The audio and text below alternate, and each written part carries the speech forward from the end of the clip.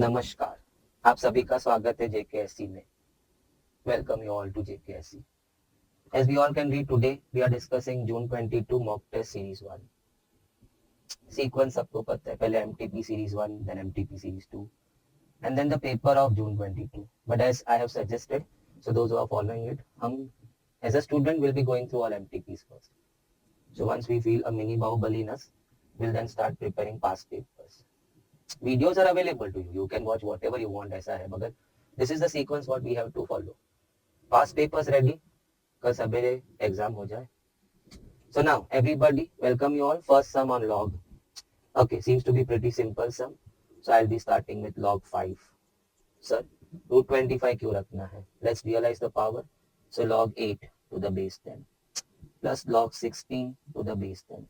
We all know the basic rules of logarithm. So if I've got log A plus log B, I'll be making it log AB. And then if I have got log A minus log B, I'll be making it log of A upon B. I have to use both the rules. So I go log 5 upon 8 minus है तो upon plus है तो into. Finally I see log 10. It was to the base 10. The answer has to be 1, option C. Let's move to the next one now. I'll be taking A as 2 and B as 5, keeping the common multiple not K. K लग के मैं अपना जिंदगी क्यों बिगाड़ेगा? My common multiple is 1, not K. So rather taking 2K, 5K, I'll take it as 2 and 5. Now what next? I'm just supposed to put my AB ka values in what they've asked me. So pushing in AB ka values, it's going to be 20 when I push 8, 2. When I push B5, it's going to be 15. Same denominator, I put 2, it's going to be 10. I put 5, it's going to be 10. It's going to be 35 by 20. We can reduce by 5. It's 7 by 4, option A.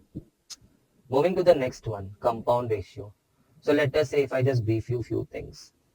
When you want to take a compound ratio of A to B and C to D, we need to multiply. That's called you are compounding the two ratios. You're multiplying. Then subduplicate ratio. So if x to y is a ratio and you want to take the subduplicate ratio of that, you need to go root x root y. So x to y ka subduplicate ratio will be root x to root y. Duplicate ratio is x square to y square. Triplicate ratio is x cube to y cube. Subtriplicate ratio will be cube root of x to cube root of y. So this basics most of you must be knowing. I want to find the compound ratio of what? 4 to 5 and the subduplicate ratio of 8 to 9. No, I am not supposed to find. It's given is 8 to 15. So I know that. So compound ratio of these two ratios is 8 to 15. How do you compound? We multiply the ratio. But this ratio is subduplicate of 8 to 9. So it's root 8 to 3. X to y का subduplicate ratio क्या है? Root x to root y. So 8 to 9 का subduplicate ratio will be root 8 to root 9. So I wrote it 3. It's 8 to 15. That's given to me. So keeping root a over here, I shift everything over there. So 8 into 5 into 3. 4 coming down towards 15. So 5s are 3 and cut. That's 2. The root a was 2. Squaring on both sides, the a happens to go 4. The option C is your answer. Now, next. If somebody says A, B, C, D are in proportion, then we do understand A to B is C to D. So what we are waiting for then? 1 by 2 to 1 by 3 is 1 by 5 to 1 by x because all the four things were in proportion. So if A, B, C, D proportion, A to B, C to D. Flipping 3 by 2, flipping x by 5. So x is going 15 by 2, option A. Now, before I move to this sum, A plus B the whole cube. I hope most of you may be knowing that. It's a binomial expansion to the power 3. So it's A cube plus B cube plus 3AB A plus B. Check. A cube plus B cube plus 3AB A plus B. So I got P is equal to, can I clear some space? Okay. P is x raised to 1 by 3 plus x raised to minus 1 by 3. Why did cubing pop to my mind? I'm saying P cube. So very first shot I thought is let's cube on both the sides. So P cube will be x raised to 1 by 3 plus x raised to minus 1 by 3 ka cube. So I can see it's A plus B ka cube. So let me start. It's going to be A cube x raised to 1. Let me be very clear. X raised to 1 by 3 ka cube. You all got it, x raised to 1. When I go B cube, it's going to be x raised to minus 1. So if you are going for cube of x raised to minus 1 by 3, the answer will be x raised to minus 1. Plus 3AB. So 3AB. I hope that is very clear. My A and my B, 3AB. Into A plus B. Rather writing A plus B, I should be writing P. If I've got a simpler substitution for my A plus B, rather writing A plus B, why not put P in that place? Common practice. So finally, P cube happens to go X plus 1 by X. What happened over here? The powers clubbed to become 0. We have got A raised to M, A raised to N, A raised to M plus N. So when you go for clubbing the powers, it's X raised to 0. So that full thing is 1. So I'm left with only 3P. But then I saw that P cube ke saath, there is one more person 9P over here. So I thought of pushing 3P on this side. So answer is X plus 1 by X. Hold on. Don't mark your option A. They have asked me 3P cube minus 9P. So multiplying with 3, of course, on both the sides. I can see that's my answer. 3x plus 1 by x. Any other formula of a plus b the whole cube, which I think few do have that in the kitty, but in foundation I have not seen that applied anywhere. Our basic school formula, a cube plus 3a square b plus 3ab square plus b cube. So if you open that, you will see the one which I sounded now. It doesn't work wonders in sum. So we always prefer to go a plus b the whole cube as a cube plus b cube plus 3ab a plus b. It's a standard sum. We have almost 4 to 5 sums in modulo of similar type. X है, फिर 4b है, फिर 3b है, फिर 5b है, in place of x. And we got around 3-4 sums if we club in solved exercise and the additional question bank ka sums. Now coming to next. Fourth proportion. Why? If A, B, C, D are in proportion, then the D is called as the fourth proportion because he is standing third in the proportion. So find the fourth proportion of this. So can I say the fourth proportion be K? So all 4 are in proportion. We know if all 4 are in proportion, we are going to go A upon B, C upon D. Only then we say A, B, C, D are in proportion. So x upon 2x has to be equal to x plus 1 upon k. X is gone. So I got 1 upon 2 is x plus 1 upon k. Cross multiply, the k is equal to 2x plus 2. Check it. The answer is option C. Wow. Coming back. MCQ hai, so tricks, it works. It works in your favor. Answers of all this are free of n, or all the options available are free of n. That means this expression ka final value does not depend on n. So it's true for any n. Can I come in the full line once again?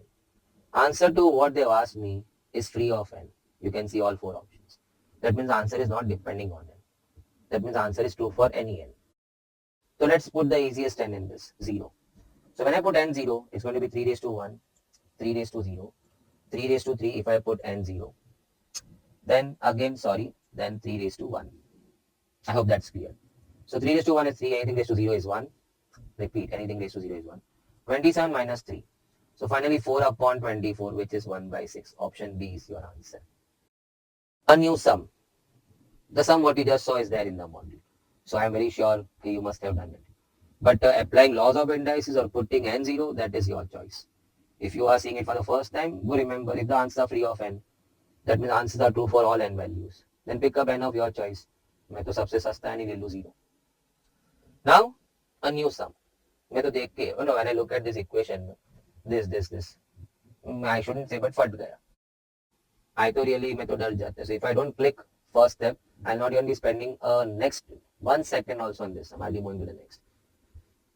By grace of God, if I have got a minute or 2 or 5 minutes left towards the end, I'll come back over here. If no other sum was left to be attempted. But now, because the time is in my favor, let's look into the sum. And then you can add this sum in your kitty of of indices. Or maybe you'll not, it's not indices, it's basically equations ka sum. Equations may deal with variables x, y, z. The only good thing what I'm seeing, I'll be taking only first term, filal. Let me introspect the first one. Because if I get something out of first one, something really good, I'll be then collecting guts to go into second and third. Let's try. In the numerator, I'm seeing a square minus b square. So I'll be writing a minus b. Oh gosh, did you see that? A minus b. So change in sign. And then a plus b. So a plus b is x plus y minus z. Similarly, in the denominator also, I can see a minus b, a plus b. So a minus b, you saw that. And then a plus b. So it's x plus z plus y. Easy. X plus z minus y, and if you see this x plus z minus y, they cut it. You can check it, I am not removing it. It is x plus z plus y, and so even the numerator of that term is x plus z minus y. So it gets cut. So you're left with x plus y minus z upon x plus y plus z, if you don't mind, I rearranging it. I saw some good denominator over here. I am not so happy with numerator, but I saw one good denominator. I am going ahead for the next one. I am applying a minus b, a minus b. So see the change in sign. No, a minus b. So when you go minus of that, you have to change sign. A plus b, so y plus x minus z. Down also a minus b, so it's x plus y minus z. And a plus b, x plus y plus z. Oh wow. Now check. X plus y minus z and x plus y minus z, they cut each other. So you'll be left with y minus x plus z upon x plus y plus z. So that was your first term, that's your second term. So those two are over. Now the third one, a minus b, z minus x plus y. Check. Did you take a note of sign change? A minus b. So when I'm going minus of x minus y, it's going to be minus of x plus y. A plus b, so z plus x minus y. You have to be good at that. A minus b, y plus z minus x, and a plus b, that's y plus z plus x. Now, check that. Y plus z minus x, and even that is y plus z minus x. So don't cut out any two brackets of your choice. Read it carefully. Y plus z minus x, even that is y plus z and minus x. So they get cut. You are left with in the third unsimplified z plus x minus y upon x plus y plus z. I am supposed to add all three terms, as you can see that. Addition now becomes simple because the denominator will be common for all three. So I took it as a common denominator. Now let's add the numerators. Oral. Let's keep our eyes on x. X minus x is gone, but plus x, so 1x was left. Adding the numerators. Now let's count y. Y plus y is 2y and minus y, so leaves you with 1y. Now let's count with z. Minus z plus z is gone, but still plus z is yet left. It cuts to give you 1. You need to have your good hand on this. Because I don't see anything, no, any shortcuts being applied over here. To my limitations, of course. Cyclic nature ka dekha, but it is not so convincing, the cyclic nature over here. So probably working. So you have to be really good with your a minus b, a plus b. Now viewers are going to say, utna to hum sabko aata hai. A minus b ke time, there was a lot of sign changes happening. Comma, even the terms what they cut, they are cutting each other, but the way they happen to go in the bracket, they don't look the same. Just ask yourself, z minus x plus y and y plus z minus x. At first go, nobody can imagine ke cut ho raha hai. Then you just check, y plus z minus x, it sounds the same, it cuts. So it's time consuming. But a new sum to be added to your kitty. Let's move to the next one. Oh my goodness, back to back. I just pray to God कि ऐसा कोई club करके 2-3 sum, 2-3 sums you have to keep thinking. It just, I cannot use the word, but demotivates you at that very moment. And that's what you learn when you're going through MTPs and past papers. दुश्मन momentary तेरे को push back किया है, but you are not going to retreat. You have to fight back. सबेर होने वाली है. Okay, now they are giving me this. ABC is 2. Then they ask me to find what can I do? देखते हैं. Yes, I'll be working on the others also, but let me just check what's happening over here. Okay, 2 upon B, I can see ABC is 2. So I can see 2 upon B is going AC. Check it. So I can remove that. Sorry. And I can write AC in place of that. Wow. Now that term tells me that try to keep A and C everywhere. Mane, when you are using your substitution method, from this you are pushing few things over here. And see to it that all the terms go A and C mein. Then we can figure out kuch hone wala hai kya. So coming to the next one, I have got B by 2 and C raised to minus 1. Of course, I'll be writing 1 upon C. Do we have any substitution for B by 2? We have to keep an eye on that because that's the only thing available to us. So B by 2 will be giving me what? 1 upon AC. See 2 coming here down and AC going samne ki taraf down. So 1 upon AC. So I'll be now putting B by 2 mein, I'll be putting 1 upon AC. So at least what I've decided it's happening. Trying to stay with only two variables A and C. That was my second term. Third term, I'm so fortunate. It's containing AC. So no substitutions required. I have to just figure out only this much. See, A raised to minus 1, I write 1 upon it. Now, there is nothing to be done with this. So I just keep it as it is. What about that? Let's take the LCM in the denominator as AC. So either to AC ho gaya. Because already the LCM is AC and the denominator is AC. This is 1. But this to become AC, we'll have to multiply with A. So it's going to be A upon AC. You have to go this way. Only then the LCM will be AC. It's like something if I can buy or sometime. No, LCM is again a DNA issue, genetic issue. बहुत लोग cross multiply को LCM समझ लेते हैं. But let us say I'm dealing with A upon 4 plus B upon 5. Of course, the answer is 5A plus 4B upon 20 cross multiply. But what if you attempt by no LCM concept? You'll keep the denominator 20. That means you want to make it 20. So 5 and 5. You want to make this 20. So into 4 into 4. It's the same cross multiply 5A plus 4B. But this is like trying to make the denominator common.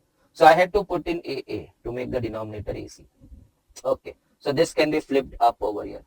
So what I'm doing with pen, you can do with pencil also. You can easily do with pencil. Okay. यहाँ तो cross multiply हो रहा है. So 1 upon A plus AC plus 1. The whole upon A can be pushed up in the numerator. Now, you need to have good eyes. 1 plus A plus AC, 1 plus A plus AC, 1 plus A plus AC. All the denominators are common, 1 plus A plus AC. So what's in store for the numerator? What's in store for us in the numerator? 1 plus AC plus A. They cut to give you answer 1.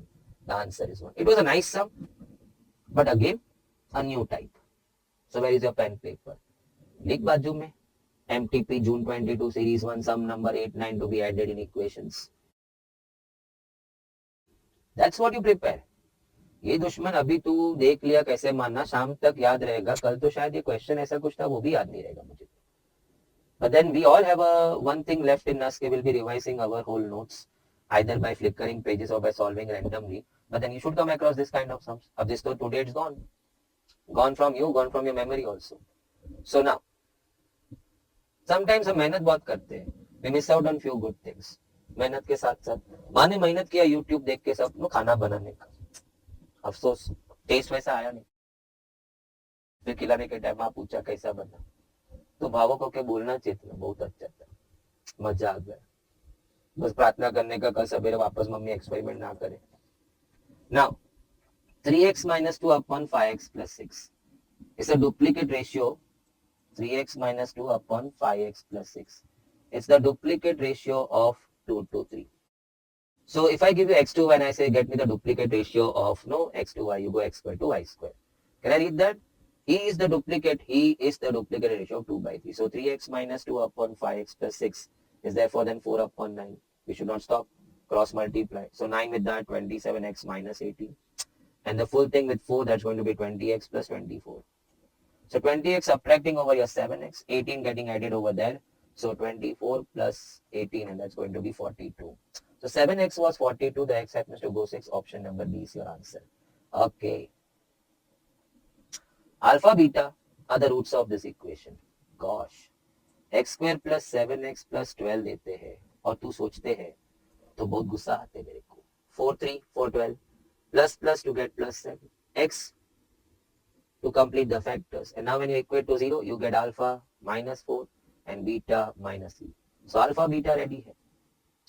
But what are you supposed to do in the sum? We need to form a quadratic equation.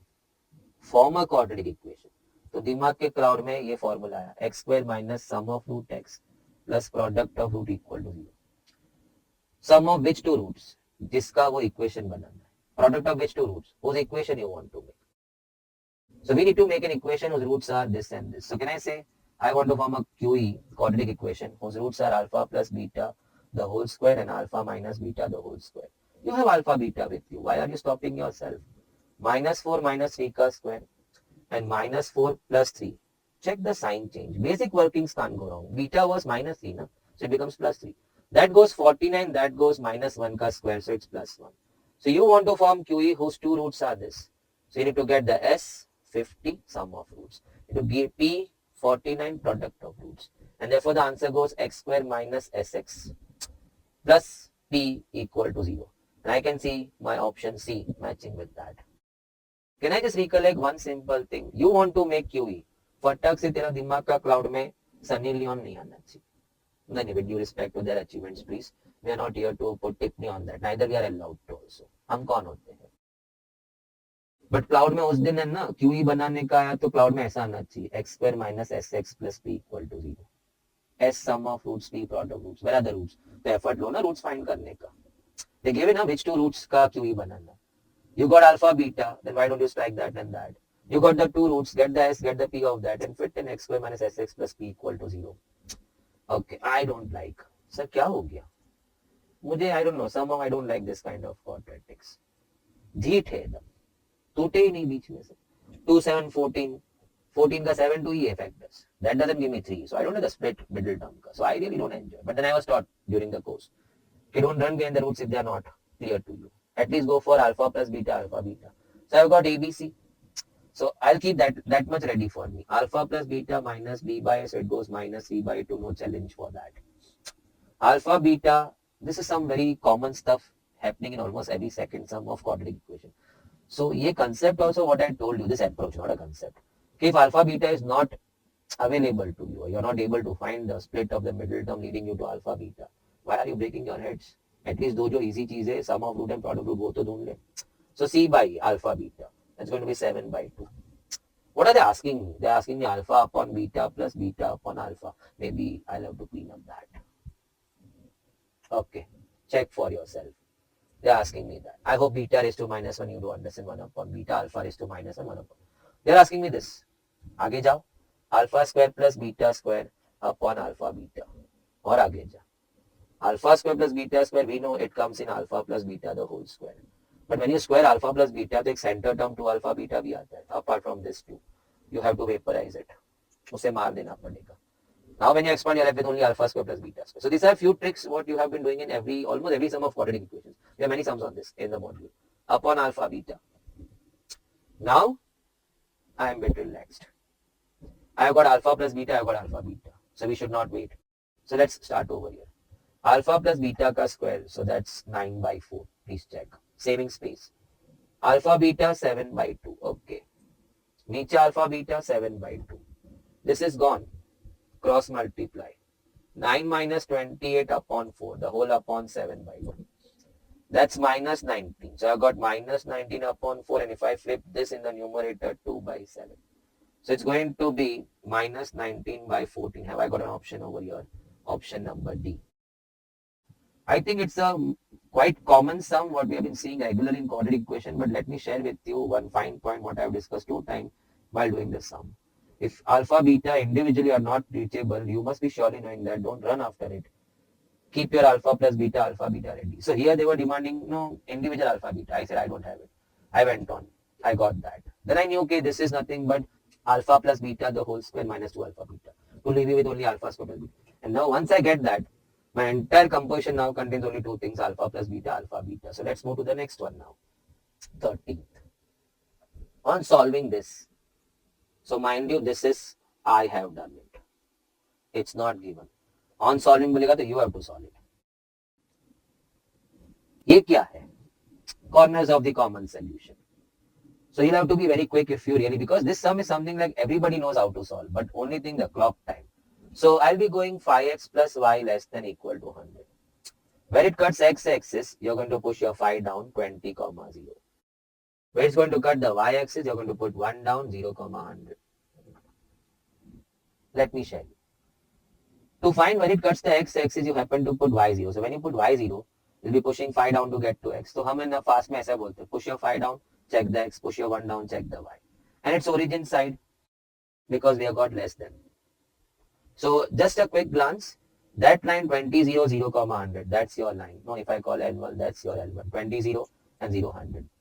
I hope that's clear. Coming to x plus y less than equal to 60, so I call 1, 1. I push 1 down, cuts x-axis 60, 0. I push this one down, cuts y-axis 0, 60. Again less hai, to origin side. And that's your L2, cutting 60 and 60 on x and y. We can easily see the common solution set is that with corners 1, 2, 3, 4. But that was, I couldn't see because I am drawing that fast. I don't see 10, 50. Neither in my diagram you can see it because it's rough. 10, 50 to dikhega nahi. And if you are too adamant on 10, 50, you want to get it, then you have to solve your L1 and L2 simultaneously. That means you have to solve your 5x plus y 100. And the other was x. That is also quite easy, solving the equation. 4x is 40, the x is 10. No subtracting. X is 10, the y is 50. So 10, 50 to dikhe. But let's presume I cannot find 10, 50 at first glance. और मैं इतना fast था clock time में I didn't even think of solving the equations of the two lines whose intersection was 10,50, which is actually the requirement. Without 10,50 option ला सकते हैं क्या? See, our solution set now contains this area. So we have to put down the four corners.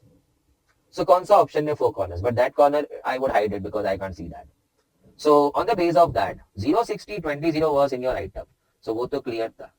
0, 60 and 20, 0 I can see over here. I can see over, oh wow. 0, 60 and 20. 20, 0 इधर नहीं है. 0, 60 C में नहीं है. So B and C are gone. But the fear of none of this looms large on me. वो डर मुझे खाया जा रहा है. कहीं A भी तो नहीं होगा. But then I saw 20, 0 है, 0, 60 है. And 0, 0. So three corners were given to me. That need to be speculated. 10, 50 must be here. And if you want to be quick, but not solving, at least see 10, 50 satisfies L1, L2. Does it satisfy these two equations? 10 and 50, 100 हो गया, 10 and 50, 60 हो गया. It has to be the answer, option A. So this approach in few sums back at your home, in your back courtyard, will make you faster, speed. Such sums का practice. Time तो जाने ही वाला है. It's going to take time, but you can really make it quick by practicing few such sums. MTP, sparse paper. Chal. Inequality ka sum. Even the earlier one was linear inequalities ka sum. The rules and regulation demand that employer, Malik, he should employ not more than 5 experienced hands to one fresh hand.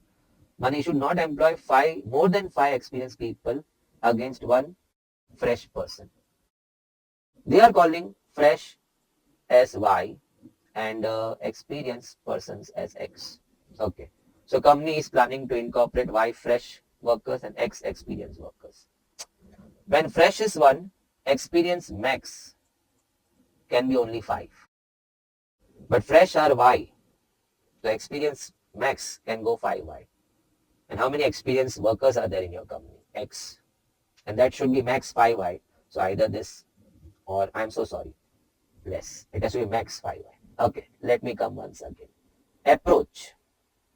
Very few. I can cite only 1 or 2 sums of such kind of crooked language in our module. So sometimes it just goes like passing by.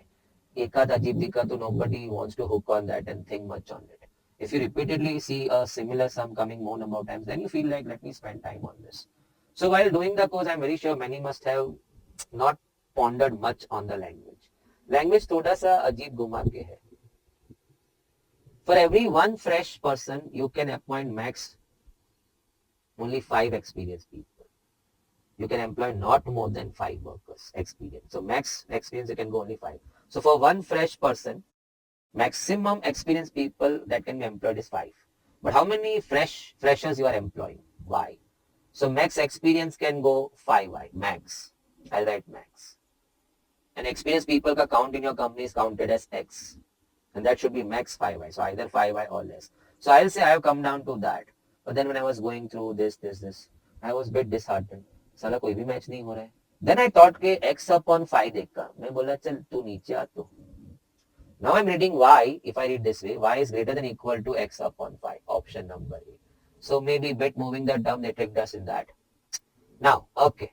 Not much to talk once again because once again I'll be talking the same thing. Coming to the next one. Oh, aa gaya, time value of money. So everybody ready with the calculator. In what time the money will double at this rate? SI. You want your amount to be double. What you have deposited. So A ka formula. A is going to be P1 plus NI. Sarji. I don't carry. As I have been saying earlier also in other MTPs. If you have seen other MTPs or past papers earlier before this one. SI is for me PNI. I only carry that. R upon 100 को आजकल मैं भी आई बोलता हूँ. Sir तो ये तो आपने जो लिखा वो कुछ और ही है. नहीं मैंने अमाउंट का लिखा. Amount is P plus PNI. P common. Okay. You want your money to become 2P. So you deposited P, so you want to make it 2P. 1 plus N and I, 6.25%. No. You need to dissolve 100 in that. So if you put in 100, it's going to be 0.0625. Better work it in this way. Rather going wrong with your I. So into 0.0625. Okay, some manual work. 1 subtract, okay. No, you're left with only 1 on this side and N into 0.0625. Easy working. So 1 divided by 0.0625 and that's 16. The N turns out 16 years, option B. Okay. Mr. X is investing 10,000 every year annuity. Next 10 years, starting from today, immediate annuity. So मैं पहले future value 1 second. Okay, future value पूछा है. It's A, the installment 10,000 what you are paying, 1 plus I the whole raised to n minus 1 upon I and into 1 plus I because I read it very early, starting from today. So annuity due, annuity immediate. Now let's put 10. 10,000 is his investment every year, installment. Rate is 8% compounded annually, so no adjustments, 1.08. He's doing it for 10 times, raised to 10 minus 1 upon 0.08 and then into 1.08. 1.08 is to 10 ka value given to me. So I say thanks. 2.158925. Let me check. 2.158925. Okay. Minus 1, I'm done with that. Divide by 0.08, I'm done with this. Into 1.08, I'm done with that. Into 10,000. And that's going to be equal to then 1,56,454.875. So I think so 1,54.88. That's your option A. Now, difference between SI and CI, they are tricking you. You may write SI minus CI. क्या बात करता है यार, पूरा दुनिया हिल गया. SI minus CI. CI is always more than SI because in compounding you happen to get more interest because every time the principal keeps going and you happen to get the interest on the new principals, on the higher principals. So at the end of the day you happen to get more interest. CI minus SI. CI minus SI, 3 years, 5% is okay. The difference is 228.75. I start P 1 plus I raised to n minus 1. This is my CI. Because I carry from home to the center. In CI, the amount is P into 1 plus I raised to n. To find interest, I subtract that. It becomes CI. I take P common. So, ये सब I can work mentally in nanoseconds, let us say. Minus. SI is PNI. P bar है तो अंदर NI. And that's equal to 228.75. So, let's put in the numbers now. Amount I have to find. But rate 5%, 1.05 for 3 years, so raised to 3 minus 1. Minus 3 into I, that is 0.05. And that's equal to 28.75. First finish of that, maybe on CAFC or manually, 0.15. Because you can't do that continuous in the CAFC. Now let's start. 1.05 into equal to cube is finished. Minus 1, okay. Minus 0.15, okay. Now I'm done with that value. I need to push it in the denominator. So I have a button 1 by x reciprocating. 1 second. So that's your answer right now flashing on the screen. You want to bring that value down in the denominator. So you'll have to press divide equal to. I'll have to press. So we don't have that facility right now. But probably can I just work in one more time because I was discussing with it. I may have pressing. No, I may have pressed 1 or 2 buttons here or there. So 1.05 into equal to and equal. That's cube. Minus 1 minus 0.15. Okay. So this is right now the bracket ka calculation. You want to get it in the denominator. I press 1 by x. You press divide equal to. Now you go into 228.75 and that's equal to 30,000 rupees. So your investment was of 30,000. Sir, option hai hi nahi. Sum is not over. Find CI on this sum for 2 years at 5%. Okay, CI is equal to P 1 plus I the whole raised to n minus 1. For that we have done it over here. So it will be 30,000 into 1.05 whole back 5% for 2 years minus 1. I again repeat, I'll be carrying in the exam only that much. In compounding, the amount is equal to A is equal to P into 1 plus I raised to n. So if I subtract P, I get the interest. P common. So 1.05 into equal to, I'm done with that. Minus 1, I'm done with that. And then into 30,000 will be equal to 3075. And that's my answer. So first even I started thinking of, no, let me figure out 30,000 option kidhar hai. But then I forgot कि मेरा sum पढ़ना बाकी था. After finding B, we were supposed to find something else on that. Compound interest on that for 2 years at 5%. Quick and fast. Okay. How much time would the SI on a certain sum will become 0.125 times the principal?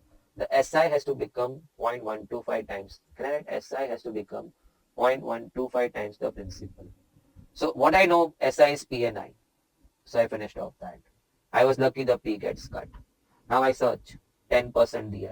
So n into 0.1, make no mistakes, 10% उसमें 100 dissolve करना है, that's your I, which is 0.1. So it's equal to 0.125. So 0.125 and then divide by 0.1, I'm going to get n equal to 1.25. So that's your option. Sir, kidhar? No, 1/4 of a year is 0.25 of a year. 1 by 4, everybody knows 0.25. So that's your option. 1.25 years. Doubles in 15 years. Of course, money doubles in 15 years, compounded annually.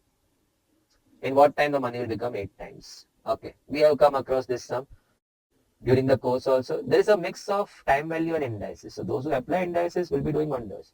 Else the people have to grill themselves with this.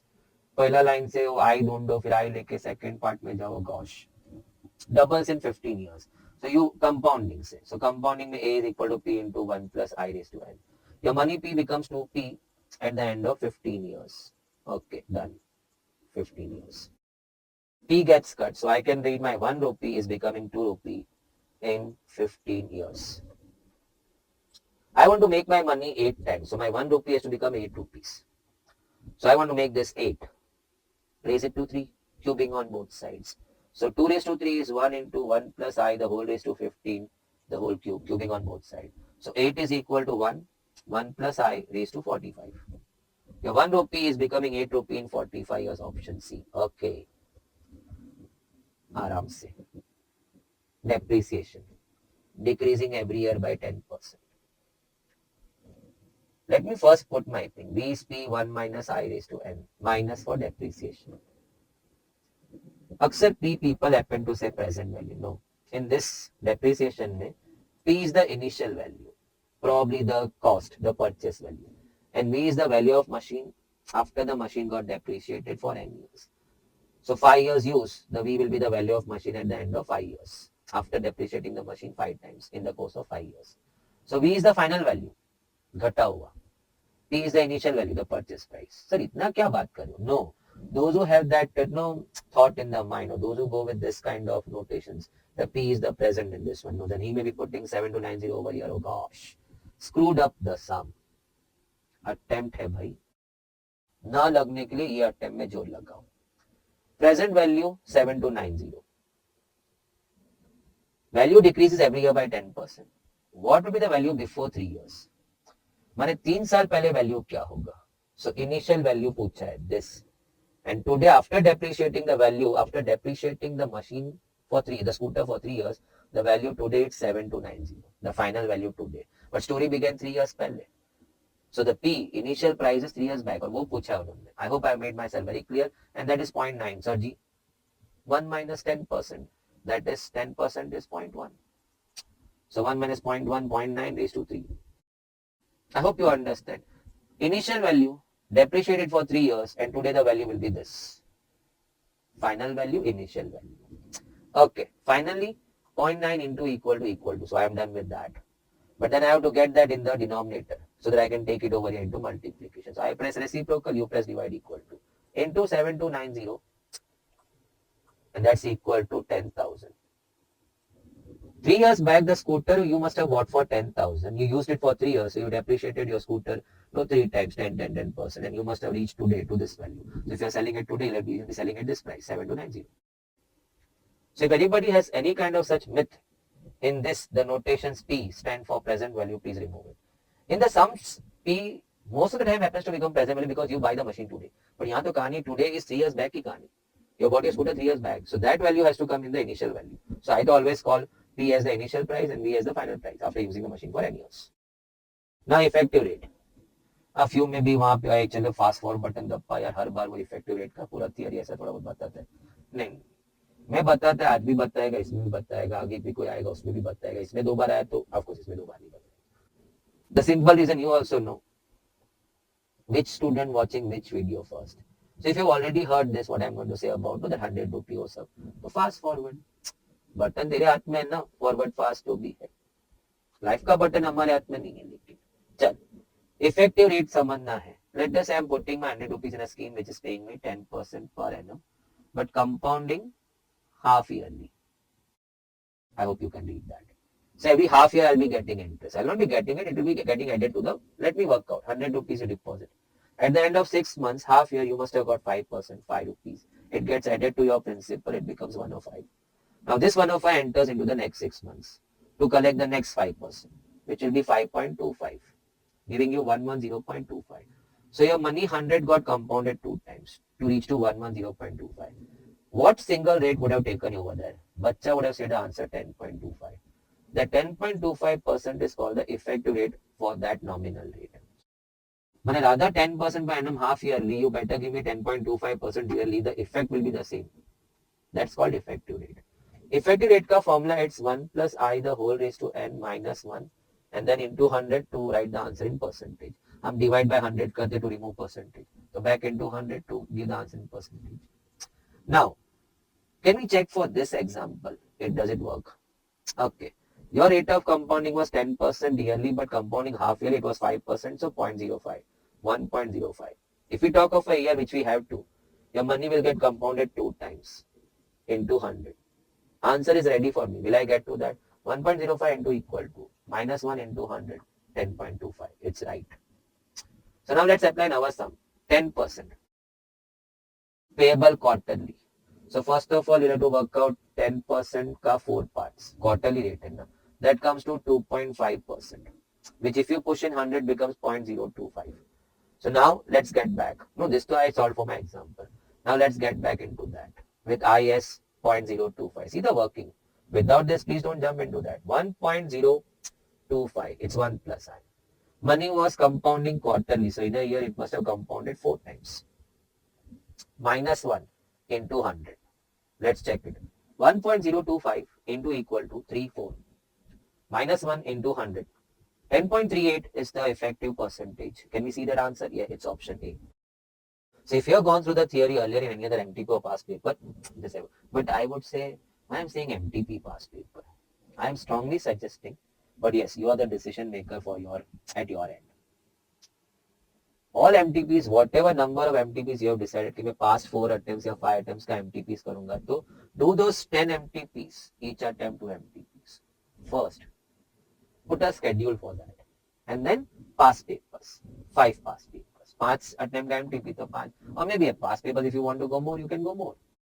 Actual battle का feel आना चाहिए. तो ये भी battlefield ही है. In fact, your next attempt ka MTP, first MTP borrows lot of question from the past attempt ka paper only. Think on it. छोड़ना हमें solve करने से no मतलब है. Coming next sum, पढ़ते पढ़ते थोड़ा मेरे को अजीब लगा ये. Find the difference between SI on 1500 for 3 years. ये find नहीं है, it's given 18. मेरा दिमाग थोड़ा ऐसा. Difference in SI बोल रहा है. So are they putting 2 different amounts? That was not the case. Are they putting for 2 different time periods? That's not the case. तो फिर ये डिफरेंस इन एसआई बना कैसे? डिफरेंस इन रेट आई में difference होगा. माने इन्वेस्टमेंट इज 1500 का ही दोनों में. Period also 3 years only. But rate must be different. Therefore, there is a difference in SI accumulation of 2 amounts. So now, SI1 minus SI2, they are giving me 18 rupees. So difference in rate क्या होगा? मैं SI का formula तो मैं तो PNI ही जाता है. So P was 1500. N was 3 years and the rate was, let us say, I1. Minus, again the amount invested was 1500, the duration was 3 years, but the rate must be I2 and equal to 18. So I take 4500 common from both. So I am left with I1 minus I2. So it's equal to 18. So 18 divided by 4500. That's I1 minus I2. It's equal to 0.04, 0.004. But 100 गुस्सा हुआ है ना इसमें. See, मैं जब 8% बोलता है तो I becomes 0.08. I want to come back to percentage, so multiply by 100. So multiply by 100 and that becomes 0.4, option number A. Now, going to the next one. Population today is 25,000. No, before that I'll start talking. मत पढ़ना ये सुन. अरे मत पढ़ ये सुन. You deposit an amount P today. Compounding at the rate of I for the first year. So it will be into 1 plus I. So raised to n, 1 year ka bola. So that's the amount what you happen to see at the end of first year. If not withdrawing, then it's going to go into the second year. This will now become your P for the next year. So next year, let us say the rate was I2. So it will then go into 1 plus I2. 1 year to raised to 1 ही होगा ना. So that will be the amount you'll be seeing at the end of 2 years. So if you withdraw that, it will be A. But if you are not right now, then he will become the principal for the next third year के लिए. As we saw that 100 का example. 100 plus 5, 105, and then 105 became the principal for the next 6 months. So he will now become the principal for the third year. So if the money is traveling for the third year, so into 1 plus I, let us say the rate of third year was I3.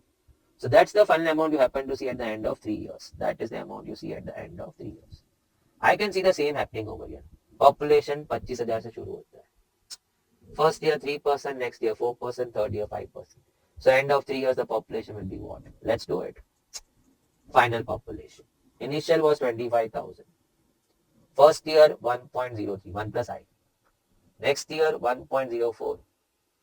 And उसके बाद वाला year 1.05. I was 5%.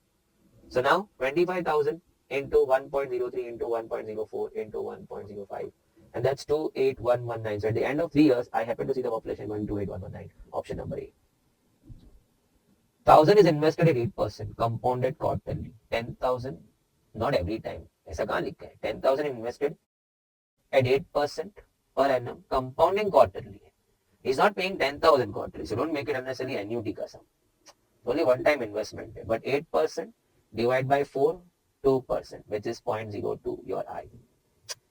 Money will be compounding for quarterly periods. But money what you invested is only one time. Every year कहाँ लिखा हुआ था? या every quarter थोड़ी लिखा है. So now we have to find the value at the end of 2 years. So compounding A is equal to P into 1 plus I the whole raised to N. You have invested 10,000 and that's your rate. So 1.02. Now hold. In a year 4 times, 4 quarters. 2 years 8 times. They should have helped me with the value but they haven't. So I have to work out. 1.02 into equal to square हो गया 3, 4, 5, 6, 7, 8. For you, the screen is working 9, 1 more than the power number. Into 10,000. And that's equal to 11716.59. I think so option number A. Next sum. In how many years the sum of money doubles at 5% CI? Compounding. In how many years? Okay. So A is equal to P1 plus I raised to N. You want your money to become double. So 1.05. Rate the other 5%. In how many years? So that's gone. So 2 is equal to 1.05 raised to N. Okay, this has happened so many times in our module also. 1.05 into equal to, we keep raising the power till we reach to 2 and we keep a check. कौन से power पे 2 आया? 3, 4, 5, 6, 7, 8, 9, 10, 11, 12, 13, 14, 15. So between 14 and 15 my value crossed over. 2 से नीचे से 2 से ऊपर. So my N is between 14 and 15. I think the answer D, 14.3. 14 and 15 के बीच में only one option goes over here. Check it. Can we just see one more time? 1.05 into equal to. You can work out. आप equal to दबाओगे बिना गिने because आपका वो गिनती वो screen पे हो रहा है. इधर ना there's a screen over here which is going one more than the power. So my square is done. 3, 4, 5, 6, 7, 8, 9, 10, 11, 12, 13, 14. 14 पे when n was 14 it is below 2 and when n goes 15 it's about 2. So the answer is between 14 and 15. Option D fits into my answer. 26th future value of annuity. तो कोई डर नहीं. Annuity बोला. Annuity of 1,000 made annually for 5 years. 14%. I said why to waste time. But then I should be very careful. Is it today onwards? I read it. कहीं पे दिख नहीं रहा है. So A into 1 plus I the whole raised to N minus 1 upon I. Annuity size installment is 1,000 what you are paying every year. 1.14. No adjustments needed because your payments are going annually. So rates applied will be annual rates, 14%. Raised to 5 times, minus 1 upon 0.14. Luckily, they are happy with this value. So let me copy that. 1.92541. Can I check that? We should always. Minus 1 divided by 0.14 into 1,000. And that's equal to 6610.071. 6610, the closest answer. Option B. My favorite. Our favorite. Permutation. Need to arrange 6 boys and 4 girls in a row. So linear arrangements. All girls must come together. So I've got 6 boys and 4 girls. Now all girls go together, so I make it 1. So now the 7 will arrange amongst themselves in 7 factorial. 6 boys and 1 set of girls. So 7. We'll arrange 7 factorial. And then we go back to girls and we request them. 4 महीने साथ में बैठो जरा घूम लो 4 कुर्सी में. 4 factorial. So our answer goes C. Option C. This is also a frequently seen question. MTPs. If it's your first time you are of this, then you happen to see this question popping quite few times regularly. And में तो answer ही याद हो जाता है. Working हमेशा कर. सम आया तो मैं वर्क करूंगा. दुश्मन को मारा, उसका जड़वा भाई आया, तेरे भाई को मार दिया तो तू जा, अभी तू मर गया. ऐसा तो नहीं है. Kill him afresh. सर आप बहुत ऐसा वायलेंट एग्जाम्पल्स नहीं रहे. जिंदगी जंग है ना. हर पल एक जंग है. ट्रेन में घुसना एक जंग. घुस तो गया, उतरना एक जंग है. मुंबई मेरी जान है. All said but Mumbai मेरी जान. 15C 3R, 15CR plus 3. So first I went blunt. मैं बोला चल ना let's go for straight comparison. So what do you mean by that? 3R is that. So I was quite happy. मैं बोला answer आ रहा है. Subtracting R on this side, 2R is 3. The R is 3 pi to 1.5. You can't have R 1.5. R and N have to be integers. From 5 people, if I say make a committee or select 1.5 people from किसी को आधा काट देगा. तेरा आधा ही चाहिए. अरे पागल है क्या? ऐसा तो नहीं बोल सकते किसी को. it's not working. Straight आपने compare किया, it's not working. But then I know something more. 5C3 we always have been writing 5C2. 6C4 we have been writing 6C2. क्या लिख रहे थे ये? 5C3 we always happen to make it 5C2, 6C4, 6C2. While you were selecting 3 out of 5 in 5C3 ways, every time you were rejecting 2 out of 5. So selecting 3 out of 5 was as good as rejecting 2 out of 5. To reject 2 out of 5, you have to select 2 out of 5, which goes in 5C2 ways. And that has to match with your selections of 3. Selection of 3 is equal to rejection of 2. Selection of 4 from 6 is good as good as rejection of 2 from 6. And to reject 2 from 6, you'll have to select 2 from 6. And that will go 62 ways. So it has to match. So let me try that over here. Selecting 3R from 15 was as good as rejecting the balance 15 minus 3R, and it has to be same. Selecting 3 out of 5 was as good as rejecting the balance 2 out of 5. So selecting 3R for 15 is as good as rejecting the balance 15 minus 3R. And now I equate it to my RHS once again. This is my second try. So now let's go for comparing. 15 minus 3R is R plus 3. 3 subtracts over here to give you 12. Minus 3R adds over here to go 4R. And the R goes 3, option number B. Oh wow. NP4, I go n minus 1. 6p4, कैसे solve करता है? 6, 5, 4, 3. So you keep reducing by 1 4 times. So NP4, I am going n minus 1, n minus 2, n minus 3. No, एक करके reduce किया 4 बार. सामने I have got 20. NP2, that will go n minus 1, only 2 times. 7p2 कैसे करेगा? 7, 6 and you stop. n minus 1 got cut. So I'm left with n minus 2, n minus. Don't even think of opening the bracket and reaching to quadratic. Quadratic equation is a DNA issue. हमारे पूर्वज भी हिल जाते थे. Quadratic आया. काय को ऐसा करने का? We have product of 2 terms over here. Space of 1, gap of 1. So write 20 also as a product of 2 numbers, 5, 4 with a gap of 1. Now compare n minus 2 is 5. The n is going some. Or you compare n minus 3 with 4, even that time the n is going 7. But हमारे में कुछ होते हैं ना कीड़े. 5, 4 के बदले 4, 5 लिख दिया. Sir, gap of 1 to n. When you want to compare the two sides, the format of writing and the trend in both sides or on both sides have to be the same. This was descending, n minus 2, less 1, n minus 3. So सामने भी have to go big, less 1, small. So 5, 4 ही लिखना होगा, 4, 5. And if you write 4, 5, just check. n minus 2 going with 4 gives you n6 and n minus 3 going with 5 gives you n8. अब क्या coin उड़ाएगा? दो n लाके बैठ गया. No consistency in your n because you goofed up ना. Left hand side was descending format, right hand side में आप ascending में चले, and you want to compare the two sides. So answer is only 7. But let me share with you one thing. Na? One who go into quadratic, na, the 2n will come as one as 7 and the other is minus 2. And they'll be trapped marking that. So block 10 में no दिमाग में नहीं आते. How can n be minus 2? Sir क्यों? क्या problem है n को? n को प्रॉब्लम नहीं, आपको प्रॉब्लम है. From n items I arrange r items. From minus 2 items. जा भैया लेकर आ minus 2 items. So problem माने आप ईमानदारी से quadratic किया, उसका roots find किया, and you found out roots minus 2 and 7, and then you got trapped with option C. Gosh, वैसा भी करने पे you have to discard minus 2 and can't be negative. How many different words can be formed using the letters? माने we have to use all letters of the word liberty. So I have got 4 and 3, 7. I have got 7 letters, and I want to arrange them. So again a 7-letter word form. Using all the 7 letters. So 7 letters in 7 places, I have got 7 factorial. Gosh, don't tell me. You should carry few values with you. चल 6 factorial 720 तो लेके गया होगा ना? कि वो भी नहीं लेके गया. 6 factorial. Most of the class always catches up till 6 factorial. Direct value. 4 factorial 24, 5 factorial 120, 6 factorial. बस सर जी. मेमोरी सेल्स में और भी सब चीजें हो ना. मिर्जापुर भी आता है सब, तो सबको भरना है. 6 factorial तक लेके जा रहे सर 720. तो into 7 कर लो ना. 6 factorial multiplied by 7 will take you to 7 factorial. Okay. GP. X, Y, and Z are in GP.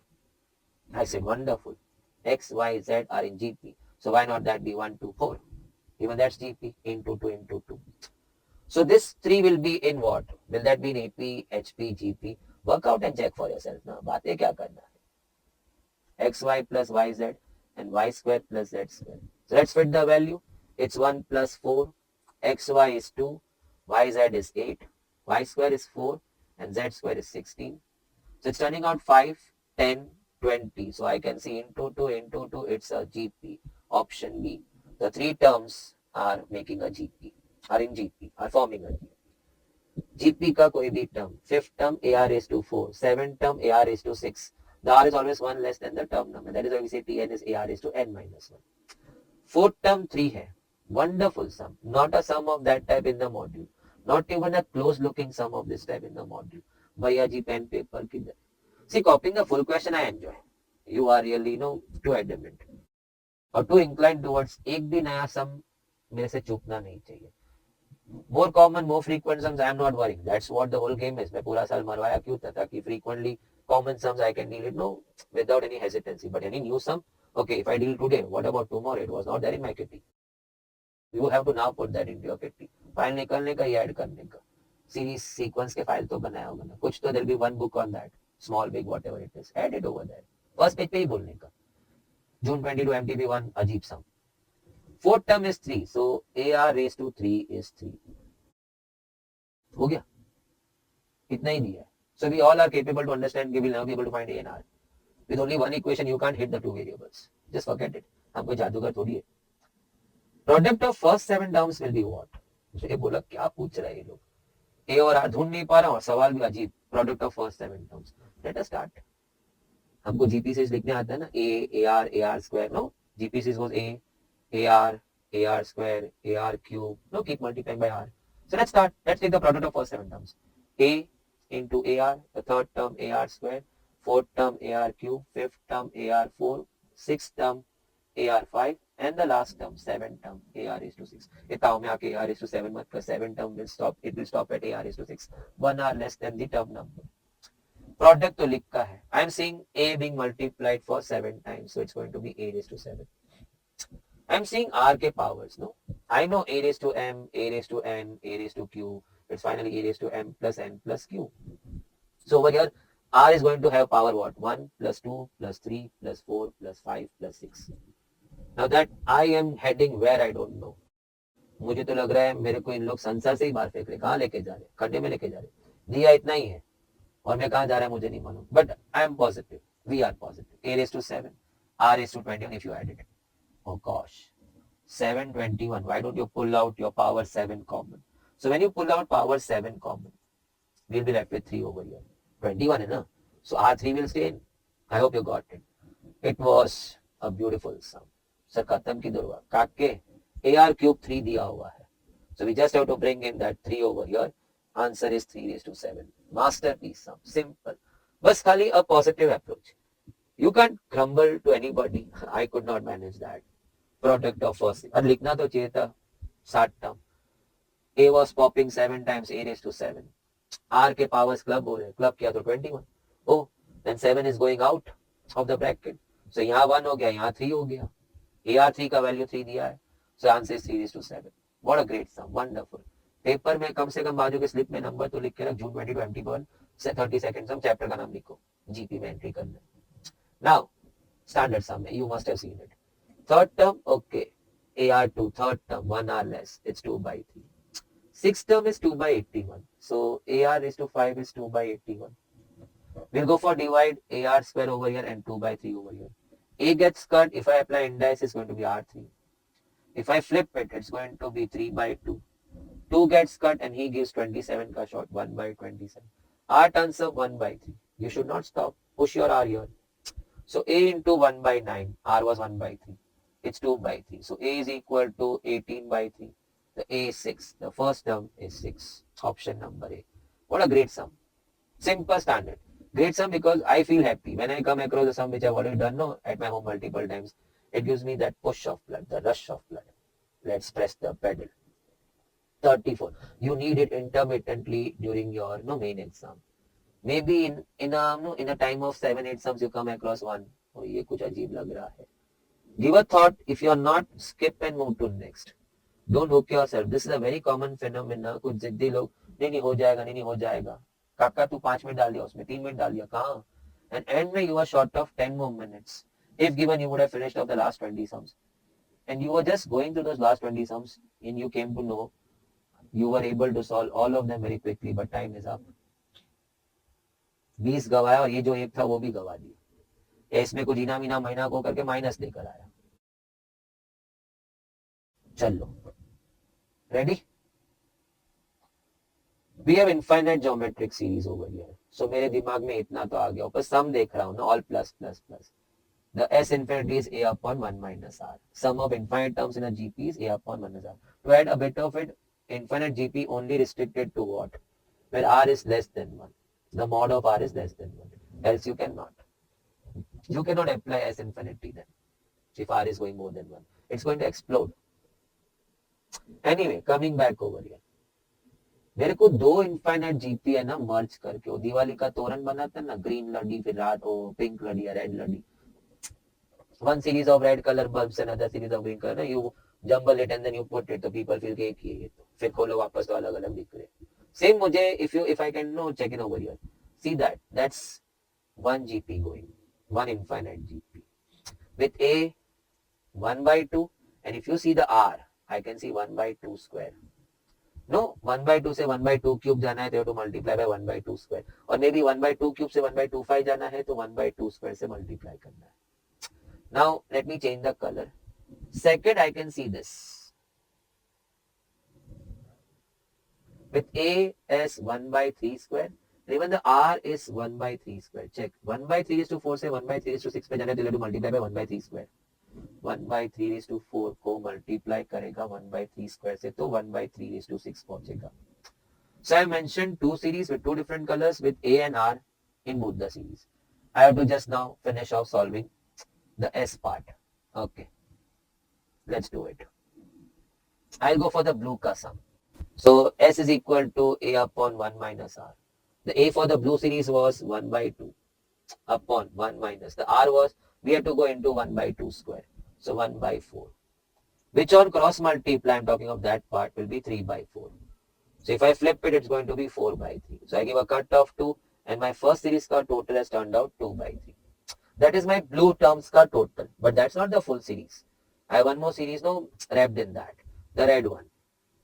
So red one going A upon 1 minus R. It's again S of infinite geometric series. With A going 1 by 9, we can all see that. And into 1 by 3 square karega to 1 by 3 is to 4 pe. So the R is 1 by 3 square. R is 1 by 3 square. Which if I cross multiply, I get 8 upon 9. Which I flip, I got 9 upon it. Space constraints है भाई, आपको भी pencil से यही सब करना है. 1 by 8 turned out to be the total of the red series. And red and blue series are added together. सब में plus sign ही दिख रहा है ना. So final, the length of two series is going to be cross multiply. 16 plus 3 upon 24. It's going to be 19 by 24, option A. It's a sum coming directly from your module. Okay, now inverse function. If I say y sum function, I'm so sorry, can I just change the color please? Oh, लाल है ना, डर लगता है थोड़ा. लाल ने हमारी जिंदगी खराब कर दी है. जब देखो टीचर रेड पेन से zero, wrong, right right right सब ब्लू, और बाकी तो रेड से चीत रहा. मानो पेज घुमाने पे रेड दिखता है तो ऐसा लगता है गया हम तो. स्कूल से भी गए, घर से भी गया, और गर्लफ्रेंड भी गई. So now when I say y is a function of x, तो ऐसा बोलते हैं put x and get y. माने you put x in the function and get to y. So when I see the ray diagram, no, that's x, that's y. The function happens to take me to y. So हम रास्ते की बात कर रहे हैं. Who will take me to y? The function. The x will go in the function and I'll reach to y. But some fine day I want to come back to x. ये मैं घर से कहीं जाता हूँ तो वापस भी तो आने का रास्ता होना चाहिए ना. नहीं है तो मैं जाऊंगा ही नहीं फिर तो. So if I want to come back to x, can I repeat that? If I want to come back to x, that passage or that path or that route will be called as f inverse. So f inverse will take me back to x. So इसमें y जाएगा और हम x पे पहुंच जाएंगे. So finding inverse is as good as going back to x because inverse takes us back to x. So let's start. I was given y is 2 plus x upon 2 minus x. So हमारा class में student objection milord, मैं बोला क्या हो गया? बच्चा तो मैं बोलता ही नहीं. बच्चा जी I don't like. Well grown up students हो, क्या बच्चा जी. And even few students don't like, क्या बच्चा जी बोलते हैं. हमारे माँ बाप काफी हमारे भी. Now coming back over here, कोई बोलता है सर इधर फंक्शन लिखा है y बोला, हाँ तो fx is your y ना. So now as such as simple as you put your x over, you will reach to y. Okay, I saw C and D over here. So this is something we have to discuss because I do understand component or dividend, everybody knows, but something more I know about it. I am taking a chance over here to share it with you. A upon B पे जब तू C and D किया तो A plus B upon A minus B पहुंचा. Component and dividend. Apply C and D on this now. So let's apply a plus b plus a minus b. CND का मतलब समझते हैं ना, p plus q upon p minus q. So a plus b minus, when you go minus of that, we have sign change. So b gets cut, we have got 2a, and no, a gets cut, we have got 2b. Oh my god. I am reaching to a by b once again. So I am reaching back to source. Let me now complete what I showed you. You have a upon b, and if you do C and D on that, you will reach to a plus b upon a minus b. And if you think of doing C and D on that, you will reach back to source. You will reach back to source. Don't do it, and you've done it. So now, when I think of applying C and D, because when I see a plus b upon a minus b, frankly, I'll tell you, I cannot stop myself. I'm going to apply C and D. But I'm not going to apply C and D. Without applying C and D, I'm going to apply the effect of it. I know he's coming from where? He's coming from 2 upon x. Just apply C and D, 2 plus x upon 2 minus x. So we have reached over here. So when we apply C and D over here, we are going to reach to the source, 2 upon x. मगर कहते हैं ना, C and D दोनों end पे होता है. So I call it 1 over here. So I got y plus 1 upon y minus 1. So finally my x is equal to 2y minus 1 upon cross multiply. अचानक सब क्लास में परेशान नहीं, ऐसा नहीं होता है, because before that I must have solved many sums in the classroom in the course of the topic. तो बोलेगा ये C and D का बात क्या कर रहा है बार बार, where we have to go, where we are doing ratio proportion का sum. No. When the question was find f inverse, I got it, I have to reach back to x. How quickly I can. One was very easy method, not an easy method at all. Cross multiply करके इधर उधर करके x लेके आते, लेकिन मेरे को तो खाली एक ही स्टेप लगा x पे आने को, because I had the power of some other things also. No काफी सम्स में, जैसे अभी हमने एक सम आज इस अटेम्प्ट में भी किया है. In CI we are applying your indices का कंसेप्ट. इनफैक्ट इंडाइसिस का कंसेप्ट है applied so many places. You can't say वो compounding it money doubles in 4 years, so it will become 8 times in how many years. If somebody doesn't apply indices over there, cubing on both sides, तो कैसे करेगा वो, तो मरवाएगा फिर तो बैठ के. I ढूंढेगा फिर उन्हें पता नहीं, I don't know how he's going to manage it, he or she. So now coming back, 2 plus x upon 2, मेरे दिमाग में था x पे जाना है वापस. So I have to reach somewhere somehow quickly to x. Cross multiply was on cards, but that would have taken a lot of time. And there is something formula. क्यों उन्होंने 2 plus x upon 2 minus x दिया था? They would have given us some other easy equation, 2 plus x upon 5 minus x. ऐसा क्यों दिया है? C and D. They wanted to see कि आप फास्ट कर सकते थे, आपने किया नहीं था. So 2 plus x upon 2 minus x देखा तो मन में एक पवारा फटा. C and D करेगा. C and D करने पे उसके सोर्स पे पहुंचेगा मैं. 2 plus x upon 2 minus x पहुंचा कहाँ से होगा? 2 upon x पे से. So I'm back to 2 upon x quickly. But C and D is applied on both sides. So y plus 1 upon y minus 1. X is equal to that and down. You got your x. So you got your inverse का path. But कहते हैं when you are coming back, the y will now be called as x and the x will be called as y. Sir ये क्या जबरदस्ती है क्या? नहीं. Start point is referred as x and the end point is referred as y.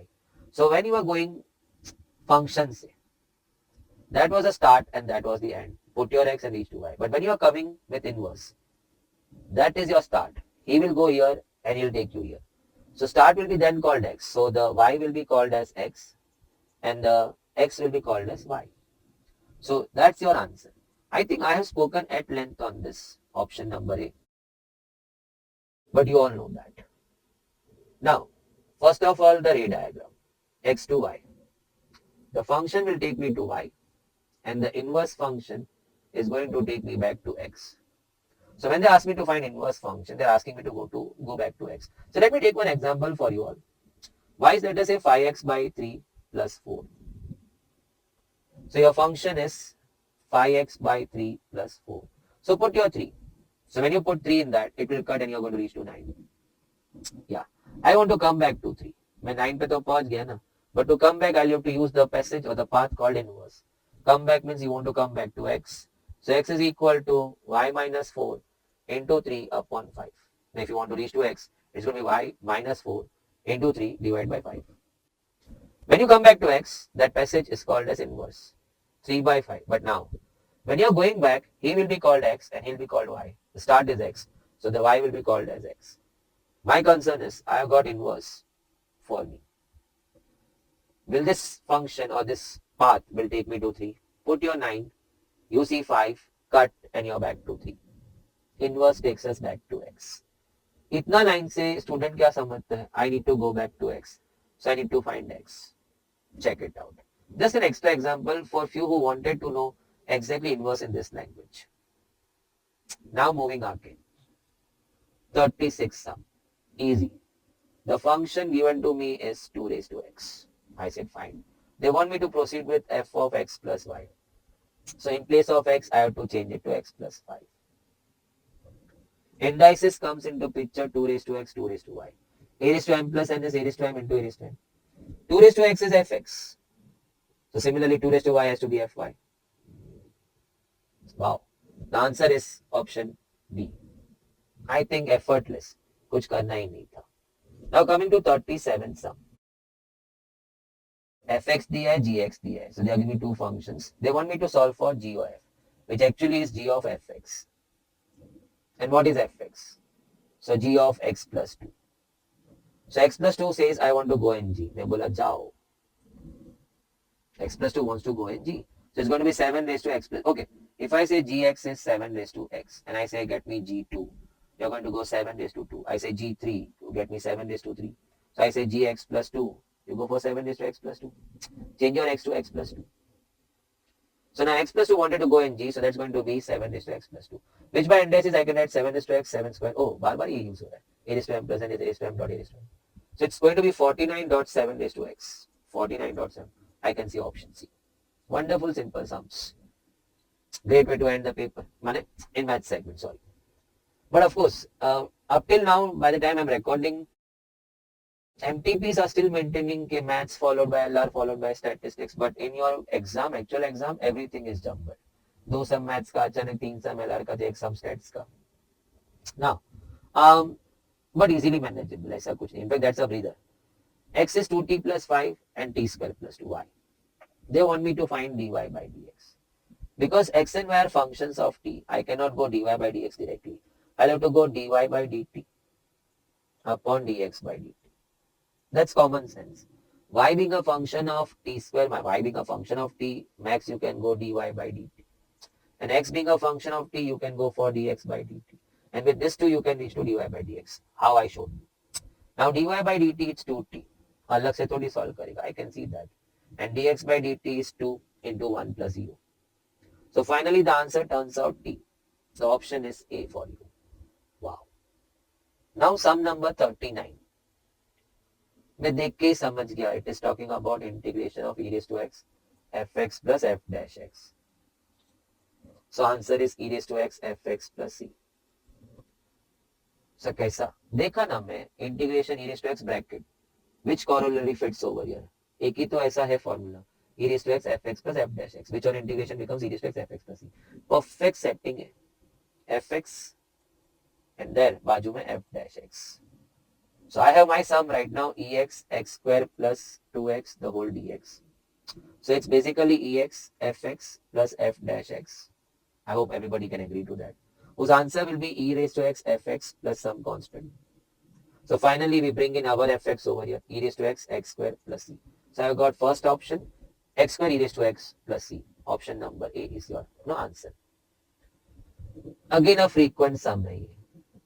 Module में भी है और it's quite appearing frequent times. Maybe MTPs, past papers. dy by dx is best when y is function of x. Because when y is function of x, dy by dx आता है. So rather writing xy1, I would say y is 1 upon x. So then dy by dx, no product rule needed. 1 upon x ka, it's a standard function. So derivative many know it directly. 1 upon x ka derivative minus 1 upon x square. Or if you have a habit of doing that, nx raised to n minus 1. So when you differentiate this, minus 1 x raised to minus 1 minus 1 minus 1 x raised to minus 2, ultimately minus 1 upon x square. But believe me, if you are learning derivatives of all the standard functions, then why did you miss out 1 upon x का derivative?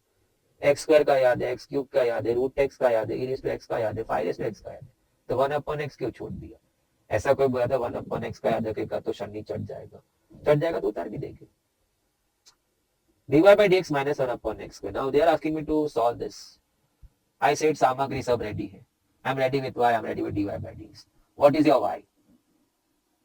Y square, तो 1 upon x square. And dy by dx is what? Minus 1 upon x square.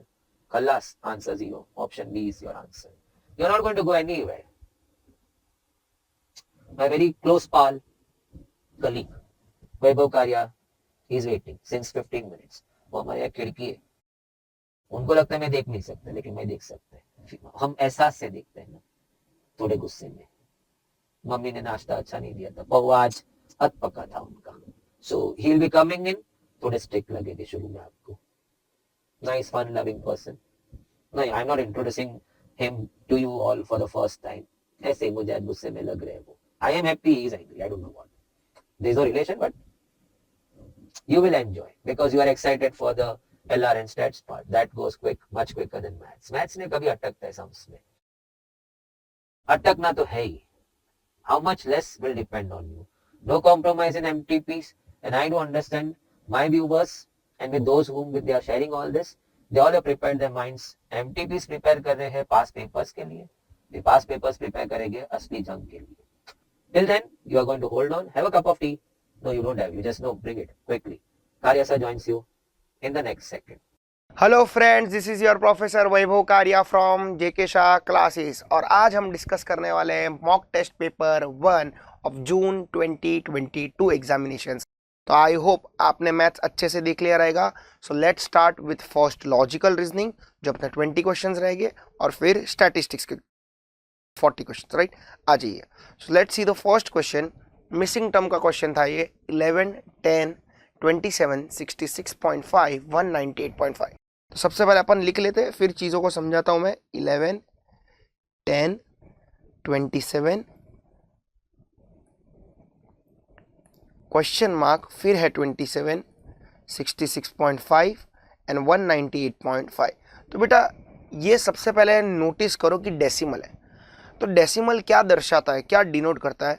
So decimal जब भी आया ना, तो it is a hint कि जो pattern जो अपन यूज करेंगे क्वेश्चन को फ्रेम करने के लिए, सीरीज को फ्रेम करने के लिए, उसमें भी डेसिमल यूज होगा।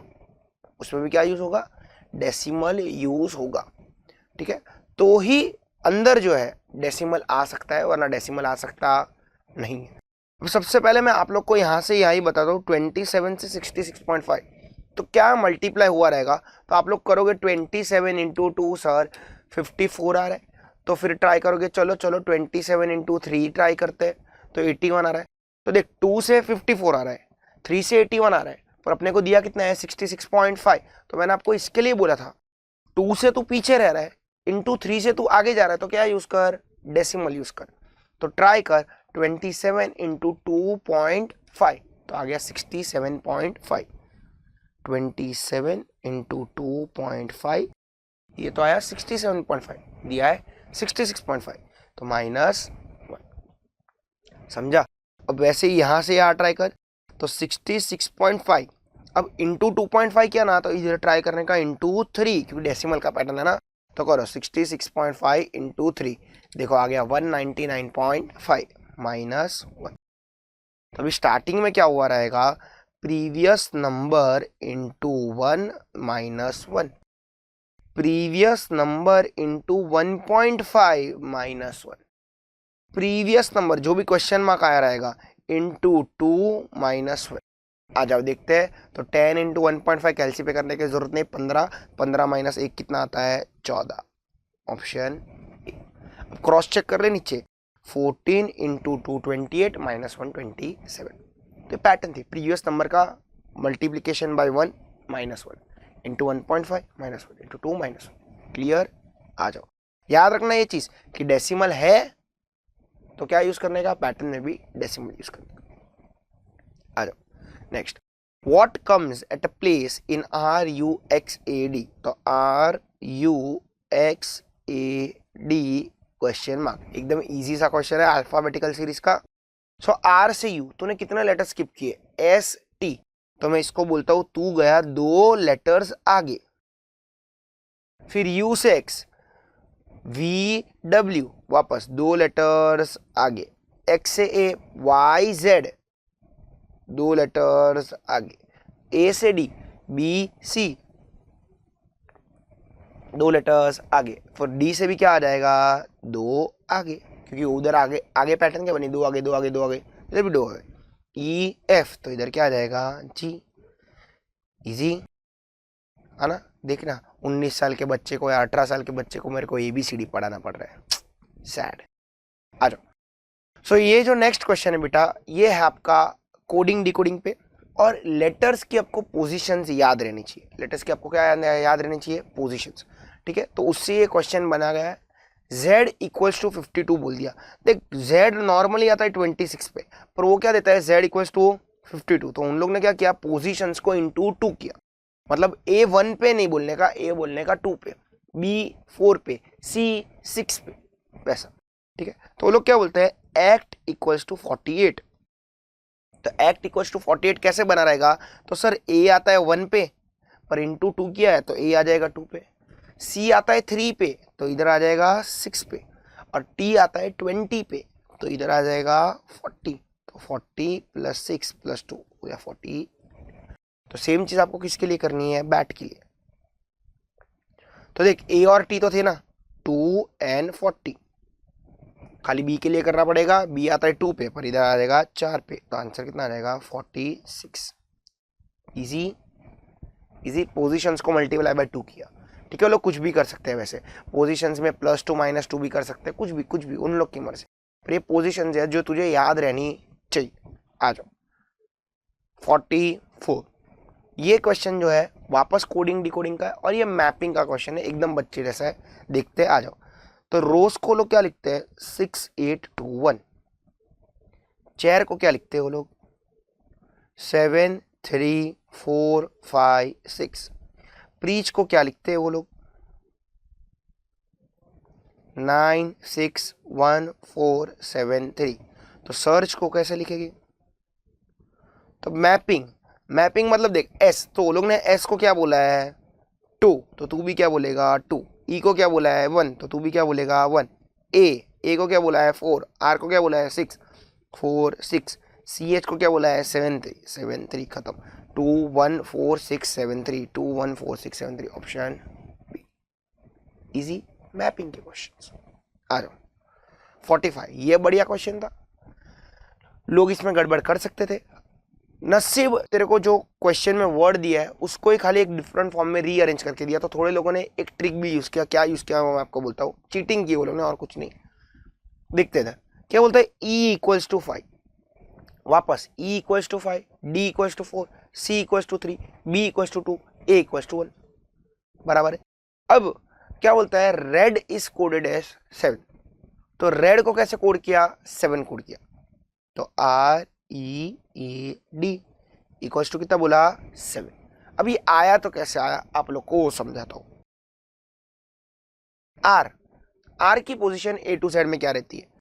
तो आर की पोजीशन ए टू जेड में रहती है 18। सर तेरे को कैसे पता? देख बता ही देता तेरे को। अभी ऊपर भी क्वेश्चन आया था, इधर भी आया, तो मैं बता देता हूं। याद रखने का ई ज्योति को। किसको याद रखने का? ई ज्योति। 5 10 15 20 25। तो टी 20 पे आता है, एस 19 पे आएगा, आर आएगा 18 पे। और एक लेटर याद रख लेने का, एम फॉर 13। ये 6 लेटर याद रखते ही तेरे को तेरी पूरी एबीसीडी याद हो जाती है। ठीक है, जैसे कि देख ई आया वापस, तो ई कितने पे आता है? 5। तो डी कितने पे आएगा? 4। ए कितने पे आता है? 1, खत्म। अब ध्यान से देखते हैं इसको 7 बनाया तो कैसे बनाया। मेरे लिए एक बार काम करना, सबका टोटल करना। तो 18 + 5 23 + 1 24 + 4 28।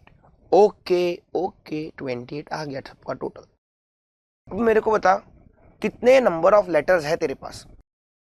कितने नंबर ऑफ लेटर्स है तेरे पास? 4 डिवाइड बाय 4। तो आंसर कितना आ गया? 4 क्या है? लेटर्स है। मतलब अगर तेरे पास 5 लेटर्स का वर्ड होता तो तू 5 से डिवाइड करता। 6 लेटर का वर्ड होता तो 6 से डिवाइड करता। समझ रहा है मैं क्या बोल रहा हूं? तो वैसे डियर का क्या बनेगा? अरे तेरे नसीब अच्छा है, देख रेड और डियर खाली अरेंज किया ना वो लोग ने, पर तू कर ले। तू कैसे करता? 4 + 5 + 1 10 18 28 डिवाइड बाय 4 7। थोड़े लोगों ने, मैं बोला ना तुक्का, चीटिंग, ट्रिक क्या किया पता है? वो लोग रेड का 7 लिखा ना, तो डियर का भी वो लोग 7 लिख के आए। तो थोड़े लोग बच गए, पर सच्ची में जो पैटर्न था वो ये पैटर्न था। ठीक है, तो ये पैटर्न भी याद रखना। अच्छा है सच्ची में, आउट ऑफ द बॉक्स है। चलो आ जाओ 46। M is to the east of D, तो इसको हिंदी में कन्वर्ट करने का, M is to the east of D, D के ईस्ट में M है, तो D के ईस्ट में M है। फिर आगे क्या बोलता है, F is to the south of D, F किधर है, D के साउथ में, तो D के साउथ में F है। K is to the west of F, F के वेस्ट में, तो F का वेस्ट उधर रहेगा, F के वेस्ट में कौन है, K। आगे क्या पूछता है, M is in which direction with respect to K, M कौन से डायरेक्शन में है, K के हिसाब से with respect to K, तो ये देख, ये K का नॉर्थ ईस्ट साउथ वेस्ट है ना, तो K के हिसाब से कौन से डायरेक्शन में है, वो नॉर्थ ईस्ट। इजी, अरे इजी। चल क्वेश्चन 47 आया। देख ये क्वेश्चन में एक प्रिंटिंग मिस्टेक है, इंस्टीट्यूट की एंड से क्या मिस्टेक है वो मैं बताता हूँ। देख सबसे पहले अपन प्लस बना लेते हैं, फिर नॉर्थ ईस्ट साउथ वेस्ट। अब बात करते थे प्रिंटिंग मिस्टेक की, तो पढ़ते और फिर साथ में समझते हैं। Cyclist goes 30 kilometre to north, तो यहाँ से मैं साइकिलिस्ट को 30 किलोमीटर नॉर्थ लेके जाता हूँ, तो साइकिलिस्ट पहुंचा इधर किधर, ये हो गया उसका 30 किलोमीटर और ये था उसका स्टार्टिंग पॉइंट। फिर साइकिलिस्ट ने क्या किया, and then turning to goes 40 kilometre है, बस ये तो प्रिंटिंग मिस्टेक। टर्निंग किधर, लेफ्ट राइट, किधर किधर किधर, तो अपन मान के चलते हैं कि देन टर्निंग टू राइट, ठीक है। मैं ऐसे सॉल्व कर रहा हूं, तुम्हारी मर्जी, तुम लोग लेफ्ट लेके भी कर सकते हो, हाँ मैं राइट लेके कर रहा हूं। यही प्रिंटिंग मिस्टेक था, अपन सॉल्व कर लेते हैं। तो नॉर्थ का राइट ईस्ट, देख याद रखने का, देख राइट लेफ्ट कैसे याद रखने का, नॉर्थ का राइट ईस्ट, ईस्ट का राइट साउथ, साउथ का राइट वेस्ट, वेस्ट का राइट नॉर्थ। ऐसा बत्तखगिरी करने का नहीं, देखना क्लॉकवाइज। इसके लिए कभी कभी तेरे को क्लॉकवाइज भी लिख के आया रहता है, क्या cyclist goes 30 kilometre north then he turns clockwise, तो इसका मतलब क्या, वो कौन से डायरेक्शन में घुमा, ईस्ट में। तो ये देख तेरे को याद रखने का सिंपल तरीका वापस बता रहा हूँ, नॉर्थ का राइट ईस्ट का राइट साउथ का राइट वेस्ट का राइट नॉर्थ।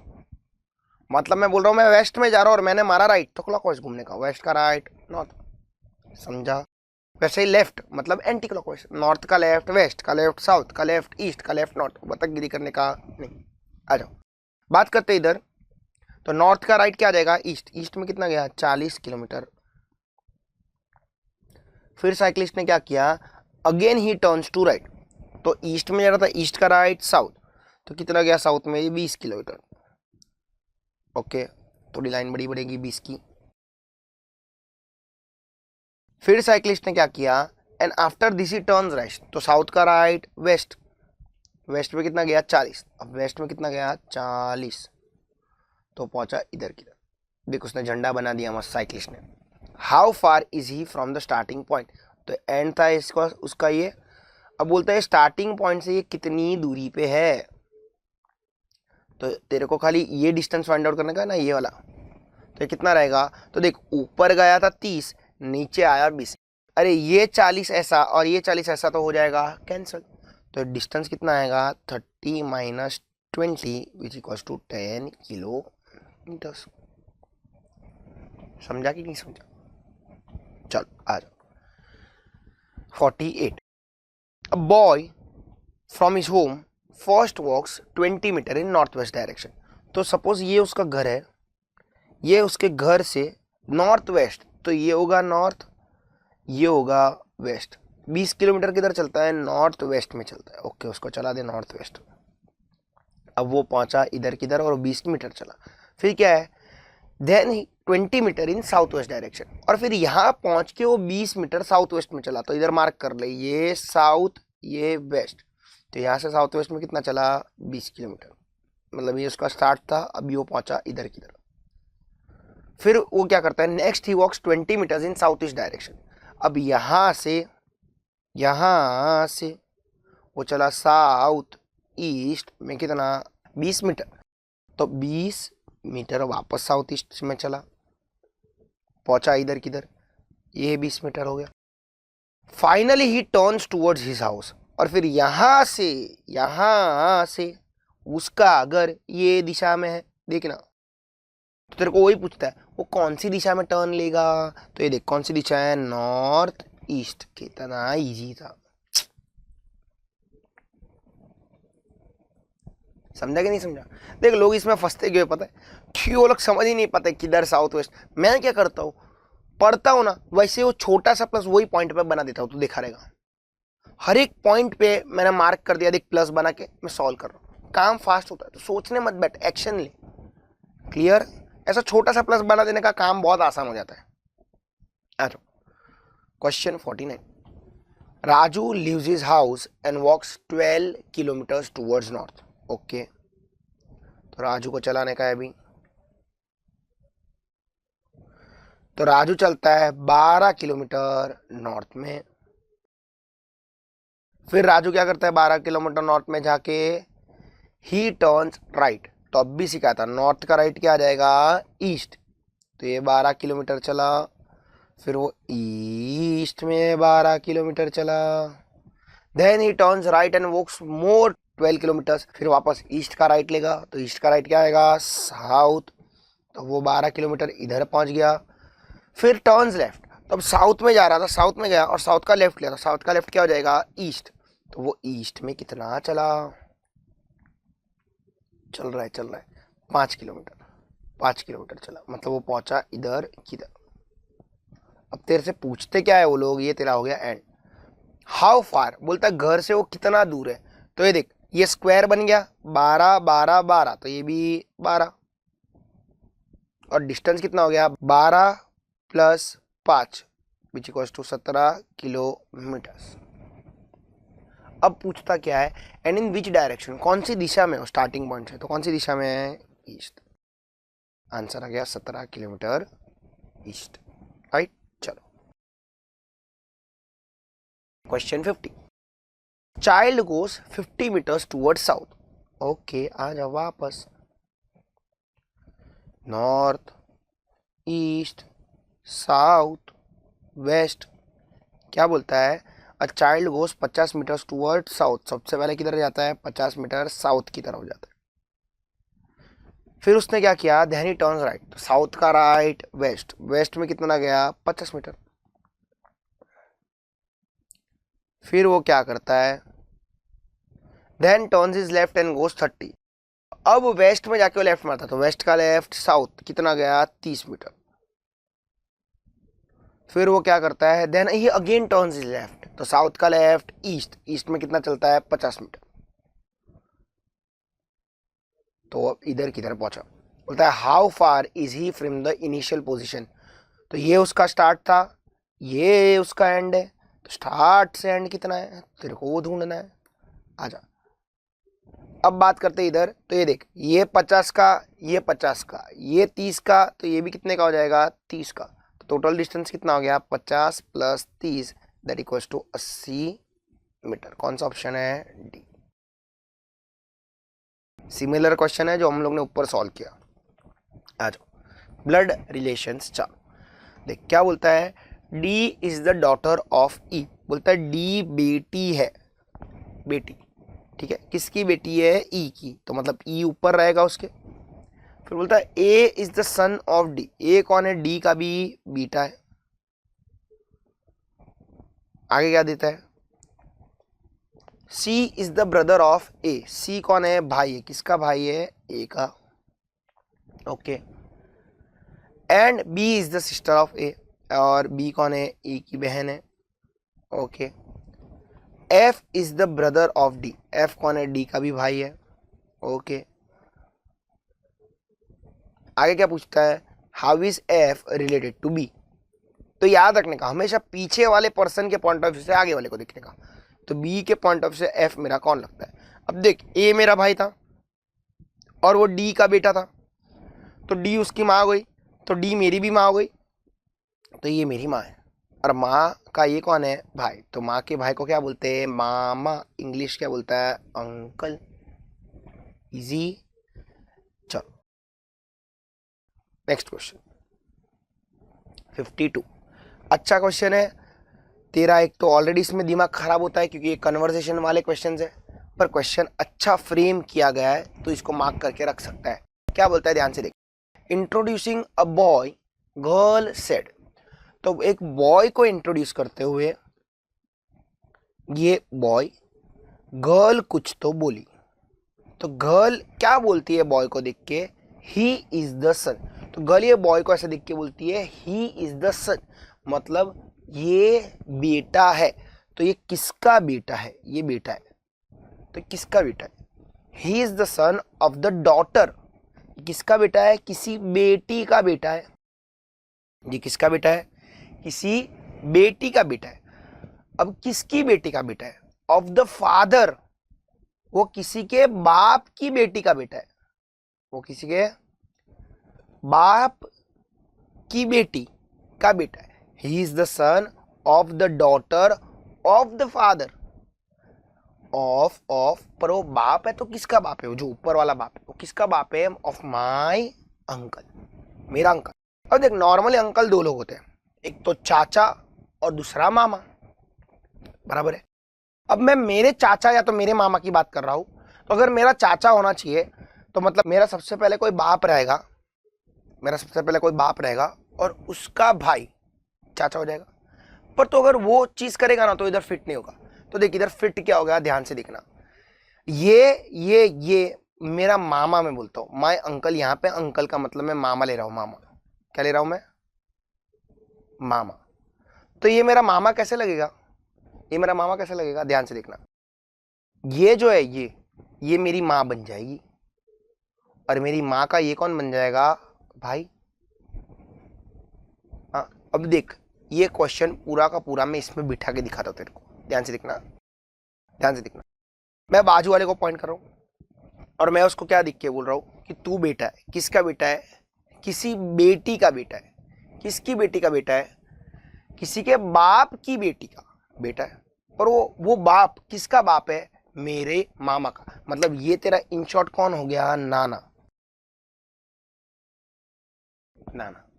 अब देख माय अंकल का फादर यानी मेरे मामा का पप्पा और मेरी मम्मी का पप्पा दोनों सेम ना, अरे मेरे नाना के ये दोनों हुए ना और ये दोनों आपस में भाई बहन हो गए। अब पर पूछता क्या है तेरे से, who is the boy to the girl, girl के हिसाब से बॉय उसका कौन लगता है, ब्रदर, ऑप्शन ए। वापस एक बार रिपीट करता हूं, ध्यान से देखना, वो बेटा है, किसका बेटा है, बेटी का बेटा है, किसकी बेटी का बेटा है, किसी के बाप की बेटी का बेटा है। पर वो किसका बाप है, मेरे अंकल का, मतलब मेरे जो मामा है ना, मेरे जो मामा है ना उनका वो बाप है, उनकी एक बेटी है और उनका एक बेटा है, तो वो मेरा कौन लगता है, भाई लगता है। बहुत मतलब डीप क्वेश्चन था ये, वापस एग्जाम में दिखेगा तो सेम दिखेगा, मैं अभी भी बोलता हूं। चलो आ जाओ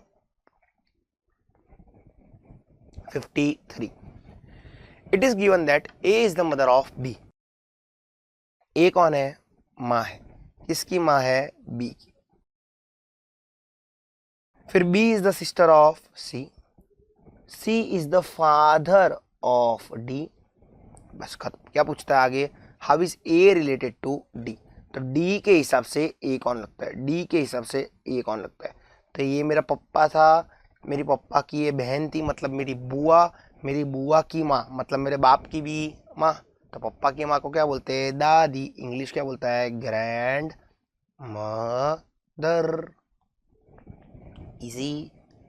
चलो 54, वापस अच्छा क्वेश्चन और एग्जाम में ऑलरेडी आ चुका है, ठीक है। क्या बोलता है क्वेश्चन देख, रीटा टोल्ड मनी, रीटा ने किसको बोला, मनी को बोला, द गर्ल आई मतलब मैं ना, मैं मतलब मैं कौन, रीटा, क्योंकि मैं बोल रही थी। रीटा मनी को क्या बोलती है, ए जो लड़की से मैं मिली तो मैं तो रीटा हूं। The girl I met yesterday at the beach was the youngest daughter, वो कौन थी, जिस लड़की से मैं कल बीच पे मिली वो कौन थी, यंगेस्ट डॉटर थी। यंगेस्ट डॉटर मतलब एकदम छोटी बेटी, किसकी छोटी बेटी, of the brother in law लिखा है, ब्रदर इन लॉ लिखा है, ठीक है। तो देख अब ब्रदर इन लॉ की अगर मैं बात करूं तेरे से, तो अगर मैं लड़का तो मेरी वाइफ का भाई यानी कि मेरा साला। और अगर मैं लड़की तो मेरे पति का भाई यानी कि देवर जी या जेठ जी, ये हो जाएगी मेरे ब्रदर इन लॉ। तो ये किसका ब्रदर इन लॉ है? Of my friends mother. तो इसको सॉल्व कैसे करते हैं देख। तो रीटा मनी को क्या बोलती है? जो लड़की से मैं मिली वो यंगेस्ट बेटी थी। तो सबसे पहले अपन यंगेस्ट बेटी बनाते हैं। यंगेस्ट बेटी थी, देख बेटी थी वो इंपॉर्टेंट नहीं है, यंगेस्ट बेटी सबसे छोटी बेटी थी वो इंपॉर्टेंट है ना। आगे क्या बोलता है? Of the brother in law. तो किसकी यंगेस्ट बेटी थी? किसी के ब्रदर इन लॉ की। पर ये ब्रदर इन लॉ किसका था? ये ब्रदर इन लॉ किसका था? मेरी फ्रेंड की माँ का। तो ये सपोज मेरी फ्रेंड, मैं रीटा बोल रही हूँ, ये मेरी फ्रेंड की माँ, उसका ये ब्रदर इन लॉ था। अब देख, तो अब उसका अगर ये ब्रदर इन लॉ बन रहा है तो इसकी शादी किसी से तो हुई रहेगी, तो ये हो जाएगा उसका पति। और फिर उसके भाई को ब्रदर इन लॉ बोलेगा। मतलब ये लड़की इसको ब्रदर इन लॉ बोल रही है, मतलब ये उसका या तो देवर जी रहेगा या तो जेठ जी रहेगा, जो तेरे साथ मैंने डिस्कस किया बराबर है। अब क्वेश्चन आगे क्या बोलता है? How is the girl related to Rita's friend. ये रीटा की जो फ्रेंड है, ये माई फ्रेंड रीटा की फ्रेंड, ये लड़की को क्या बुलाएगी? कजिन। सर ये पूरे पिक्चर में रीटा आई, मनी आई, तो लोग दोनों क्या कर रहे थे? पंचायत कर रहे थे रे, और क्वेश्चन तेरे से सॉल्व करवाया। समझा कि नहीं समझा? वापस एक बार देख ले। मैं इसको पॉइंट कर रही हूँ क्योंकि मैं इसको पॉइंट कर रही हूँ, और मैं इसको पॉइंट करते हुए क्या बोल रही हूँ? ये यंगेस्ट बेटी थी जो मेरे को बीच पे मिली थी। पर ये किसकी यंगेस्ट बेटी थी? किसी के ब्रदर इन लॉ की यंगेस्ट बेटी थी। किसके ब्रदर इन लॉ की? मेरे फ्रेंड की माँ की। क्लियर? चलो 55। क्वेश्चन इजी, छोटा है, पर लोग गड़बड़ करते हैं। क्यों गड़बड़ करते हैं? क्या गड़बड़ करते हैं देखते हैं। Sanjay has 3 daughters. ये संजय और उसको बेटी नंबर 1, बेटी नंबर 2 एंड बेटी नंबर 3, ये उनकी बेटियां। आगे क्या बोलता है? And each daughter has a brother. तो लोग क्या करते हैं? Hey brother number 1, brother number 2, brother number 3, हर एक को एक भाई ना।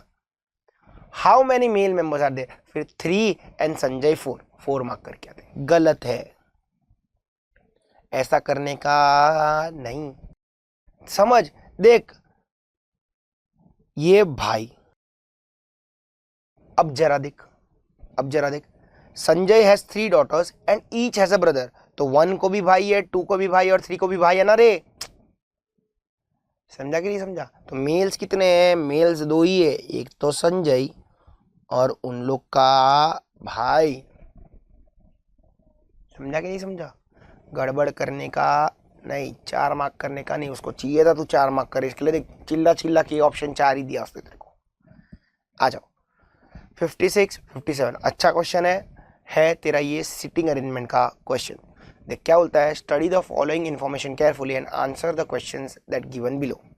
P, Q, R, S, T, U, V are sitting on a wall and all of them are facing west। तो मैं सबसे पहले क्या करूँ बेटा? वो लोग को वेस्ट फेसिंग बिठा देता हूँ। 2 R, फिर S, फिर T, U एंड V, ये हो गए फेसिंग वेस्ट। याद रखने का, जब भी वेस्ट और ईस्ट फेसिंग समझा है ना, कॉलम वाइज अरेंजमेंट करने का, मैं ऐसे ही करता हूँ, ठीक है। अब वेस्ट फेसिंग है तो सबसे पहले लेफ्ट राइट मार्क कर ले कि लेफ्ट किधर रहेगा और राइट किधर रहेगा, बराबर है। तो वेस्ट का लेफ्ट अभी बोला था किधर होगा? साउथ में। तो बंदे लोग का लेफ्ट रहेगा इधर, एंड वेस्ट का राइट नॉर्थ, तो नॉर्थ रहेगा ऊपर। क्लियर? ठीक है, तो ये लेफ्ट राइट मार्क हो गया। अब क्या करने का सर? तो पहले एक बार पढ़ लेते, फिर मैं आपको एक जादू बताता हूँ, ठीक है। ध्यान से देख क्या है। S is on the immediate left of R, okay. T is at an extreme end and Q as his neighbor. V is between Q and U and S is sitting third from the north end। तो देख जब भी ये questions दिखे ना, सबसे पहले fixed positions के पास भागने का। अब ये फिक्स्ड पोजीशंस मतलब क्या? तो तेरे पास एक फिक्स्ड पोजीशन ऑलरेडी है, वो डायरेक्ट फिक्स्ड पोजीशन है। देख दे दिया है, बोलता है S is third from the north end। North से तीसरे प्लेस पे कौन बैठेगा? S। नॉर्थ से तीसरे प्लेस पे कौन बैठेगा, एस फिक्स्ड पोजीशन, बिठा दे उसको, काम खत्म। तू सॉल्व कर, मैं सॉल्व कर, स्टार्टिंग में सॉल्व कर, एंड में सॉल्व कर, एस उधर ही बैठने वाला है। एक बंदा गया, मगजमारी खत्म। समझा कि नहीं समझा? अगर ऐसा नहीं रहेगा ना तो किसी पर्सन के पॉइंट ऑफ व्यू से फिक्स्ड पोजीशन रहेगा। पर्सन के पॉइंट ऑफ व्यू से फिक्स्ड पोजीशन मतलब देखिए, Q is sitting second to the left of S. तेरे को दिमाग लग रहा है, अच्छा एस के सेकंड लेफ्ट में क्यू है, मतलब एक बंदा छोड़ के क्यू बैठेगा किसी पर्सन के हिसाब से। तो वो तो तेरे पास नहीं है, हाँ, पर तेरे पास एक लाइन है जो तू यूज कर सकता है, that is your second line, S is immediate to the left of R. S किधर है, आर के लेफ्ट में, तो आर के लेफ्ट में एस, तो एस के राइट में आर ना, तू मेरे लेफ्ट में है तो मैं तेरे राइट में हूं ना, तो एस इज इमीडिएट, चिपक के लेफ्ट ऑफ आर। तो आर के लेफ्ट में मतलब आर इधर ऊपर रहेगा, देख आर के लेफ्ट में ऐसे है, हाँ क्लियर। अब देख तेरे पास एक और लाइन थी जो तू इधर वापस सकता है, बोलता क्या है, T is at an extreme end. हाँ पहले ये भी कर लेते हैं, और सुन उसके भी पहले, अगर फिक्स्ड पोजीशन नहीं हुआ सर, अगर ये फिक्स्ड पोजीशन नहीं होता तो मैं किससे जाता, तो तेरे पास बिटवीन वाला लाइन रहता, तो फिर तू उससे सॉल्व करता। क्वेश्चन है ना, ये दो लाइन के बिना अधूरा है। तेरे सीटिंग अरेंजमेंट के तो कितने भी क्वेश्चंस देख ले, ये दो लाइन रहेगी रहेगी रहेगी और रहेगी रहेगी। ठीक है, तो अपन इधर देखते हैं, बोलता है T is at an extreme end Q as is neighbour. तो टी कोई तो एक कोने पे बैठा और क्यू उसके बाजू में बैठा। देख सपोज मैं टी को इधर बिठाता हूँ, तो फिर क्या क्यू को बैठने की जगह रहेगी? ऊपर तो कोई बैठ नहीं सकता है क्योंकि जगह खत्म, नीचे तो आर फिक्स हो गया, तो मतलब टी इधर बैठ सकता नहीं है, तो टी इधर रहेगा, क्यू इधर रहेगा। अब तेरे को एक बिटवीन वाली लाइन भी दी है, V is between Q and U, तो वी किधर है, क्यू और यू के बीच में, तो वी और क्यू और यू आ जाएगा यू, बचा पी, पी बैठ जाएगा ऊपर, खत्म। क्लियर? क्या पूछता है, who is sitting on the left of S, S के लेफ्ट में नीचे, नीचे कौन बैठा है, U. Next question, which of the following pairs are sitting at the extreme end, extreme पे कौन बैठा है, P N T, P N T मतलब टी पी। Clear, easy. चलो 58 वापस आ गया, सेम सीटिंग अरेंजमेंट का क्वेश्चन है। अभी मैंने बोला था फिक्स्ड पोजीशन बिटवीन वाला लाइन। देख क्या बोलता है, 5 girls are seated on a bench to be photograph, Seema is to the left of Rani and right of Bindu, Mary is to the right of Rani, Rita is between Rani and Mary, who is sitting to the immediate right of Rita. अच्छा 5 लोग हैं, कुछ नहीं बोला तो ये तेरा left रहेगा, ये तेरा राइट रहेगा। सबसे पहले Seema is to the left of Rani and to the right of Bindu, तो इसी से चालू करता है। बोलता है जो सीमा है, सीमा वो रानी के लेफ्ट में, तो सपोज ये है रानी, रानी के लेफ्ट में कौन है, सीमा। पर सीमा किधर है, टू द राइट ऑफ बिंदु, पर सीमा किधर है, बिंदु के राइट में, तो बिंदु इधर बैठेगी ना। देख ले, क्या बिंदु के राइट में सीमा है, हाँ, क्या रानी के लेफ्ट में सीमा है, हाँ। फिर एक बिटवीन वाला लाइन था, Rita is between Rani and Mary, Rani और मैरी के बीच में कौन बैठी है, रीटा। और तेरे पास एक और लाइन है, Mary is to the right of Rani, Mary किधर है, रानी के राइट में। देख क्या मैरी रानी के राइट में, हाँ। देख इमीडिएट शब्द यूज नहीं किया, तो राइट तो कितना भी राइट हो सकती। ठीक है, अब क्वेश्चन क्या पूछता है, who is sitting to the immediate right of Rita, Rita के इमीडिएट राइट में कौन बैठा है, मैरी। इजी। चलो 59 एंड 60 वापस तेरा सीटिंग अरेंजमेंट का क्वेश्चन, और ये सर्कुलर अरेंजमेंट का था, ऊपर दोनों किए वो लीनियर अरेंजमेंट के थे। ठीक है, अच्छा क्वेश्चन है, आजा देख। 4 ladies A B C D and 4 gentleman E F G H are sitting in a circle around a table facing each other. तो आ जाओ, तो सर्कल बना लेते हैं। और कितने लोग हैं, 8, तो 1 2 3 4 5 6 7 8। अब देख क्या बोलता है आगे, नो 2 लेडीज और gentleman are sitting side by side. बोलता है ए बी सी डी, ये 4 जेंटलमैन में से 2 जेंटलमैन साथ में नहीं बैठने चाहिए, एंड 4 जो तेरी लेडीज है ई एफ जी एच, उसमें से भी वो 2 लेडीज साथ में बैठनी चाहिए नहीं। ठीक है, आगे क्या बोलता है, C who is sitting between G and E is facing D, F is between D and A are facing G, H is to the right of B। तो सबसे पहले फर्स्ट लाइन से शुरू करते हैं क्योंकि बहुत सारे लोग हैं। सी हु इज, मतलब सी जो किधर बैठा है, जी और ई के बीच में। तो सपोज मैं सी को इधर बिठाता हूँ, जी इधर, ई इधर है। पर तेरे को एक बात बोलूँ, दूसरी पॉसिबिलिटी भी बन सकती है, मतलब ईजी स्वैप भी हो सकते हैं कि सी उन लोग के बीच में बिठा है, तो जी सी ई भी हो सकता है, ई सी जी भी हो सकता है। तो अपन क्या काम क्या करते हैं, इधर एक और सर्कल बनाते हैं और साथ साथ में वो भी करते हैं, ई सी जी। फिर आगे क्या देता है, सी इज फेसिंग डी, और सी किसके, सी के सामने कौन है, डी, तो डी इधर, डी इधर। ठीक है, अब साथ साथ में साइमल्टेनियसली रन करेंगे। आगे क्या बोलता है, F is between D and A, F किधर है, डी और ए के बीच में, डी और ए के बीच में, एंड इज फेसिंग जी, और एफ किधर है, जी के सामने। तो देख जी इधर, तो तेरा एफ इधर चला जाएगा, जी इधर तो एफ इधर चला जाएगा, और एफ किधर था, डी और ए के बीच में, तो ए इधर या तो ए इधर। अभी तक दोनों करेक्ट अरेंजमेंट्स राइट है।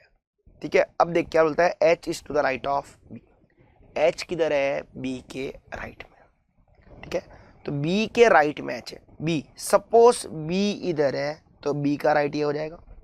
पर अगर सपोज सपोज सपोज बी इधर है तो राइट ही हो जाएगा।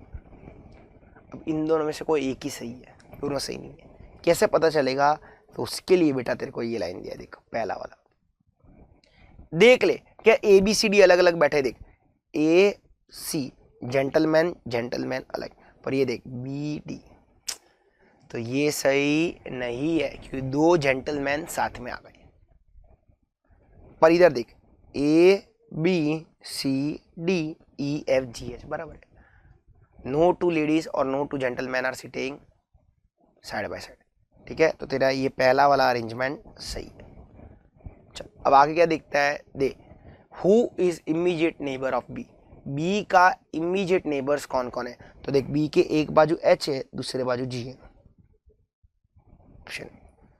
एंड दूसरा क्या बोलता है, who is sitting to the left of A के लेफ्ट में, ए के लेफ्ट ऊपर जाएगा, ए के लेफ्ट में कौन बैठा है, ए के लेफ्ट में बैठा है एफ। ठीक है, तो आ जाएगा क्लियर। तो इसी के साथ लॉजिकल रीजनिंग का पार्ट होता है समाप्त। 2-3 क्वेश्चन काफ़ी बढ़िया थे। ठीक है, प्लीज़ उसको मार्क करके रखना और सॉल्व अच्छे से करना। Let's start with the part of statistics. Question number 61, median of an distribution can be obtained by, अपना फेवरेट क्वेश्चन, तो पेपर बोल, अटेम्प्ट बोल, जितने डिस्कस किए आना, ऑलमोस्ट एक अटेम्प्ट में ऐसा क्वेश्चन दिखाई है। ठीक है, तो प्लीज़ इसको अच्छे से करके ही जाना, और अब तक तो तुम लोग को याद रह गया ना, राइट। तो मीडियन किधर से मिलता है, तो क्यूमुलेटिव फ्रीक्वेंसी पॉलीगॉन या तो फिर ऑजाइव्स। देख इधर फ्रीक्वेंसी पॉलीगॉन दिया है, क्यूमुलेटिव वर्ड नहीं दिया है, तो आंसर क्या आ जाएगा, ऑजाइव्स। थोड़े लोग ऑगी ऑगी बोलते हैं, पता नहीं क्यों इधर से वो ऑगी याद आ जाता है वो लोग को। आ जाओ 62, इजी बच्चे जैसा क्वेश्चन है, ऑलरेडी तुम लोग ने किया रहेगा। क्या बोलता है, देख cost of sugar in the month under the heads of raw material, labor, direct product and others were 12, 20, 35 and 23 respectively. What is the difference between the central angles of the largest and smallest component? तो सबसे पहले total कितना है components का वो कर ले, तो 12 प्लस 20 प्लस 35 प्लस 23, तो कर लो 12 plus 20 plus 35 plus 23, it will come to 90। अब लार्जेस्ट एंड स्मॉलेस्ट कंपोनेंट का डिफरेंस चाहिए, तो difference between largest and smallest, तो लार्जेस्ट कौन सा है, सबसे बड़े में बड़ा कौन सा है 35, सबसे छोटे में छोटा कौन सा है 12, तो 35 माइनस 12 अपॉन 90 इंटू 360, तो करोगे तो आएगा 23, 1 जा 4 जा, तो 23 इंटू 4, तो 23 इंटू 4 कर लोगे तो आ जाएगा 92। So 92 is the correct answer, option clear, easy. ठीक है, चलो आ जाओ। हाँ, क्या क्वेश्चन है, क्या मतलब क्या ही क्या क्वेश्चन। देख ये क्वेश्चन अगर एग्जाम में आया ना, एग्जाम में बाई चांस आ गया एग्जाम, बाई चांस इसको है ना लास्ट में सॉल्व करना, क्योंकि मेरे को डिस्कशन में ही 10 मिनट तो आराम से जाएगा। तो इसको सॉल्व भी करने को बैठेगा ना तो 5 से 6 मिनट आराम से खा जाएगा। क्वेश्चन तू पढ़ेगा तो बराबर तू सॉल्व कर पाएगा, मैं ना नहीं बोल रहा हूँ, सॉल्व करने में डिफिकल्ट नहीं है, लेंथी है, टाइम कंज्यूमिंग है, ठीक है। तो टॉकिंग अबाउट द क्वेश्चन, तेरा जो पहला चैप्टर है स्टैटिस्टिकल डिस्क्रिप्शन ऑफ डेटा या इंट्रोडक्शन टू स्टैटिस्टिक्स बोलते हैं, उसका ये पार्ट है, टेबल बनाने का है, खेलते हैं टेबल। पहले चीज़ों को समझ लेते हैं, एनालाइज करते हैं और फिर टेबल पे बनाते हैं। आ जाओ। In a study relating to the labourers of a jute mill in West Bengal, the following information was collected. 20% of the total employees were female. तो अब देख, तेरे पास एम्प्लॉयज है, उसमें से ये टोटल एम्प्लॉयज की बात कर रहा है, बोल रहा है मेल्स रहेंगे और फीमेल्स रहेंगे, बोल रहे उसमें से 20% फीमेल है, तो इसका मतलब क्या, 80% कौन से हुए, मेल। इतना समझा? ओके, आगे बढ़।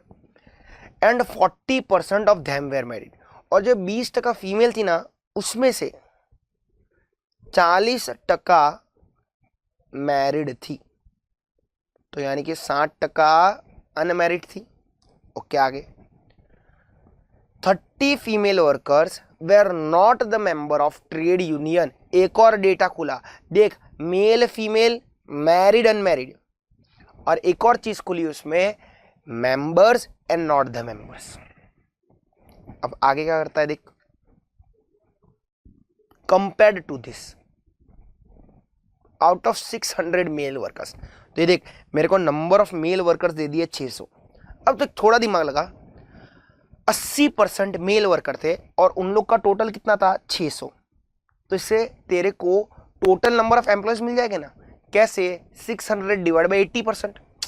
या तो फिर तू ऐसा कर सकता है, ये अगर 600 लोग 80% है तो 20% कितना, तू ऐसा भी सॉल्व कर सकता है, तो भी तेरा आंसर आ जाएगा। क्रॉस मल्टीप्लीकेशन तो ऐसे करना है तो ऐसे कर ले, तो 600 इंटू 20 आ जाएगा तेरा 12,000 डिवाइड बाई 80 आ जाएगा तेरा 150। तो तेरी फीमेल वर्कर कितनी है, 150। समझा कि नहीं समझा? तो ऐसा भी कर सकता है। या तो फिर दूसरा रास्ता, तेरे को पता है जब 600 लोग टोटल मेल एम्प्लॉयज है, वो 80% कंसिस्ट करते हैं, तो 600 डिवाइड बाई 80% कर, 600 डिवाइड बाई 80%, तो 600 डिवाइड बाई 80% करेगा तो तेरे को टोटल मेल एम्प्लॉयज मिल जाएंगे, दैट इज 750। अब यू नो 750 टोटल एम्प्लॉयज है, उसमें से 600 मेल है, तो 150 कितने हो गए, फीमेल। तो ऐसा भी कर सकता है। क्लियर? तेरा कैलकुलेशन क्लियर है तो तू कैसे भी सॉल्व कर सकता है। अब आगे देख, आगे क्या बोलता है, 500 were the members of trade union and 50% of the male workers were married। ठीक है, तो वापस मेल में भी members, non members, married, unmarried. तो चल अब क्या करते हैं ना, अपने को थोड़ा इंफॉर्मेशन मिल गया जिससे अपन टेबल बना सकते हैं, तो अपन टेबल पे जंप करते हैं। आ जाओ। तो सबसे पहले मैं मेल्स का टेबल बना रहा हूँ और मेल्स के टोटल कितने थे, 600। अब देख मैं टेबल कैसे बना रहा हूँ, ध्यान से देखना, मैरिड, अनमैरिड,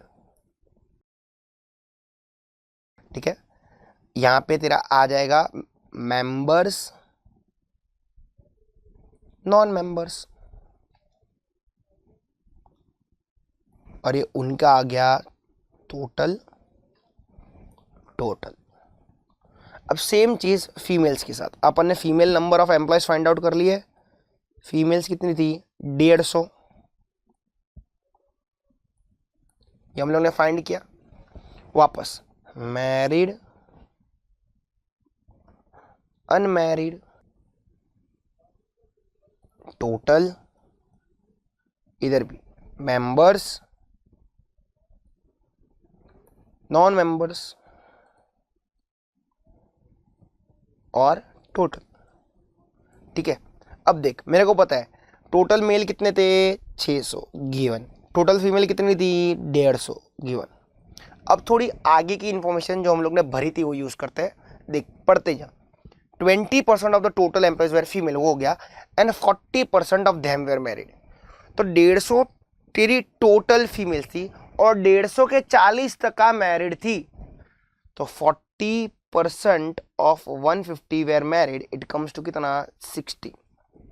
तो इसका मतलब तुझे एक चीज पता चल गई कि 90 अनमैरिड थी। मैं जो अपन फिगर फाइंड आउट कर रहा हूँ उसको बॉक्स में रख रहा हूँ, ठीक है। आगे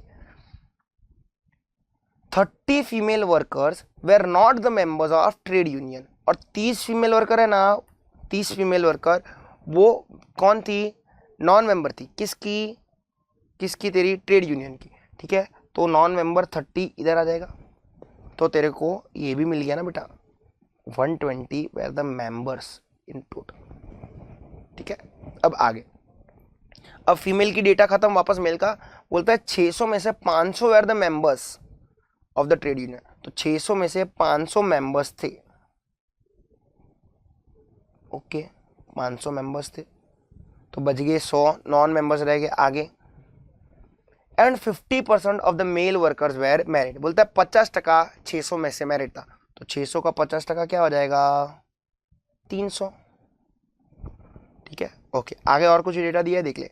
the unmarried non member male employees were 60, धीरे धीरे धीरे धीरे, द अनमैरिड, अनमैरिड का कॉलम देख, नॉन मेंबर्स वेर 60, मतलब ये जो तेरे को डेटा दिया है ये कितना दिया हुआ है 60 का। आगे कुछ लिखता है which form the 10% of the total employees, ठीक है। टोटल मेल एम्प्लॉयज, देख इंपॉर्टेंट है, तो टोटल मेल एम्प्लॉयज कितने थे 600, 600 का 10% हुआ, 600 का 10% 60 बराबर है। आगे the unmarried non members of the employees were 80, तो अब वो क्या बोलता है ध्यान से देख, बोलता है अनमैरिड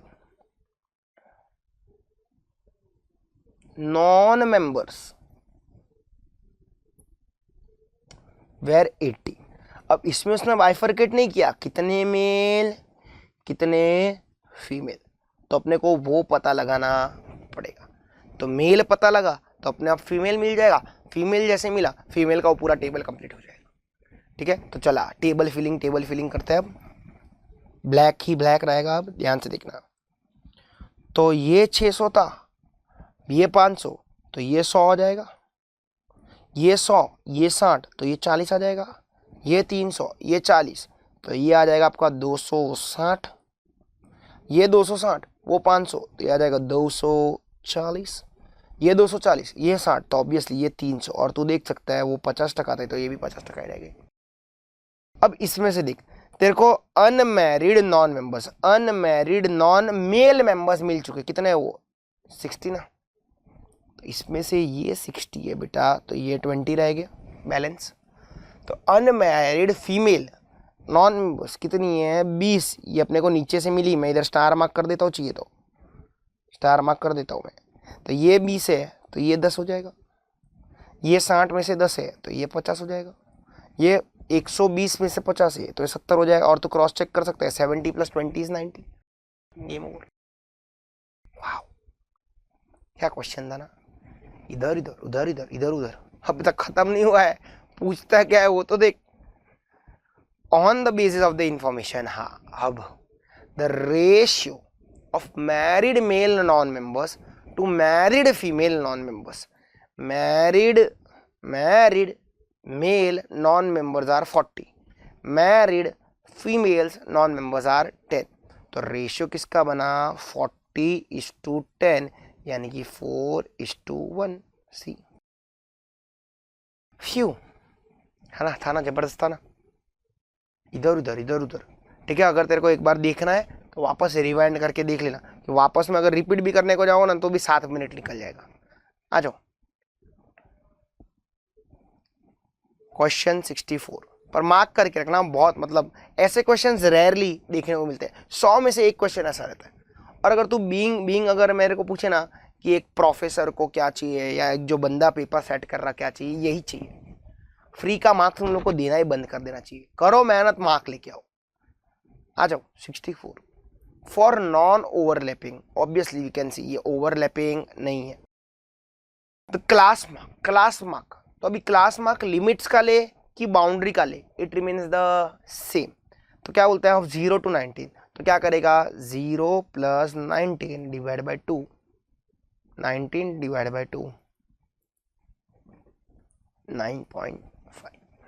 अच्छा next for open end classification, open end के लिए कौन सा बेस्ट है? ऑब्वियसली मीडियन, क्योंकि M and GM are based on all the observations. उसमें क्लास तो ओपन एंड रख सकता नहीं है। आ जाओ 66, क्या बोलते हैं 66? The quartiles of the variable are 45, 52, 65, मतलब Q1, Q2, Q3। What is the quartile division? तो हम लोग को पता है QD equals to Q3 minus Q1 upon 2, यानी कि 65 माइनस 45 20 डिवाइड बाई 2 कितना होता है रे? 10। क्वेश्चन देख, एक बड़ा क्वेश्चन दिया तो एक क्वेश्चन छोटा, दो क्वेश्चन छोटा, तीन क्वेश्चन छोटा। तो इंस्टीट्यूट को भी पता रहता है ये चीज, एग्जाम में भी वो लोग ऐसे करते हैं, एक बड़ा क्वेश्चन देते हैं ना तो सामने 3-4 छोटे क्वेश्चन दे देते हैं। इससे क्या होता है? टाइम बराबर मैच होता है। उसमें तूने 5 मिनट लगाया, फिर 10-10 सेकंड के क्वेश्चन थे, तो 6 मिनट पकड़ के चल, 6 मिनट में 4 क्वेश्चन हुए, 1.5 मिनट में 1 क्वेश्चन हुआ, सब बराबर है। आ जाओ 67, if x and y are related by y equals to 2x plus 5, standard deviation and arithmetic mean are known to be 5 and 10 respectively, find the coefficient of variation। ठीक है, तो यहाँ पे तेरे को coefficient of variation of y चाहिए, which is nothing but standard deviation of y upon mean of y into 100, और data दिया है x का, मतलब यूज करना पड़ेगा shift of origin, change of scale. पर इधर तू गड़बड़ करेगा करेगा करेगा। देख, सबसे पहले अपन फाइंड आउट करेंगे y बार। तो y बार कैसे मिलेगा? y bar equals to 2x bar plus 5, और x बार अपने को दिया है, कितना दिया है? 10, and standard deviation of x कितना दिया है? 5। अब y बार फाइंड आउट कर रहा है, ये हो गया मेजर्स ऑफ सेंट्रल टेंडेंसी। तो इसका shift of origin change of scale याद कर। तो इसका shift of origin change of scale क्या बोलते था? ओरिजिन की इज्जत है, स्केल की भी इज्जत है, मल्टीप्लाई और तेरा डिवाइड यानी कि स्केल, उसकी इज्जत है, इंपैक्ट रहेगा। ओरिजिन प्लस एंड माइनस, उसका भी इज्जत है, इंपैक्ट रहेगा। तो इधर क्या आएगा? ये 2 इंटू क्या? 2 इंटू स्केल बराबर है, इज्जत रहेगा। तो 2 इंटू एक्स बार कितना है? 10, तो 10 प्लस 5, तो 2 10 जा 20, 20 प्लस 5 25। तो अपने को y बार तो मिल गया, y बार कितना है? 25। अब ऊपर standard deviation of y find out करते हैं। तो standard deviation of y will be equals to 2 standard deviation of x plus 5। Now यहाँ पे ध्यान देना, ये हो गया मेजर ऑफ डिस्पर्जन। तो यहाँ पे अगर ओरिजिन की बात करें तो ओरिजिन यानी कि प्लस माइनस की इज्जत नहीं है, मतलब ये प्लस 5 का इम्पैक्ट रहेगा नहीं, पर स्केल की है। पर कैसा? Positive magnitude only, positive magnitude only. तो ये क्या हो जाएगा? 2 इंटू स्टैंडर्ड डिविएशन कितना है? 5, विच इज इक्वल टू 10। तो 10 इंटू 100 1000 डिवाइड बाय 25 हो जाएगा 40। कैलसी की भी जरूरत नहीं अगर तेरा कैलकुलेशन अच्छा है तो। क्लियर? किसी को कोई डाउट? चलो, अच्छा क्वेश्चन था ये। 68, for a moderately skewed distribution the median is twice the mean. अब देख, सबसे पहले मॉडरेटली स्क्यूड डिस्ट्रीब्यूशन, इसके लिए तेरे को याद आना चाहिए relationship between mean, median and mode. तो देख, अगर नॉर्मल डिस्ट्रीब्यूशन है तो mean equals to median equals to mode, पर मॉडरेटली स्क्यूड डिस्ट्रीब्यूशन है तो तेरे को पता है mode equals to 3 median minus 2 mean, बराबर है। और आगे क्या देता है? The median is twice the mean. Median क्या है? मीन का डबल है, तो median equals to twice the mean.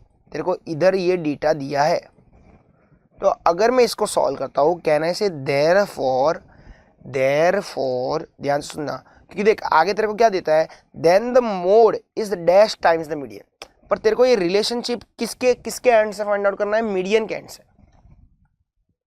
अब देख, तो ऐसा भी कर सकता था, 2 मीन को इधर सब्स्टिट्यूट कर दिया, 2 मीन माइनस 2 मीन 0, पर वो मीन के पॉइंट ऑफ से हुआ, तेरे को मीडियन के पॉइंट ऑफ से चाहिए। तब देख क्या करने का, यहाँ पे 2 को इधर लेके जाता हूं, तो therefore mean will be equals to half median.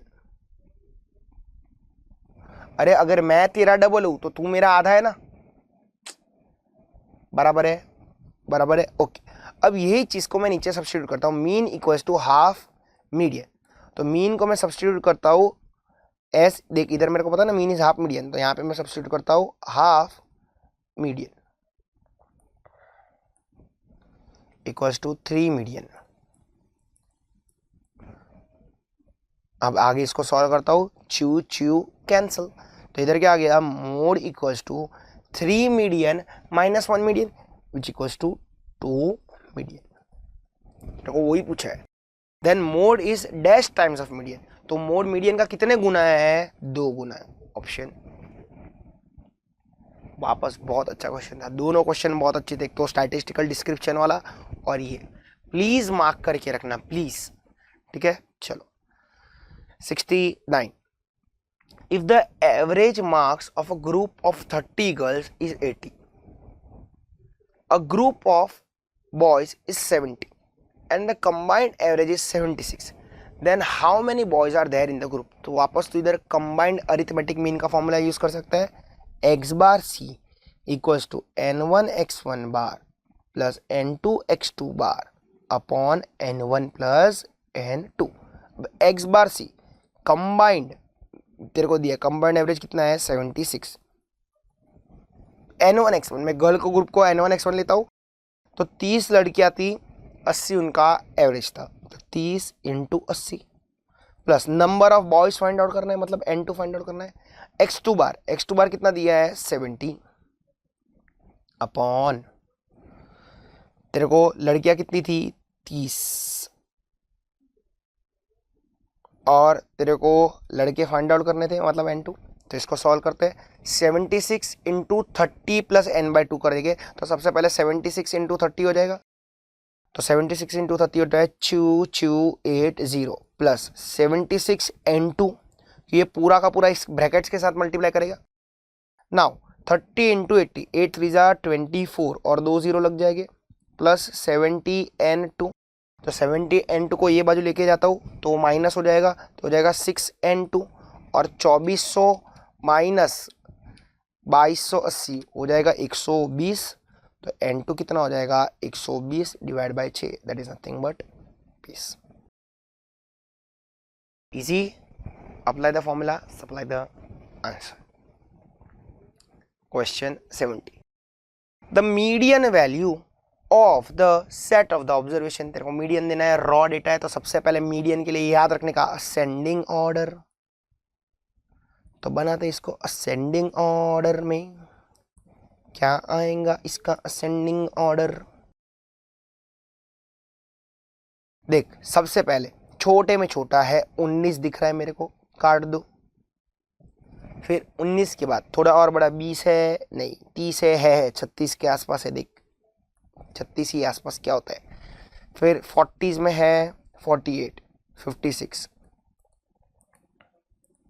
फिर 72, फिर 87 और फिर 91।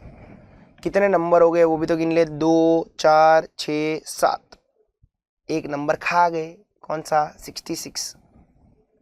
आ जाओ, इसके लिए ध्यान से गिनने का रहता है, तो आ जाओ 66 है, फिर 72 है, फिर आपके पास है 87 और फिर 91 है।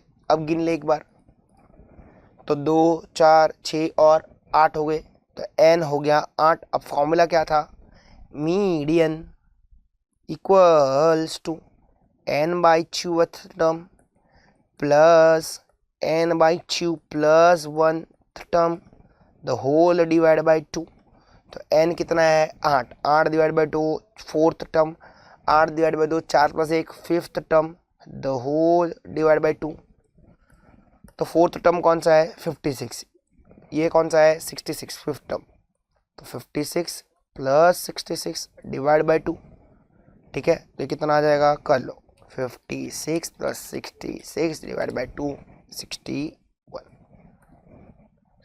बहुत ही इजी क्वेश्चन था, एग्जाम में आ सकता है, आया है, ठीक है, तो ऐसा नहीं सोचने का इतना इजी नहीं आता। आ जाओ 71, प्रॉपर्टी ऑफ ज्योमेट्रिक मीन है, देखते आ जाओ। If two variables a and b are related by c equals to ab, then gm of c will be equals to क्या, तो c इक्वल्स टू ab बोला है, तो gm ऑफ c क्या हो जाएगा, तो gm ऑफ c हो जाएगा gm of a into gm of b, कौन सा ऑप्शन देख ले, ऑप्शन बी। देखिए बोलना क्या चाहता है, बोलता है मेरे पास एक वेरिएबल है सी, और वो सी कैसे आया, ए और बी को मिला के। अब देख इसको मैं तेरे को स्टार्टिंग से समझाता हूँ। ए सीरीज है मेरे पास, तो इसका तो ज्योमेट्रिक मीन फाइंड आउट करेगा, तो तेरे को मिल जाएगा GM of A. B series है, उसका तो ज्योमेट्रिक मीन फाइंड आउट करेगा, तो इसको मिल जाएगा तेरे के पास ज्योमेट्रिक मीन ऑफ बी। फिर बोलता है मेरे पास सी है, पर ये सी कैसे आया, ए इंटू बी करती है, तो फिर बोलता है तो इसका वापस ज्योमेट्रिक मीन फाइंड आउट करने मत बैठ, वापस इसका ज्योमेट्रिक मीन फाइंड आउट करने मत बैठो फॉर्मूला अप्लाई करके nth root of product of n observation, नहीं छी, ये सब नहीं करने का। डायरेक्टली क्या करने का, क्योंकि ये दोनों ये वेरिएबल्स का मल्टीप्लीकेशन है ना, तो उसका जीएम का भी मल्टीप्लाई कर दिए तो तेरे का इसका आंसर आ जाएगा। समझा? बोलता है वापस पूरा कैलकुलेशन मत कर, तेरे को पता है ना सी कैसे आया, ए और बी को मल्टीप्लाई करके, तो उनके ज्योमेट्रिक मीन को भी मल्टीप्लाई कर दे तो तेरे को सी का ज्योमेट्रिक मीन मिल जाएगा। क्लियर? वैसे डिवीजन का भी है, C equals to A divide by B, देख तो फिर तेरा डी ऑप्शन आंसर आता। ठीक है, प्रॉपर्टीज सारी पता होनी चाहिए। आ जाओ। हाँ 72, if there are 3 observations 15, 20, 25 then the sum of the deviation of the observation is from their EM is, वापस अरिथमेटिक मीन का प्रॉपर्टी बोलता है सम ऑफ डेविएशन, डेविएशन मतलब चेंज, माइनस किस में से, फ्रॉम देयर अरिथमेटिक मीन। तो मैं अगर x बार को x में से अगर मैं माइनस करता हूँ और उसका सम लेता हूँ मतलब सबमेशन, तो ये हमेशा कितना रहता है, 0। सॉल्व करने की जरूरत नहीं थी। Option A property of arithmetic mean. याद रखना ये चीज, sum of deviation when taken from their arithmetic mean is always equal to 0। Clear? चलो, थोड़े लोग क्या करते हैं, सॉल्व करने बैठते हैं, टाइम पास करते, क्योंकि उन लोग का प्रॉपर्टी क्लियर नहीं होता। 73, the mean of the wait of 15 students is 110 किलोस। Okay, 15 student का 110 किलो है। The mean weight of 5 student is 100 kilo, और 5 स्टूडेंट का 100 किलो है। End of another 5 students is 125 kilo. The mean weight of remaining student is, तो ये देख वापस ये तेरा कंबाइंड मीन का फॉर्मूला हो गया, पर यहाँ पे 3 ग्रुप्स है, n1 x1 bar plus n2 x2 bar plus n3 x3 bar upon n1 plus n2 plus n3। अब देख कंबाइंड मीन तेरे को दिया है, the mean weight of 15 students, उसमें से 5 5 और रिमेनिंग स्टूडेंट मतलब 5 बराबर है, तो कंबाइंड मीन तेरे को कितना दिया है, 110 किलो। नीचे डिनोमिनेटर में क्या आ जाएगा, 15। पहले 5 का था 100, तो 5 इंटू 100, फिर दूसरे 5 का था 125। अब तेरे को तीसरे 5 का ही तो फाइंड आउट करना है, x बार 3 फाइंड आउट करना है। तो आइए सॉल्व करते हैं, तो 15 उधर जाएगा तो मल्टीप्लाई हो जाएगा, तो 15 इंटू 110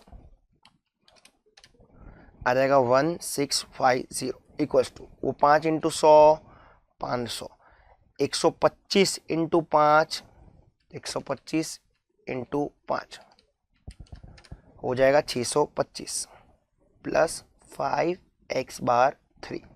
तो मैं 625 प्लस 500 को बाजू लेके जाता हूँ, तो 1125 उधर जाएगा, तो 1650 उसमें से काट देता हूँ, तो आएगा 525 equals to 5x bar 3 divide by 5 कर लेता हूँ, तो आ जाएगा 105।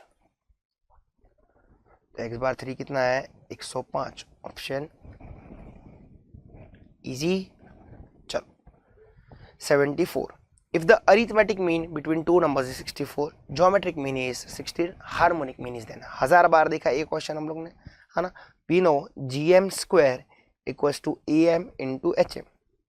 ठीक है, एक स्टेप डायरेक्टली अपन ने गापची मार दिया, तो ऐसे भी लिख सकता है gm equals to root of am into hm, फिर टाइम पास कर squaring on both the sides, तो कर सकता है, टाइम जाएगा और कुछ नहीं। तो hm क्या हो जाएगा, gm का स्क्वायर अपॉन am। gm कितना है तेरे पास, 16, तो 16 का स्क्वायर डिवाइड बाय 64, तो 16 का स्क्वायर होता है 256 डिवाइड बाय 64 कम्स टू 4। 5 से 10 सेकंड का क्वेश्चन। आज 75, the regression coefficients remain unchanged due to.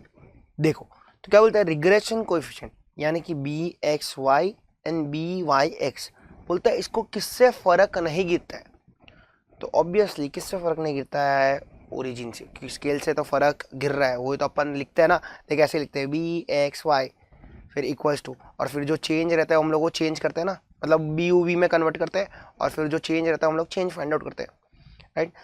तो यहाँ पे स्केल का इम्पैक्ट रहता है और ओरिजिन का इम्पैक्ट रहता नहीं है, राइट। चलो 76, if the plotted points in a scatter diagram are from the upper left to the lower right, तो देख ये तेरा स्कैटर डायग्राम मैं अगर बनाना चाहूँ तो अपर लेफ्ट ऊपर से नीचे की तरफ आ रहा है, लोअर राइट, तो ये कैसा रिलेशन है, ये तेरा नेगेटिव रिलेशन है, right. 77, the covariance between two variables, दो वेरिएबल्स के बीच में कोवेरियंस कैसा रहता है, कोवेरियंस x, y, ये कैसा रहता है, strictly positive, strictly negative, always zero, either positive और नेगेटिव और जीरो, तो करेक्ट आंसर है डी। कोवेरियंस कुछ भी रह सकता है, पॉजिटिव भी रह सकता है, नेगेटिव भी रह सकता है, जीरो भी रह सकता है।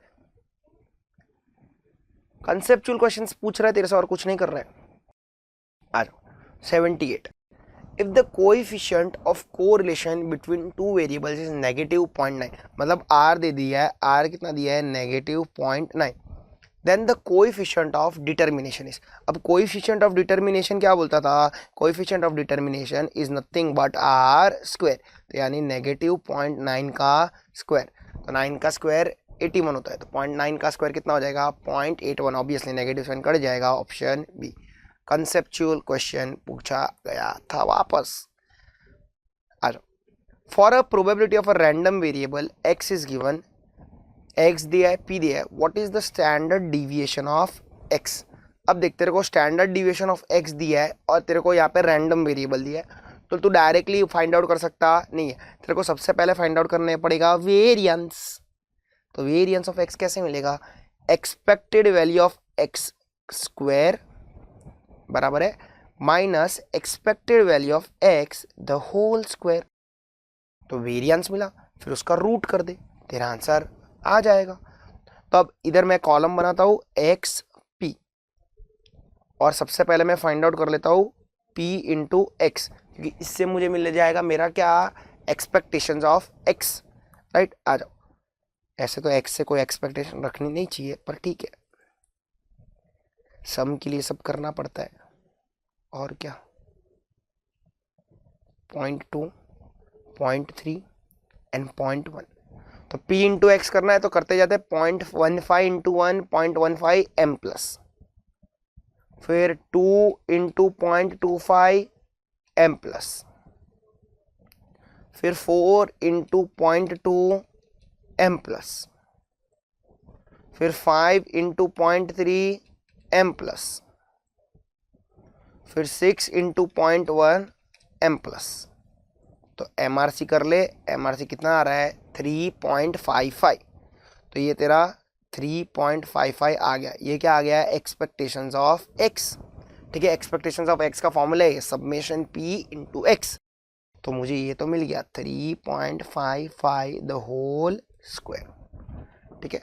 अब एक्सपेक्टेशंस ऑफ x का स्क्वायर, अब x के स्क्वायर की एक्सपेक्टेशंस चाहिए तुझे, तो सबसे पहले तेरे को करना पड़ेगा प्रोबेबिलिटी इंटू एक्स स्क्वायर। देख तेरे को x की एक्सपेक्टेशंस चाहिए तो p into x, x square की एक्सपेक्टेशन चाहिए तो p इंटू एक्स स्क्वायर, तो अब बेटा यही कॉलम को है ना, यही कॉलम को वापस x के साथ मल्टीप्लाई कर दे, तेरा आंसर आ जाएगा।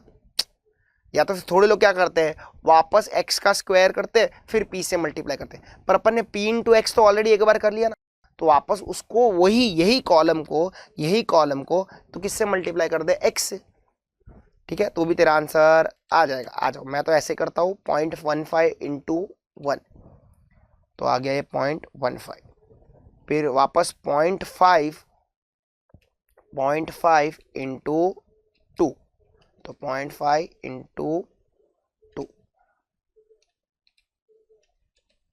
तो ये आ गया आपका 1 m प्लस, फिर 0.8 इंटू 4,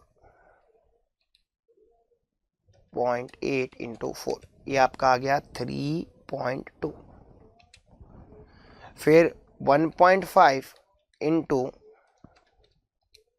1.5 इंटू आपका है 5, तो आ गया 7.5 एम प्लस, फिर 0.6 into 6,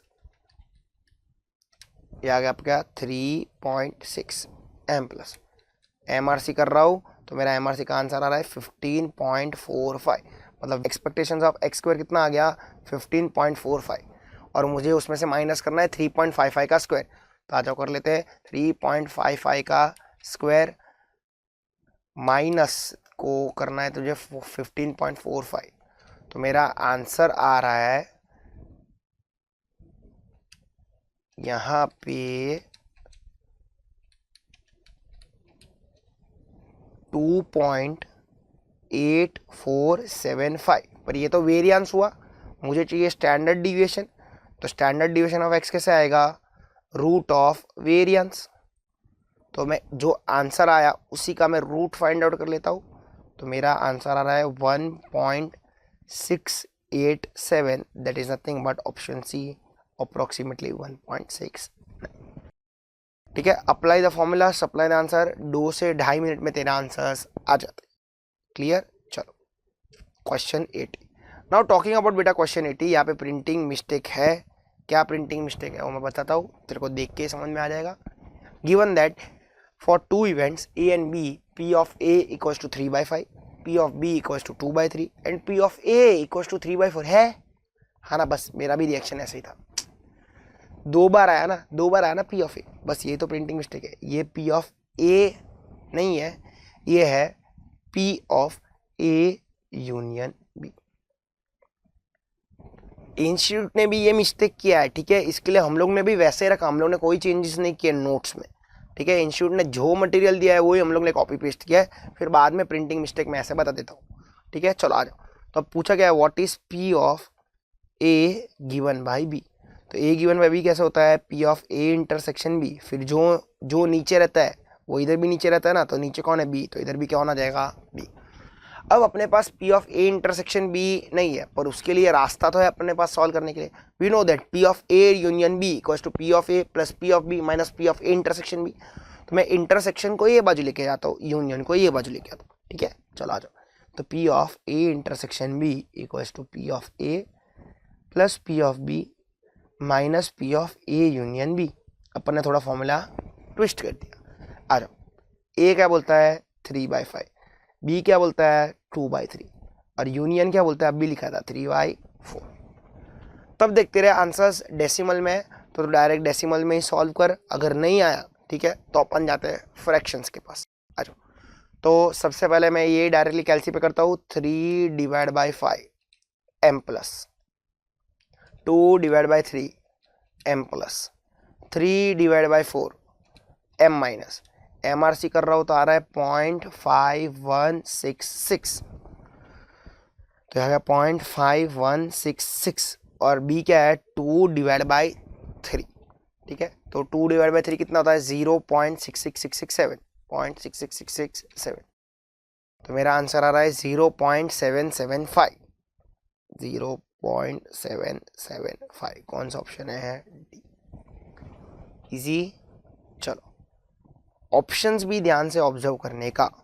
question number 81, if 2x plus 3y plus 4 equals to 0 and variance of x is 6 then variance of y is क्या। तो ऑब्वियसली ये तेरा shift of origin change of scale का क्वेश्चन है।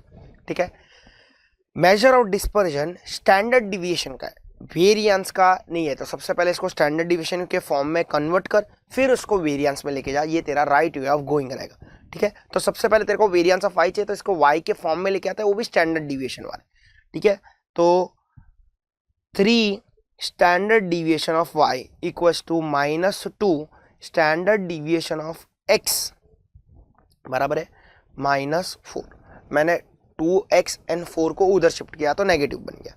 अब ध्यान से देखना, अब मैं अगर बात करूं इधर, तो तेरा measure of dispersion shift of origin and change of scale का कंसेप्ट की, तो standard deviation of y will be equals to -2/3 standard deviation of x -4/3, ऐसा हो जाएगा। बराबर है। अब अगर मैं वापस बात करूं शिफ्ट ऑफ ओरिजिन चेंजेस के लिए, तो ध्यान से सुनना, ओरिजिन का इंपैक्ट नहीं, स्केल का इंपैक्ट रहता है, मल्टीप्लीकेशन का इंपैक्ट रहेगा, पर कैसा, पॉजिटिव मैग्नीट्यूड ओनली, बराबर है। अब तेरे को वेरिएंस पूछा है, स्टैंडर्ड डिविएशन पूछा नहीं है, तो इसको मैं कन्वर्ट करता हूँ वेरिएंस में, तो स्क्वायरिंग करना पड़ेगा, तो इसका स्क्वायर ये हो जाएगा, 2/3 का भी क्या होगा, square into variance of x, and मेरे को वेरिएंस ऑफ एक्स तो गिवन था ना, तो ये 2 का स्क्वायर हो जाएगा 4, 3 का स्क्वायर हो जाएगा 9, एंड वेरिएंस ऑफ एक्स कितना, 6। तो अब इसको मैं सॉल्व करता हूँ, तो 3 2 जा और 3 3 जा, तो आंसर क्या आया, 8/3, ऑप्शन ए। याद रखना, सबसे पहले स्टैंडर्ड डिवीजन में कन्वर्ट करो, फिर उसको वेरिएंस में कन्वर्ट करो, वरना है ना तुम लोग लिखने में गड़बड़ कर सकते हो। और ये चीज़ यहाँ पे इंपॉर्टेंट क्या है, ये तेरा जो बी रहेगा, बी स्लोप का भी स्क्वायर होगा, ठीक है, थोड़े लोग वही भूल जाते हैं। क्लियर, आ जाओ क्वेश्चन 82, अच्छा क्वेश्चन है, और ये तेरा मॉड्यूल में भी तेरे को ये क्वेश्चन मिल जाएगा, ठीक है। इसको सॉल्व करने के अलग अलग तरीके हैं, मैं एक दूसरा तरीका यूज करता हूँ, ठीक है। मैं सीटिंग अरेंजमेंट जो अपन ने पढ़ा है लॉजिकल रीजनिंग में, उसका इधर तड़का लगा के मैं सॉल्व करता हूँ।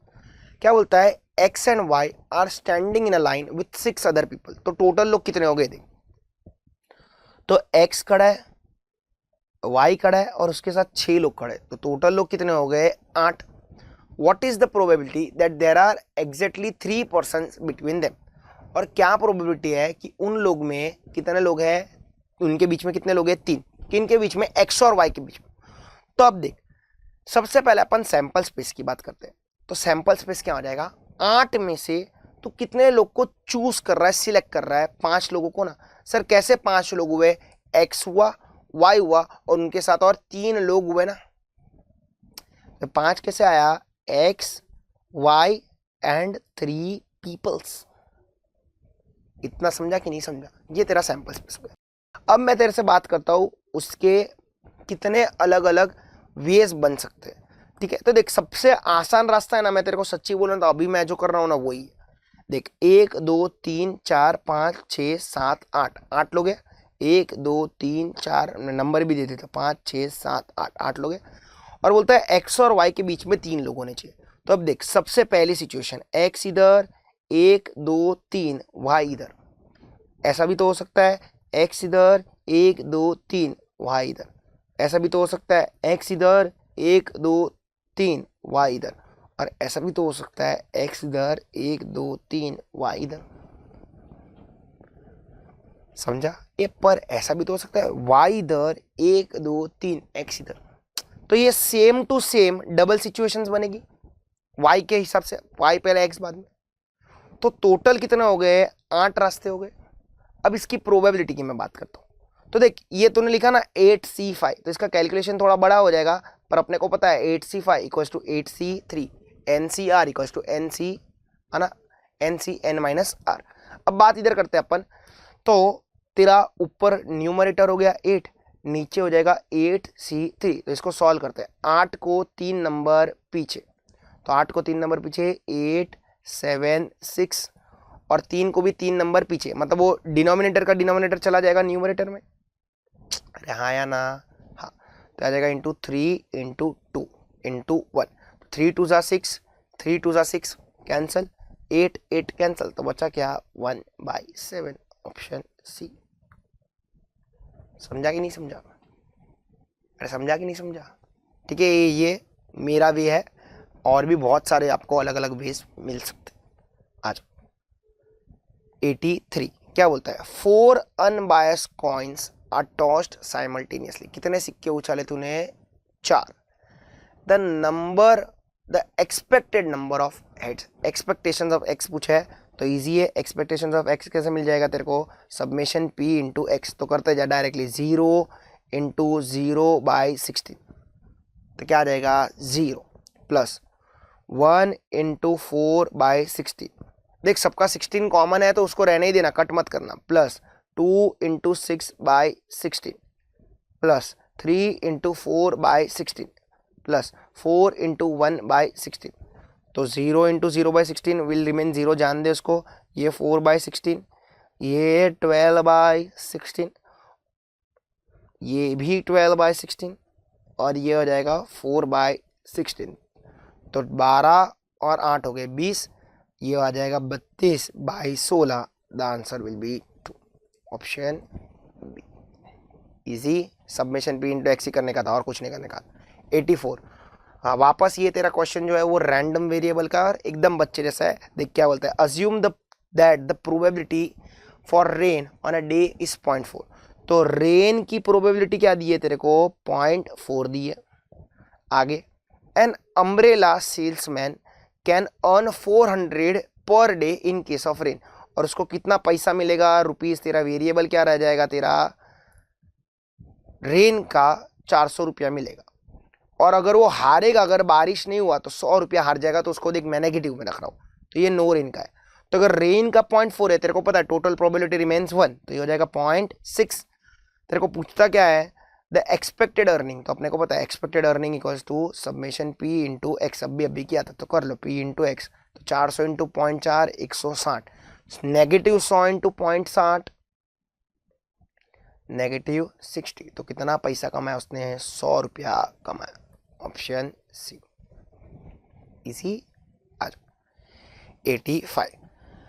The covariance between two variables x and y is 8.4 and their variances, मतलब cov दे दिया है तेरे को, x and y कितना दिया है 8.4, and their variances मतलब variance of x दे दिया है 25 and variance of y दे दिया है 36।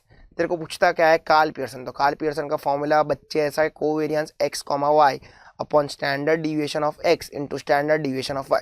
तो स्टैंडर्ड डिविएशन ऑफ x कितना रहेगा 5, स्टैंडर्ड डिविएशन ऑफ y कितना रहेगा 6। तो ये क्या आ जाएगा 8.4 डिवाइड बाई 5 इंटू 6, 30। 5 इंटू 6 30 होता है ना, तो 8.4 divide by 30 is nothing but 0.28, option B. Easy. आ जाओ। 86। What is the probability of getting 3 heads if 6 unbiased coins are tossed simultaneously. Binomial का क्वेश्चन है और उसमें भी तू शॉर्टकट यूज कर सकता है। क्या, अपन देखते हैं। देख, n दे दिया 6 and probability of x equals to 3 पूछा। तो p की बात करते हैं तो p कितना रहता है, आधा। q भी कितना रहता है, आधा। तो बाइनोमियल डिस्ट्रीब्यूशन का तेरा फॉर्मूला क्या है, NCX, p raise to x, q raise to n minus x। पर क्योंकि यहाँ पे p और q दोनों इक्वल है ना, बराबर है, तो कैन आई से the distribution is symmetrical. So if there is a symmetrical distribution और तू बाइनोमियल में खड़ा है, तो एक फॉर्मूला इसके लिए यूज कर सकता है। वो क्या रहेगा, NCX half raise to n। याद रखना, ये तब भी यूज करना जब p और q क्या हो, सेम हो। ठीक है, तो n कितना है तेरा 6c3, 6c3 into half raise to 6, खत्म। तो 6c3, 6 into 5 into 4 upon 3 into 2 into 1 and half raise to 6। तो कर लेते हाफ रेस टू 6। तो ये तेरा 2 का पावर 6 कितना हो जाएगा, 1 2 3 4 5 6, 64, 1/64। तो आइए सॉल्व करते हैं इसको। तो क्या कट हो जाएगा, 3 2 सा कटना, तो 5 4 20, 20 डिवाइड बाई 64। आंसर आता है 0.3125, ऑप्शन ए। ठीक है, आ जाओ। वरना तो बड़ा वाला फॉर्मूला भी यूज कर सकता है, पर मेरे को यही जमता है। आ जाओ। Question 87। The mode of the binomial distribution for which mean is 4 and variance is 3। तो बाइनोमियल डिस्ट्रीब्यूशन का मीन है NP, वो है दिया है कितना 4, वेरिएंस कितना है NPQ कितना है 3। और याद रखने का, बाइनोमियल के लिए तेरा जो वेरिएंस है वो छोटा रहेगा, मीन है वो बड़ा रहेगा। Mean is always greater than variance. Poisson के लिए दोनों इक्वल रहेगा। प्रॉपर्टी सारी याद रहनी चाहिए। आ जाओ। अब मोड पूछा है, तो मोड कैसे मिलता है अपने को, तो मोड मिलता है n+1 इंटू p। अब तेरा ये बाइनोमियल है, तो यूनी मॉडल भी रह सकता है, बाई मॉडल भी रह सकता है। मतलब एक मोड भी रह सकता है, 2 मोड भी रह सकता है। वो कैसे पता चलेगा, वो नीचे वाले को सॉल्व करके पता चलेगा। तो चलो NP फाइंड आउट कर लेते हैं। तो कैसे करेंगे, NPQ अपॉन NP यानी कि 3 डिवाइड बाई 4। NP कैंसिल, तो Q आ गया 3/4, तो P आ जाएगा 1/4। अब अपने को पता था NP इक्वल्स टू 4, तो N इंटू 1/4 इक्वल्स टू 4। इसको मैं यूज कर रहा हूँ। ठीक है, तो n कितना आ जाएगा, 4 उधर चला जाएगा तो n आ जाएगा 16। तो चलो n आ गया 16 प्लस 1, p कितना है 1/4, तो कितना आ गया 17 divide by 4 comes to 4.25। A answer. ऐसा करने का नहीं, ऐसा करने का नहीं। अब तेरे को मोड मिलेगा, तो मोड कैसे मिलेगा, तो देखिए डेसिमल है ना, तो ये जो इंटीग्रल पार्ट है ना, इसको लार्जेस्ट इंटीग्रल पार्ट बोलते हैं, ये तेरा क्या है, मोड। तो आंसर क्या आ जाएगा, समझा कि नहीं समझा। सर अगर ये अक्खा नंबर रहता, सपोज 4 ही आंसर आया रहता, तो अगर 4 आंसर आया रहता तो ये बाय मॉडल होता, 2 मोड होते, एक 4 और एक उसके पहले का नंबर 3। ठीक है, चलो तो डेसिमल तो एक मोड, डेसिमल नहीं तो 2। फॉर पॉइजन डिस्ट्रीब्यूशन अभी डिस्कस किया था, mean and variance are equal बोला था, याद रखने का। देख नेक्स्ट एमसीक्यू वो निकला, वाओ मैजिक। आ जाओ next 89। If a variate X has been mean greater than variance, क्या मजाक करता है, binomial. 90। An example of bi parametric, 2 parameters continuous, तो किसके 2 पैरामीटर्स कंटिन्यूस, नॉर्मल। याद रखने का, बाई पैरामेट्रिक डिस्क्रीट बोला रहता तो बाइनोमियल, बाई पैरामेट्रिक कंटिन्यूस तो नॉर्मल, यूनी पैरामेट्रिक डिस्क्रीट तो पॉइजन। ठीक है, चलो 91। For a Poisson variate X, P of X equals to 2 equals to 3 into P of X equals to 4, find the standard deviation of X. एकदम easy, apply the formula supply the answer है। तो Poisson पूछा है तो formula क्या रहेगा, e raise to minus m. सबसे पहले P of X equals to 2 को लिखते हैं, तो m raise to X upon X factorial equals to 3 into P of X equals to 4, तो e raise to minus m into m raise to X upon X factorial. तब cancellation cancellation खेलेंगे, e raise to minus m cancel, m square cancel, बचा 2 बराबर है। तो इधर क्या बच जाएगा, 1/2 equals to 3 into M square, उधर पूरा कट नहीं किया है देख, अपॉन 4 फैक्टोरियल, तो 4 इंटू 3 इंटू 2, तो 3 कैंसल, 2 कैंसल, तो बचा क्या 4 इक्वल्स टू एम स्क्वायर।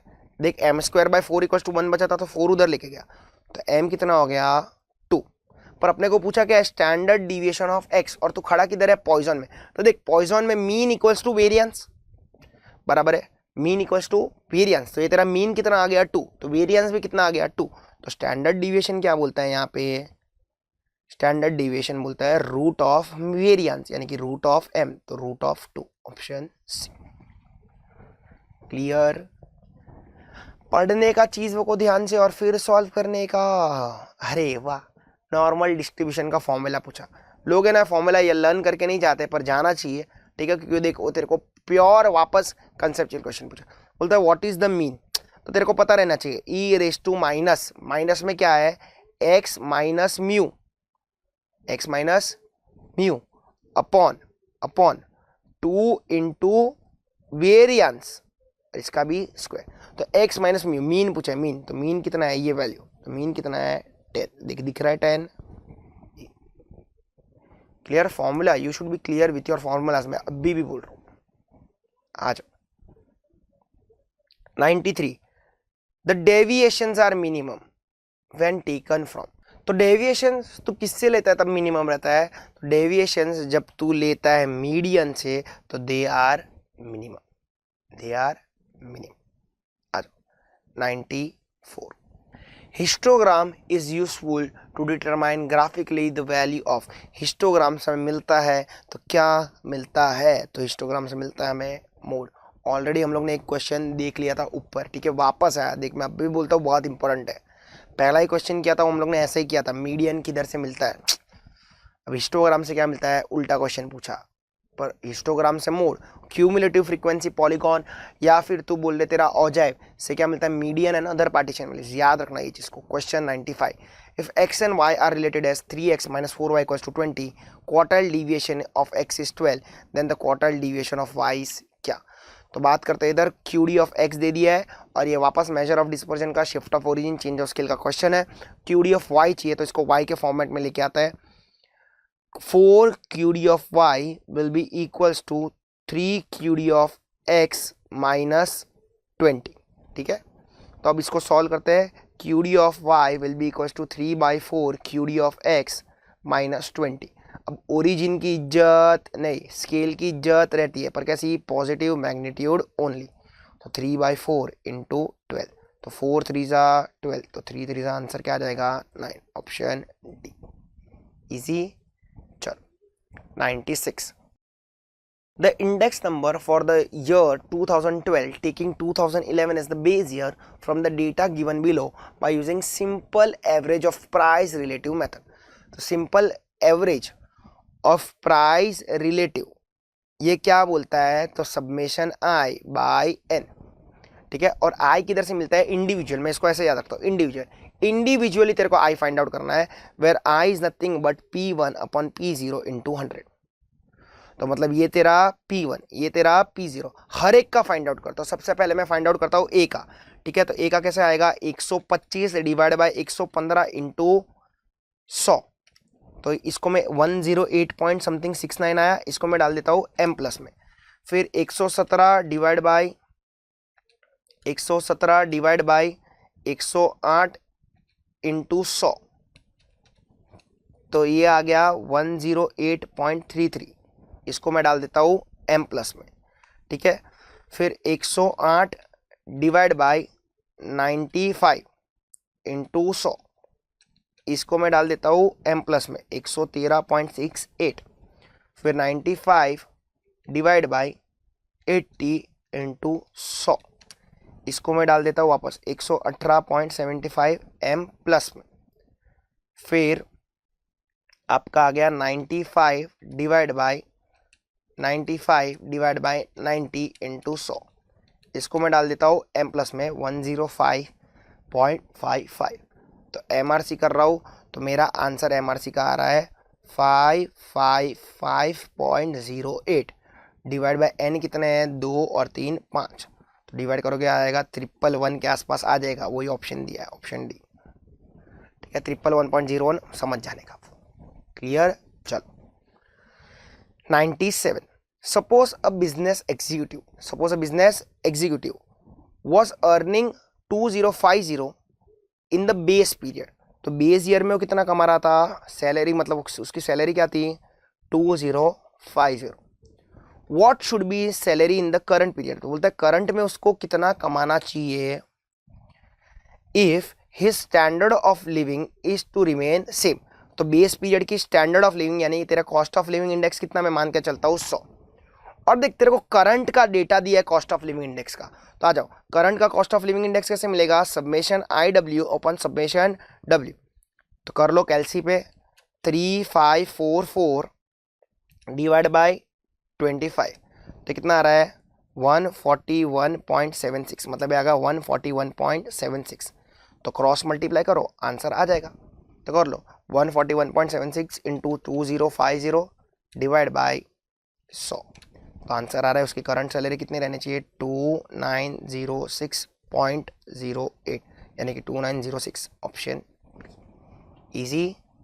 चलो 98, फाइंड द पास्ट चेज, मुझे पास्ट चेज फाइंड आउट करना है, तो अपने पास P0 है, Q0 है, P1 है, Q1 है, तो पास्ट चेज क्या बोल के गया था, पास्ट चेज बोल के गया था तेरे को सब्मेशन P1 Q1 upon सब्मेशन P0 Q1 into 100, तो अपन सबसे पहले सब्मेशन P1 Q1 कर लेते हैं, तो ये रहेगा 15, 8 5 ज़ा 40, 6 10 ज़ा 60, 100 और 115, कैलसी की भी जरूरत नहीं अगर तेरा कैलकुलेशन फास्ट है तो, अपॉन P0 एंड Q1, तो करते हैं 1 5 ज़ा 5, फिर 3 5 ज़ा 15, फिर 4 6 ज़ा 24, 20 प्लस 24 कम्स टू 44, तो डिनोमिनेटर आ गया 44 इंटू 100, कर लो 115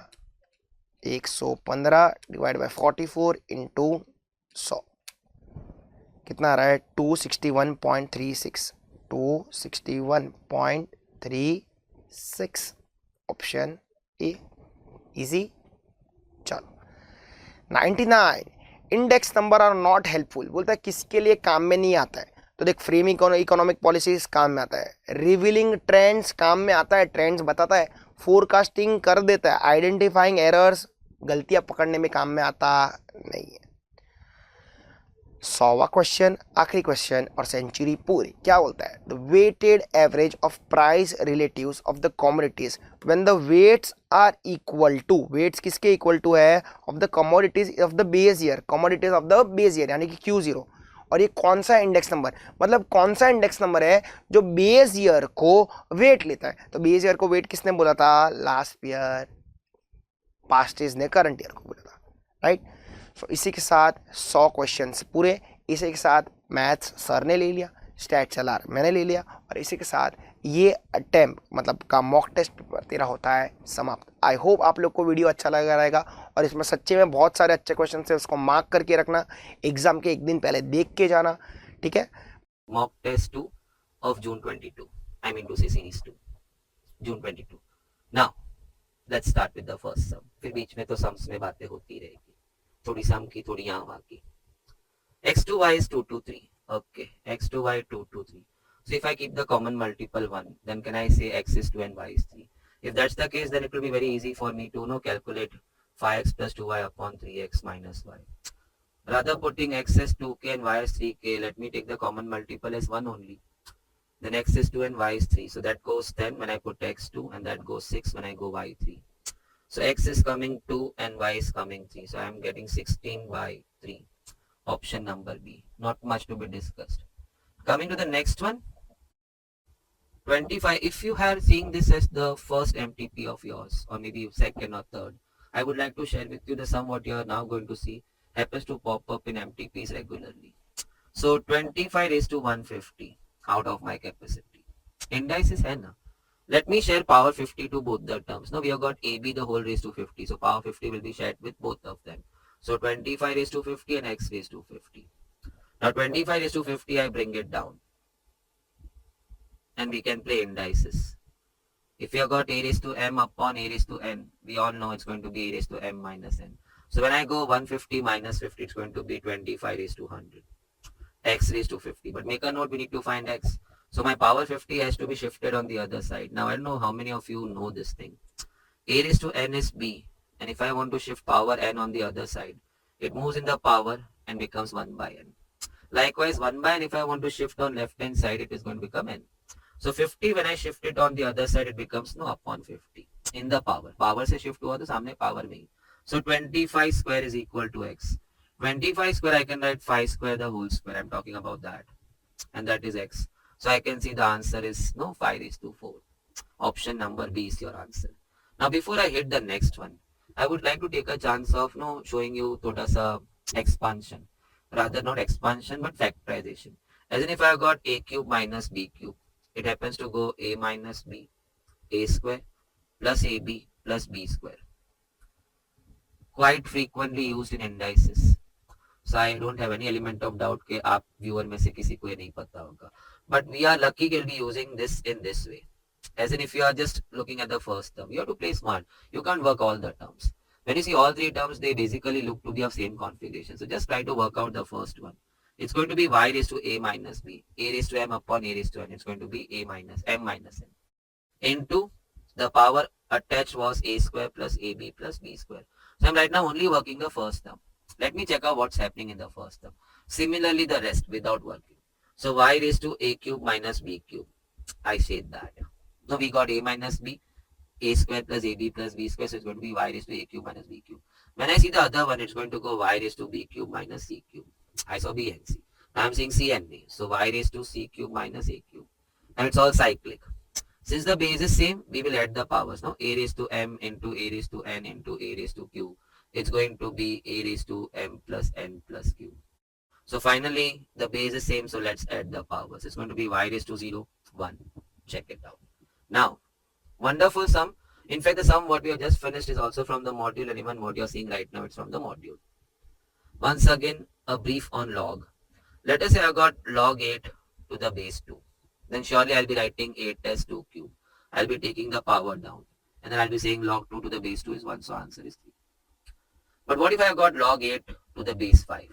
Now, दोनों में कोई तालमेल नहीं है. Means both 8 and 5 you cannot express as base of each other. 8 cannot be expressed as 5 raised to something. Neither 5 can be expressed as 8 raised to something. So they are not related to each other. So we often say, in that cases, in that scenarios, why don't you separate them? log 8 upon log 5. This is called change of base rule. When initially we had got the base 5, now you can take the base, any base of your choice, let's say n, but you can skip writing the base. So why the point to be discussed right now? Now I saw something over here saying 12 cannot be expressed as 24 is to something. So we have to separate out. So no x, y, z plus 1. So when I'm bringing x over here, I would prefer to open up and write it. Same with y also.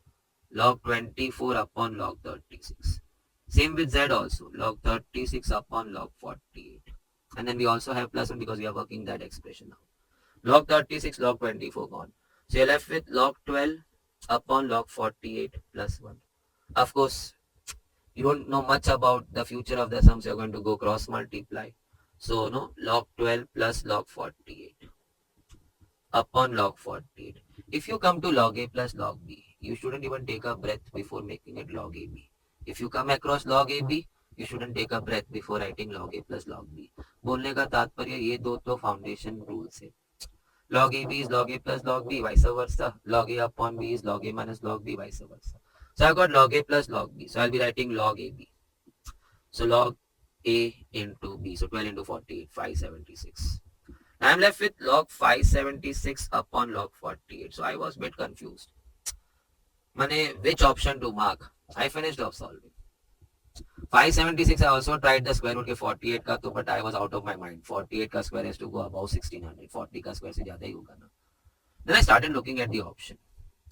Log 48 I could see in Z. 576 I have no idea. हाँ, those who squares are too good. मैंने बचपन में mummy लोग 25 का square तक tight करके रख देते स्टूडेंट्स को. All credit to mamma's only.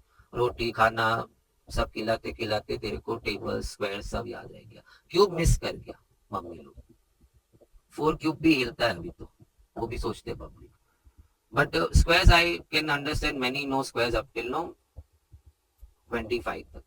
So for them it was very quick because 576 is 24 का square. But since I am presuming कि मुझे नहीं मालूम है कि 576 was 24 का square, so I started looking at the options. I'll discard the x वाला terms क्योंकि I can see only 48. So I can't see 12 and 24 anywhere in my expression. So I thought कि मैं x वाला terms निकाल ही देता है. Now coming to 2yz. yz बोलेगा तो product of this two. Without working also you can see log 36 cut जाएगा खोल के. So log 24 upon log 48 mental working. Log 48 was a good sign because yz करने पे log 48 ही आ रहा है. Log 36 no gets cut. So you're getting log 24 upon log 48. जब 24 देखा ना तो then I tried 24 का square. I got my stroke. This is 24 ka square. So from the option I got the hint of 24. Nothing, nowhere else. So 2 down.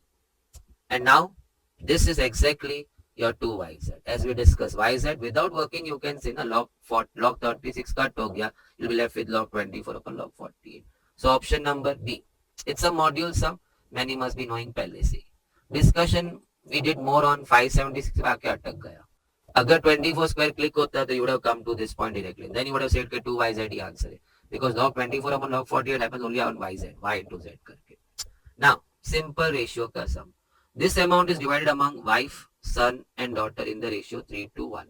So total was 6 parts and total amount was 148200. So what is the connection then? So 148200 I divided by 6 parts. I got each part was 24,700. I don't use that K as far as possible.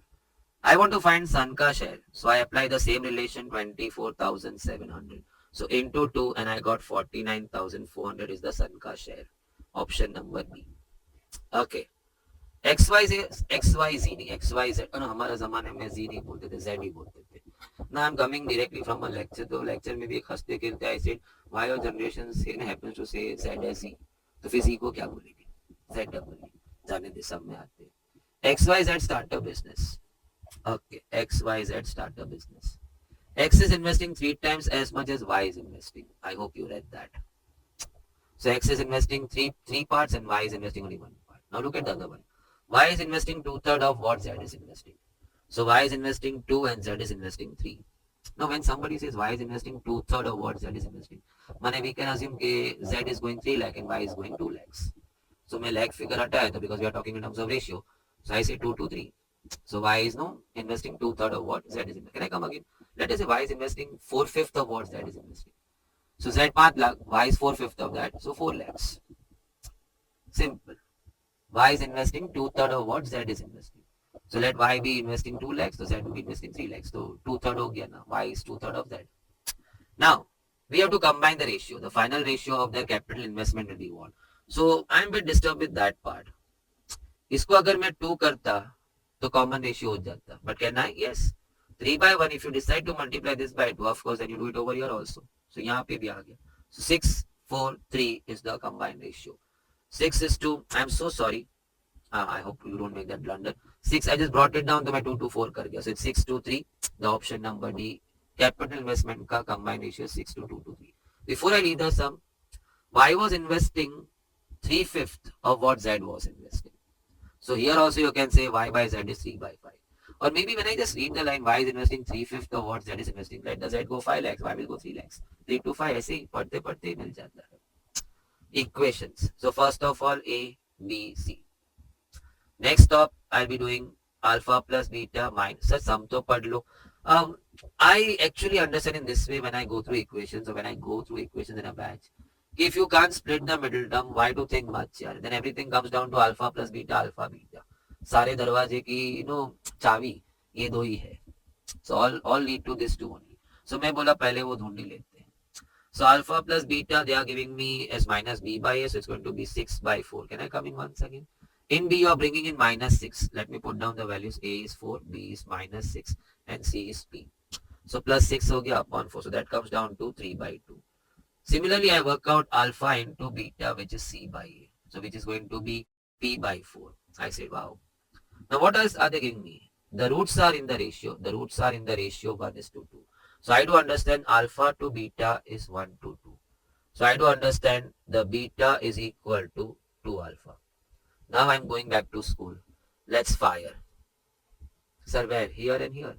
You need to substitute. No, simple substitution game. Beta is 2 alpha. That makes it 3 alpha. Can I repeat? Beta is 2 alpha. So 3 gets cut. The alpha is 1/2. Fine. Beta is 2 alpha. So that becomes 2 alpha square. No, alpha into 2 alpha. And alpha is coming over here. So I said it's substitution. He is going here and here. And then he is going back. माने जहाँ जहाँ रास्ता मिलेगा वहाँ वहाँ substitution. So 2 into 1/4 when I square it is P/4. 4 gets cut. The P is equal to 2. The answer of P is 2. Do check back if you didn't get it. I think simple. Centre term split नहीं होता है, ज्यादा दिमाग क्यों लगाया? Let's play alpha plus beta and I don't see any student not knowing that because almost every second sum uses this. Now they give me the ratio of roots is 1 to 2. So I got beta is two alpha. अब क्या करूं? इसको लेके जेब में दिल के तो डांस करेंगे. So let's put it into wherever the places where I can put it. Then I saw कि alpha rushing over. So it's purely your school का सब्स्टिट्यूशन गेम. यहां से वहां जाएगा, वहां से यहां आएगा. Again ABC लिख के रखता हूँ. A is 1, the B is 1 and the C is R. Check the quadratic. AX square plus BX plus C. So I saw A1, B1 and CR. Alpha, beta are the roots of this equation. Fine. I'll just finish off now before I start solving. Alpha plus beta minus B by A. So it's minus 1/1. Alpha plus beta is -1. Alpha beta is equal to C by A. So when I go C by A, it's going to be R/1. It's going to be R. Now what else are they giving me? Okay, before I strike that information, no, that is yet to be used by me. Alpha cube plus beta cube. You happen to see where? You happen to see in alpha plus beta the whole cube. मैं ऐसा बोलता हूँ lectures में, ये दोनों पैदा कहाँ होते हैं? Alpha plus beta the whole cube में. But when you expand alpha plus beta the whole cube, you happen to see the expansion going alpha cube plus beta cube plus 3 alpha beta alpha plus beta. A cube, A plus B the whole cube. It's going to go A plus B. Sorry, A cube plus B cube plus CAB, A plus B. So let me write that, then I'll rub it. Because I see students making a long pages of all the formulas of maths and stats, and then in the end, इतना याद करना था तो फिर इतना सारा chapter में practice क्यों किया? Why don't you interconnect the things? A plus B the whole cube we must have done in indices. So try to relate with that. It's going to be A cube plus B cube plus 3AB, A plus B. Sorry. Now when you wanted this, you ask yourself, okay, ये दोनों मिलते कहाँ हैं इसमें? लेकिन इसके अंदर ये सारे भी तो है ना. So subtract, no, shift that over here, you'll be left with this. So I hope this was quite clear. Just a brief. I don't want to आपको याद नहीं है, and then you just blame the question कि यार question difficult है, just because you are not able to hit your factorization and expansion के formulas. So once again coming back, alpha cube plus beta cube मिलते कहाँ हैं? Alpha plus beta the whole cube में. लेकिन इसके expansion में plus 3 alpha plus beta भी है, which you don't want. You want only this two. So subtract and kill them. 3 alpha plus beta. So I hope this is very clear. So now let's push the values. So if I'm working on that, they are giving me this minus 6. Alpha plus beta the whole cube. So minus 1 ka cube. Minus 3 alpha beta, which is R check. Simple substitution. Alpha plus beta minus 1. So minus 6 equal to minus 1 plus 3R. यहाँ पे plus होके becomes minus 5 is equal to plus 3R. So then R is equal to minus 5 by 3. It's easy for students who know alpha cube plus beta cube. Can I put some more things in this? I know when we come across that sum once again. Something apart from alpha. No, if you all know alpha square plus beta square, the same sum they could have given alpha cube plus beta cube is something के बदले alpha square plus beta square equal to something. So why not talk about that also before we move to next sum? Alpha square plus beta square मैं सोचता है किसमें आता है, कौन पैदा करता है इसको? तो मैं बोला alpha plus beta the whole square उसको पैदा करता है, मगर उसमें प्लस 2 अल्फा बीटा भी तो आता है ना, when I expand, which I don't want on the left hand side, so I kill them. So now when you expand, you are left with only alpha square plus beta square. Similarly, before I leave the sum, where do you happen to see alpha cube plus beta cube taking birth? पैदा कहाँ होता है वो? Alpha plus beta the whole cube में. But इसके अंदर 3ab a plus b भी आता है. 3 alpha plus beta, वो तो नहीं चाहिए. You just want only these two sums to survive. So subtract them. Minus 3 alpha plus beta. And then in that equation, I just filled in the things what I had. I had minus 6 alpha plus beta minus 1, alpha plus beta minus 1, and alpha beta r. And I just got my answer, minus 5 by 3. Now, moving to the next. I saw 2 raised to x plus y. सामने I saw 2 raised to 2x minus y. Simultaneous. And root 8. 8 काय को दिया था? Why did they give us 8? So that you can write 2 cube. And then you can write the root as half. Powers get clubbed. So it's going to become 2 raised to 3 by 2. Can I talk once again? Root 8. That's root of 2 cube. Root you can write what? As half. Powers get clubbed. So 2 raised to 3 by 2. Now base is same and we have got equality sign. So why don't you equate the powers? So I have got x plus y 3 by 2. And I have also got 2x minus y also as 3 by 2. If somebody says a raised to m is a raised to 5, you happen to say that m is equal to 5. Now, sir, let's try options. Why should we? I am so quick on solving. No, there is no further treatment needed in simultaneous. It's plus y minus y. On simple adding the two equations, you are going to get 3x. 3 by 2 plus 3 by 2. That makes it 6 by 2, 3. The x is equal to 1. Only one option shows x1. But then you got none also. So, aram se. You put your x1 over here. And then 1 will shift over here. And cross multiply, you got y as half. So x is 1 and y is half. That's your option A. Quite easy sum. For those, root 8. ये दोनों का base 2 है तो फिर root 8 को क्यों root 8 रख रहा है? उसको भी base 2 La, then we can equate the powers. We equated the powers. We came out with equations. Such easy equations I got never tempted. I got never tempted by trying option. Easy to solve. The फटाक से solve कर लेता. Now coming back to this one. Again, I think I am supported with two equations. A square plus b square is 45 and ab is 18. And I am asked to work out that thing. That's only possible if I know a and b. So now how to work out? Let's think. 18. No, I can easily solve by school method. We can write b as 18 by a and then substitution and coming up with horrible quadratic with a raised to 4 power. My goodness. Time किधर है हमारे पास इतना? So we don't have the time. Speculation. It's not healthy, but at places it really works wonders. AB 18 है तो 9 2 दिमाग में आया, लेकिन 9 square plus 2 square 45 नहीं होता. 6 3 दिमाग में आया, 6 and 3 दिमाग में आया, and with 36 plus 9 testing the first one, even that's equal to 45. भगवान मिल गए. Only by a simple pondering I got my roots. Let me try once again with you. 18 में कौन से factors? No, product of two numbers AB 18. What all combinations strike you? 9 2. So what was wrong with 9 2? 9 square plus 2 square किधर? 45 बहुत पीछे रहेगा. 6 3 वो भी 18 देता है. So with AB 6 3 ये तो satisfy हुआ था ऊपर वाला 36 plus 9 45. So I am locking a b 6 3. Okay you can reverse also 3 6 भी बोल सकते हैं. और एक दिमाग में आया ये सब प्लस माइनस देखकर, -6 -3 भी तो बैठ सकता था ना. सी -6 -3 भी +18 होता है. And 36 and 9 minus का square तो plus even. So -6 -3 is also satisfying. So let's work with 6 3 first. 1 upon 6 plus 1 upon 3 because I am here to solve that. So that's even if you interchange, it's going to be 1 by 3 plus 1 by 6. So 2 plus 3 करके 3 plus 2 का answer तो same ही 5 आने वाला है. So now I was taught to make denominator same. So common denominator 6, 1 plus 2, it's equal to 3 by 6. It's LCM 1 by 2. 1 by 2 is answer for that. Now let's try that. So -1 by 6 -1 by 3. So what is that? I'm putting -6 and -3 in that. Now minus common, and that working we just now saw, okay, we got half in that. So answer is going to be -half. So answer is -half or answer is half. The answer is +-half. Option number C. I hope you all must have enjoyed. Can I help you with one more? AB 12 देता हूँ मैं. And A square plus B square में आपको 25 देता है. Don't try solving. Solving में B is 12 by A लिख के ऊपर जाएगा. तो 144 by A square. बस मैं तो बोला भगवान माफ कर दे. मैं अगला अटेम्प्ट आएगा. Oh gosh, अगला अटेम्प्ट. No. 12 में तुझे क्या क्लिक होता है? 6 2. Okay, agreed. But then 6 square, oh छोड़ दे. 36 25 किधर आएगा? 25 बहुत पीछे रह गया. Try some other thing. 3 4 हाँ 12 है. 9 and 16 25 है. So log 3 4. But then AB 3 4 भी हो सकता है. -3 -4 भी हो सकता है. Even then it's satisfying both the conditions. So we go for that way. Now coming to my 11th sum. Common region represented by that. I am lucky we are given the diagram. But we have to figure out इसमें common region क्या है. So I am not going to check the authenticity of L1 and L2. अब जैसे कि by my knowledge I know कि this line must cut the x at y no 4,0 and y at 0,4. But why should I waste my time checking that? They are calling this as L1. मैं बोला ठीक है तू बोल रहा है तो सही होगा. They are calling this as L2. मैं बोला तू बोल रहा है तो सही होगा. So they must have taken care of no drawing passing the lines to the correct coordinates. Why should I think much on that? Let's say L1 का एरो टुवर्ड्स ओरिजिन है. वाओ.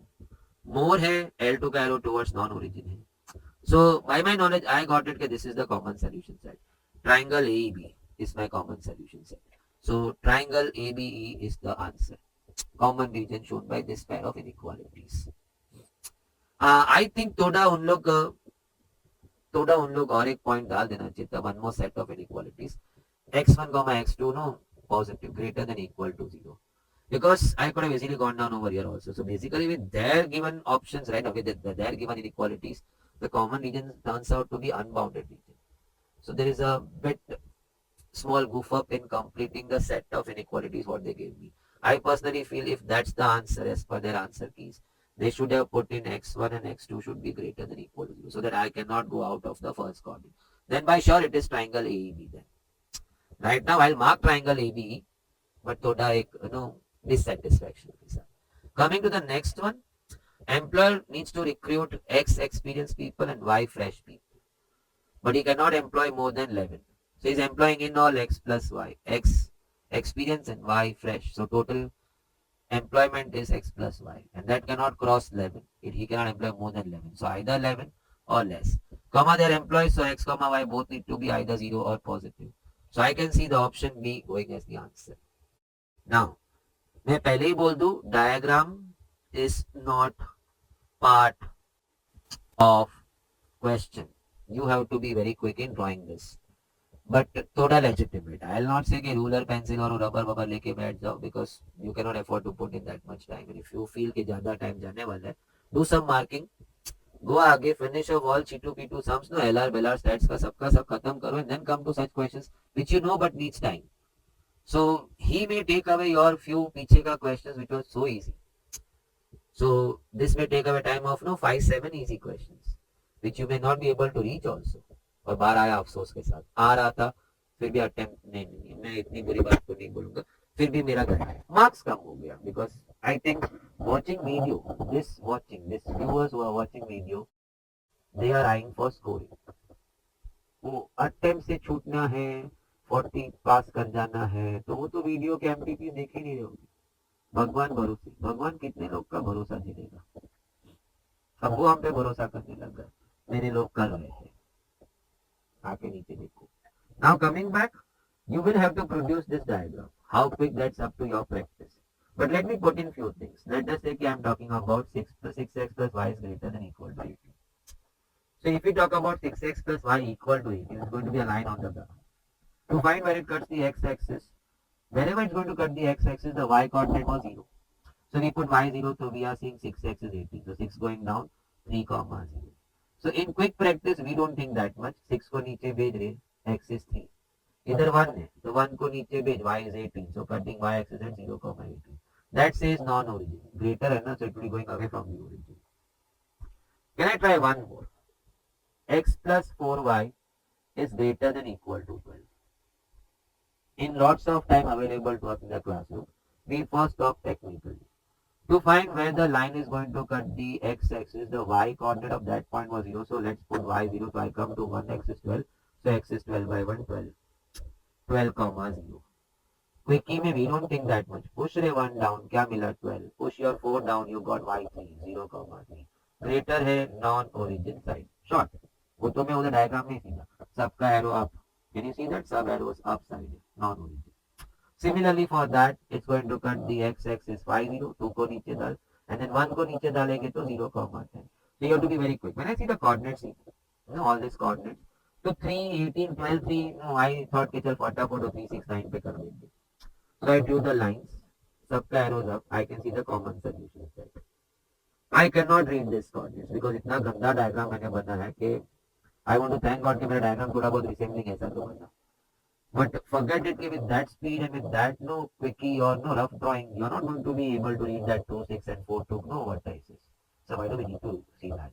आपको पूछा है on solving that, you get what? You get a common region, as you can see right now. What do you get? The corners. As if those who know the full thing, these corners produce the best z values. So I'll not talk about that because that's not present right now. But on solving, we always are inclined towards looking at the corners. So presuming the diagram was that bad, 2, 6 and no 4, 2, I'll not be able to read it. And I don't have that much patience, and even if I have, that's not at all what's time requesting me right now. To find the point of intersection B, you have to solve L1 and L3 simultaneously. मेरे को कुत्ते ने नहीं काटा, काटा भी होता तो मैं वापस उसी को काट लेता, but ये solve नहीं करता. Similarly for C also. Where to buy time? Already I have consumed 3 to 4 minutes doing all this. So I have to compensate somewhere else. So how to click the answer? Be smart. ये दो तो मालूम था ना, write up में है ना 18, 0, 18 and 12, 0. So I saw option A and option B having those two things. Option B, C do not have 0, 18, 12, 0. So B and C to गया. Now I am in dilemma कि अब A and D में कौन होगा? Because when I see AD, almost 4 corners match. इसमें मैंने 0, 0 देखा. मैं बोला he is bluffing. 0, 0 is तो out of your common region.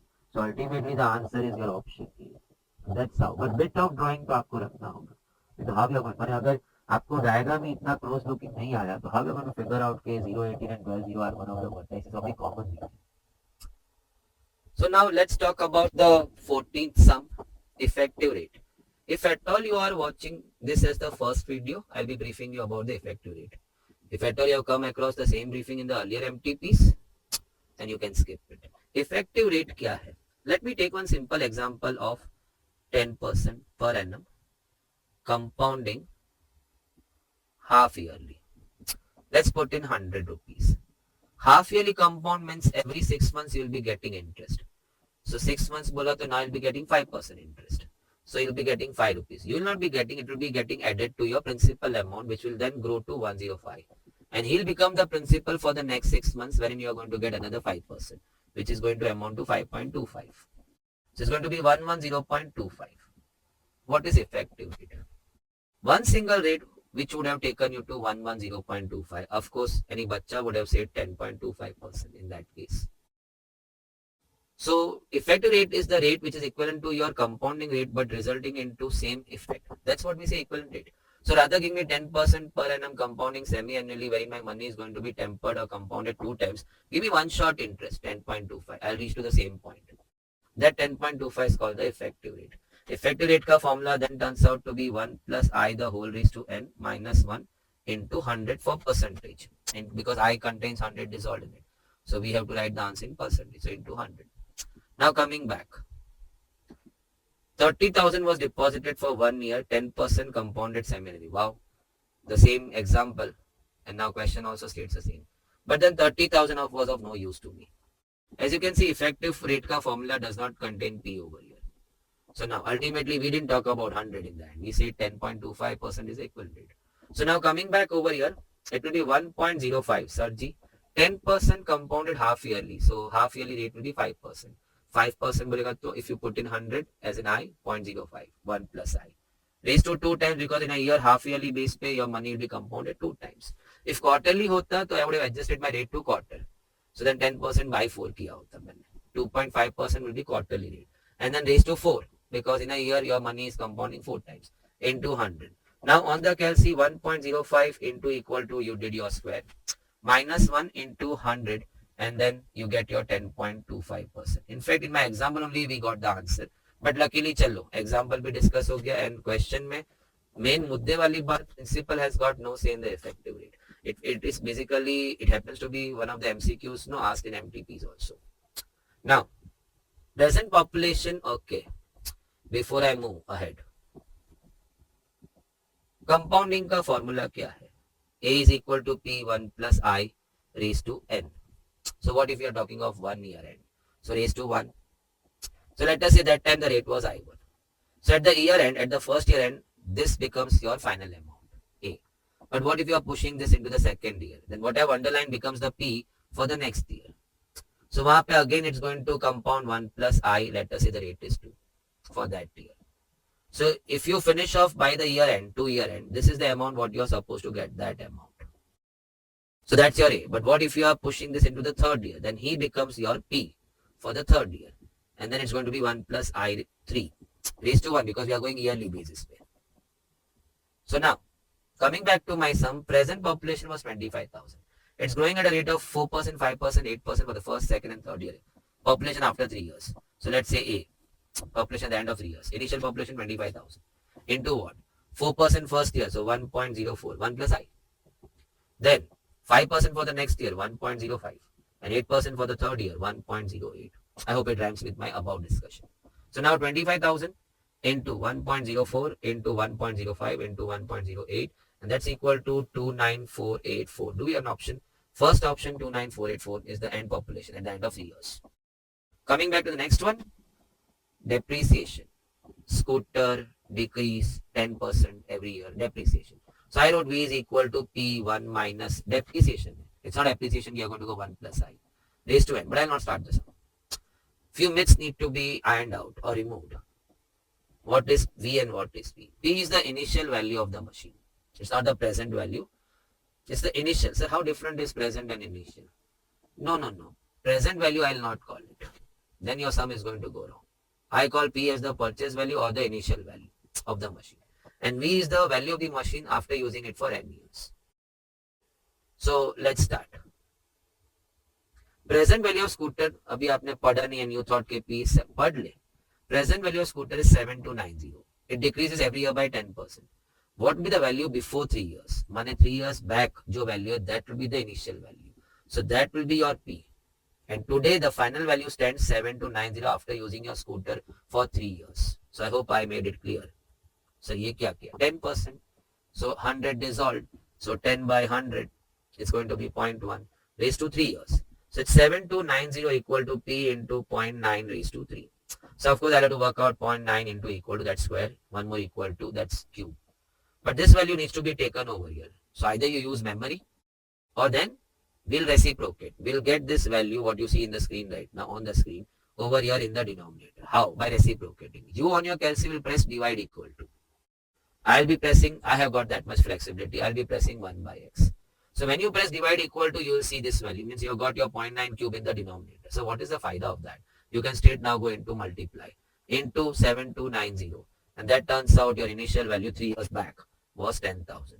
And after 3 years using your scooter, the machine, the scooter got depreciated to 7290. If you are selling your scooter today, that is after using your scooter for 3 years, you should get that amount. And that is why that is also called as the scrap value. So थोड़ा इधर उधर का बात. Depreciated value भी बोलते हैं, scrap value भी बोलते हैं. But let us say leave apart all this, find the depreciation. It got depreciated by what amount? So then initial minus final. So it will turn out as 10,000 minus 729, which is not the question right now. But if that would have been the question, 2710 was the answer. Find the depreciation, not the depreciated value or the scrap value. But right now, the present value of scooter was not 10,000, your option A, which is happening 3 years back. So those who are carrying the formula with the myth or with some wrong misconceptions, okay, P is the, because normally the P acts like present value in all the formulas. So यहाँ the word would have killed you. आपने तो P में 7290 डाला. The V, after using a scooter 3 years, today stands at 7290. So final value of scooter today is 7. But you started using 3 years back. So that's your initial value. That's what we were asked to find. 10,000 purchase value of scooter. Maybe that way. Okay. Rate of interest for first 2 years, 3%. Okay, fine. Logged. Next 3 years, 8%. Period beyond 5 years. I don't know how many years. Will be 10%. Man gets that as SI. Oh, wow. So SI ka sum hai. It's going to be SI1 plus SI2 plus SI3. ऐसा लिख के रखा मैंने. Third period है कि नहीं मालूम नहीं. For 6 years. No, he gets this interest for 6 years. Okay. SI का formula PNR upon 100. But can I say R upon 100 as PNI? Because R upon 100 we normally treat as I only. Now coming back over here. SI1. You are, how much money did you deposit? So let us say you are depositing P value. For 2 years, you get 3%. So P into 2 into 0.03 plus. For next 3 years, you are getting on the same amount 8%. So investment is P only. But for next 3 years, so for 3 years, 8%. So 0.0. So you have already traveled 5 years. And you are locking your money for 6 years. So another 1 more year to go. Beyond 5 years, he happens to get 10% per annum. So then in the 6th year, your money invested was P for only 1 more year, because the duration is total 6 years and we have already traveled 5 years. For the next last 1 year to complete 6 years, you are getting 10%. So that is 0.1. Don't make it 0.01. That's 1%. Now, P common 0.06 plus 0.24. You can do it in Galaxy plus 0.1. And Samne, the total interest on was 1520. Okay. I need to add that. I need to get into the denominator. So from there, I'll multiply over here. Divide equal to on your calci really works wonder. You can avoid your memory ka usage in that. So people will have to log this value in M plus and then 1520 divided by MRC. So whatever is comfortable to you, try divide equal to. Now get the value in the denominator. So first of all, the bracket working 0.06 plus 0.24 plus 0.1. Okay. I think, yeah, 0.4. Okay. So bracket is done. But now I need to get that in the denominator. So for me, it is easy. I press the reciprocal. You have to press divide equal to. So if you did that, you see on the screen 2.5. That value is now over here. You need to push it over here into 1520. And that's equal to 3800. So you invested your 30. Simple sum on SI, but you need to be quite alert. Calculations you can do as per the way you have been practicing. So if you're in your last lap of preparation, don't try some new innovative methods. Stick to what you were using because you have good hand on that. My personal suggestion. Parent opens a PPF account with 10,000 every year starting from today. Every year 10,000 NUT starting from today. So NUT immediate 1 plus I extra aega. For next 15 years at that rate annually. So I will be 8.5%. I have to dissolve my 100. So 0.085. Better work it out. ये तो 0.85 करने में ज़्यादा time नहीं लगता. Excitement ना leads to fatality. Drivers know this too good. Find the present value of annuity. So I say, okay, present value of annuity is the installment into 1 minus 1 plus I the whole raised to minus n upon I. And then it was, not today say it had started. So it was annuity immediate or annuity due, whatever you have been calling, into extra 1 plus I. So let's fit in. Parent is paying 10,000 in the account every year starting from the installment is 10,000. 1 minus 1.085, make no mistakes. For 15 years, so raised to minus 15 upon 0.085. Into 1 plus I, which is once again 1.085. I'll have to first finish off that calculation. So let's get started. 1.085 into equal to. Now for you, the screen number helps you because you'll be pressing your equal to till the screen goes 16. Because screen ka number always goes 1 ahead of your power. So you'll have to press your equal to till, I think everybody knows that, till it reaches to 16. So that means you have finished off 1.085 raised to 15. I'm on right now. Mera square hua hai. 3, 4, 5, 6, 7, 8, 9, 10, 11, 12, 13, 14, 15. So that is my 1.085 raised to 15. So when your screen touches 16, you must have stopped and you must be seeing the same value.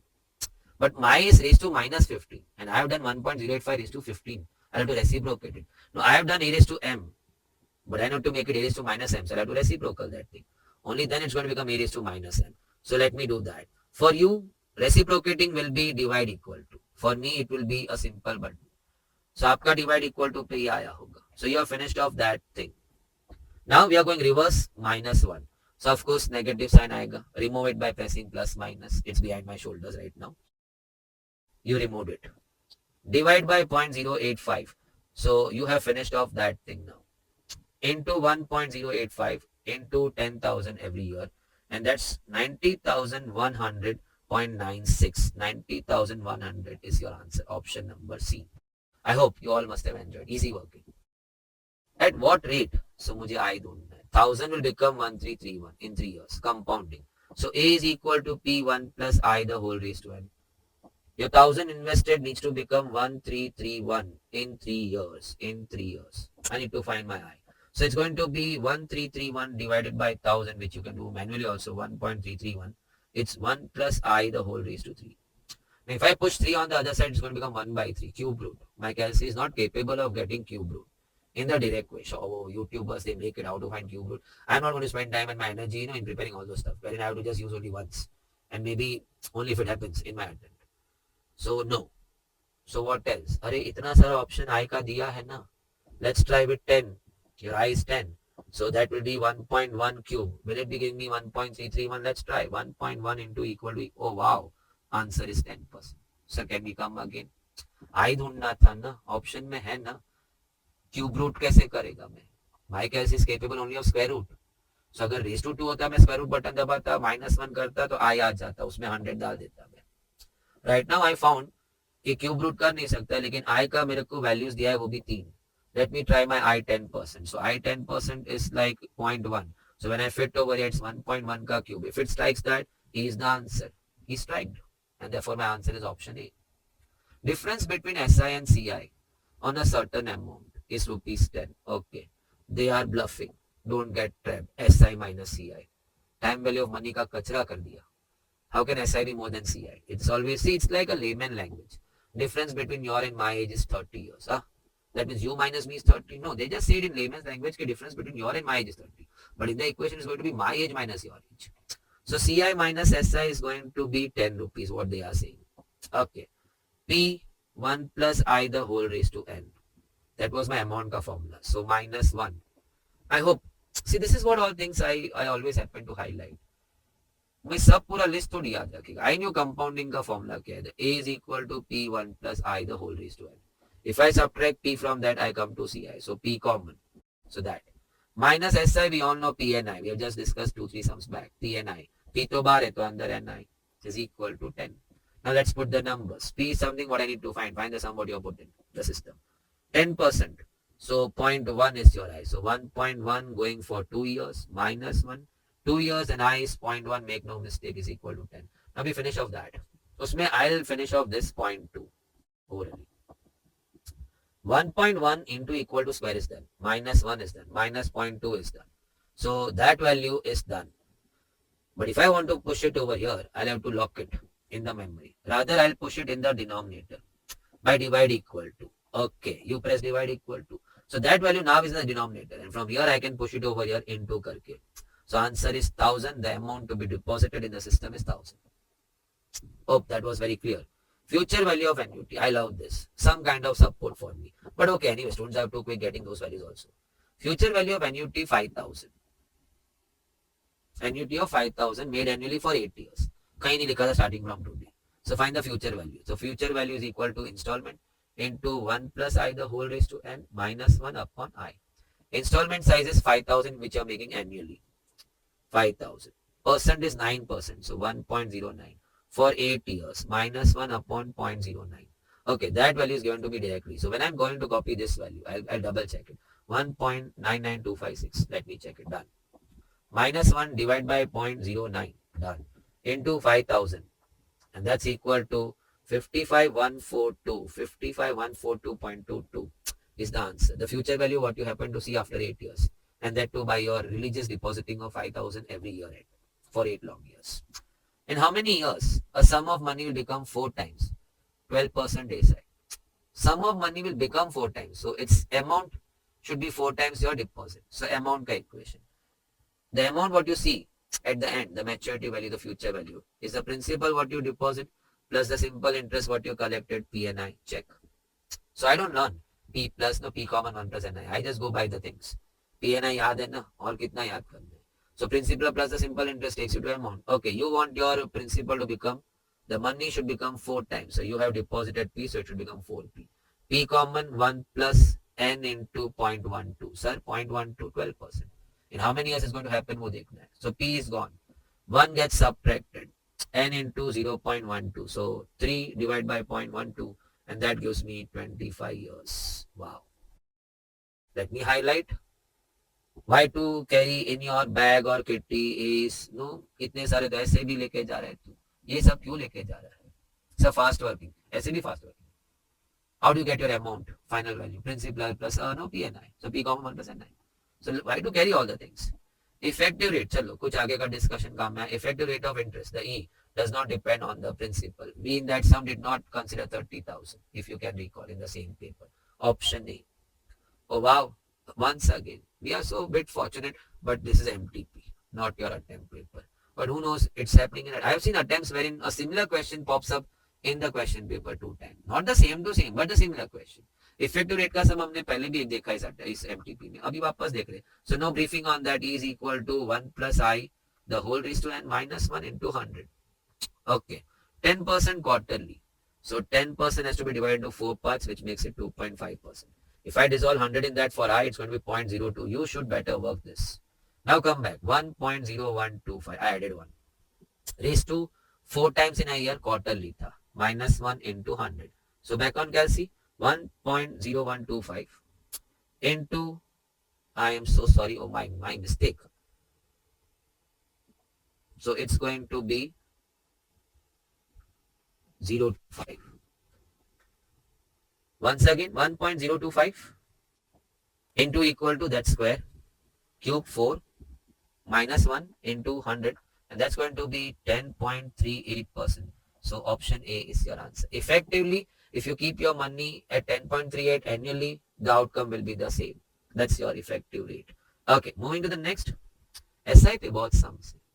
Find SI if the principal is 2000 and the rate and time are the roots of that. Oh wow. मैंने equation भी घुसा दिया, but I don't fear. X square मेरा eyes were there on no 11x 36.5.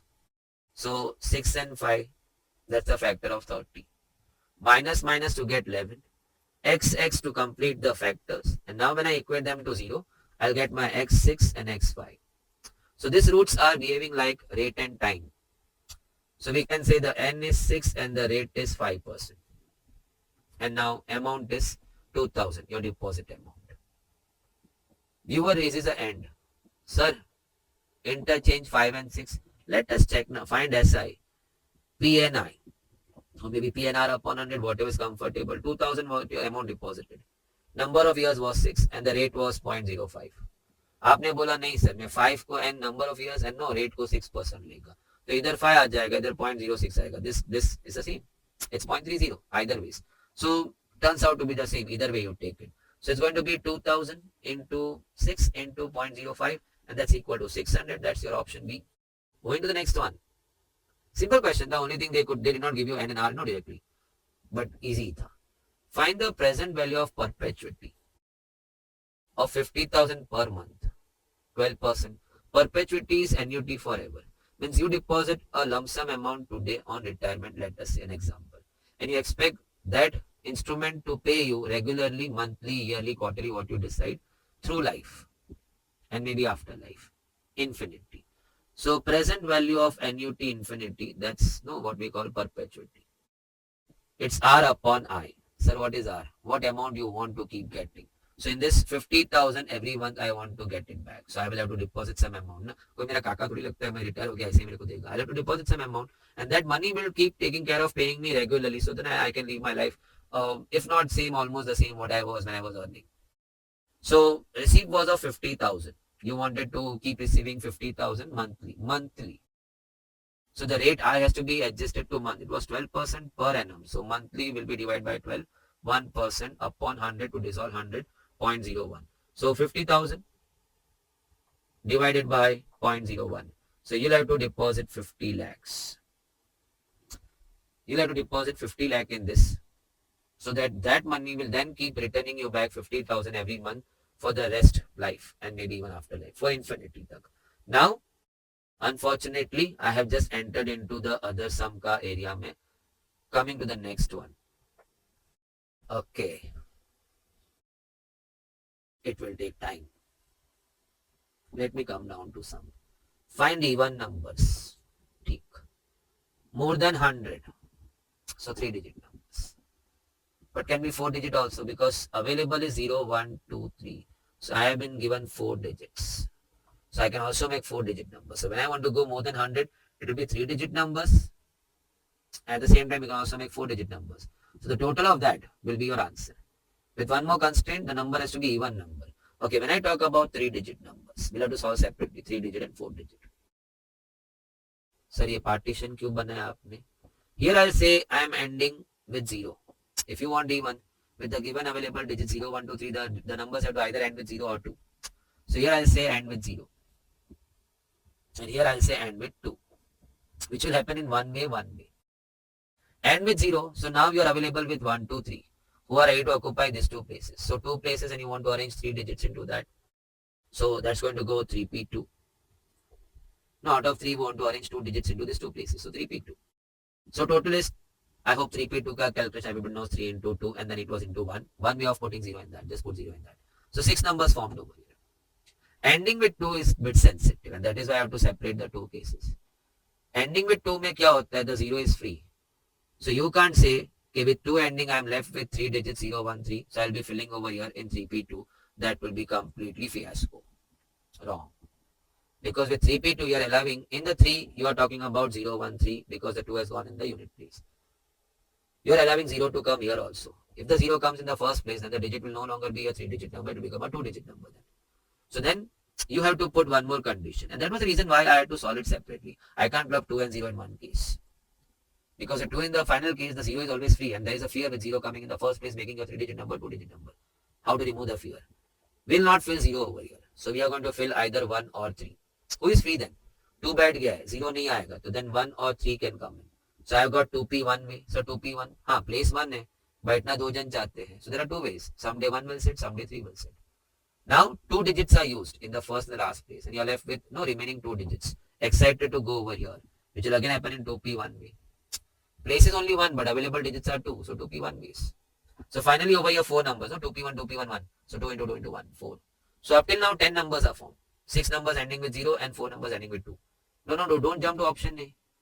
They didn't say get me 3-digit numbers. They said get me numbers more than 100. So it can be 3-digit, 4-digit also. So 5-digit कहाँ से बनाएगा?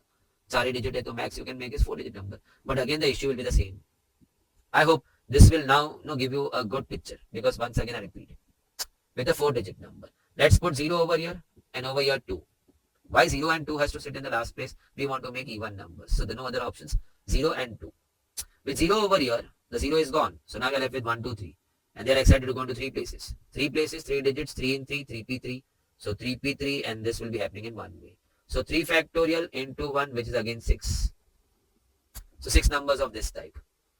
If the 2 sits in the last place, I am left with 0, 1, 3. I can't say I want to fill 3 places and 3 available digits then 3 factorial. That means 0 will come over here. You are allowing it. Stop him because if he jumps into this place, the number then will become 3-digit number which is already accounted earlier. Anyway, we are talking about 4-digit number. How can you make a number start with 0 then? So don't allow 0 to come in. So ask 1 and 3 to come over here. And that will happen in 2p 1 ways. Either 1 comes in or 3 comes in.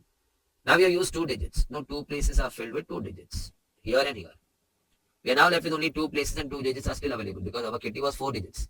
We have used 2 digits to fill the first and last place. So now the center 2 places will be filled by the remaining 2 digits. In 2p 2 ways, 2 digits 2 places. So 2p2. And then this is happening in only one way. Put 2 in your first place. That's going to be 2 into 2 into 1. 2p2 is 2 factorial. So that's going to be 4. So we have 10 in all over here. And we have 10 over here also. Now 6 and 4, 10 numbers. 6 and 4, 10 numbers. In all, we have got 20 numbers. Option C is the answer. If at all you don't have a sum of this type in your notes, it's there in module. But not a very similar sum, but there. Wherein we have to know why did the sum take time? Because they are offering me in my kitty digits 0 and 2. And they want me to make even numbers. So I don't have issues with numbers ending with 0. Because my 0 now being logged in the unit place, I don't have the fear of 0 going in any other first place. Reducing my 3 digit to 2 digit and 4 digit to 3 digit. That's not allowed here. 0 है करके इतना तकलीफ है. Because when I end my number with 2, which I have to, my 0 is free. वो सांड की तरह कहीं फर्स्ट प्लेस पे जाके बैठ गया तो हो गया कल game. So we have to go different. Ending with 2 वाले में you have to approach more sensitively. Ending with 2 है तो 0 free है तो 0 आगे नहीं जा सकता है. तो वो first place better fill it with something which is not 0. Do watch it again if you haven't got very clean in this solution. Go watch it one more time. Try to know scribble थोड़ा बाजू में वापस से खुद से. Check it out. Did you talk all these things? Common sense, sensible stuff है. But then you need to have hand on such kind of sums. And do not forget to enter this sum if it is there, if it is not there in your notes. Now, before I go, it's going to take care of 2029. So let me now put a brief on this. Repeat letters. Let us say I have got 5 places to be filled with some 5 letters. इसमें 2 letters A B था. वो जाके इधर बैठेगा ना. When you arrange 5 letters in 5 places, A B are bound to occupy this places also. But if A B goes in this place, the next arrangement will be B A, keeping the rest as it is. So A B will always account for 2 factorial arrangements of it, wherever it occupies. Can I come in once again if you have missed out something? I was here just giving you an example of filling 5 places with 5 different letters, out of which 2 letters were A B, and I just picked up an example, let's say A B going in these 2 places. So the next arrangement will be they'll swap. And therefore A B, wherever they are going to occupy, they are always going to account for 2 factorial arrangements, 2 arrangements, A B, B A. But what if the B was A? Both the letters were like. Then I think so swapping makes no sense over here. Because even if you swap their places, the word will not change. There will be no new word form. But then unfortunately, the 2 factorial was already accounted in your answer. So divide the answer then by 2 factorial. I hope the picture is clear. Because it was already accounted. So now remove it. Divide by 2 factorial. So nikal gaya. It should be not counted as 2 factorial. It should be counted as 1. So divide the answer by 2 factorial. Now coming back to my word algebra. So first of all, my habit, as I was taught, 7 letter words. So पहले total letters. Vowels का बात हो रहा है. So let me separate A, and E. 3 vowels. So of course 4 consonants. Why should we count 7 letter count किया तो 4 consonants. The relative order of vowels should be intact. They should not change the order of vowels. मतलब क्या है if you have missed out any similar sum in your module? Your initial vowels were in the first place, fourth place and the first place, fourth place and the 7th place. They don't mean to say keep the same vowels in the same places. But vowels should be always in 1, 4, 7. So vowels can be arranged amongst themselves. The 3 vowels can be arranged in 1, 4, 7. And that will go 3 factorial. But how can you forget the 2 A's? They accounted for 2 factorial in my 3 factorial. Because in my 3 factorial, I counted A, E as 3 distinct letters, which was not the case. The A's repeated twice. And they had accounted 2 factorial in the answer. So I need to remove it by dividing. Having done with that, the remaining 4 consonants, that is L, G, B and R, they can be arranged in their own places in 4 factorial ways. They can arrange. So finally it's going to be 6 into 24. Oops. 6 factorial तक तो याद करके जाना ही है ना. If not more than that. So coming back, 6 into 24 divided by 2, that's equal to 72. So option number C. Coming to the next one. Director. Okay. 8 letter word. Now how to separate the letters you need to read. No 3 vowels are never together. Okay. Let's check it. Vowels किधर किधर है? I है, E है, O है. So I got I, E, O, 3 vowels. And who are my consonants? I saw repeat. R दिख रहा है मुझे. R दिखा, D दिखा, C दिखा, T दिखा. So 5 consonants. Vowels are never two. The 3 vowels are never together. So what I'll do is from all arrangements, I'll subtract arrangements where 3 vowels are together. I hope I'm making it clear. From all arrangements, you remove arrangements where the 3 vowels were together. In the rest, the 3 vowels will not be together, which they wanted as. From all arrangements, you subtract arrangements where the 3 vowels were together. So in the remaining arrangements, the 3 vowels will not be together. All arrangements are going to go 8 factorial. Shh. Let us repeat हुआ है. RR. In 8 factorial, you counted 8 distinct letters. Means you counted 2 R's as 2 distinct letters. So you accounted the 2 factorial answer in 8 factorial, which is not the case. There was no point swapping the 2 R's. So you have to remove 2 factorial from the answer which was earlier accounted into. Minus. Three vowels are together, so we take them as one set. So one set and 5 consonants, 6 factorial. So क्या बात कर रहे हो? वो भूल जाता है ना कि 6 letters, which is one vowel and 5 consonants, contains 2 R's, which was in 6 factorial taken as 2 different R's, and so it accounted 2 factorial in the answer, which is not the case. So remove it. भागने का नहीं है. Into what? Now ask the vowel which you had tied into one set. Open the tie, open the knot and ask them, and let them also move amongst themselves in 3 factorial. उसमें सब distinct letters ही है, so no fear of dividing. Now 8 factorial. So I start with 720. So what is that? 6 factorial. Into 7 into 8. This is 8 factorial. Divide by 2. So that is 20160. I am done with that. Now 720 is your 6 factorial. Into 6, 3 factorial. Divided by 2. And that's 2160. So minus 20160, for a reverse subtraction, answer is 18,000, and which I can see option B. From all arrangements, you subtract arrangements where the 3 vowels are together. Remaining will give you the 3 vowels are never together. Got it. Now, wonderful sum. मैं पहले ही बोलेगा, you better take one pencil paper, June 22 MTP2, falana question number to be entered in permutation, falana number to be entered in time value of money. So what's the point? See, today by evening you may forget also that you saw such a very nice different sum which is not there in your notes. So gone. You took all the efforts in doing that sum, adding a new sum to your knowledge, but it didn't stay in your memory because you didn't take a small little extra pain of putting that question back into your notes, which you're going to revise one more time before your attempt. So collection of data and preserving it, such an important aspect. Data collect कर लिया, preserve कौन करेगा? So now, coming to my 30th sum. Brilliant. You will have to copy this. Copy this in the sense, add this in your, what do you say? In your notes, in your actual notes. The first and fifth term of AP of 40 terms, माने your APs of 40 terms. उसका first and fifth term दिया है. So A is given to me as minus 29. If you don't mind, I know the placement, so can I work over here? A is minus 29. And the fifth term, so A plus 4D is minus 15. T5 is A plus 4D, T7 is A plus 6D, 1D less than the term number, Tn is A plus N minus 1D, T10 is A plus 9D. No waiting, minus 29 coming over here, plus 4D is equal to minus 15. So then that goes plus 29. So it's minus 15 plus 29, which, 14. So then D turns out to be 14 by 4, and that turns out to be 3.5. Okay, D hai, A hai. So I felt that chalo, abhi sum may be simple, but I missed out listening to the sum. The series is of 40 terms, starting with minus 29. They want me to find the sum of all positive terms. My Sn, the formula of Sn, what you happen to say, n by 2 A plus L or 2A plus N minus. This is more, I think, so frequently used at the student end. Let me remind you sum of n terms starting from first term. But this is not the case in my sum. They want me to sum up terms up till 40, but starting from positive term. My series is starting from negative term. So which term will be positive then in this sequence? So one way is minus 29 start diya tha. Keep adding 3.5 till you reach to a term which then became positive. And that let it be your first term. And then वहां से हमें 48 term तक जाना है. Not 40 more terms, till 40 terms तक जाना है. उसका ऐसे. Or else, how about this idea? Which term is positive? So we want Tn positive. We know A plus N minus 1D needs to go positive. We know minus 29 plus N minus 1 into D, we have found out, please. 3.5 is positive. Minus 29 goes over there to become 29 plus 29. 3.5 down over there. So 29 divided by 3.5, 8.28. That is N minus 1. N minus 1 needs to be greater than 8.28. So N should be greater than 9.28 if I add plus 1 on that.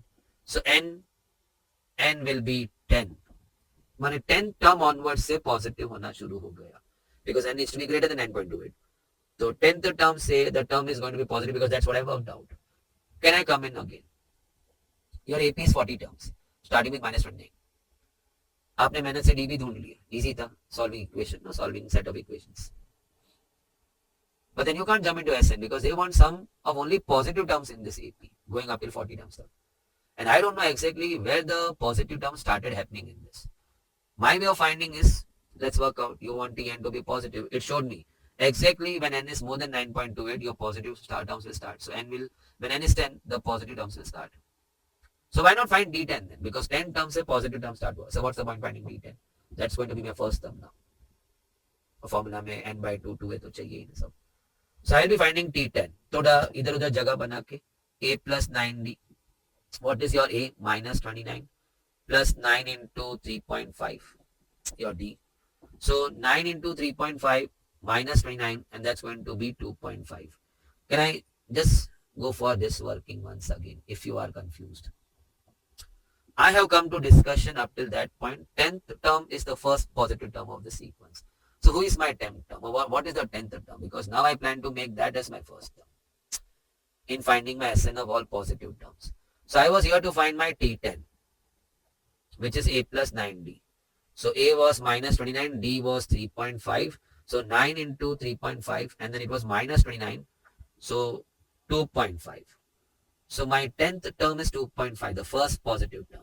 And from there on, I keep adding my 3.5 to reach to my 40th term, not another 40 terms. Now I give you one more shot. I got my new A. My Sn has to start from the first term. Unfortunately, not in this sequence. They want my Sn over here to start with the positive term. So positive term was my 10th term. So my 10th term 2.5 becomes my first term. From there, I have to reach to 40th term, 31 terms.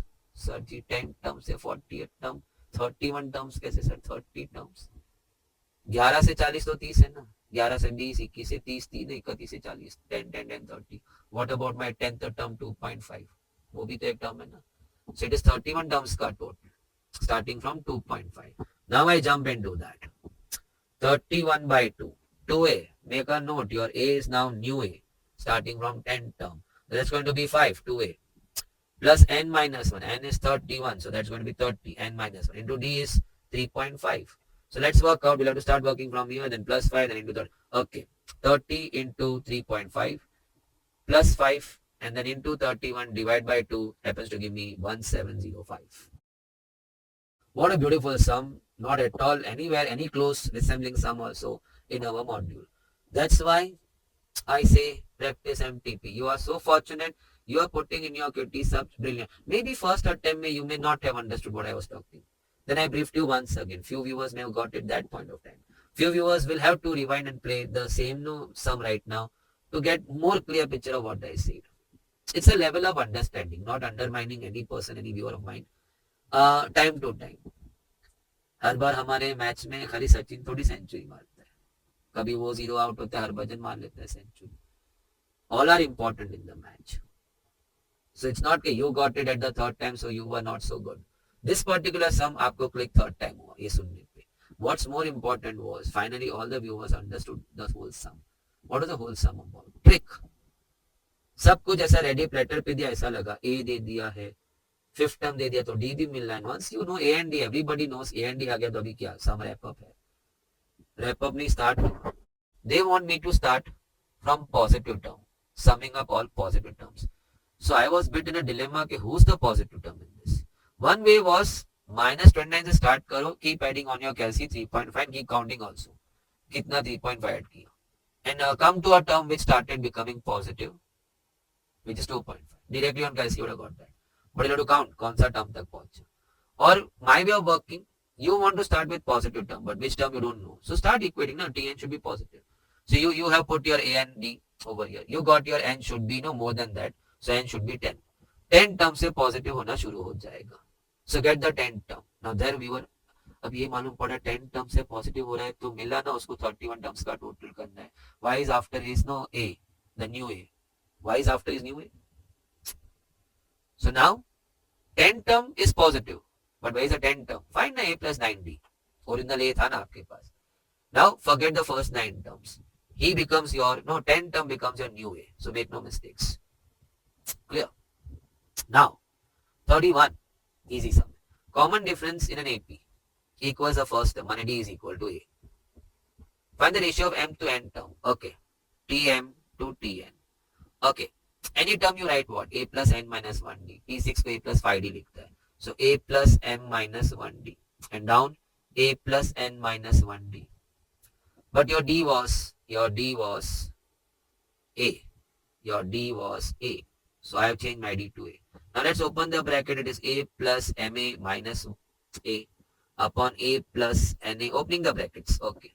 A got cut, A got cut. And finally in that, the A got cut. The ratio is M to N. Option number B. Wow.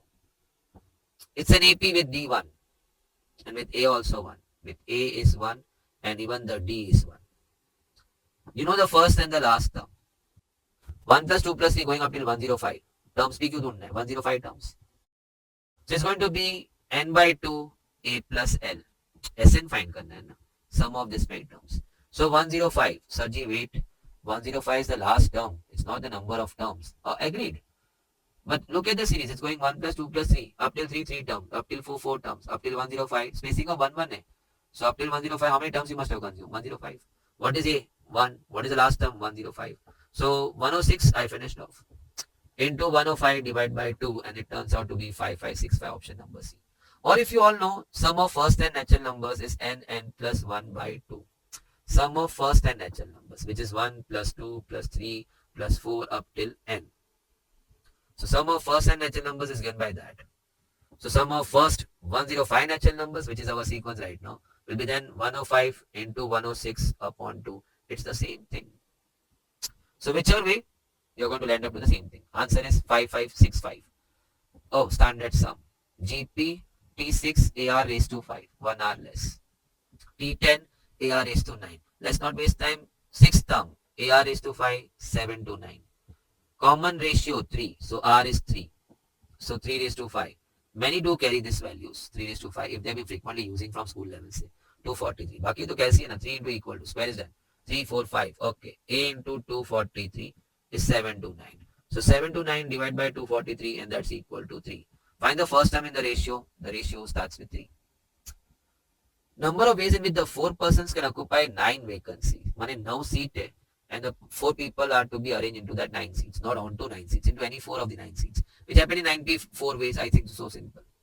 9 chairs available, you want to arrange 4 people in that 9 chairs. So 94, the calculation is 9, 8, 7, 6. 9 into 8 into 7 into 6. That's 3024, option number B. Now comes sets. And I have got cross to be done between 2 sets. Okay. So A cross B intersection C. Let me figure out B inter. First of all, set A contains 1, 2, 3. It has to be crossed with B intersection C. So I need to find out B and C में common क्या. Intersection is the common area. So I can see the element 4 is there in B and C. So only one element. Now when you are doing a cross product between 2 sets, every element of the first set is mapped to every element of second set. So 1 will be mapped to 4, 2 will be mapped to 4 and 3 will be mapped to 4. So my outcome is going to be 1, 4. It will be a set of ordered pairs x, y. 2, 4 and 3, 4. Have I got an option reading that? The first 1, 4, 2, 4, 3, 4. Wow. R is a relation on N. So no, when they say R is relation from A to B, if you have gone through the theory, it means that we all know relation is nothing but no, it is a set of ordered pairs. No, I say ordered pairs, okay. Where X is coming from A and the Y is coming from B. But when they say the R is a relation from no on N, that means R is a relation from N to N. When X and Y both are coming from natural numbers. Over. A small brief. The first components X, they form the domain of R. And the second component Y, they form the range of R. So if I can just give you one no casual example. 1, 2 hai, 3, 4 hai, 5, 9 hai. Then domain of this R will be 1, 3, 5. So if I make a set of 1, 3, 5, we call it as domain of R. And the second components 2, 4 and 9. Second components 2, 4 and 9. That set is called as the range of R. It's called as range of R. Just a brief, if anybody has missed out, no, or the thing has sneaked out from your mind. आपका दिमाग से वो बात चले गया था. So now clearing the space. Okay. Let's come back. My R is defined on N. So first and second component both need to come from natural number. I want to find the domain of R. So I'm really focusing on X. Sir, हमें तो X plus 2y8 दिया है. But मैं तो X पे focus करेगा ना. When I want to write the domain of R, I need to keep my eye on an X. कि X possibly क्या values हो सकता है. Now, as per my writing, I can get X only when I put Y. So start putting Y. Sir, how can we put Y? Y is coming from natural number. So let's start putting Y in this. First natural number, 1. So x is going 8 minus 2 into 1, that is 6. Allowed, natural number. Next x, put your next y, 1 ke baad 2. So 8 minus 2 into 2, 4. Is your 4 allowed as x? Of course, natural number. Next y will produce next x. Next y will be 3. 8 minus 6, 2. Is your x allowed? Natural number, yes. Both x and y are coming from natural numbers. Get your next x by putting the next y, which is 4. So 8 minus 2 into 4, 0. I am sorry. This does not belong to natural number. So the story has to end over here. Any further y is going to make my x negative. चल ना 5 डालते, 8 minus 10 minus 2. x 0 bear नहीं कर पाया, minus 2 कहाँ से? It's a natural number. So I can see only 3 values of x. 2, 4, 6. So x is 2, 4, 6, which then becomes the domain of my relation. The first component, x. So 2, 4, 6 is the domain of this relation. What a wonderful sum. In fact, I have seen in relations and functions especially, they turn up asking questions which are not there in the module, but a similar kind. It's such a wonderful thing that you have studied your relation function in such a nice way that you can now easily click or crack any of the sums on that. Like if you see this sum, domain of this function is what? Domain का मतलब क्या? Function is a relation basically, satisfying one more condition. I'm not going into depth of that. Let's come into the sum. अभी हमने domain of relation बात किया. Same is the domain for function also. What all x values can fit in this? Any x value which gives you y. Now we always happen to say the function is y. But can you see the denominator over here? It has got factors. 4 ka factor, I'll go 4, 1. So 2, 2. 2, 2 doesn't give me 5. So 4, 1 with sign is minus, minus. And then x, and then x. अभी ऐसा कुछ हमने आज किया है attempt में. So my x is going 4 and x is going 1. We all know when x will be 4 or 1, this denominator is going to become 0. When you put, no, they are the roots of my equation. So when I put that, it's going to become 0. So at 1 and 4, the denominator is going to blast. Denominator 0. Y not defined. Apart from that, any other real value of x, the y will be defined. But not at 1 and 4.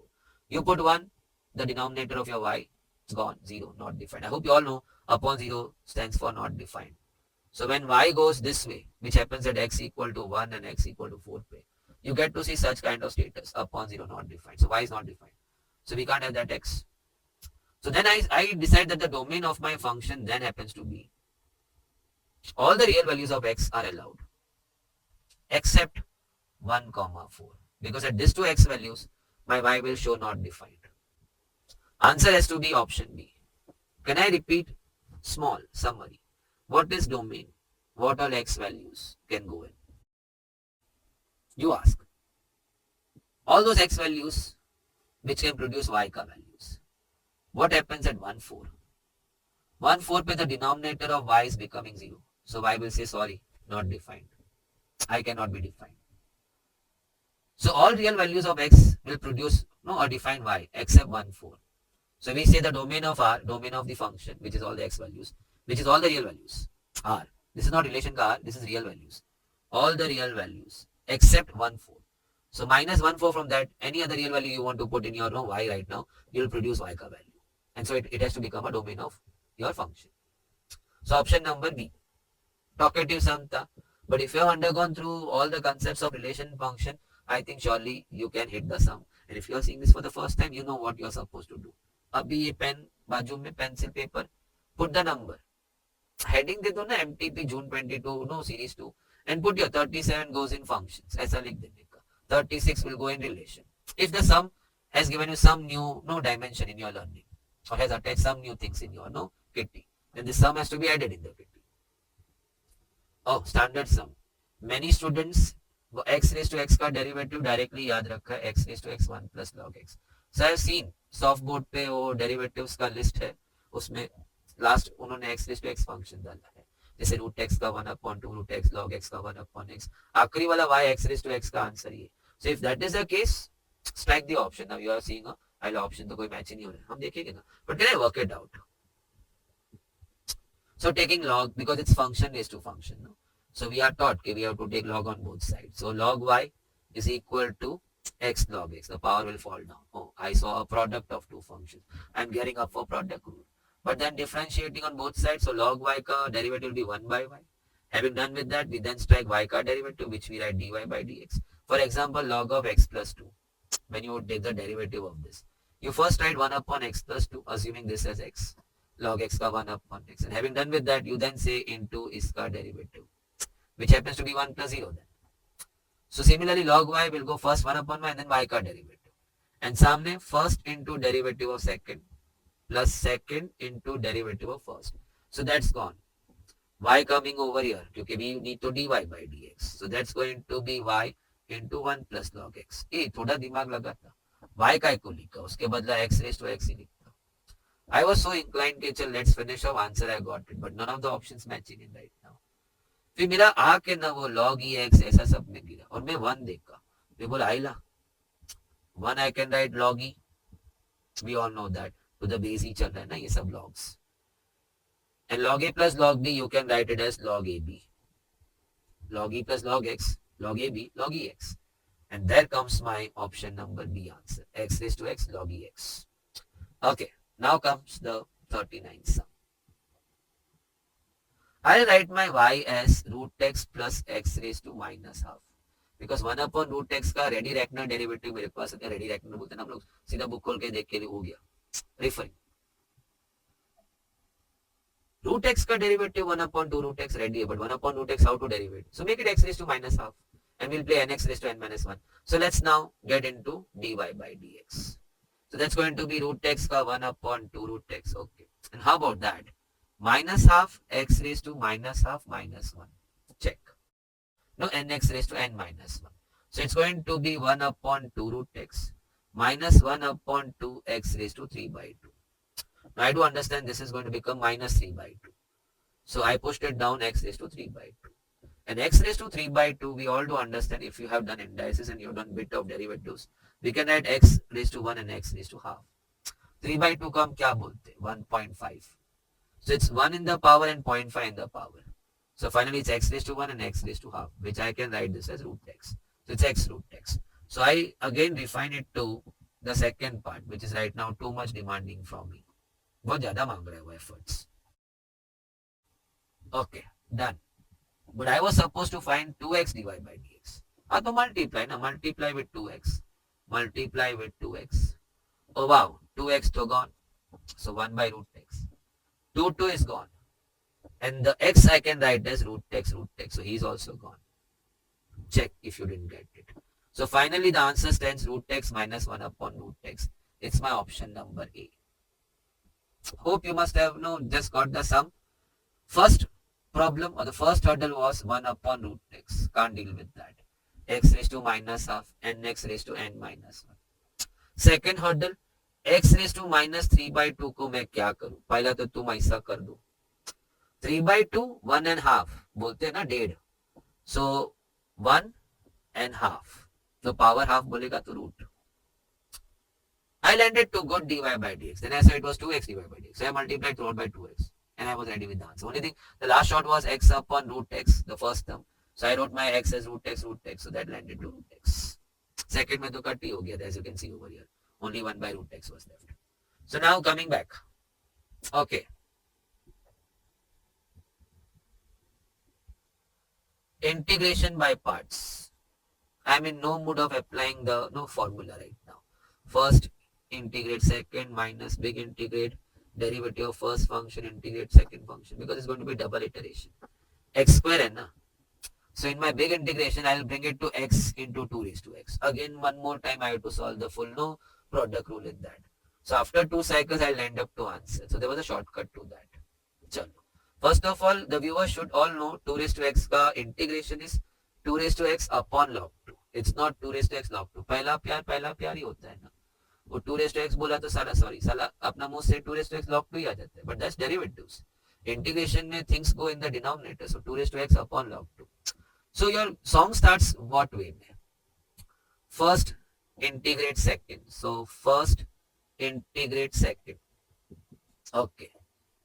Now shortcut is what? I put minus plus ऐसा सब. First term को derivate करके 2x. derivate करके 2. So this was derivative. Second term which I fix in the triangle, keep integrating. So when you integrate the triangle, log 2 will stay as it is, if you understand. And 2 raised to x on further integration will give you 2 raised to x upon 1 more log 2, which will club with that to make it 2 raised to x upon log 2 square. And now again integrate. So first terms पे derivate हो रहा है, and second terms पे you need to keep integrating. So again log 2 the whole square will stay as it because it's constant. Constants का fate में क्या है? Whether you differentiate or integrate, they are mere spectators. They just stand by the side of function. Function gets differentiated, integrated. So 2 raised to x will get integrated to produce 2 raised to x upon log 2, and that log 2 will club over here. Now I was reading 2 raised to x plus 1 at many places. So I saw indices, no? 2 raised to 1, 2 raised to x. So 2 raised to x plus 1 upon log 2 the whole cube. That's my last term. Similarly, I saw 2 raised to 1 and 2 raised to x. So again x dot 2 raised to x plus 1 upon log 2 square. And here I saw nothing. Exclusive x square 2 raised to x upon log 2. सारा efforts डाल दिया. Answer कहीं भी नहीं दिख रहा है. If I jump on to first one, log 2 cube ही नहीं है. See? If I jump on to second one, first term में नीचे 3 किधर है? X cube किधर है? 7 ये भी नहीं है. Coming to the third option, इधर log 2 से start ही नहीं हुआ. इधर भी नहीं है. Total crash था. So I felt that maybe there is a bit typo error in this. First answer was quite close. If I make this correction, if I make the 2 as log 2, then see, check term to term, done. X into 2 raised to x plus 1, done, upon log 2 square, done. 2 raised to x plus 1, done, upon log 2 cube, if I make the corrections. Else, none of the above is the answer for you. So this was 40 sums on maths. It was a good MTP. Backyard में know body line bowling आता है ना तो अच्छा लगता है. अपन एकदम no शेरका बन के अपन एब्रॉड जा रहा है काउंटी मैचेस और बड़ा बड़ा स्विंगिंग नो एटमॉस्फेयर में खेलने का, और अपन अपना घर में टिक्कू टिक्कू खेल रहा है no ball coming no right in one direction में with no swing either way, you are bound to go off over there. MTP is coming in this way. It may have given a bitter taste at few junctures during this 40 sums. Ooh, ask Uche, what is this? Add it to your kitty and say, wow, nice. Naya kuch mil raha hai. Let me add it.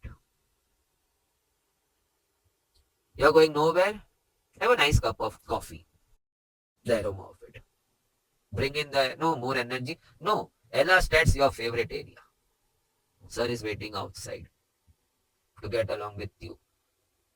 Having done with MTP, if you are solving along with us, nothing better than that. But I would suggest from my end, go quick 1.2, 1.3, whatever it's good for you.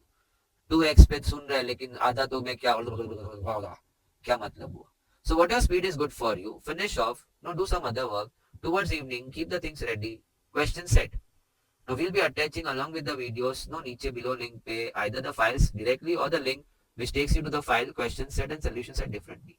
Question set, take a Xerox of it, take a print of it. Spacing is almost resembling to what will be available to you in your exams. Finish off in that. Check one day भी रहा हमारे साथ, नहीं तो फिर solution file को एक बार glance करके finish करने का. That's called preparation. Your entire efforts of 4 months, 5 months, 6 months, wherever you started, will be accounted only if you are finishing off your preparation with this kind of stuff. Keeps you notch or mile away, or maybe I will not be hesitant in saying miles away from the rest. Already आगे चले गया है तू. Share it with your friends, those who are still no referring only module or only notes. एक काका बहुत हो गया अभी चल अभी ये सब अपन. Come together and solve. Party नहीं, party with this. Sir is eagerly waiting to join you all. My fast colleague Vaibhav Karia sir, coming with the next 60 sums. June 2022 mock test paper 2, right. आप लोग ने maths already sir के साथ देख लिया है. आ जाओ देखते हैं सबसे पहले एलआर के 20 क्वेश्चंस एंड फिर स्टैटिस्टिक्स के 40 questions. So let's jump on to question number 41.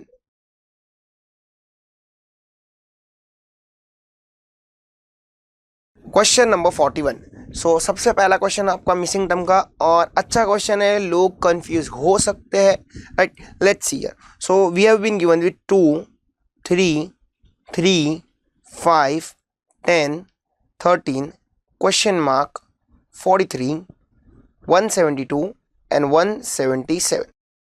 So observe करते हैं, पहले आगे पीछे की चीजें ऑब्जर्व करते हैं, राइट। सबसे पहले देखो 2 से चालू हो रहा है और खत्म 177 पे हो रहा है, तो वो लोग कुछ ना कुछ मल्टीप्लाई स्क्वायर क्यूब कर सकते हैं नंबर को बढ़ाने के लिए, पर ऑब्जर्वेशन रखते हैं, ध्यान से दिखना। 2 से 3 +1 हो रहा है, 3 से 3 +0 बोल सकता है, फॉर द टाइम बिंग रुक जा। 3 से 5 +2 हो रहा है, 10 से 13 +3 हो रहा है। 13 से क्वेश्चन मार्क पता नहीं है, क्वेश्चन मार्क से 43 पता नहीं है, पर 172 to 177 +5 हो रहा है। तो अब ध्यान से देख सकते हो, +1 +2 +3, तो ऑब्वियसली उसके बाद +4 रहेगा, आया ना, राइट। और फिर +5 रहेगा, और देख सकते हो 2 नंबर, फिर वापस 2 नंबर 2 नंबर, तो ये देखिए ये 2 नंबर ये 2 नंबर ये 2 नंबर ये 2 नंबर हो जाएंगे, और फिर ये 2 नंबर ना, तो यहाँ पे कितना हो जाएगा +4। तो क्वेश्चन मार्क +4 इज 43, तो 43 -4 कितना हो जाएगा, क्वेश्चन मार्क कितना हो जाएगा 39। पर अभी रुक जाइए, आधा अधूरा किया है ये अपन ने, थोड़ा चीटिंग करके मैंने तेरे को सिखाया। अब इसका सही पैटर्न बताता हूँ मैं तुझे, ध्यान से देखना। अब इधर तो +1 हुआ, पर इधर भी तो कुछ हुआ है, इधर भी तो कुछ हुआ है, तो ये देख 5 से 10 हुआ, कहने से ×2 हुआ, बराबर है। ये 13 से 39 पहुंच गया, ×3 हुआ। 43 से 172 एक बार चेक करते हैं अपन, तो क्या 43 से 172 ×4 होता है, जी हाँ बिल्कुल, जी हाँ बिल्कुल, तो ये हो गया ×4, तो ये हुआ रहेगा ×1। तो यहाँ पे पैटर्न क्या बना, यहाँ पे पैटर्न बना प्रीवियस नंबर +1, प्रीवियस नंबर ×1, +1 ×1, +2 ×2, +3 ×3, +4 ×4, फिर +5, तो आगे क्या आ जाएगा 177 × 5। ठीक है, चलो अच्छा पैटर्न था ये, आ जाओ देखते हैं next question. Question 42, find the wrong number in the series 1 5 5 9 7 11 11 15 12 17। सो यहाँ पे हम लोग क्या यूज करते हैं, तो ध्यान से देखना, स्टार्टिंग के नंबर थोड़े आजू बाजू में है, तो हम लोग यहाँ पे जाते हैं ऑल्टरनेट पैटर्न सीरीज से, जो कि मेरी चेकलिस्ट की तीसरी चेकलिस्ट थी, ऑल्टरनेट पैटर्न सीरीज। ठीक है, हम लोग ने ऑल्टरनेट पैटर्न सीरीज में ऐसे क्वेश्चंस ऑलरेडी देखे हुए। सो 1 के बाद 5 7 11 12, तो 1 5 7 11 12, और बाकी के नंबर्स कौन से बचे आपके, 5 9 11 5 9 11 15 17 15 17। ठीक है, तो ये दोनों आपके हुए 2 सीरीज। अब ये 2 सीरीज की अगर मैं बात करूं, तो सबसे पहले यहाँ की बात करते हैं। तो यहाँ पे हो रहा है +4, यहाँ पे हो रहा है +2, यहाँ पे हो रहा है +4, यहाँ पे हो रहा है +1। ओके, इधर देखते हैं, +4 +2 +4 +2, तो ये देखो कितना मस्त पैटर्न लग रहा है, +4 +2 +4 +2 +4 +2। तो इधर भी ऐसा होना चाहिए ना, +4 +2 +4, तो इधर कितना होना चाहिए था +2, तो 11 +2 कितना होता है 13, तो ये 13 तेरा राइट टर्म है, पर अपने को दिया क्या है 12, तो ये 12 तेरा रॉन्ग टर्म है, गलत बैठा हुआ है उधर, राइट। चलो क्वेश्चन 43, हाँ ये अच्छा क्वेश्चन है, लोग यहाँ पे कंफ्यूज हो सकते हैं, तो आइए यहाँ पे दिखाता हूँ पैटर्न क्या बन रहा है। देखिए सबसे पहले लिख लेते हैं ACD GHI, फिर क्वेश्चन मार्क, और फिर UVWXYZ, ये आपका क्वेश्चन, Z भी नहीं है सॉरी, खाली UVWXY, ये आपका क्वेश्चन है। अब यहाँ पे पैटर्न क्या बन रही है वो समझना। A के बाद CD दिया, मतलब B को किया गायब, तो एक लेटर वो लोग ने गायब कर दिया, ओके, और फिर एक लेटर स्किप करके उसके बाद के 2 लेटर्स वो लोग ने लिए ना, है ना, तो 1 स्किप एंड 2 नेक्स्ट लेटर्स लिए वो लोग ने। अब देख क्या आगे भी ऐसा होता है, CD के बाद वो लोग ने क्या स्किप किया, EF, तो 2 लेटर वो लोग ने स्किप किए, E और F, एंड उसके बाद के देख कितने लेटर लिए, 3 लेटर लिए, 3 नेक्स्ट लेटर्स आफ्टर F, देख सकते हैं, तो एक स्किप कर रहे, उसके बाद के 2 लेटर ले रहे हैं, 2 स्किप कर रहे हैं, फिर उसके बाद के 3 लेटर ले रहे हैं। इधर क्या होगा, इधर 3 स्किप होगा, तो आई के बाद 3 स्किप, तो जे गायब, के गायब, एल गायब। अब उसके बाद के कौन से लेंगे, 4 लेटर्स लेंगे ना, है ना। तो एल के बाद के 4 लेटर्स, तो एम सबसे पहला रहेगा, एन ओ पी। देखे ऑप्शन में है ना, ऑप्शन सी। अब क्रॉस चेक करना है तो तेरे पास नीचे U V W X Y भी पड़ा है। अब पी के बाद के 4 गायब कर दे तो क्या आ जाएगा, क्यू आर एस टी, और टी तक तो तेरा हो गया। फिर उसके बाद के 5 लेटर्स ना, कि 4 गायब किए तो उसके बाद के 5 लेने पड़ेंगे। तो देख U V W X Y, मस्त बंदे ने बहुत सोच समझ कर क्वेश्चन बनाया, है ना। चल आ जाओ 44, ये तो एकदम इजी है। In a certain code telephone is written as, तो देखते टेलीफोन को लोग ने क्या लिखा है,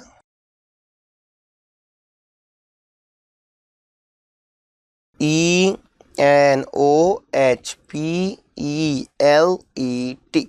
तो ध्यान से देख सकते हो, ये देखो ENOHPELET, ENOHPEL। तो लोग ने क्या किया, पूरे के पूरे वर्ड को क्या कर दिया, रिवर्स कर दिया, राइट। तो वैसे तेरे को किसके लिए दिया है, एलिगेटर, एलिगेटर, एलिगेटर के लिए दिया है, तो इसको करते हैं रिवर्स। आ जाओ, तो ALIGATOR, तो क्या बन गया, रोटागीला, रोटागीला, ऑप्शन ए, इजी था। 45, in a certain code cloud is written as GTRKF, then how is site written in that code. तो काफी बढ़िया क्वेश्चन था, और ये क्वेश्चन ऑलरेडी पैटर्न पहले हम लोग देख चुके हैं, खाली मुझे आपको खाली एक बार याद करवाना है। तो देखो यहाँ पे पैटर्न क्या है, क्लाउड को लिखा GTRKF। देख अगर मैंने बोला है तुम लोग को, अगर नॉर्मली आगे पीछे नहीं हो रहा है, नॉर्मली हम लोग क्या करते हैं, एक word code, word code, word code, word code, word code, है ना, मैच करते रहते हैं। तो याद रखने का, अगर नॉर्मली कभी भी आगे पीछे करके आंसर नहीं आता हो, पैटर्न नहीं बनता हो, तो एक बार वर्ड को रिवर्स करके ट्राई करने का। तो मैं वर्ड को रिवर्स कर देता हूं, तो ये हो जाएगा CLOUD। अब जरा देख, अब जरा देख, DEFG, 2 आगे, है ना। अभी UT, PQRST होता है, मतलब ये क्या है, 0 पीछे। फिर वापस देख, OPQR, 2 आगे, JKL, 0 पीछे, CDEF, 2 आगे। तो लोग ने पहले सबसे पहले रिवर्स किया, फिर पैटर्न क्या लगाया, 2 आगे 0 पीछे, 2 आगे 0 पीछे, 2 आगे 0 पीछे, समझ रहा है। तो यहाँ पे भी सेम चीज हो जाएगा, सबसे पहले साइट को तुझे करना पड़ेगा रिवर्स। तो साइट को रिवर्स करेगा तो क्या रहेगा, SIGHT, फिर 2 आगे 0 पीछे, 2 आगे 0 पीछे, 2 आगे। तो T के बाद 2 आगे UV, इधर आ जाएगा W। फिर G के बाद भी खत्म कर, HI, तो इधर आएगा जा JS, TU, तो इधर आ जाएगा V। ठीक है, अब बाकी के बीच के भी फाइंड आउट करने, क्योंकि देख तेरे पास वो लोग ने 2 ऑप्शन C और D वैसे टू वैसे ही छोड़े, वो लोग भी शान है, उन लोग को पता है, तो ऑप्शन से जाएगा। तो देख H से 0 लेटर पीछे, तो GH आता है ना, GH, इधर आ जाएगा G, एंड I के पहले GHI, तो इधर आ जाएगा H, तो WGWGJHV, ऑप्शन डी। समझा, अच्छा क्वेश्चन था, मार्क करके रखना, लोग गड़बड़ कर सकते हैं इसमें। चलो क्वेश्चन 46, डायरेक्शन का question. Raju starts walking towards east, Raju किधर चलना चालू करता है, ईस्ट में। तो आ जाओ, सबसे पहले प्लस बना लेते हैं अपन अपना।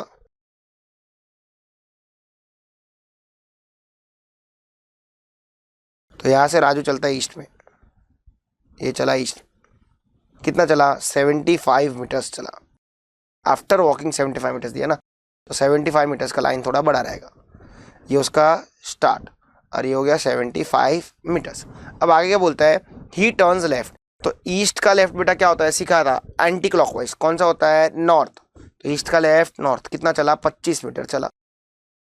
अगेन ही टर्न्स लेफ्ट, और यहाँ 25 मीटर चलने के बाद वो वापस लेफ्ट लेता है, तो नॉर्थ का एंटी क्लॉकवाइज लेफ्ट क्या हो जाएगा, वेस्ट, मतलब वो यहाँ से किधर चलेगा, वेस्ट में। कितना, for a distance of 40 metre straight, यहाँ से वो 40 मीटर चला। Okay, again he turns to the left, और फिर वहां से वो वापस लेफ्ट मुड़ता है, मतलब वेस्ट का लेफ्ट, वो वेस्ट में जा रहा था ना, वेस्ट का लेफ्ट आ जाएगा साउथ, तो साउथ में कितना चला, 25 मीटर चला, मतलब यहाँ से वो वापस नीचे जाता है, ये भी 25 मीटर चला, तो वो राजू जो है वो इधर किधर पहुंच गया। ओके, तो देख यहाँ से लेके पूरी लाइन तेरी 75 मीटर्स की थी, ये वापस वो 25 मीटर नीचे आ गया। अब देता क्या है तेरे से वो, ये उसका एंड हो गया। How far easy from the starting point, starting point से कितना डिस्टेंस रहेगा, तो देखिए पूरा 75 का था, उसमें से ये 25 कट बचा, ये 40, तो 75 माइनस 40 कितना होगा, 75 माइनस 40 होगा 35 क्या मीटर्स, ऑप्शन क्लियर। चलो एकदम बेसिक सा बच्चे जैसा क्वेश्चन था। आ जाओ 47, तो समवॉट लाइक वैसा ही क्वेश्चन है, खाली उसने फाइनल जो क्वेश्चन है वो चेंज कर दिया है। Ravi started from the house towards west, Ravi किधर जा रहा है, वेस्ट में जा रहा है। आ जाओ, तो उसको वेस्ट में लेके जाते हैं, इसको जिधर जाने का उधर लेके जाने का। सबसे पहले रवि को यहां से लेके गए अपन वेस्ट पे। After walking a distance of 30 metres he turn towards right, 30 metre west में चला और फिर राइट मारता है, तो वेस्ट का राइट, राइट मतलब क्लॉकवाइज, तो वेस्ट का राइट क्या होता है, नॉर्थ, नॉर्थ में कितना चला, 20 मीटर। फिर उसने क्या किया, he turn left and moving a distance of 10 metre, तो नॉर्थ का लेफ्ट वेस्ट, नॉर्थ का लेफ्ट वेस्ट, तो वेस्ट में वो चला कितना metre, 10 metre. Then he turn to his left again, और वो वापस लेफ्ट लिया, है ना, वापस क्या लिया, लेफ्ट लिया, तो वेस्ट का लेफ्ट क्या हो जाएगा, साउथ, और साउथ में कितना चला, 40 मीटर्स। तब देख साउथ में 40 मीटर्स चला, तो ये 20 रहेगा ना, पर वो तो और 20 चला था, मतलब यहां से थोड़ा और नीचे गया, टोटल हो गया ना 40। He now then turn left and walked 5 meters, और उसने वापस एक लेफ्ट टर्न लिया, तो साउथ का लेफ्ट, साउथ का लेफ्ट हो गया तेरा ईस्ट, तो ईस्ट में जा रहा है। आगे क्या बोलता है, ये कितना चला, 5 metre. Finally he turn to his left, वापस उसने लेफ्ट लिया, कितना थक नहीं गया, कितना लेफ्ट राइट लिया, ईस्ट का वापस लेफ्ट लिया उसने, तो क्या हो गया, नॉर्थ। तो अब क्या बोलता है, in which direction is he going now, तो ये ऊपर की दिशा में जा रहा है, कौन सी दिशा है, नॉर्थ। क्लियर, चलो आज 48, लेट्स सी 48 क्या बोलता है, आई am facing south, I am facing south, देख फेसिंग बोले, फेसिंग फेसिंग फेसिंग, लोग इधर गड़बड़ करते, इसके लिए बोला, लोग क्या करते पता है, ऐसा साउथ में लेके जाते, a south, and I turn right, फिर आई टर्न राइट, तो साउथ का राइट वेस्ट, फिर ऐसा करता है, ये गलत है। वो साउथ में देख रहा है कि साउथ में चल रहा है, इंपॉर्टेंट है, तो साउथ में वो खाली देख रहा है, हो सकता है उधर कोई उसको पसंद आ गए हो, फिर बोलता है छी मेरे काम की नहीं, जान दे, ना बोल देगी मेरे को, फिर बोलता है अपने काम पे जाता हूं मैं, और फिर वो साउथ देखते देखते वो राइट मुड़ जाता है। तो देखो साउथ अभी भी वो खड़ा तो उधर का उधर ही हो, खाली साउथ में देख रहा था, और फिर राइट मुड़ता है, तो साउथ का राइट क्या होता है, वेस्ट, मतलब आखिर में वो किधर चला, इसका पूरे लाइन का मतलब क्या हुआ, आखिर में वो चला वेस्ट में। समझा, तो ये वर्ड पढ़ना, दोनों में डिफरेंस है, फेसिंग में डिफरेंस है एंड वॉकिंग में डिफरेंस, ऑब्वियसली। चलो, एंड वॉक 20 मीटर्स, तो यहां से मैं 20 मीटर चला, ये हो गया 20। Then I turn right again and walk 10 metres, और वेस्ट से मैं लेट रहा हूँ राइट, तो वेस्ट का राइट क्या होता है, नॉर्थ, और कितना चलता हूँ, 10।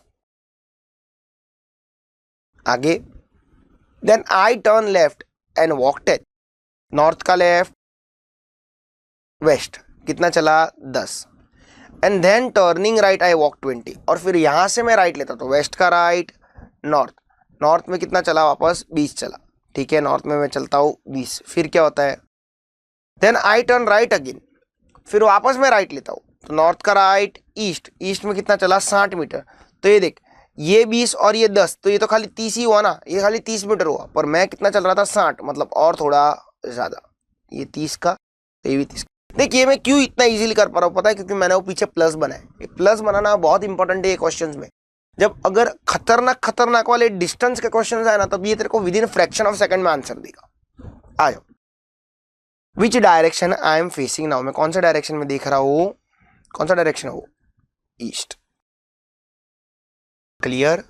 चलो 49 going 50 metres to the south of our house. उसके घर से किधर जा रही है वो, साउथ में जा रही। कौन, राधिका। तो यहां से वो साउथ में जा रही है, कितना metres, 50 metres. She turns left, तो साउथ का लेफ्ट तो एंटी क्लॉकवाइज, साउथ का लेफ्ट क्या होता है तेरा, ईस्ट, तो हो गई ईस्ट में कितना, 20।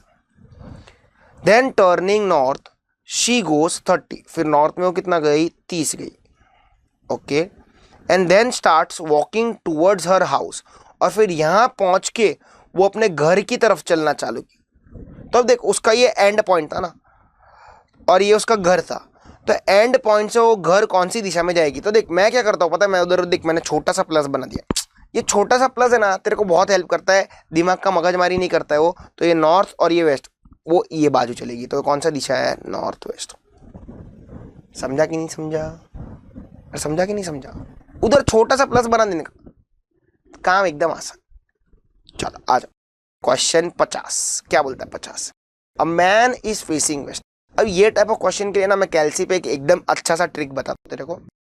लोग क्या करते हैं पता है, पूरा ऐसा बनाते हैं उसको, फिर उसको 45 डिग्री घुमाते हैं, 180 डिग्री घुमाता है, वापस 200, सब करने का नहीं। 10 सेकंड का क्वेश्चन है, ध्यान से देख। सबसे पहले लिख ले वो किधर देख रहा है, वेस्ट में। फिर उसने क्या किया, 45 degree clockwise direction, and then 180 in the same direction, मतलब वापस 180 degree in the clockwise direction. फिर उसने क्या किया, 270 एंटी क्लॉकवाइज घुमा वो। तब देखने का भारी कौन है, क्लॉक भारी है कि आंटी भारी है। तो देखते हैं का कैसे देखने का, सब क्लॉक को इसमें डाल दे कैलकुलेटर में, और क्लॉक को पॉजिटिव रखना। तो 45 प्लस 180 पॉजिटिव, और 270 आंटी, आंटी को कर देने का माइनस, तो माइनस 270। अब देखने का कि पॉजिटिव साइन आ रहा है कि नेगेटिव साइन आ रहा है। नेगेटिव साइन आ रहा है तो ये रहेगा 45 degree anti clockwise. In short है ना, इन शॉर्ट देख मैं तेरे को अगर इधर प्लस माइनस नहीं समझ में आना, मैं तेरे को बोलता हूं, देख ये होगा 225 डिग्री क्लॉकवाइज, और ये होगा 270 एंटी क्लॉकवाइज। तो भारी कौन सा होगा, क्लॉक भारी कि आंटी भारी। देखना इधर क्लॉक भारी कि आंटी भारी, आंटी भारी ना, तो आंटी कितने से भारी रहेगी, 225 और 270 का difference, that is 45 degree. Aunty के सामने बोलने का नहीं, मारेगी वरना। अब वेस्ट का 45 डिग्री एंटी क्लॉकवाइज, तो ये वेस्ट ये साउथ, तो वेस्ट का 45 डिग्री एंटी क्या होता है, साउथ वेस्ट। खत्म, गेम ओवर। पूरा 2-3 बार इधर उधर घूमने की जरूरत नहीं। समझा मैं क्या बोला, मैं वापस एक बार रिपीट कर रहा हूं, सारे क्लॉक को प्लस कर, आंटी को माइनस कर। देख भारी कौन है, क्लॉक भारी है कि आंटी भारी है। अगर क्लॉक भारी है तो उधर क्लॉक लिख दे, अगर आंटी भारी है तो उधर आंटी लिख दे, और फिर जिधर मुड़ने का उधर मुड़ जा।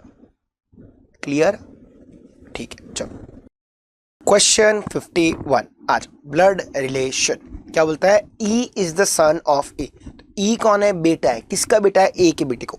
तो ए अपने बेटे को नीचे देखेगा, और ई का बेटा है ई, तो ई बन जाएगा डिब्बा। ठीक है, आ जाओ। D is the son of B. D कौन है, बी का सन है। अपने पास दोनों नहीं है तो थोड़ा और आगे बढ़ते हैं। ई इज मैरिड टू सी, और ई की शादी किससे हो गई, सी से। अब देख ई उसका बेटा था, तो सी उसकी बहू हो जाएगी ना, क्योंकि उसकी शादी हुई obviously. C is B's daughter, और सी कौन है, बी की भी बेटी है, तो बी इधर आ जाएगा। और आप लोग को आगे दिया था D is the son of B, और डी कौन है, बी का बेटा है, बेटा मतलब वो सी का कौन हो गया, भाई। बस खत्म। आगे क्या बोलता है, how is D related to E. तो याद रखने का हमेशा पीछे वाले पर्सन के पॉइंट ऑफ व्यू से आगे वाले को देखने का।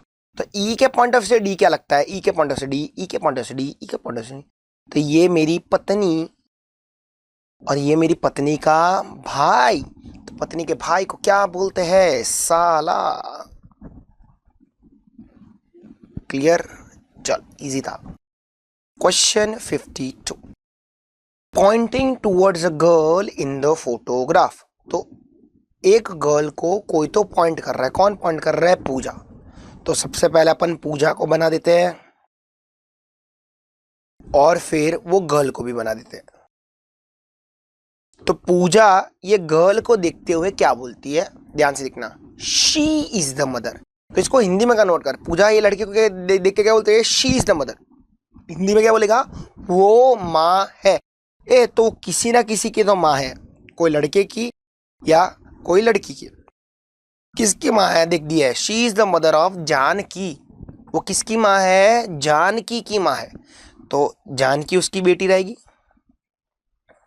आगे क्या देता है, हुज फादर, मतलब हुज फादर मतलब इसको हिंदी में क्या बोलेगा, जिसका बाप। जिसका बाप मतलब किसका बाप, जानकी का बाप। तो जानकी का कोई तो बाप है, ऑब्वियसली वो गर्ल का कौन लगेगा, पति ना, हो गया जानकी का बाप। इज माई सन, जिसका बाप कौन है, मेरा बेटा, और मैं कौन हूं, पूजा हूं ना। खत्म, डायग्राम बन गया। तो पूछता क्या है, how is Pooja related to the girl. तो ये गर्ल के हिसाब से पूजा उसकी कौन लगती है, तो देख उसके पति की माँ, पाई लागू सासू माँ, मेरी सासू माँ लगेगी वो। समझा क्वेश्चन। चल एक बार मैं फटाफट रिपीट कर लेता हूँ। देख पूजा वो लड़की को देख के क्या बोली, ए तू है ना, तू माँ है। तू किसकी माँ है, जानकी की माँ है।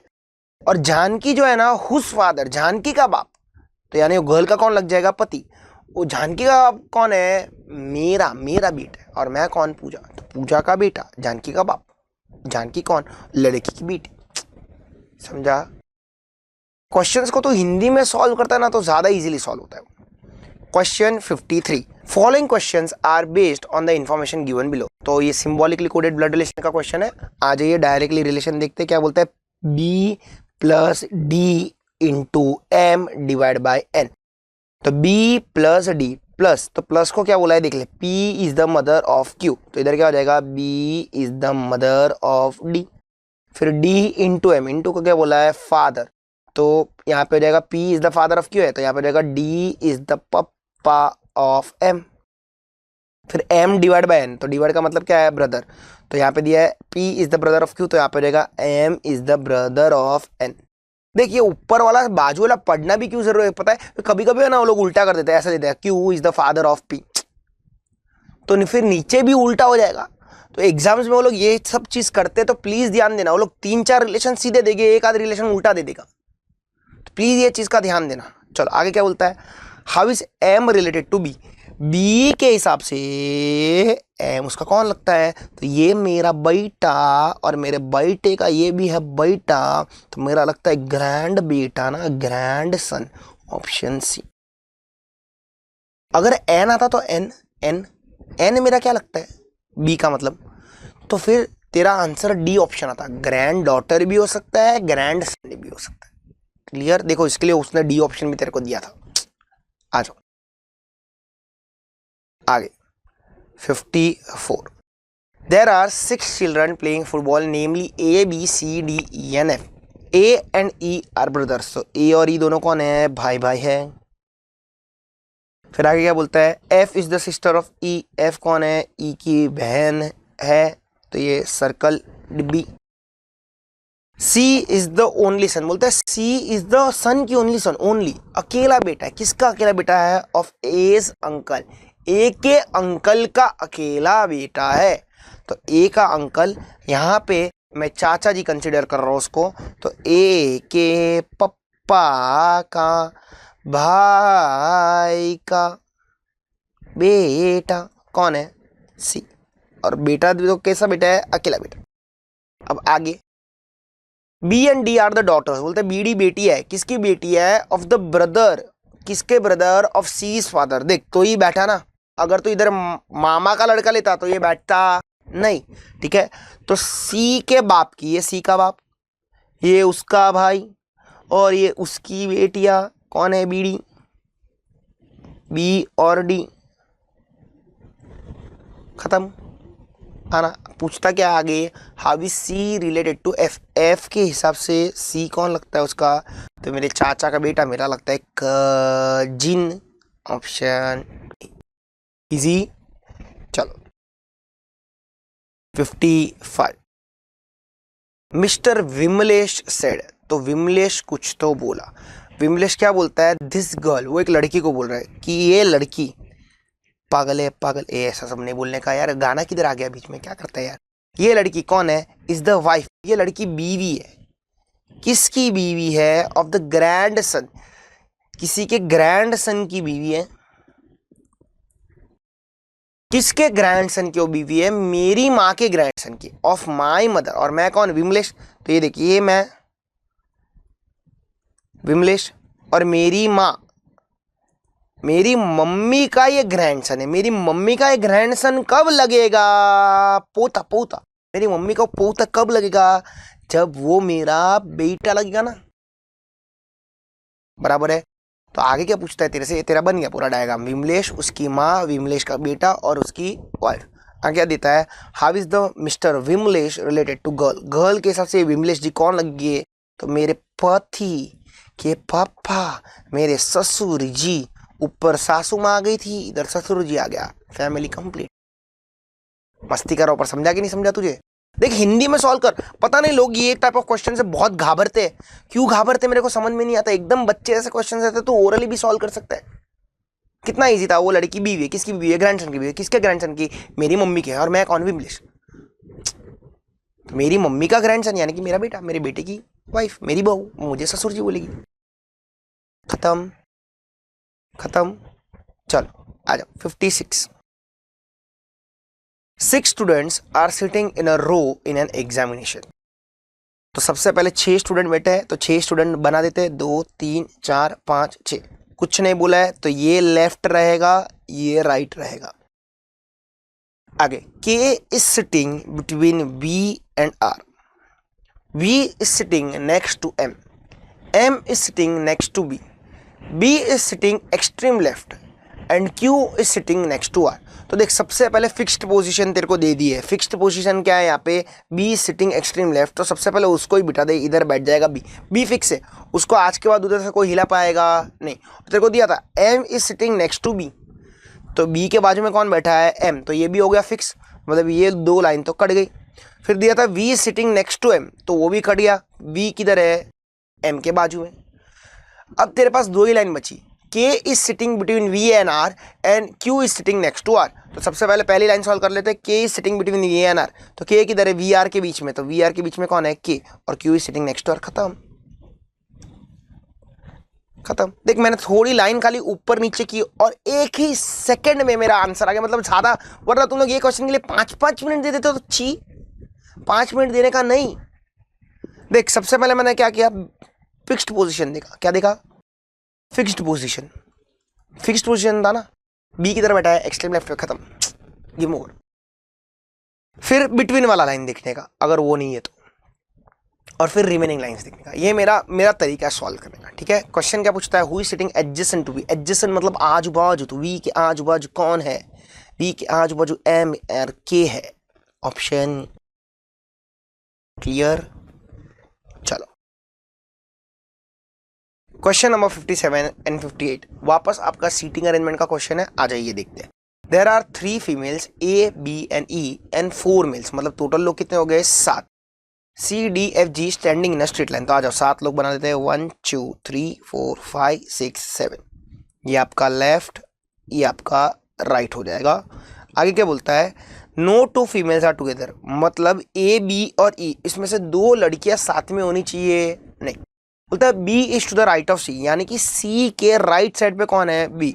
फिर आगे क्या देता है, F and D are not together as A is placed between them, मतलब वो लोग क्या बोलना चाहते हैं, एफ डी साथ साथ में नहीं है क्योंकि उनके बीच में ए बैठा है, मतलब या तो ये एफ ए डी होगा या तो ये डी ए एफ होगा, 2 अरेंजमेंट्स पॉसिबल है। आगे क्या बोलता है, दिख ध्यान से, जी इज नॉट नियर बी और ई, जी जो है वो बी के भी बाजू में नहीं है, ई के भी बाजू में नहीं है, okay, but E and F R together, तो अपने पास एफ तो ऑलरेडी पड़ा था ना, तो ई इधर ई इधर, मतलब अगर एफ उधर तो ई उधर, एफ इधर तो ई इधर, ठीक है। अपन दोनों अरेंजमेंट साथ में साइमल्टेनियसली रन कर रहे हैं। अब आगे क्या बोलता है, आगे जैसे D is not to the right of B, B के राइट में डी होना चाहिए नहीं, मतलब बी के बाद डी होना चाहिए नहीं, बी के पहले डी रहेगा। तो अब देख डी पहले आ गया तो बी बाद में आ जाएगा, तो ये डी सी बी चलेगा, दौड़ेगा, दौड़ेगा, क्यों दौड़ेगा? क्योंकि D is not to the right of B, D is to the left of B. अब यहाँ पे भी ऐसा कर देते हैं सी बी, तो इसके लिए अपने को खिसकाना पड़ेगा थोड़ा, इधर आ जाएगा डी ए एफ ई, ठीक है, अपन थोड़ा खिसका देते हैं, डी ए एफ ई हो गया, इधर आ जाएगा आपका सी एन बी, ठीक है।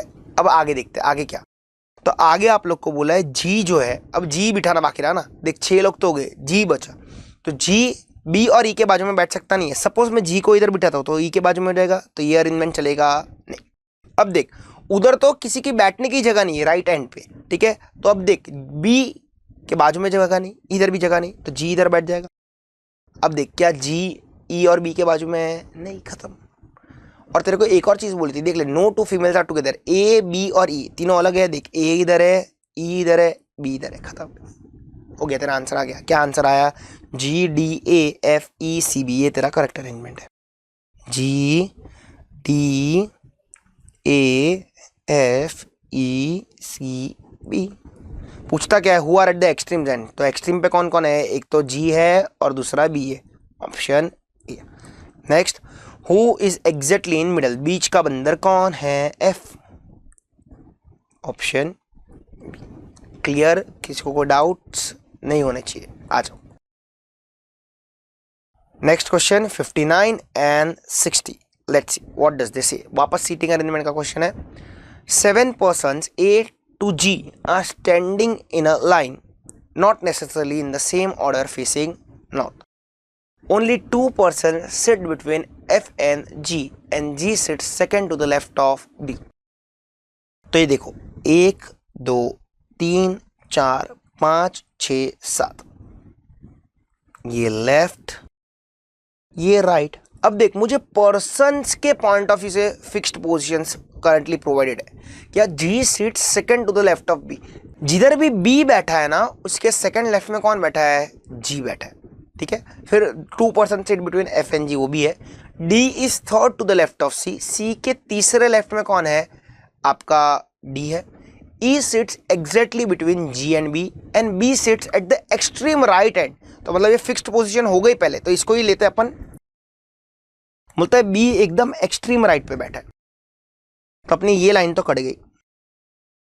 अब बोला है E sits exactly between G and B, तो इसी से जाते हैं जी और बी के बीच में कौन बैठा है? ई बैठा है, गजब है ना। आगे देखते हैं, ये पूरा कट गया, मतलब G sits second to the left of B. देख ले क्या बी के सेकंड लेफ्ट में जी बैठा है? हाँ, तो मतलब ये भी लाइन अपने आप ही कट गया। Only 2 person seat between F and G, F और जी के बीच में 2 लोग। अब देख जी के वो साइड तो एफ बैठ सकता नहीं है, तो एक बंदा 2 बंदा और इधर आ जाएगा एफ। अब है तेरे पास D seats third to the left of C, जिधर भी सी बैठा है ना उसके तीसरे लेफ्ट में डी बैठा है, मतलब डी के तीसरे राइट में सी बैठा है। तो सपोज डी इधर बैठता है तो पहला राइट, दूसरा राइट, तीसरा राइट, सी आ जाएगा इधर, ए आ जाएगा इधर, गेम ओवर, खत्म। कितना इजी क्वेश्चन था यार। देख मैं अभी भी मैंने क्या फॉलो किया? फिक्स्ड पोजीशन फॉलो किया, खत्म, ये पूरा खत्म हो गया। 3 लोग अपने आप बैठ गए थे। फिर बिटवीन वाला लाइन नहीं है तो, और फिर रिमेनिंग लाइंस ये फॉलो कर, बहुत काम आसान होगा। वापस बोलता हूँ, लोगों ने एक क्वेश्चन के लिए 5-5 मिनट खाए, तेरा वही 1-1.5 मिनट में खत्म हो जाएगा। Who amongst the following seats eight the extreme left of the line? Extreme left D. Who amongst the following sits exactly in the middle? Middle में कौन है? C। Clear, right. सो इसी के साथ लॉजिकल रीजनिंग आपका पूरा होता है समाप्त। 2-3 क्वेश्चंस अच्छे थे इसके, डायरेक्शंस तो एकदम बच्चे जैसा था, ब्लड रिलेशन का 1-8 क्वेश्चन अच्छा था, मिसिंग टर्म का एक फर्स्ट क्वेश्चन किया था वो अच्छा था, ठीक है। और ये सीटिंग अरेंजमेंट के क्वेश्चंस अच्छे थे, आप लोग कंफ्यूज हो सकते हो, राइट। आ जाओ, let's start with part of statistics. और पहला ही क्वेश्चन अपना फेवरेट वाला, इतने पेपर से अपन देखते आ रहे हैं। आ जाओ, अभी तो ऐसा आंख बंद करके भी कोई पूछे तो भी आना चाहिए। Histogram is used for finding, तो हिस्टोग्राम क्या क्या देता है अपने को? हिस्टोग्राम देता है मोड, राइट। चलो, data are said to be dash if the investigator himself is responsible for the collection of data. तो data are said to be dash, कैसा डेटा? अगर इन्वेस्टिगेटर खुद से कलेक्ट करता है तो प्राइमरी डेटा, गूगल से धापा हुआ secondary data. Question 63, the frequency मांगी है ऑफ क्लास इंटरवल 20 to 30। ए जी है 20, ऐसा सब करने का नहीं, पढ़ जरा उधर पढ़। लोग ऐसे करते थे कि इसके लिए तो उसने तेरे को 28 ऑप्शन में दिया है, वो चाहता है तो गलती करे, उसने तेरे को इधर सी एफ दिया है, सी एफ क्यूमुलेटिव फ्रीक्वेंसी दी है, क्यूमुलेटिव फ्रीक्वेंसी। ठीक है, तो अब देख 5 से 13 गया मतलब प्लस 8 का डिफरेंस, तो ये तो 5 ही रहेगा, ये रहेगा 8 इसका क्लास का। फिर 13 से 28 गया तो ये रहेगा 15, 28 से 34 तो ये रहेगा 6, 34 से 4 38। तो तेरे को मांगा किसका उसने 20 से 30 का, तो 20 से 30 का ये तेरी सारी हो गई फ्रीक्वेंसी कितना रहेगा 15। घाई नहीं करने का, गड़बड़ करके आएगा। 64, there were 200 employees in an office in which 150 were married. Total male employees were 160, out of which 120 were married. What was the female unmarried employees? तो मस्त एक टेबल बनाने का, सबसे पहले मैरिड, फिर अनमैरिड, ये मेल, ये फीमेल, ये टोटल, इधर भी टोटल। ओके, अब आगे क्या बोलता है ध्यान से देख। देयर वेर 200 एम्प्लॉयज, तो 200 एम्प्लॉयज थे, तो टोटल कितना हो जाएगा, टोटल हो जाएगा 200। फिर आगे क्या बोलता है, ऑफ विच 150 वेर मैरिड, तो मैरिड कितनी है 150 है। Total male employees were 160, male total कितने हैं 160, out of which 120 were married, तो 120 की शादी हो चुकी थी। चलो अब अपन फिल इन द ब्लैंक्स करते हैं। Colour which colour do you want, green. आ जाओ, तो ये बचेगा 30, ठीक है, ये बचेगा 40, ये बचेगा 10, ये बचेगा 50, ये बचेगा 40, खत्म। देख ले सब टैली भी हो रहा है ना। अब पूछता क्या है, फीमेल अनमैरिड, तो फीमेल ये अनमैरिड कितनी है 10 भी इजी। चलो 65, the QD from the following observation, तो क्यूडी पूछा है, क्यूडी कैसे आती है, तो क्यूडी आती है Q3 माइनस Q1 अपॉन 2। तो सबसे पहले ये रॉ डेटा है, तो रॉ डेटा को तेरे को असेंडिंग ऑर्डर में कन्वर्ट करना पड़ेगा, भूलने का नहीं, इसको असेंडिंग ऑर्डर में डालते हैं।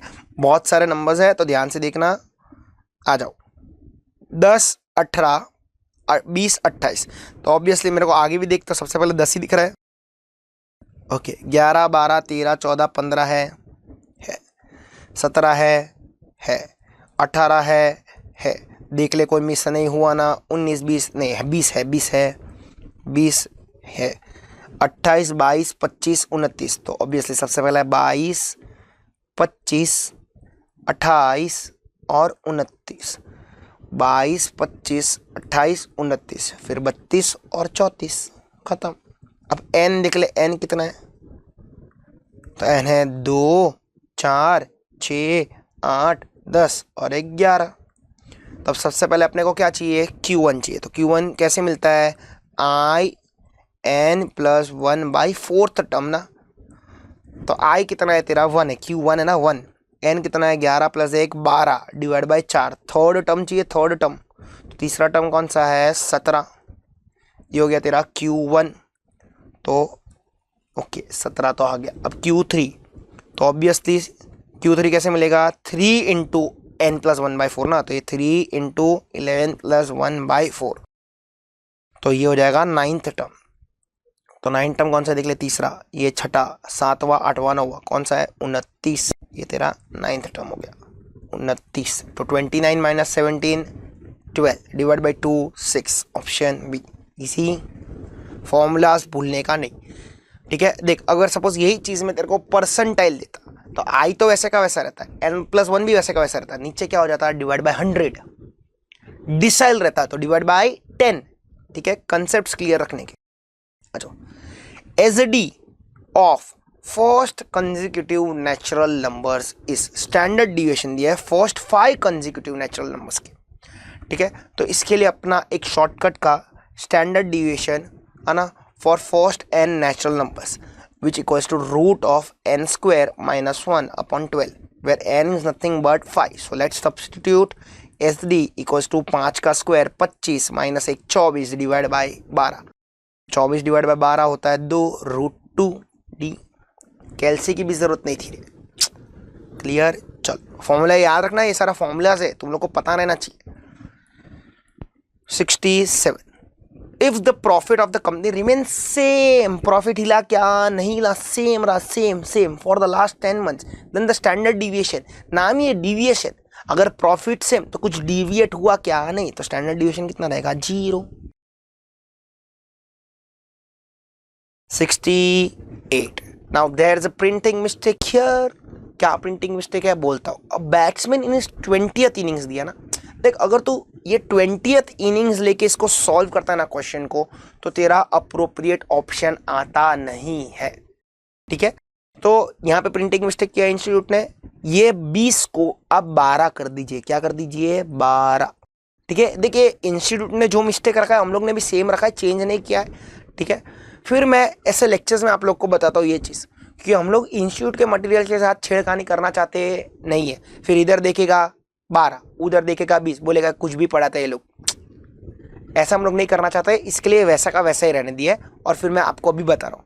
ठीक है, तो मैं 12 से सॉल्व कर रहा हूँ, देख आंसर आएगा, ऑप्शंस आएंगे तेरे को। फिर अगर तेरे को ऐसा लग रहा है कि मैं 20 से करके देखता हूँ, तो करके देख ले, अगर मेरे पे भरोसा नहीं है तो। ठीक है, आ जा। और इसका सबसे पहले मैं एक लंबा रास्ता बताऊंगा, लंबा रास्ता जैसे ही खत्म हो जाएगा एक शॉर्टकट भी बताऊंगा मैं। ठीक है, so let's see here the question. क्या बोलते हैं? Batsman in his 12th innings, मैं 12th ही पढ़ूंगा, 12th innings makes a score of 120। बोलते हैं 12वीं इनिंग में उसने 120 रन की शतकीय पारी खेली, and thereby increases his average by 5 run, और उसकी एवरेज कितने से बढ़ गई? 5 से बढ़ गई। What is his average after 12th innings? तो 12वें इनिंग्स के बाद उसकी एवरेज क्या होगी, ये आपका क्वेश्चन है। वापस एक बार रिपीट करता हूं, तो बोलते हैं 12वें इनिंग में उसने 120 रन मारे, जिसकी वजह से उसकी एवरेज बढ़ गई। कितने से बढ़ी? 5 से बढ़ी। कितने से बढ़ी? 5 से बढ़ी। और फिर उसने पूछा क्या है, उसकी एवरेज 12वें इनिंग के बाद कितनी? ठीक है, तो आ जाओ देखते हैं यहाँ पे। तो सबसे पहले लेट, मैं पहले 11 इनिंग्स की बात कर रहा हूं। Total run for 11 innings be x, total run मतलब सबमिशन एक्स हो गया तेरा। तो एवरेज रन्स फॉर 11 इनिंग्स कितना हो जाएगा? तो 11 मैच के उसके कितने रन हुए रहेंगे? तेरा x डिवाइड बाई 11 बराबर है। ओके, अब आगे बढ़ते हैं। Total runs for 12th innings, तो 12वीं इनिंग्स के लिए उसके टोटल रन कितने हुए रहेंगे? जो 11वीं इनिंग के रन थे, यानी कि x प्लस उसने 12वीं मैच में 120 रन मारे ना, दिया है तेरे को, ये तेरा सबमिशन x हो गया फॉर 12 मैचेस। अब सिमिलरली अपन फाइंड आउट करते हैं एवरेज रन्स फॉर 12 मैचेस। तो x प्लस 120 डिवाइड बाई 12 बराबर है। पर यही एवरेज रन 12 इनिंग का कितना था? जो 11 इनिंग का एवरेज था ना, उसमें वो 5 रन से बढ़ गया था। तो ये तेरा LHS इक्वल्स टू RHS हो गया, है ना। तो देख एवरेज रन फॉर 12 मैचेस, तेरे को उसने क्या बोला था कि भाई जो 11 मैच का एवरेज था ना, उसमें वो 5 से बढ़ गया था। और तूने अब जब कैलकुलेट किया, which is equal to x plus 120 the whole upon 12। अब इसको करेगी अपन सॉल्व। तो आ जाइए सॉल्व करते इसको। इधर मैं साइड में करता हूं, आ जाइए। x बाई 11 प्लस 5 है ये, x by 11 plus 5 equals to x plus 120 upon 12। ठीक है, तो इसको सॉल्व करते हैं। आ जाओ, 12 उधर 11 इधर। एक काम करते हैं, सबसे पहले x प्लस 5 वाले को इक्वेट कर लेते हैं। x plus 55 upon 11 equals to x plus 120 upon 12। अब 12 उधर 11 इधर, तो ये 12 इधर, तो हो जाएगा 12x प्लस 55 इंटू 12। तो 55 into 12 comes to 660 equals to 11x plus 120 into 11 comes to 1320। अब इसको मैं सॉल्व करता हूँ, x की वैल्यू फाइंड आउट करता हूँ, तो 12x माइनस 11x, x हो जाएगा इक्वल्स टू 1320 माइनस 660 आ गया 660 एग्जैक्टली आया एग्जैक्टली। तो x इक्वल्स टू 660 आया। हे आंसर आ गया 660, ये नहीं है तेरे को, देखिए x आया है। तेरे को पूछा क्या है कि average runs after 12th innings कितने रहेंगे, तो या तो x को इधर सब्स्टिट्यूट कर या तो x को इधर सब्स्टिट्यूट कर, answer remains the same, answer remains the same. ठीक है, आ जाओ देखते आ जाओ। तो मैं x को सब्स्टिट्यूट करता हूँ इधर, क्या बोलता है 660 प्लस 120 डिवाइड बाई 12, तो 660 प्लस 120 होता है 780 डिवाइड बाई 12, तो एवरेज कितना आया, एवरेज आया 65, option C, option C. Phew आ गया, खत्म, गेम ओवर। आ जाओ, अब आप लोग को मैं समझाता हूँ चीज वापस एक बार मैं और समझाता हूँ, मैं एक बार आपको और समझाता हूँ कि ये क्या करना क्या चाह रहा है। सबसे पहले मैंने average runs for 11 inning find out किए and let the total run for 11 inning be x, total मतलब सबमेशन एक्स, मैंने सबमेशन एक्स को ही एक्स ले लिया। ठीक है, देखो आप लोग को भी पता है X bar equals to summation X by N, तो ये मैंने 11 इनिंग का एवरेज लिया, तो 11 इनिंग का इसको एक्स बोला, एन कितना था 11, तो वही मैंने किया। और वो कितने से बढ़ रहा है, कितने से बढ़ रहा है, 5 से बढ़ रहा है, तो एवरेज जो है 5 से बढ़ रहा है, किसके लिए, 12वें इनिंग के लिए, तो ये 12वां इनिंग का ये एवरेज हो गया। ठीक है, हाँ जो क्वेश्चन ने बोला था, पर मेरे हिसाब से मैंने 12वां इनिंग का एवरेज फाइंड आउट किया। कैसे, तो total run for the 12 inning कैसे हो गए, ये 11 इनिंग्स के total run plus 12th innings में उसने 120 मारे थे ना, जो कि क्वेश्चन ने बोला था, तो आगे x प्लस 120। अब जैसे x plus 120 is the summation x for 12 innings, तो उसका एवरेज लिया मैंने, दोनों को इक्वेट किया, x फाइंड आउट किया, x को सब्स्टिट्यूट किया, तो x बार मेरे को मिल गया, एवरेज फॉर 12th इनिंग्स मेरे को मिल गया, दैट इज 65। अब बात करते हैं शॉर्टकट की। ठीक है, शॉर्टकट देख ले अच्छे से, समझ ले शॉर्टकट। ठीक है, देख शॉर्टकट क्या बोलता है, बैट्समैन ने 12वें इनिंग में कितने रन मारे, 120 रन मारे, और उसका एवरेज कितने से बढ़ गया, 5 रन से बढ़ गया, एवरेज इंक्रीज बाय 5 रन, बराबर है। अब ध्यान से सुनना, अब ये एवरेज बढ़ा तो कितने मैचेस के लिए बढ़ा, 11 है ना, 11 ना, 11 मैचेस में उसने 5-5 रन ज्यादा बढ़ गए उसके, बराबर है। तो टोटल रन्स कितने हो गए, 55 रन हो गए 11 मैचेस के लिए, और 12वें मैच में उसने कितने मारे थे, 120, तो 120 माइनस 55 कर ले, देख 65 आंसर आएगा। शॉर्टकट है तो पूछ मत कैसे आया, मैजिक है ये। तो अब देख तेरे को कैसे करने का, सपोज ये 20 इनिंग के लिए सपोज 20 इनिंग के लिए दिया रहता, तो 20 इनिंग के लिए 120 फॉर एग्जांपल, 20 इनिंग के लिए 120, तो 19 इंटू 5 जितना भी आता उसको तो माइनस कर देता। समझ रहे हैं मैं क्या बोल रहा हूं, किस में से माइनस करता, वो 12वीं इनिंग में से, आंसर दिख रिमेन द सेम, जो भी मेथड तेरे को यूज कर रहा हो तेरे सामने। आ जाओ 69, the sum of squares of deviations is minimum, तो सम ऑफ स्क्वायर्स बोल दिया, किसका स्क्वायर्स, डेविएशन का स्क्वायर, मतलब summation x minus x bar the whole square, ये मिनिमम किसके लिए देता है, अरिथमेटिक मीन के लिए। याद रखने का सारी प्रॉपर्टीज, ये सारी प्रॉपर्टीज है तुझे याद रखनी चाहिए। ठीक है, चलो 70, when mean is 3.57, mode is 2.13, then value of median is क्या, तो EG mode equals to 3 median minus 2 times mean, तो मोड दिया है 2.13, 3 टाइम्स मीडियन रखना पड़ेगा क्योंकि मीडियन चाहिए, माइनस 2 टाइम्स मीन, मीन कितना है 3.57, तो आ जाइए कर लेते हैं 2 इंटू 3.57, 7.14, तो ये नेगेटिव 7.14 उधर जाएगा तो पॉजिटिव हो जाएगा, 2.13 प्लस कर दे तो 9.27 इक्वल्स टू 3 मीडियन, तो median will be equals to 9.27 divide by 3 आ जाएगा 3.09 ऑप्शन इजी। चलो 71। The mean of first 3 terms is 14। मतलब ये एक्स बार दिया है, एन दिया है और सब्मेशन एक्स दिया है। Mean of next 2 terms is 18। Then the mean of all 5 terms, मतलब देख तेरे को सारे कंबाइंड मीन चाहिए, तो टोटल नंबर हो गए 5। कैसे 5 हो गए? पहले 3 और बाद में 2, 3 + 2 5। अब सब्मेशन एक्स की मैं अगर बात करूं तो पहले ग्रुप का हो जाएगा 14 × 3 है ना, n1 x1 bar plus n2 x2 बार 18 × 2। तो आइए करते हैं 14 3 ज़ा 42, 18 2 ज़ा 36, तो ये होगा 78 डिवाइड बाय 5। तो 78 डिवाइड बाय 5 कितना होता है? 15.6। ऑप्शन डी इजी था। आ जाओ।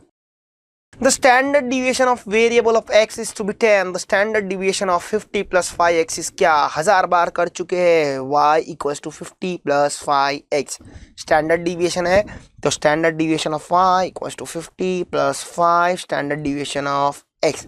बोलो, अपन खड़े हैं स्टैंडर्ड डिविएशन में, मेजर ऑफ डिस्पर्जन में। क्या डिस्पर्जन में तेरा ओरिजिन का इम्पैक्ट रहता है, इज्जत रहती है? नहीं। क्या स्केल की इज्जत रहती है? हाँ, पर कैसा? Positive magnitude only. तो ये 5 मल्टीप्लाई चलेगा। Standard deviation of y is nothing but 5 × 10 which is equals to 50। Option A easy. अरे इजी, चलो याद रखने का। द क्यूडीज, तो क्यूडी क्या है? तो देख, ये हम लोग ने नॉर्मल डिस्ट्रीब्यूशन में भी पढ़ा है और पहले भी पढ़ा है कि द मेजर ऑफ डिस्पर्जन में relationship between QD, MD and HD, भूलने का नहीं उसको। तो QD is 0.675 of standard deviation. ये हम लोग ने पढ़ा है नॉर्मल डिस्ट्रीब्यूशन, ठीक है, जो वो लोग ने राउंड ऑफ कर दिया। पर सच्ची में क्यूडी क्या लगता है? 0.6667 of standard deviation, that is nothing but 2/3 of SD। Option A. और MD क्या लगता है? MD 0.8 of standard deviation. ठीक है, ये सारी चीज़ें तुम्हें भूलनी नहीं है, किधर भी कैसे भी वो लोग MCQ बना के दे सकते हैं।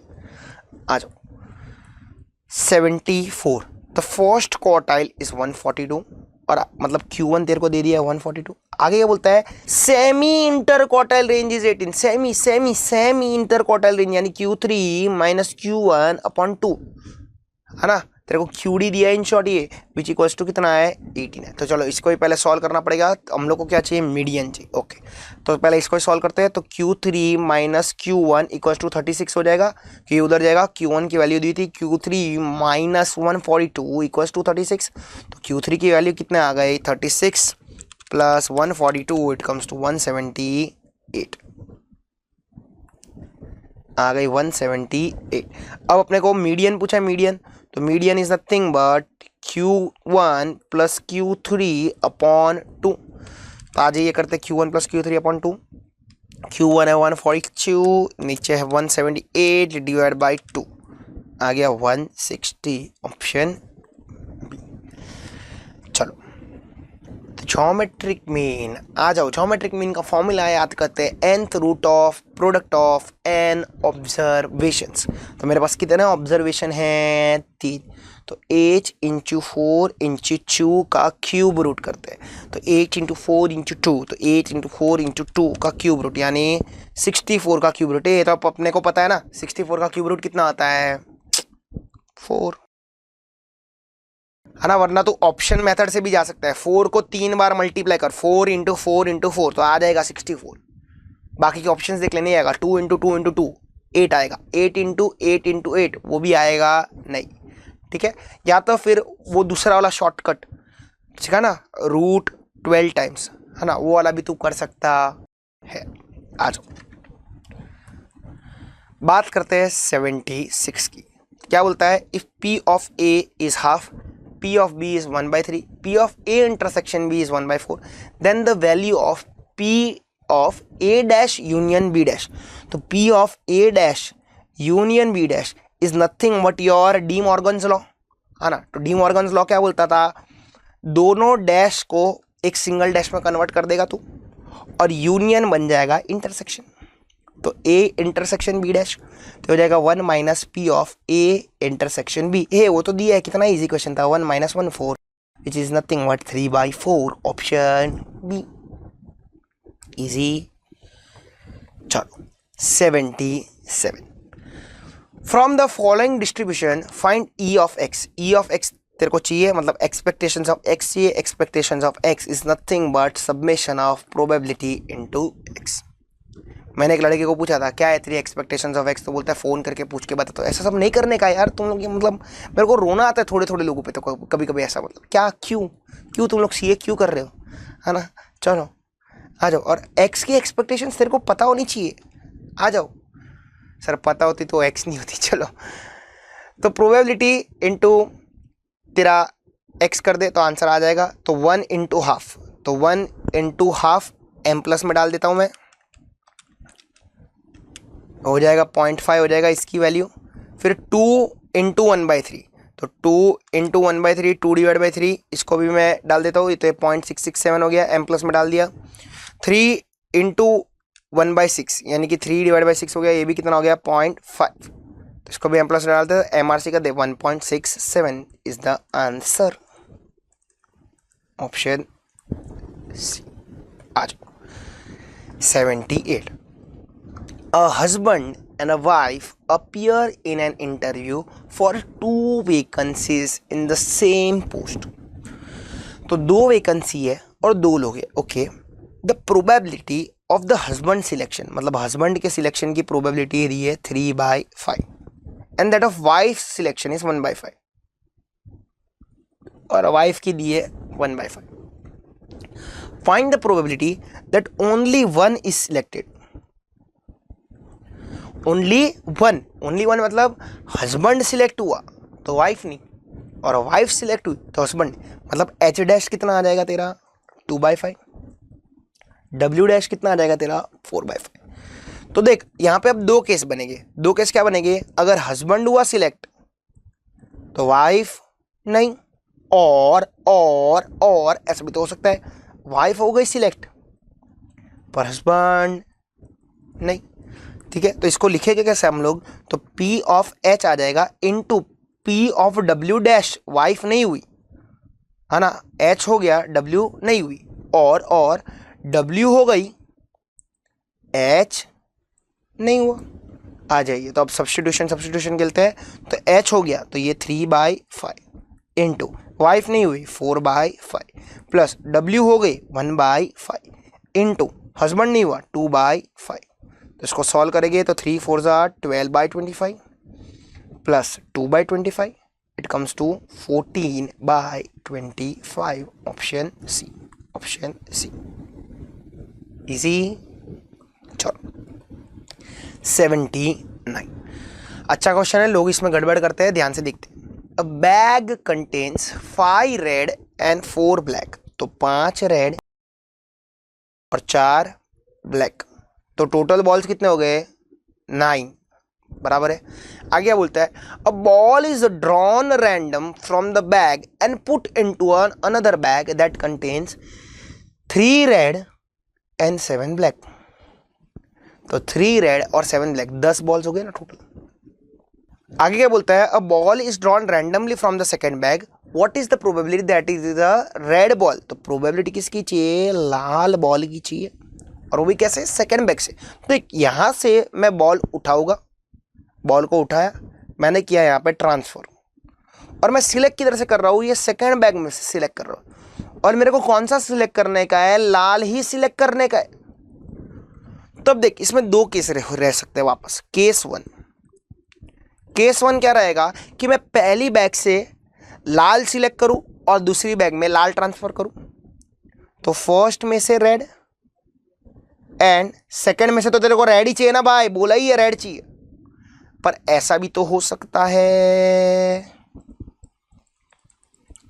ऐसा भी तो हो सकता है मैंने फर्स्ट बैग से ब्लैक खींच लिया और दूसरे बैग से रेड सिलेक्ट किया। तो सबसे पहले अपन फर्स्ट केस समझते, आ जाओ। तो फर्स्ट किसकी मैं बात करता हूँ, तो फर्स्ट बैग में से लाल खींचने की प्रोबेबिलिटी क्या रहेगी, तो फर्स्ट बैग में लाल है 5, टोटल बॉल है 9। अब इनटू नेक्स्ट, ध्यान से देखना, अब तूने पहली बैग में से लाल उठाया, दूसरी बैग में लाल डाल दिया, तो अब दूसरी बैग में लाल बढ़ गया ना, और टोटल नंबर ऑफ बॉल्स भी तो बढ़ गए। तो अब दूसरी बैग में से तेरे को चाहिए क्या, लाल ही चाहिए, तो लाल आने की प्रोबेबिलिटी इधर क्या रहेगी, 4/11, तो आ जाएगा 4 5 20, 20/99। समझा कि नहीं समझा? पहली बैग में से लाल खींचा, दूसरी बैग में लाल डाला, तो दूसरी बैग में लाल बढ़ेगा, टोटल नंबर ऑफ बॉल्स भी बढ़ेंगे। आ जाओ अब नीचे डिस्कस करते हैं। सर पर मैंने पहली बैग से लाल निकाला, खींच लिया, तो ब्लैक खींचते, तो पहले बैग से ब्लैक आने की प्रोबेबिलिटी क्या रहेगी, 4/9। अब तूने काला लिया था, और काला ट्रांसफर किया, तब इधर काला बढ़ा ना, और टोटल नंबर ऑफ बॉल्स भी तो बढ़ा। पर दूसरे बैग में से तेरे को तो चाहिए लाल ही, तो दूसरे बैग में से लाल आने की प्रोबेबिलिटी क्या रहेगी, अब तो लाल दूसरे बैग में 3 ही है, पर टोटल बॉल्स तो 11 हो गए ना। 4 3 12 डिवाइड बाय 99, ये भी हो सकता है और ये भी हो सकता है, तो 20/99 प्लस 12/99 कम्स टू 32/99 ऑप्शन ए। समझा कि नहीं समझा? पहली बैग में से लाल ट्रांसफर, खींचना उधर से लाल ही है, या तो फिर पहली बैग में से काला ट्रांसफर, पर खींचना अभी भी लाल ही। क्लियर? चलो question eighty, what does question eighty say? इफ x is be a Poisson variates with the parameters 1, हे पॉइजन का पैरामीटर 1 है, यानी m कितना दिया है 1, then find probability of x lying between 3 and 5, मतलब less than 5 but greater than 3। तो देख less than 5 and greater than 3 है, तो ये तेरी नंबर लाइन है, मैं लेता हूँ 2 3 4 5, तो 5 से कम और 3 से ज़्यादा, तो तेरा ये एक ही है ना, x क्या है, p of x equals to 4।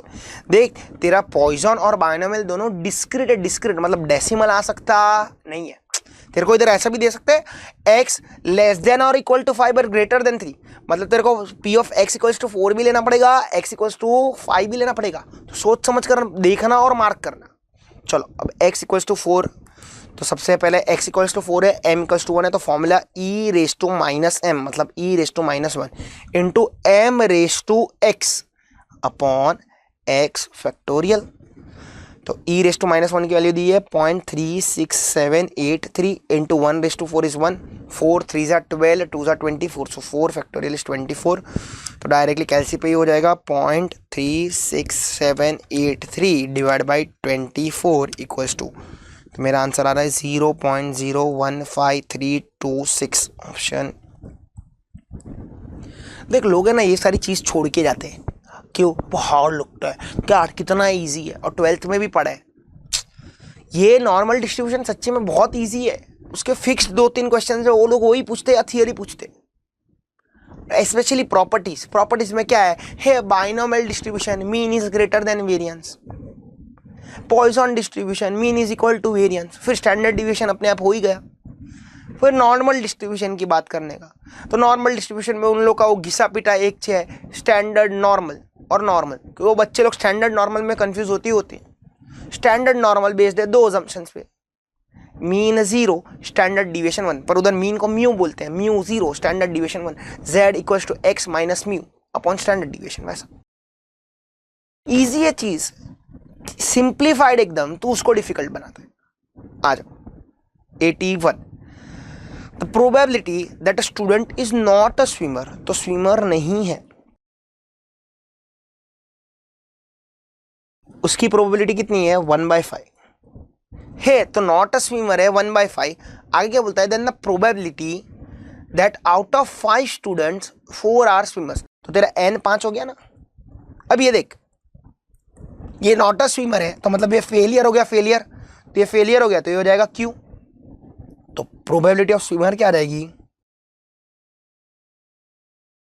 यानी कि p 4/5 बराबर है। ओके, अब बाइनोमियल यूज करने का है कि 5 में से कितने स्विमर चाहिए, 4, तो 5 में से 4 स्विमर चाहिए, तो आ जाओ करते हैं NCX, n कितना है तेरा 5, c कितना है चार सिलेक्ट करना है ना तेरे को। p raise to x q raise to n minus x यानी 5 माइनस 4 1। अब देख ले कौन सा ऑप्शन है, 5c4 4/5 raise to 4 1/5 raise to 1 option C. Clear, easy. चलो सॉल्व भी करने को नहीं बोला। 82 in a binomial distribution n equals to 9 p equals to 1/3 what is the value of variance. अब भी ऊपर सिखाया था, ठीक है। चलो आ जाओ। तो वेरिएंस थियरी में क्यों मैंने बोला नहीं mean is greater than variance. Variance is nothing but n p q। तो n दिया है 9, p दिया है 1/3, तो q कितना हो जाएगा 1 माइनस 1/3 यानी 2/3। 3 3 कैंसल, 9 कैंसल, बचा कितना 2। एक मार्क फ्री का। इससे डरता है तू इतना बड़ा क्वेश्चन इतना छोटा, इससे डरता है तू, क्या ही बोलने का। आया देख variance of standard normal distribution is. Standard normal का वेरिएंस क्या होगा, तो स्टैंडर्ड आया तो will know assumptions mu 0 standard deviation 1। तेरे को वेरिएंस पूछा है, variance is nothing but standard deviation का स्क्वायर यानी 1 का स्क्वायर कितना होता है 1। गड़बड़ करने का नहीं। 84 in a Poisson distribution p of x equals to 0 which equals to x equals to 2 find e of x। Okay expectations of x चाहिए यानी कि तेरे को मीन चाहिए ना, मीन चाहिए यानी कि तेरे को m चाहिए। हेलो आ फाइंड आउट करते हैं। तो p of x equals to 0 equals to p of x equals to 2। Apply the formula, supply the answer. करते हैं e raise to minus m into m raise to x into m raise to x upon x factorial upon 2 factorial. आ जाओ काटम काटी करते हैं। Minus m गया, m raise to 0 1 0 factorial 1 1 divide by 1 equals to m square upon 2 into 1 2। तो इधर जाएगा तो m स्क्वायर कितना आ गया 2। Taking square root on both the sides तो m equals to root 2 option A. क्या हार्ड था इसमें, 5 सेकंड के 10 सेकंड के क्वेश्चन है सारे। आ जाओ name of the distribution where mean equals to variance. अभी बोला था बाइनोमियल ग्रेटर देन वेरिएंस है ना, mean greater than variance, Poisson दोनों equal B. 86 if the difference between mean and mode is 33 then the difference between mean and median will be क्या। तो तेरे को इधर देख, तू वो वाला नहीं यूज कर सकता, mode equals to 3 times median minus 2 times, वो यूज मत कर। वो जो उसके जो लॉन्गर वर्जन है ना वो वाला mean minus mode equals to 3 times bracket में मीन माइनस मीडियन, क्योंकि तेरे को ये ब्रैकेट ही पूछा है मीन माइनस मीडियन का। देख what is the difference between mean minus median, मतलब वो पूछा। मीन माइनस मोड कितना दिया है 33, ये कितना है 3 मीन माइनस मीडियन। तो मीन माइनस मीडियन कितना हो जाएगा यार ये क्वेश्चन था सीरियसली। 33 डिवाइड बाई 3 लाइन खत्म। हाइला देख तेरे को फॉर्मूला पता है तो कितना जल्दी आंसर आता है। देख दुख की बात है, बड़ी दुख की बात है। और लोग बोलेंगे कितना टफ क्वेश्चन पूछा था यार, सेंट्रल टेंडेंसी का, मेरे को तो आता ही नहीं था, 2 लाइन का भी आंसर नहीं था। हाँ ये मस्त है, लोग इधर गड़बड़ बात करते हैं। रिलेटिव फ्रीक्वेंसी, तो रिलेटिव फ्रीक्वेंसी का सबसे पहले फॉर्मूला क्या बोलता है, class frequency upon total frequency. जो क्लास की तेरे को फ्रीक्वेंसी दी है वो ले डिवाइड बाय टोटल फ्रीक्वेंसी कर दे, तो बन गए relative frequency of a particular class. It lies between 0 and 1, it lies between 0 and 1। लोग क्या करते हैं बोथ इंक्लूसिव भी मार्क करके आते हैं, तो बोथ इंक्लूसिव मार्क करने का नहीं। अब देख कभी भी रिलेटिव फ्रीक्वेंसी जो है तेरी वो कोई भी क्लास की 0 एंड 1 एग्जैक्टली नहीं हो सकती। एक्सप्लेन करूं, चल अपन समझते भी ऐसा क्यों, ध्यान से देखना। मैं बोलता हूं रिलेटिव फ्रीक्वेंसी का मैंने अभी फॉर्मूला क्या बोला था, क्लास की फ्रीक्वेंसी अपॉन टोटल फ्रीक्वेंसी ना। जो करंट क्लास की फ्रीक्वेंसी है, सपोज तेरा क्लास है 0 to 10, 10 to 20, 20 to 30, ऐसा तेरे क्लासेस है, और ये तेरी फ्रीक्वेंसीज है 5, 3, 2, तो टोटल फ्रीक्वेंसी कितनी हो गई 10। तो रिलेटिव फ्रीक्वेंसी क्या बोलते हैं, क्लास की फ्रीक्वेंसी। तो रिलेटिव फ्रीक्वेंसी क्या आ जाएगा इधर 5 डिवाइड बाई 10 वैसा, ठीक है। अब सुन, तो यहाँ पे तेरी रिलेटिव फ्रीक्वेंसी कभी भी 0 एंड 1 एग्जैक्टली हो सकती नहीं है। सपोज मेरा रिलेटिव फ्रीक्वेंसी 0 आता है सपोज, तो अगर ये 0 आ रहा है, अगर ये क्या आ रहा है जीरो आ रहा है, मतलब तेरी क्लास की फ्रीक्वेंसी 0/10 हुए रहेगी। तो लोग क्या बोलते हैं कि अगर वो क्लास में फ्रीक्वेंसी ही नहीं है, क्लास की फ्रीक्वेंसी 0 है, तो तूने वो क्लास बनाया क्यों? सपोज मैं अपनी बात करूं, जितने भी ये लोग देख रहे हैं, अपन सब वीडियोस देख रहे हैं, मैं कमा रहा हूं, तू पढ़ रहा है, चल तेरी थोड़ी बहुत साइड इनकम है, तो मैं क्लास बना बना के क्या बनाऊंगा? अगर मैं मंथली सैलरी के बनाऊं, मैं मंथली सैलरी के अगर क्लास बनाऊं, तो मैं क्या बनाऊंगा? 2 ही क्लास बनाता हूँ, मगजमारी नहीं। एक तो 0 से 50,000 और 50,000 से 1 लाख। उससे ज्यादा ना तू कमाता रहेगा ना मैं कमाता रहूंगा ना। तो हम जो दोनों लोग हैं और बाकी के जितने भी स्टूडेंट्स हैं, सबके सब इसमें ही फिट हो जाएंगे। अब मेरे को पता है, जब अपन सब जब ये वीडियो देख रहे हैं, किसी का भी इनकम 5 लाख 6 लाख है ही नहीं, तो मैं क्लास क्यों बनाऊं कि भाई 1 लाख टू 10 लाख ऐसा स्लैब में क्यों बनाऊं? तो उसमें फ्रीक्वेंसी कितनी रहेगी? 0। क्या वो क्लास का कोई फायदा होगा? नहीं। तो इसके लिए रिलेटिव फ्रीक्वेंसी कभी 0 हो सकती नहीं है। अब देख, सपोज मैं एक काम करता हूं, 0 से लेके 30, खत्म, गेम ओवर। 0 से लेके 30, तो ये भी 10, ये भी 10 है। क्लास की frequency upon total frequency 10 divide by 10, हे हो गया 1। Relative frequency equals to 1। अगर रिलेटिव फ्रीक्वेंसी 1 है, मतलब तूने सबको एक ही क्लास में डाल दिया। हाइला, तो रिलेटिव फ्रीक्वेंसी 1 कब आ सकती है? जब तूने सबको एक ही क्लास में डाल दिया। बाइफरकेट कर पाएगा क्या? नहीं। क्या तो सिंगल क्लास बना सकता है सब डेटा के लिए? नहीं। एक ही क्लास में सब आ गए। तो इसके लिए रिलेटिव फ्रीक्वेंसी कभी 0 नहीं हो सकती और कभी 1 नहीं हो सकती, 0 और 1 के बीच में रह सकती है। It lies between 0 and 1। समझा कि नहीं समझा? रट्टा नहीं मारने का, समझ के करने का। आ जाओ, अब तू जिंदगी भर नहीं भूलेगा इसको। Less than type and more than type ogives meet at a point, बोला था median and other partition values, वापस आ गया घूम फिर के। आ जाओ। If mean and coefficient of variation of the marks of n students is 20 and 80, तो mean दिया है 20, coefficient of variation दिया है 80, what will be the variance? तो सबसे पहले अपन स्टैंडर्ड डिविएशन फाइंड आउट कर लेते हैं। Coefficient of variance is standard deviation upon mean into 100, तो ये 80 equals to standard deviation upon 20 into 100, तो 0 0 कैंसल, 0 0 कैंसल, तो standard deviation equals to 8 into 2 ना, ये 2 भी उधर जाएगा, तो ये हो जाएगा 16। ओके, अब तो वेरिएंस कितना होगा? 16 का स्क्वायर, तो 16 का स्क्वायर कितना होता है? 256। Option A, easy. चलो क्वेश्चन 90, और नॉन लीप ईयर बोला है, नॉन लीप ईयर। तो अपन ने लीप ईयर के क्वेश्चन पहले देखे, नॉन लीप ईयर है, तो नॉन लीप ईयर है तो कितने डेज रहेंगे? 365। अगर मैं इसको डिवाइड करने जाऊँ 7 से, मतलब 7 से, तो कितने वीक्स बनेंगे?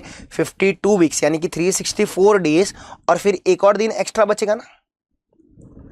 तो अब ये एक डे कौन सा हो सकता है जो एक दिन बचा?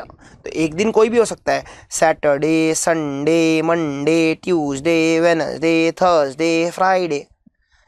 7 दिन कोई भी हो सकता है, तो ये तेरा एन ऑफ एस कितना आ गया? 7 आ गया। अब तेरे को पूछता क्या है? It to be getting 53 Sundays और ट्यूसडेज और Thursdays.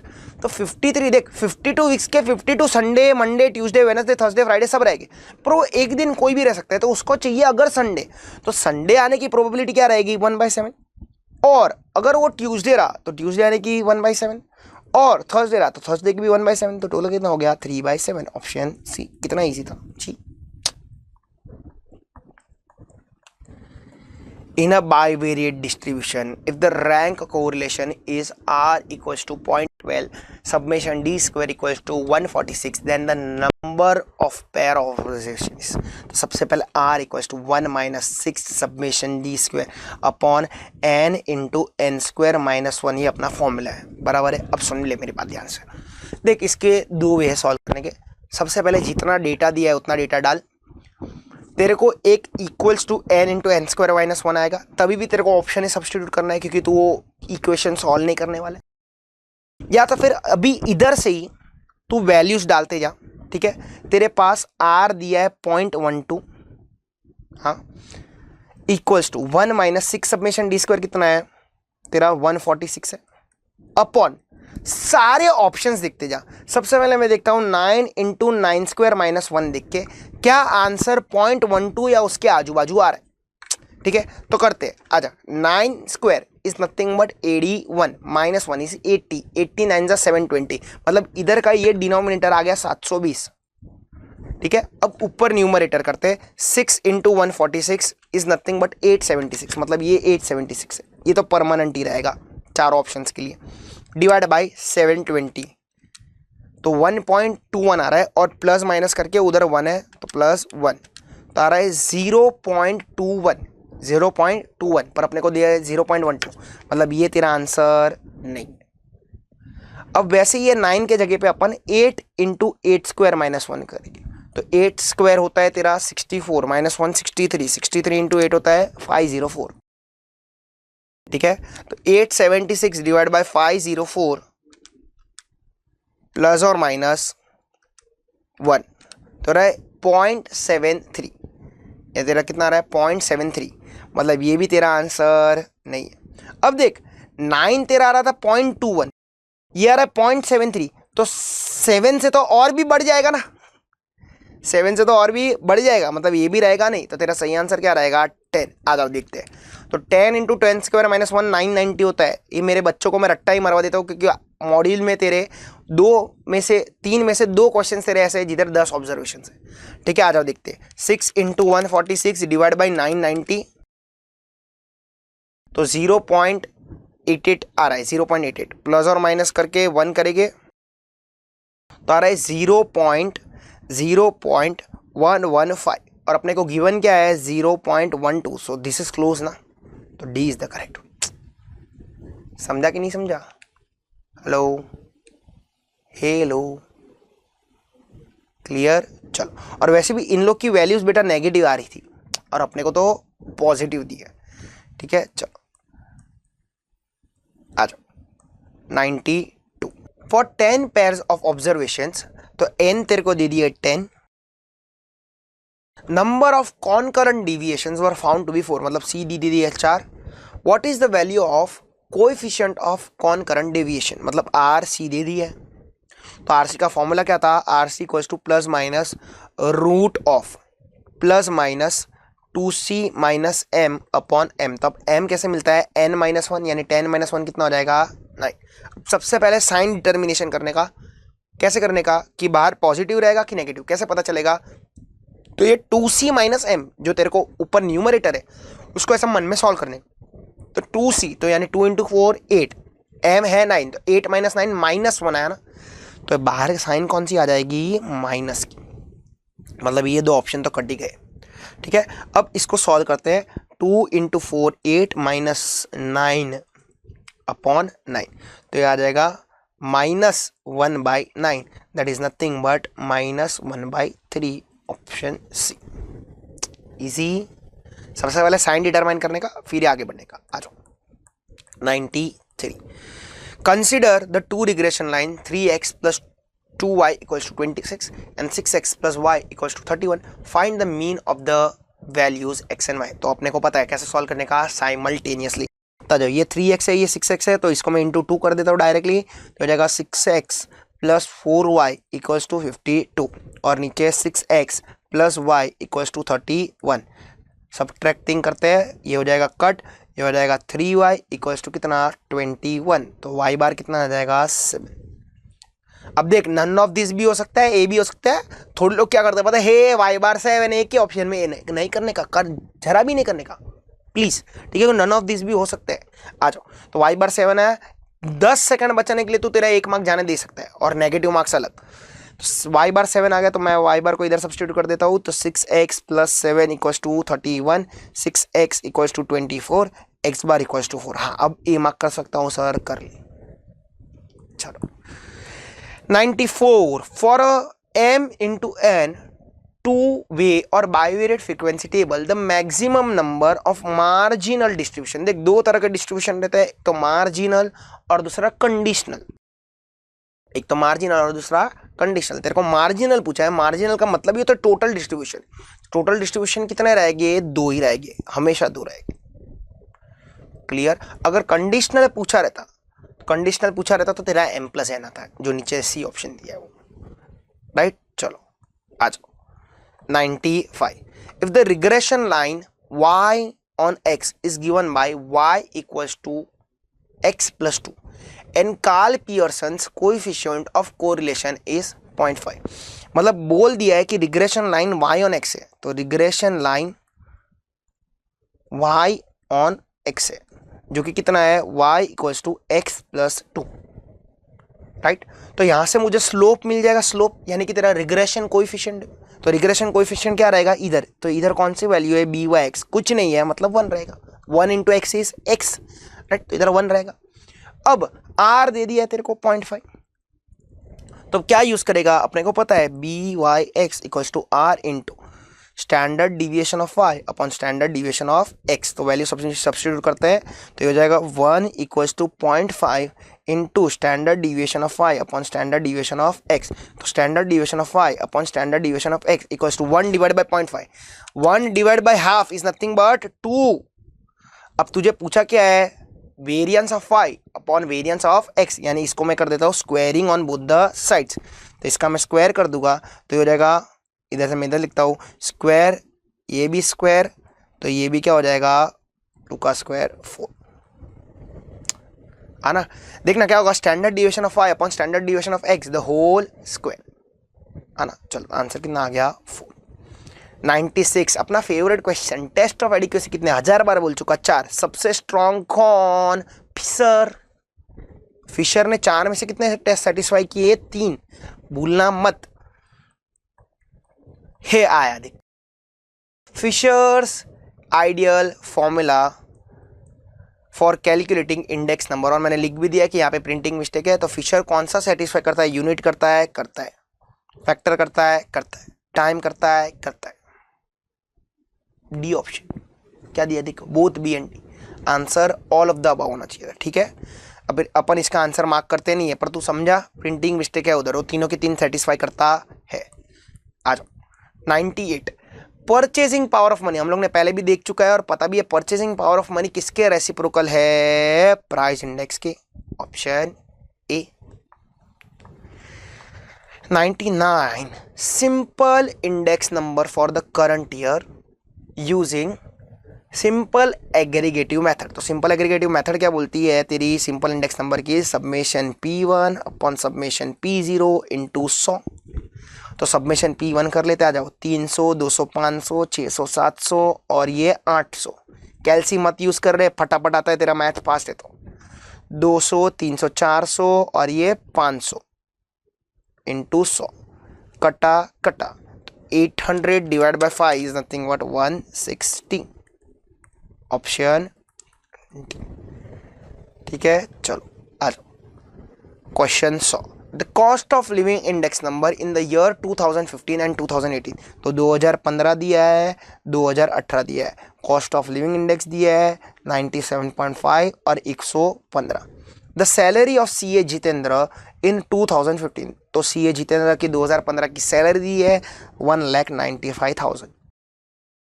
How much additional salary was required in 2018 to maintain the same standard of living, तो उसको कितनी और एडिशनल सैलरी मिलनी चाहिए थी, आ जाओ देखते हैं। तो सबसे पहले 115 के हिसाब से उसकी 2018 की सैलरी फाइंड आउट कर लेते हैं, तो क्रॉस मल्टीप्लाई कर लो, 1,95,000 इंटू 115 डिवाइड बाई 97.5, तो होनी चाहिए थी 2,30,000 रुपया। तो एडिशनल सैलरी उसको कितनी मिलनी चाहिए थी, तो 2,30,000 रुपया माइनस 1,95,000, तो ये कितना हो गया 5,000 और 30,000 हो गया 35,000 रुपया। तो उसको और 35,000 रुपया चाहिए 2018 में over and about the current salary to maintain the same standard of living, ठीक है। सो इसी के साथ आपके 100 क्वेश्चंस हो गए पूरे, 100 आउट ऑफ 100 आना ही चाहिए अब तो, ठीक है। इतने अच्छे से हम लोग क्वेश्चंस कवर कर रहे हैं, तो आप लोग को भी थोड़ा एफर्ट्स डालना है। वापस स्टैटिस्टिक्स के 1-2 क्वेश्चन यहाँ पे अच्छे थे, स्पेशली वो इनिंग्स वाला क्वेश्चन तो बहुत बढ़िया था, भले प्रिंटिंग मिस्टेक था पर क्वेश्चन अच्छा था, ठीक है।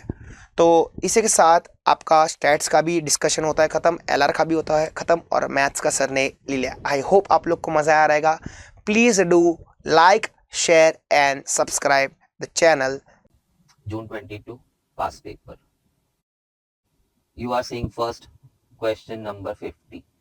As we all know, I'll be discussing 40 sums of maths and followed by my colleague discussing, Mr. Vaibhav Karia discussing with you the remaining 60 sums. And also we also know that in the attempts, the questions go random. So I have been arranging the questions as per the topics, and therefore you can see the numbering bit random over here. The numbers are the actual numbers of the attempt paper. Now, coming back, let's begin with the first sum. It's on ratio. So they are giving me x to y is 4 to 6. Of course, I can reduce that to 2 to 3. And then next they are giving me 2 to x is 1 to 2. So on cross multiply, I can see x is 4. I put my x4 over here. So 4 by y is 2 by 3. So y is equal to, if we cross multiply, 12 upon 2, not 12 upon 2, and that's going to be 6. It's option B. Next sum. This sum is quite a regular sum seen frequently in MTPs and past attempt, but sum seems to be simple than the normal one. A bag is containing 25 paise coins, 10 paise coins, and 5 paise coins. The coins are in the ratio. So I'll be writing coins are in the ratio 3 to 2 to 1. However, the value of the bag is given to me. I don't mean to say, or the sum doesn't mean to say the bag is costing 40 rupees. Bag and the coins ka valuation is 40 rupees. But ratio is of number of coins. So you'll have to convert this ratio to first value ka ratio. Only then we'll be able to equate it to 40. So when I want to convert it to value ka ratio, let me think this way. I've got 3 coins of 25 paise. So that makes 75 paise valuation. 2 coins of 10 paise, that makes it 20 paise valuation. And 1 coin of 5 paise, so 5 paise. If I reduce the ratio by 5, dividing throughout by 5, which we can, 15 to 4 to 1. So value ka ratio turns out 15 to 4 to 1, whose total turns out 20. And total valuation of bag is rupees 40. So I can see the connection of 2 over here. I have to find 5 paise coins kitne hai. So first of all, let me apply the same connection over here. So 5 paise coin is making rupees 2 in valuation. Now 1 rupee has 25 paise coins. Now 1 rupee is 100 paise. So in 100 paise, how many 5 paise coins will be having? 20 paise, 20 coins of 5 paise. So in rupee 2, you'll be having 40 coins of 5 paise. Can I come back once again? In valuation, the 5 paise is making 2 rupees out of 40. And 1 rupee has got 20 coins of 5 paise. So then 2 rupees will be having 40 coins of 5 paise. Now coming indices seems to be quite simple. We'll be applying a raised to m upon a raised to n. Either we make it a raised to m minus n, or we can also make it 1 upon a raised to n minus n, if you pull that power down. So I've got 3 t raised to minus 1 upon t raised to minus 1 by 3. Let me pull this over here. So that's going to be 3 upon t raised to minus 1 by 3 plus 1. So it's going to be 3 upon t raised to 2 by 3 if I cross multiply. And finally, that seems to be the option first, 3 upon t raised to 2 by 3. Coming to the next one, again indices. Quickly, when I just had a glance of it, let's make it 3. Let's make all the base to 3 and then we'll equate because सामने भी 3 raised to a है. So, no, if the base are equal, then we can equate the powers, and that's probably how I'm going to get my a. So, root of 9, I would better write, 3 raised to minus 8. Okay. Then I have got root 3, which I'll be writing 3 raised to half. And we have got one more power, minus 5. And that's equal to 3 raised to 8. So 3 raised to minus 8 and then 3 raised to minus 5 by 2. No, we can multiply the powers. A raised to 2 hai and the whole cube hai. Then we can make it a raised to 6. And that's equal to 3 raised to 8. Now, next, let's club the powers. Minus 8, minus 5. Now we have got a raised to m, a raised to n, then we make it a raised to m. These are the basic laws of indices. Everybody should be comfortable. So 3 raised to 8. Again, we finish off cross multiply, so it's going to be minus 21 by 2. Now cross multiply, minus 16 minus 5. It's equal to 3 raised to a. So the a has to be minus 21 by 2. Option number C. Now before I jump into this log ka sum, I hope the viewer out there must have sometimes changed log form to exponential form, a language change. Let us say we have got log 8 to the base 2 and that's equal to 3. If you want to come out of log, there is one way. The 8 is 2 cube. Now this is called as logarithmic form, and the same thing when you write in this way is called as exponential form. So probably that's one quick way of getting out of log. Why did I think that way? Log root 3 to the base a is 1 by 6. I wanted a, so I said let me go this way. Root 3 is a raised to 1 by 6. I have applied that. The 8 is 2 raised to 3. So the root 3 is a raised to 1 by 6. Now I want to get to a. So somehow I need to put this power on the other side. So it becomes 6. So this is something like a raised to 1 by n is b. Then a is equal to b raised to n. So 1 by 6 goes on the other side to become 6 in the power. Now finally I am coming close to my a. That's 3 raised to half, and we had one more power alongside of that. So that's 3. So it's 3 cube, which is 27. Option number C. Turned out quite simple. What clicked me was how to get to a. Come out of log. You see a raised to 1 by 6. Shift the power 1 by 6 on the other side. That goes in your favor also. Two favors. You got back to a, comma 1 by 6 सामने जाके 6 हो गया. So you can realize the powers also. Moving to the next. Numbers are random. So I told you, okay, because questions in no attempts, in the recent attempts, as you can see right now, the questions don't come in no format. They go random. So therefore the numbers you're going to see random. Only thing while discussing, I prefer, okay, let's discuss same topic sums together. So thoda sa rearrangement. Anyway, I am seeing log A plus log B plus log C. And by the first rule of logarithms, it becomes log ABC. So let's set it. It's going to become log of P square upon QR into Q square upon PR into R square upon PQ.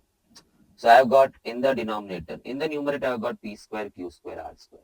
And I feel in the denominator also I have got the same. P square, Q square, R square. Ultimately turns out log 1. And log 1 to any base, let it be base 10 or base, any base, it's always going to be 0. So answer is option number D.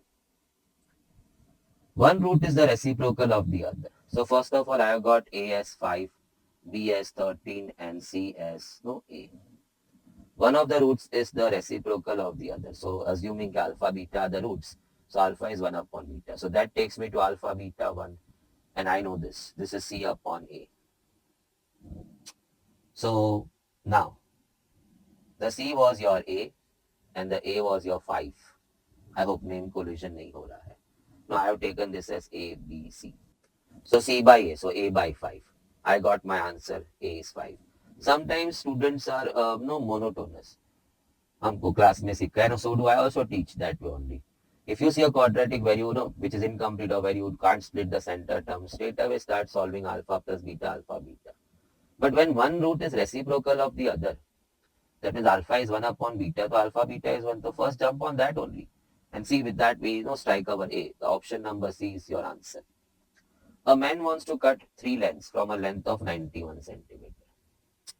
The second length is 3 longer than the shortest side. So let the shortest side be x or maybe x centimeters. So the second side will be 3 centimeter longer than this. So x plus 3.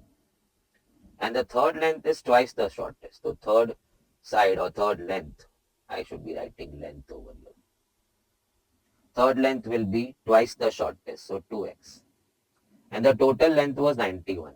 So total of that, which is 4x plus 3, has to be 91. So 4x, when I subtract 3, 88. The x is 22. Find the shortest side or the shortest length. It's 22 because we have taken that as x. Solving equation. Oh gosh, मैं तो ये दो equation देख के ही डर गया, no, 1 and 2. So I thought of using options. x, y दिया हुआ है. उसमें से option B, I have not tick mark, but option B seems to be थोड़ा सा positive for me. Why? Because AB, if I put over here, I get 2AB. So with C also, 3AB and minus AB, if you put over here in X and Y, you happen to get. So both this second and third option, B and C, are satisfying equation 2. But I have no hopes for this. If you put, you're not going to get 2AB. So I have eliminated 2 options. But I'm going with my, AB and Y also as AB. This is satisfying the second equation. We now need to check the first one. So B by A x plus A by B y has to be A square plus B square. And we are checking for option B, where X and Y both are AB. So let's put it. That's AB. Even that's AB. Will I be getting A square plus B square? Let's check it. A gone and B gone. I saw B square plus A square going A square plus B square. It satisfies. B was already satisfying the second equation by which I shortlisted B. It also satisfies the first equation. So now no element of doubt left. The answer is X and Y are both AB, AB. Option number B is your answer. A labor can be paid under two methods. Either he gets, scheme 1, let us say, scheme 1. He gets 600 fixed wages and 50 per hour. And the second scheme, he happens to get 170 per hour. So if he's working for X hours, then scheme 1, he'll be getting 600 rupees fixed wages. Plus he's working for X hours at the rate of 50 per hour. So he'll be getting 50X over here. He's working for X hours at the rate of 50 rupees per hour. So in that he'll be collecting 50X rupees. Plus 600 is fixed wages. That is scheme 1. Scheme 2 he gets 170 per hour straight and he's working for X hours. So in scheme 2, his total wages will be 170X. We have to find the value of X, for which the method 2 happens to be giving better wages to the labor. So method 2 should give him more wage than method 1 or scheme 1. So can I say 170X should be greater than 6? Can I repeat the last question part of this question? We need to find what? The X, how many hours he has to work, so that the scheme 2 happens to be more profitable to the labor. So 170X should be more than that. So 50X when I subtract, I get 120X is more than 600. I hope I'm reading the correct way. I'm reading this way. 120X is more than. If I shift 120 down, I see 5. So X needs to be more than 5. In the option, I can see only option A satisfying that. So labor should work at least for 6 hours. Only then the second scheme will offer him a better wage. Coming to the next one, permutation. I always keep saying, okay, if I have got NP2, okay, for that it is simple for me, NN minus 1. Like 5P2, you work 5, 4, 7P2, 7 into 6. So NP2, NN minus 1. But I had a count as to how many terms I need to multiply. But what if I have got NPR? Either you apply the formula and just forget this. You can't do that because you don't have the count over here. And that's the problem over here. I don't have the count.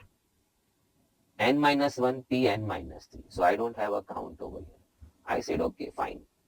They asked me find N and they have given me so many N's over here. You got my trick. Let's use options. So let's try option A. Let's put N5. So in the left hand side, I've got 5 factorial upon 10. So which is 120 divided by 10. It's going to be 12, left hand side. Right hand side was N minus 1, P, N minus 3. And you are trying 5 in that. Your N is 5. So that's 4P2. So when you put 5 and 5, it's 4P2, which is 4 into 3, which is 12. Your two sides have matched. Option number A. God was so humble on us. He's always. A 4-letter word needs to be created using the letters of the word logarithms. So logarithm seems to be a 10-letter word. Let me check it. 5 and 5 yard. It's a 10-letter word. And I need to make words of only 4 letters. So I need to arrange 4 letters from 10, which happens in 10p 4 ways. And 10p 4 calculation goes 10, 9, 8, 7. So let's try 10 into 9 into 8 into 7. That's 5040 words can be created. Option number A. Simple sums. Total arrangements of 8 people on a board in a row. So it's a linear arrangement. The president and vice president occupying the middle 2 seats. So there are 8 chairs. In the middle 2 chairs, the VP and the president are going to arrange themselves. So they will be arranging in 2 factors. Center 2 seats and 2 people. So A, B, B. What about my remaining 6? They'll arrange into remaining 6 chairs in 6 factorial ways. And option number C, straight answer for that. Fundamental principle of counting. 10 flights operating between city A and B. A person has to go from A to B and come back using a different flight. So fundamental counting. To go from A to B, he has got 10 ways. He can pick up any of the flights. But while coming back, he is not supposed to use the same flight what he had used while going. So while coming back, he'll be having 9 options. So coming back in 9 ways. This is 90 by fundamental principle of counting. This is the first thing which a student happens to learn when he starts the topic permutation and combination. Quick and easy sums. I've got 7 gents and I've got 4 ladies, but I need to make a committee of 5. With at least 1 lady in the committee always. So we can have then cases over here. One lady and 4 gents, or you can have 2 ladies and 3 gents, or you can have 3 ladies and 2 gents, or you can have 4 ladies and 1 gent. Solving 4 cases, that seems to be too laborious. So I'm not going for a case. At least one aya, so I'm going to follow that. From all committees, we subtract committees with no ladies. Committees with no ladies. From all the committees, if you subtract committees with no ladies, the rest committee will always have at least one lady. The committees may have 1 lady, 2 lady, 3 lady, 4 lady. That's what we are going to work for. So can I rhyme that 1 point once again?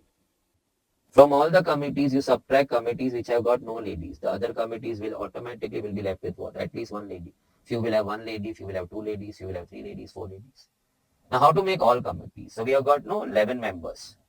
And from there I need to select 5. It's selection. We have to select, form a committee. So 11C5, no lady, this calculation. So all 5 must come from 7 gens. So 7C5. And 7C5 we can make 7C2. Because from 7 when you are selecting 5, at the same time you are rejecting 2 also. So selection of 5 has to be equal to rejection of 2. And to reject 2 you have to select 2. So then that happens in 7C2 base. 11C5 ka calculation. So that goes 11, 10, 9, 8, 7 upon 5 factorial. That's the quickest way to finish off solving 11C5.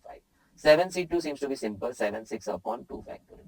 So I've got 11 into 10 into 9 into 8 into 7. And divide by 5 factorial, which normally I always keep telling students, 6 factorial tak to yaad rehna chahiye. So that happens to go 462, the first part.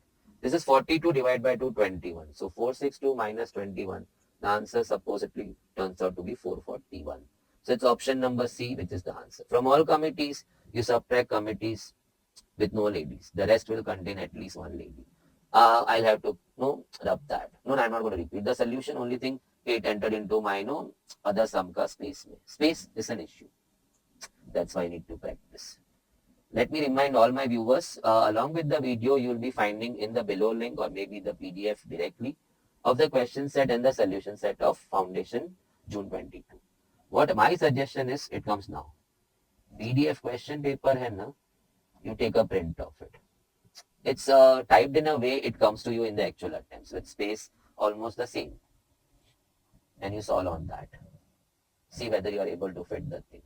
So we are not allowed to. इच्छा तेरी तमन्ना तेरी उमंगे तेरी और तू तेरा तो हुकूमत भी तेरी. Go all out. Nothing more I can see because I'm going against the instruction. But I really get pissed off. Sorry for the language. When somebody says for 100 sums you'll have to work on the last page.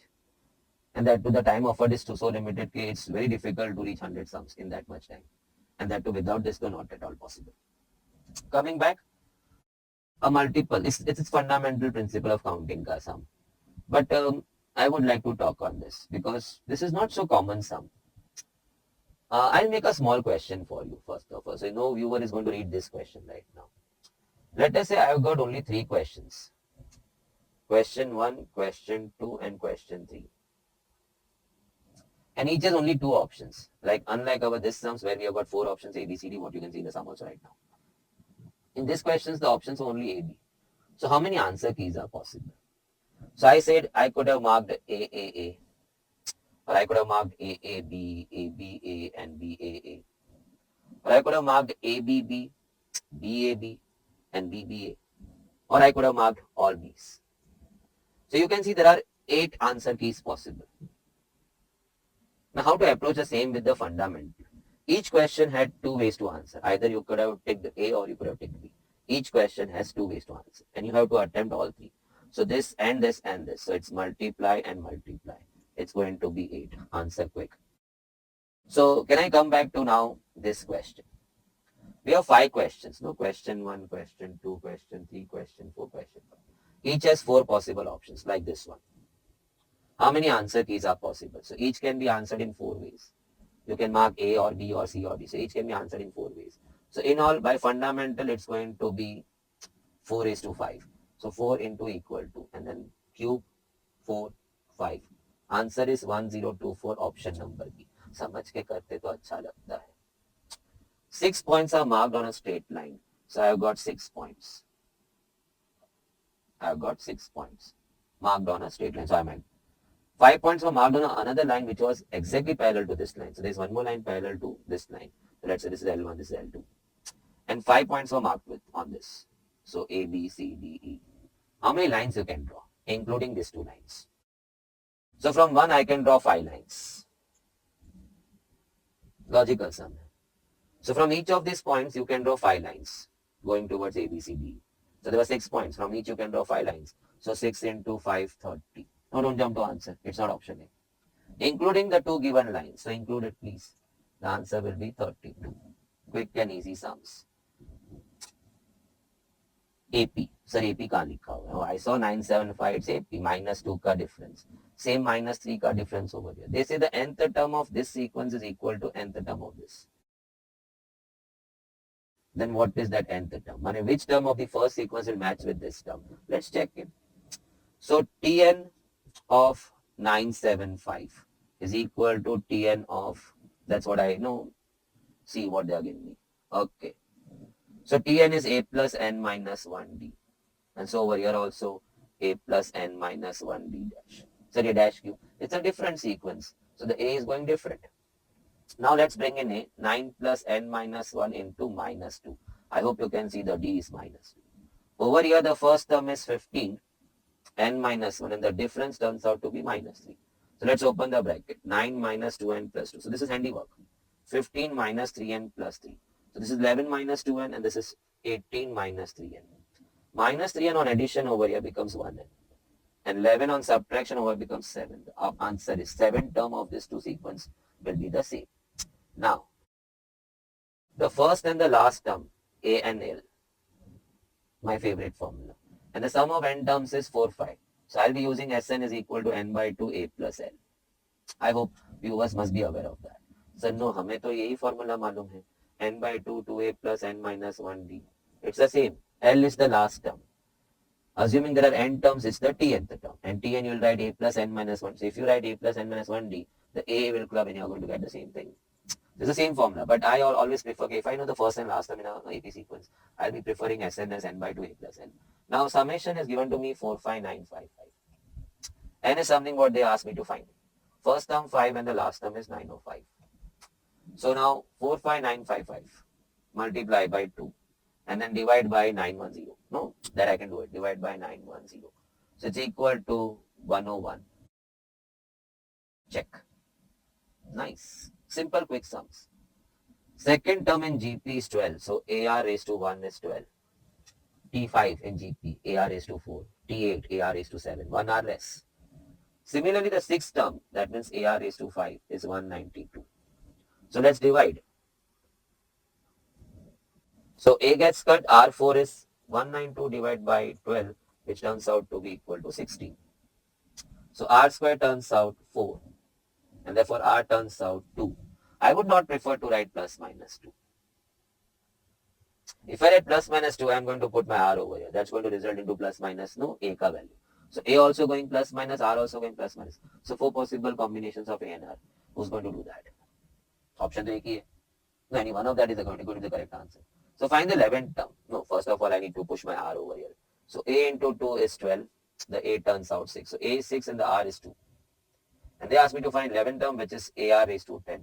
So 6 into 2 raised to 10. Again, I would like to remind you, many carry in the exam 2 raised to 10 because this is some value which people happen to keep in their pockets from school level. 2 raised to 10 is 1024. And then into 6, that's going to be 6, 1. Or else you work out 2 into equal to. Karke. Screen is always in your favor. You'll have to push your equal to sign that many times as much. No, you see that screen going up till 11. Screen will always be running 1 more than the power. What you need. So 6144 is your answer. Option number B is your answer. Now textual question. Sum of first 8 terms in GP is 5 times sum of first 4 terms. But Sn of a GP is what? A R raised to n minus 1 upon R minus 1. So let's apply it. A R raised to 8 minus 1 upon R minus 1 because n is 8. 5. Again A R raised to 4 minus 1 upon R minus 1. R minus 1 gets cut, A gets cut. And R8 minus 1, I can write R4 ka square minus 1 ka square. So I am reading A square minus B square, which I can write as A minus B into A plus B. Check. It's equal to 5. So even that gets cut. So 1 gets subtracted over here to give you 4. R is to 4 is 4, so R square is going 2. So then R is going plus minus root 2. Sir अभी आपने पिछले सम में क्या बोला, plus minus नहीं लेने का? नहीं, if I am going to end my sum at R and there is no further treatment in my sum, then I would like to behave like Mahatma Gandhi. Satya Vachan.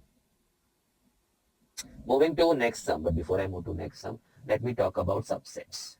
If you have seen earlier कोई MTP के past paper and you come across my subset का discussion, then you can skip. But I don't know viewer watching, is he watching this video, the first video, which I would say के that means he has opted the wrong route. He is doing good for himself but opted a wrong route. Past papers को prepare करने के लिए you were supposed to prepare the MTPs. Have you solved 8 to 10 MTPs or at least 6 to 7 MTPs or at least 5 to 6 MTPs? Then jump to past papers so that you are preparing for the final battle. वो जंग तो जीत के ही आना है, नहीं तो माँ को जवाब क्या देंगे हम? अपना सिर पहले ही लेवल पे नीचे.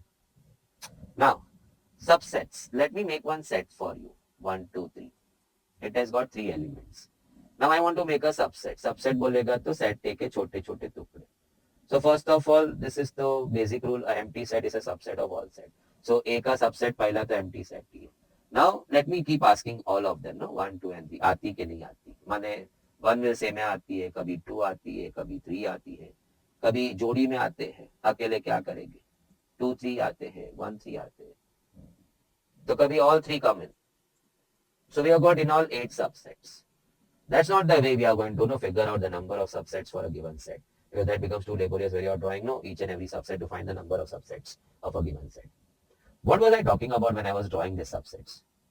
I happen to ask each element आती के नहीं आती, as if कि मैं एक सबसेट का थैली बनाया ऐसा, और अभी सबको पूछता है मैं आता है क्या, सॉरी आती है कि नहीं आती. So each have 2 answers, आती हूँ नहीं आती हूँ. Each has got 2 answers, आती हूँ नहीं आती. Fundamental counting. So it's 2 cube and answer is 8 and we saw 8 subsets in all. That's a quicker way. So say to find number of subsets in a set having n elements, it will be 2 raised to n. हर एक element को पूछता आती नहीं आती. So 2 into 2 going up till n times, so 2 raised to n. So now coming back over here, there are 2 finite sets, one with A element, another with B element. So one has got 2 raised to A subsets. If a set has got n elements, the number of subsets will be 2 raised to n.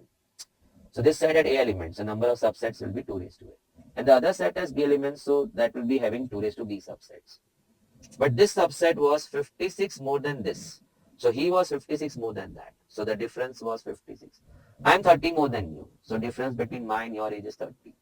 I am 30 more than you. So लगता नहीं है लेकिन है ना वैसा होगा, maybe more than 30. Huh? So difference between my and your age is 30. So this count was 56 more than this. So the difference between that is 56. Now don't even try to think of solving A and B. You are breaking the basic rule of algebra. If you have one variable, one equation is enough to find that missing variable. But if you have 2 variables missing, A and B, then you need to have 2 equations. But I only have 1 equation over here. Sum is over. नहीं तो मायूस नहीं होने का. You can't say data incomplete, data insufficient, I cannot solve. माँ इंतजार कर रही है घर पे.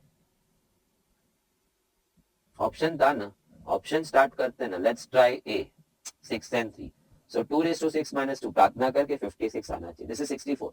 Can I work for you? 2 into equal to square is 10. 3, 4, 5, 6, 64 minus 8 and it is 56. Jackpot. Answer is 6, 3. Now relation का sum. Let us say my set A has ABC.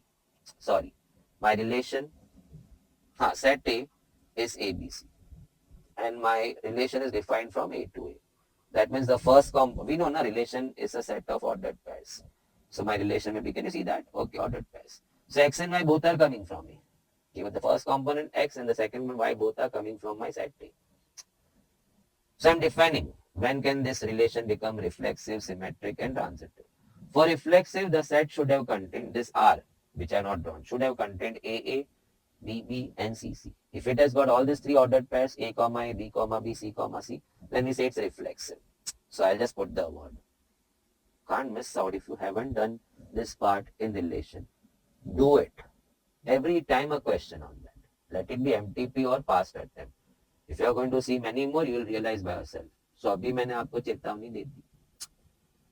Symmetric का बात करते, if a comma b was in R, then b comma a also has to be in R. If it wants to be a symmetric relation. नहीं तो ऐसा compass ही नहीं है कि b comma a होना चाहिए, नहीं है तो it's not symmetric. So again I repeat, if R, the relation contains one ordered pair AB, then somewhere in that set we should also have BA. So if it contains BC, then it should also have CB to call it symmetric, who the relation. So that was symmetricity. Now come to transitive. Then we come to our question. When the terms to clean on the if we have got AB and we have got BC in our R, both these ordered pairs were there in the R, then we should also have AC in R. Only then we say it's transitive. So A comma B है, B comma C है, तो A comma C भी होना चाहिए. माने A to B है, B to C है, then we should also have A to C in R to call it transitive. होना नहीं होना वो R का मर्जी है. अगर AC नहीं है तो not transitive. But होना चाहिए if it wants to be called transitive.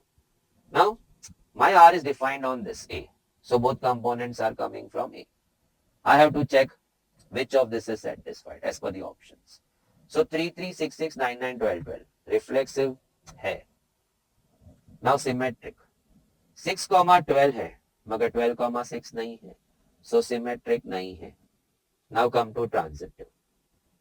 If you are checking with A, B, you'll be then looking for next pair B, something. So it's ending at B, so it must start at B for the next pair. And then we see that. So with 6, 12, I'll go for element to element. 6, 12 के साथ I'll now try to figure out a pair starting with 12. Unfortunately नहीं है. So transitive में कोई खतरा नहीं है. Sir, what do you mean transitive? Transitive जिंदा है. Sir, you said there is no pair starting with 12. हाँ तो माने टूटने का डर नहीं है ना. So if I've got 12, let us say, no, 9. If it was there in the R, then I should also have 6, 9. मगर अभी यही नहीं है, so this is not my requirement now. But अगर there was another pair starting from 12 as in 12, 9, then I should also have 6, 9 in my R to call it transitive. But अगर ये pair missing है, तो transitive को खतरा ही नहीं है. He is breathing right now. Same with 3, 9 also. I need to have a pair starting with 9. तो few of my viewers बोल रहे अरे ऊपर देख यार starting with 9 वाला pair है. Okay. So 3 to 9 गया, 9 to 9 गया, they were supposed to go to 3 to 9. It was already going from 3 to 9. So transitive है. But let me share with you. This is bit talkative because it's a sensitive point in relation, which I've seen many of my students in the batches at first go bit confused. I never take homo pairs. Mane pairs wherein the components are homo. In my test of reflexivity, symmetricity, or let us talk about transitivity. Because transitivity will always be satisfied if you take such kind of homo components on a pair. As in you are saying. Let me give you one more shot. So transitive is right now breathing. Let's go for 3, 12, the next in the line. So you'll be searching for a pair starting with 12. Now you saw that. It was a waste of time. You took a pair whose components were homo. It is always going to satisfy transitivity. Let's check. 3 से 12 गया, फिर 12 से 12 गया. They were supposed to go from 3 to 12. वो खुद ही जा रहा है. So when you are checking with a homo pair, you are wasting your time. Transitivity is satisfied. Now last coming to 3, 6. So with 3, 6, I'll be attaching a pair, first of all, hetero components. Starting with 6, I have one over here, 6, 12. Now I see 3, 12 should be there. Is it there? It is. So transitivity is still breathing. Immortal हो गया वो. अभी उसे कोई, because I checked with the last pair also. Till then it was breathing. With 3, 6, I connected a pair starting with 6, which was there available, 6, 12. So now my requirement was the relation should also have 3, 12. A to B है, B to C है, तो A to C होना चाहिए. So 3, 12 होना चाहिए, और है. It's there over here. So then finally transitive is going good. So transitive pivotic. I saw the option reflexive and transitive only. Option number B. Patience चाहिए, patience. Inverse. Inverse का discussion. Let me keep it simple. You have a function. You have some function. Let us say y some function of x.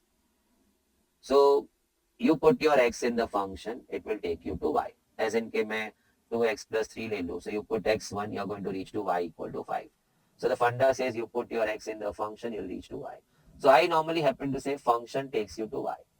But then somebody has to take you to back to x, but somebody has to take you back to x. So that's called the inverse function. The function is going to take you back to x. So now coming to my sum. Okay, I had to erase because I have used x variable, the more common frequently. But in this sum, they have used the p variable. So thoda sa I'll reframe. Okay, I have got p over here. If I put p, I'll reach to y. Let us say that's y for me. So y is a function of x, so y is function of p. So that was function fp. You put your p in the function, you'll reach to y. Wow. I want to come back to p. So let's start. The y was 1 upon, sir, y nahi hai fp, but I call it y. You put your p, you reach to y. You put your p in the function, you reach to y. I want to come back to p. So I start.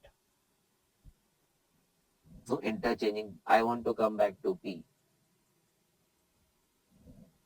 ये जितनी मेरी हरकतें देख रहे हो ना, it's only possible if I have back in my mind that I want to reach back to P. So I'm not going to hurt the sanity or the virginity of P. Don't mind my words, please. Whatever strikes me, I put it very, clean. So now finally the P is equal to y minus 1 upon y. So can I write over here? So you have got a passage to reach back to P. So he is now your inverse function. The function who takes you back to P. But then Pratha says when you come back, he will be the start point. So he will be called as P and he will be called as Y. So those who know inverse. Or those who know function. Start is X and the end is Y. So when you're coming back, that becomes the start. So he will become the start. So he'll become X or P and he'll become Y. So Pratha ke hisab se I'll have to change this to P. Now that's the answer. Let me help you with one more example over here. So if at all you have not referred your inverse during the course of your curriculum, or you haven't understood properly, for a variety of reasons, I am not here to speculate any of it because I was not there. Inverse का और एक बार हम कुछ और लेके देखते हैं. Let me cite one example. Let us say I have got y is equal to 2x plus 3. So I have got x and I have got y. Who will take me to y? The function, which is 2x plus 3. So let's put x1. So you're going to reach to 5. Now you want to come back to x. So start. Y minus 3 upon 2 will take you back to x. No, you can ask a small kid to do for you that. You want to come to x, you want to come to x. So shift the terms, y minus 3 and then divide by 2 will get you back to x. So that's your inverse passage. No, he is going to take you back to x. So we call it as inverse function. So I got my inverse function. But when I'm coming back, the y will be called as x. The start is x and the end is y. So the y will be called as x. Now check for yourself. Did you reach back to 1? Push your 5, 2 by 2 and you are reaching to 1. Inverse is taking you back to x. So that simple subject in your mind. Function will take me to y and then inverse will take me back to x. So if I want to find inverse, I'll have to go back to x. So try to create no expression wherein you get back to x. So I wanted x, so I shifted terms on the other side. Same over here also if I can work for you. I said y was 1 upon 1 minus p. I want to go back to p. So then 1 minus p. I want to go back to p. So p is finally y minus 1 upon y. So he was my inverse function who is taking me back to p. But Pratha says, while coming back, the y will now be called as p. So it will be p minus 1 upon p. Check. Once again, just a quick brief. Now, I think you all must have enjoyed inverse ka discussion over here. Some discussions are important because at this point of time, you may have done earlier inverse function, but you may have forgotten ki kya tha exactly. See, attempting these papers and MTPs, it's not that every day you revise the full subject. But you can't avoid this also. Future value of annuity. Oh, favorite topic. Sabka. Time value of money. Many questions pop in. Recent mein to you will find at least 14 to 15 questions coming from no time value of money. 14, 15 marks in a subject. 40, no, I will not talk of 40. Score kahan se kaam ho jata hai. But now coming back, I want to find future value of annuity of 1,000. So you are making a payment of 1,000 annually for 7 years. And compounding rate 14%. Okay. Future value is equal to A, the installment size. 1 plus I, the whole raised to n minus 1 upon I. Okay, installment is 1,000. Rate is 14%, so 0.14 is your I. So 1.14 for 7 years and divide by 0.14. Luckily, I'm given the 1.14 raised to 7 ka value. So 2.5023, always check it. Minus 1 divided by 0.14, so I'm done with that. Into 1000, and that's equal to 10,730.71. I can see the answer A, option A. 2500 is paid every year for 10 years. Paid every year for 10 years, annuity. What is the loan amount? Loan amount is you are borrowing the money today. So this is something like you want to pay back 2500 ka installments for 10 years and you took some amount over here and you are repaying it back. So what is the loan amount? No, that is equal to the present value of annuity.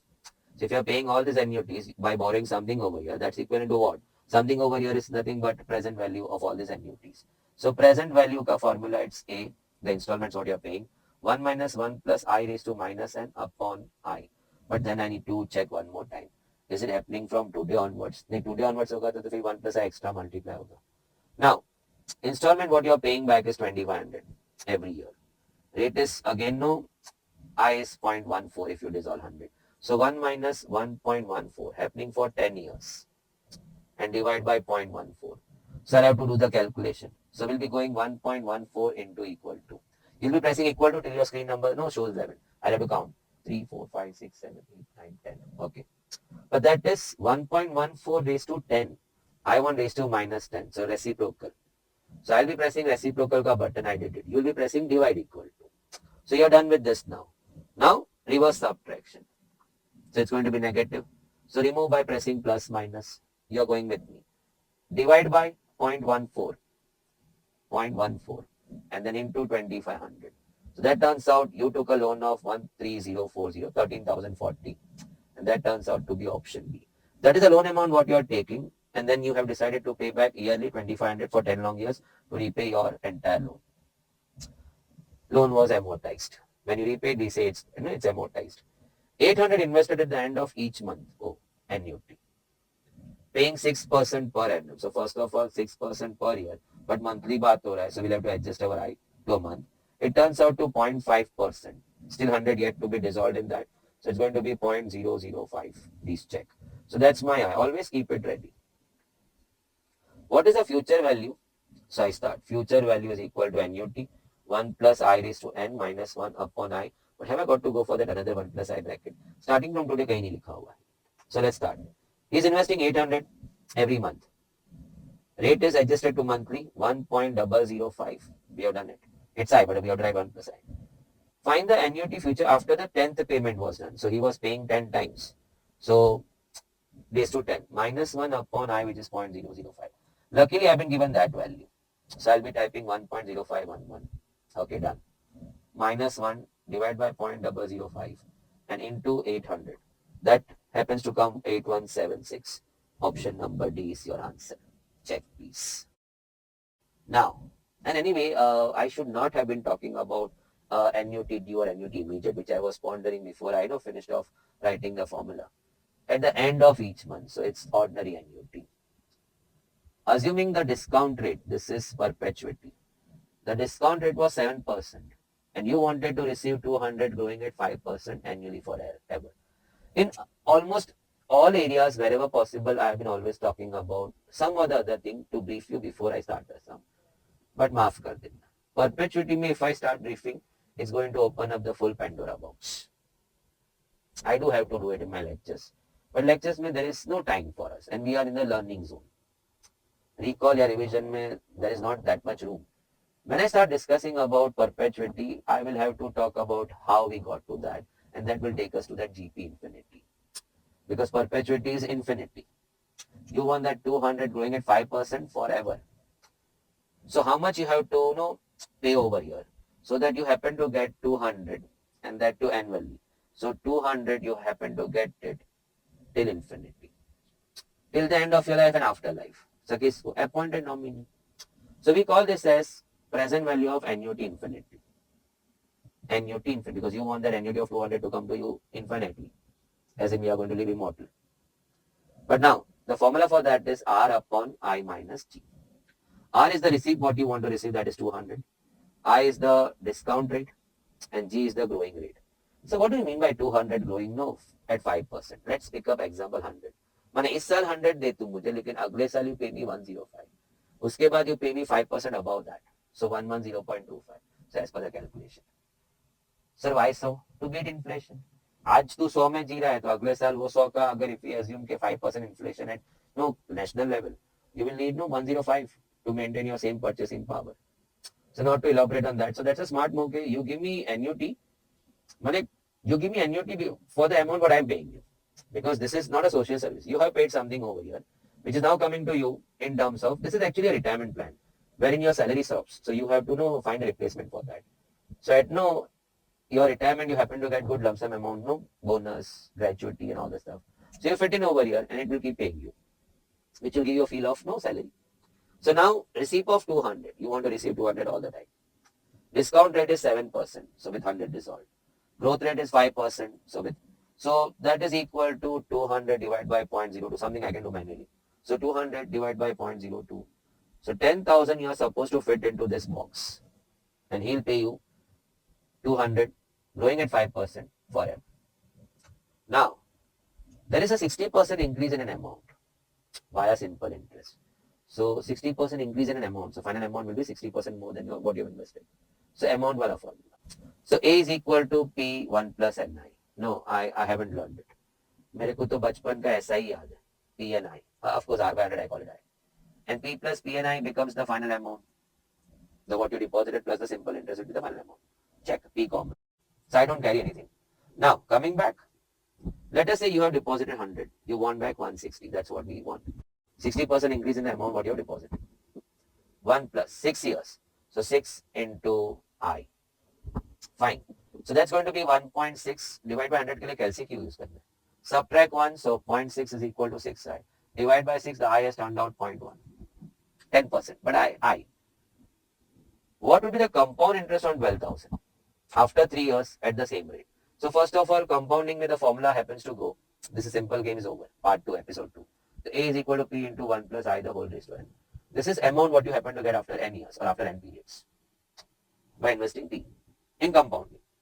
And if you subtract P from that, it will then give you the CI, which is the question right now. So then that is my formula. So now coming to episode 2, the CI is P into 1 plus I, the whole raised to N minus 1. What amount have you deposited? 12,000. Rate is something what we have got over here at the same rate. So 1.1 for 3 years minus 1. So let's work out 1.1 into equal to that square cube minus 1 into 12,000. And that's 3972 is the interest what you're going to fetch in the compounding. Wow. माने एक से दूसरे पे. From the first part, you happen to get your I and carry that I in the second part. Both parts were simple. One was talking of SI, the other was talking of CI. The present value of O. No, you don't jump to present value of annuity. Some पढ़ने का पहले. Present value of 2,000 after 8 years at this rate. One single amount. Language समझ में नहीं है. Find the present value of 2,000 which is going to happen after 8 years. Compounding. Sir कहाँ लिखा है? हाँ, they missed out, but यहाँ इशारा दे दिया था. So A is equal to P1 plus I the whole raised to N. You want your money to become 2,000. उसका present value क्या है? Into 1.06 raised to 8 years. I hope. Find the present value of 2,000 which was going to happen at the end of 8 years. So now the value of that is given to me. So I have to just simply divide. So 2000 is equal to P into, if I copy the value, 1.59385. No, better check it. So 2000 divided by 1.59385. Before you press equal, always check it. No, 5 digits copy करने में कोई mistake हो गया. And you were that unfortunate that day. भगवान गुस्सा था तेरे से. तेरा mistake वाला option भी था उसमें. So equal to, the present value is 1254.82. Okay, that's the answer. Closest. 1254.82. So you deposit 1254, and after 8 years, compounding for 8 times at the rate of 6%, you are going to see 2,000. So present value 1254. Now, annual rate is 12.5 SI. In how many years the principal will double? So there are paisa double ho jana chahiye. So amount A is equal to P1 plus NI. Meaning P plus PNI tha I worked out. So money has to become double of what you invested. 1 plus N number of years which I need to find. Rate is 0.125. I na. So 12.5 में 100 dissolve करेगी तो 0.125. Okay, something what I can do manually. So 2 is equal to 1 plus n into 0.125. Now 1 यहाँ subtract हो गया. So n into 0.125. So 125 going in the denominator. So 1 divided by 0.125 and your n turns out to be 8 years. Option number C. Moving quick. Company wants to create a sinking fund. मैंने 2 लाख चाहिए 15 साल बाद. Bank is offering. So it's annuity का सब. Sinking fund बोलेगा तो it's annuity application. So future value is equal to A into 1 plus I the whole raised to n minus 1 upon I. So you want to have 2 lakhs in your kitty at the end of 15 years. So you have to start making installment payments today itself. So in n years, you will happen to see your target value achieved. So that's always the application. How much you have to invest every year to reach to that target value, sinking fund value. So sinking fund value भी बोल सकते हैं. Now bank offering 6% yearly payment, the company okay. So now let's start. Sinking fund, what you need to create is 2 lakhs. Okay. How much you have to invest today? From today onwards, yearly, for 15 years. At the rate 6%, so 1.06 raised to 15. Minus 1 upon 0.06.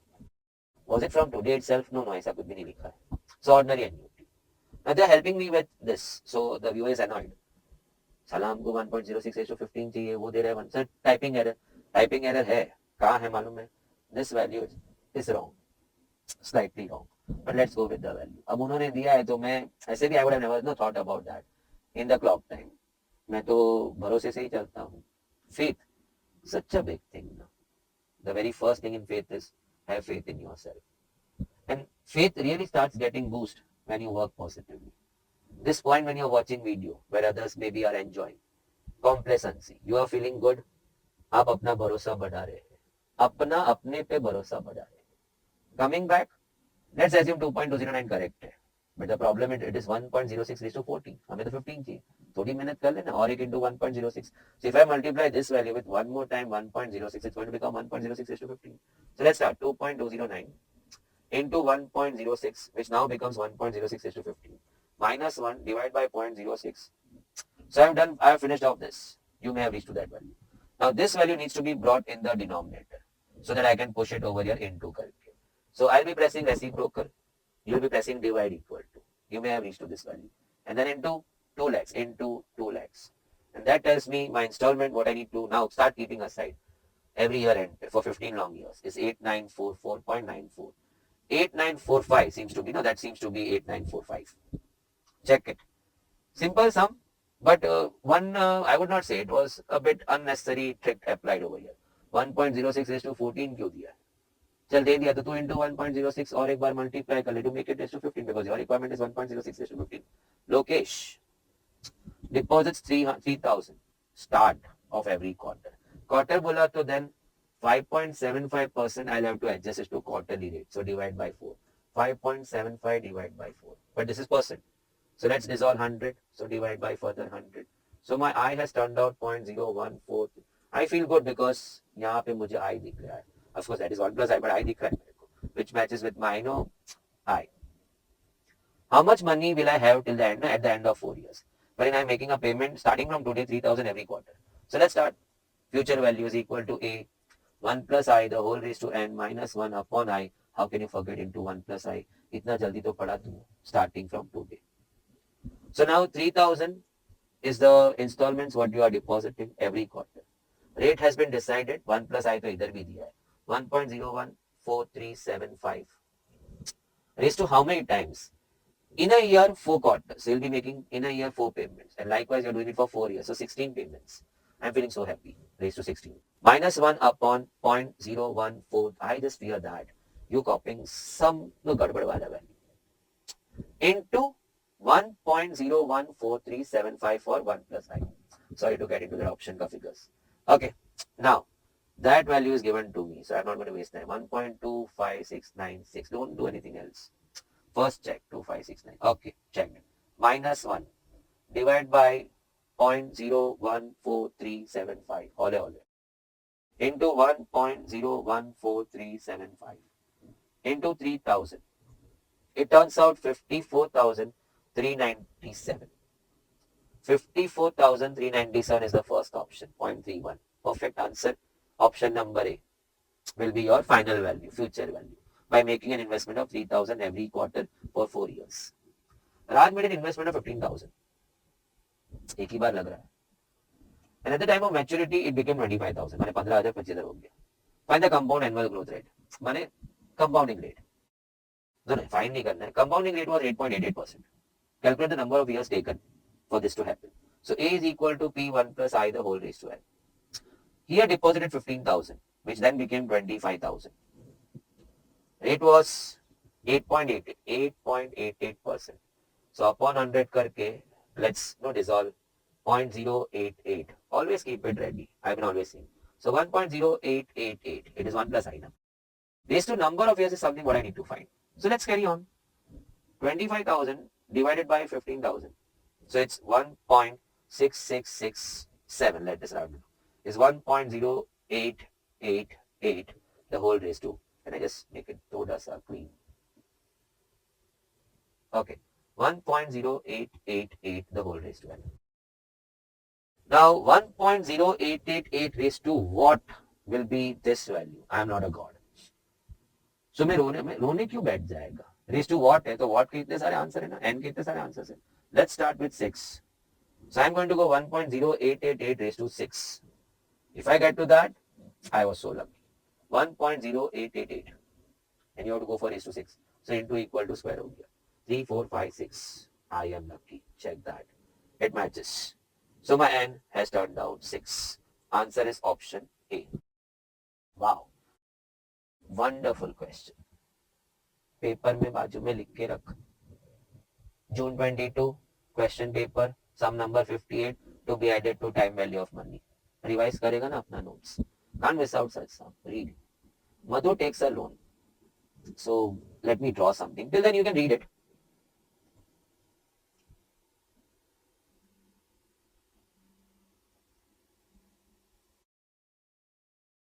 Okay.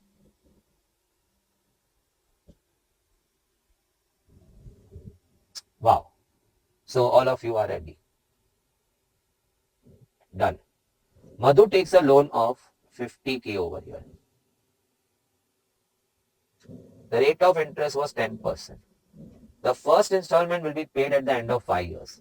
So Madhu starts making repayments from here. So my first shot should be what? At this point, she had taken a loan of 50,000. The loan outstanding against her name was 50,000. But money grows with time.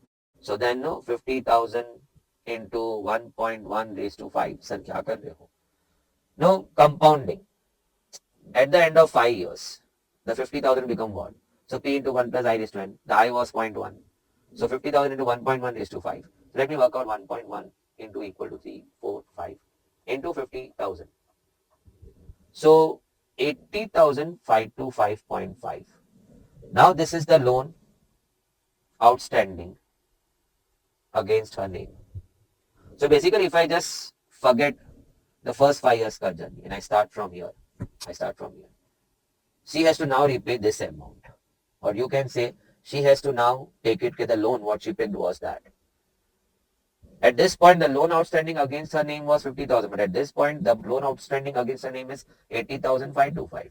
So now this needs to be repaid. And she starts making payment over here. Starting from today. Check. First installment will be paid at the end of 5 years. So she starts making first payment over here. Determine the amount of equal installments, means the A size. If Madhu wishes to repay the amount in 5 years. माने 1, 2, 3, 4, 5. Check. 5 years बोलेगा तो 5 installments she'll be paying. But this becomes no present value. This is your present value, loan. But of annuity immediate. Unfortunately क्या है? We have found the loan amount standing against her name at this point, at the point where she starts making a first payment.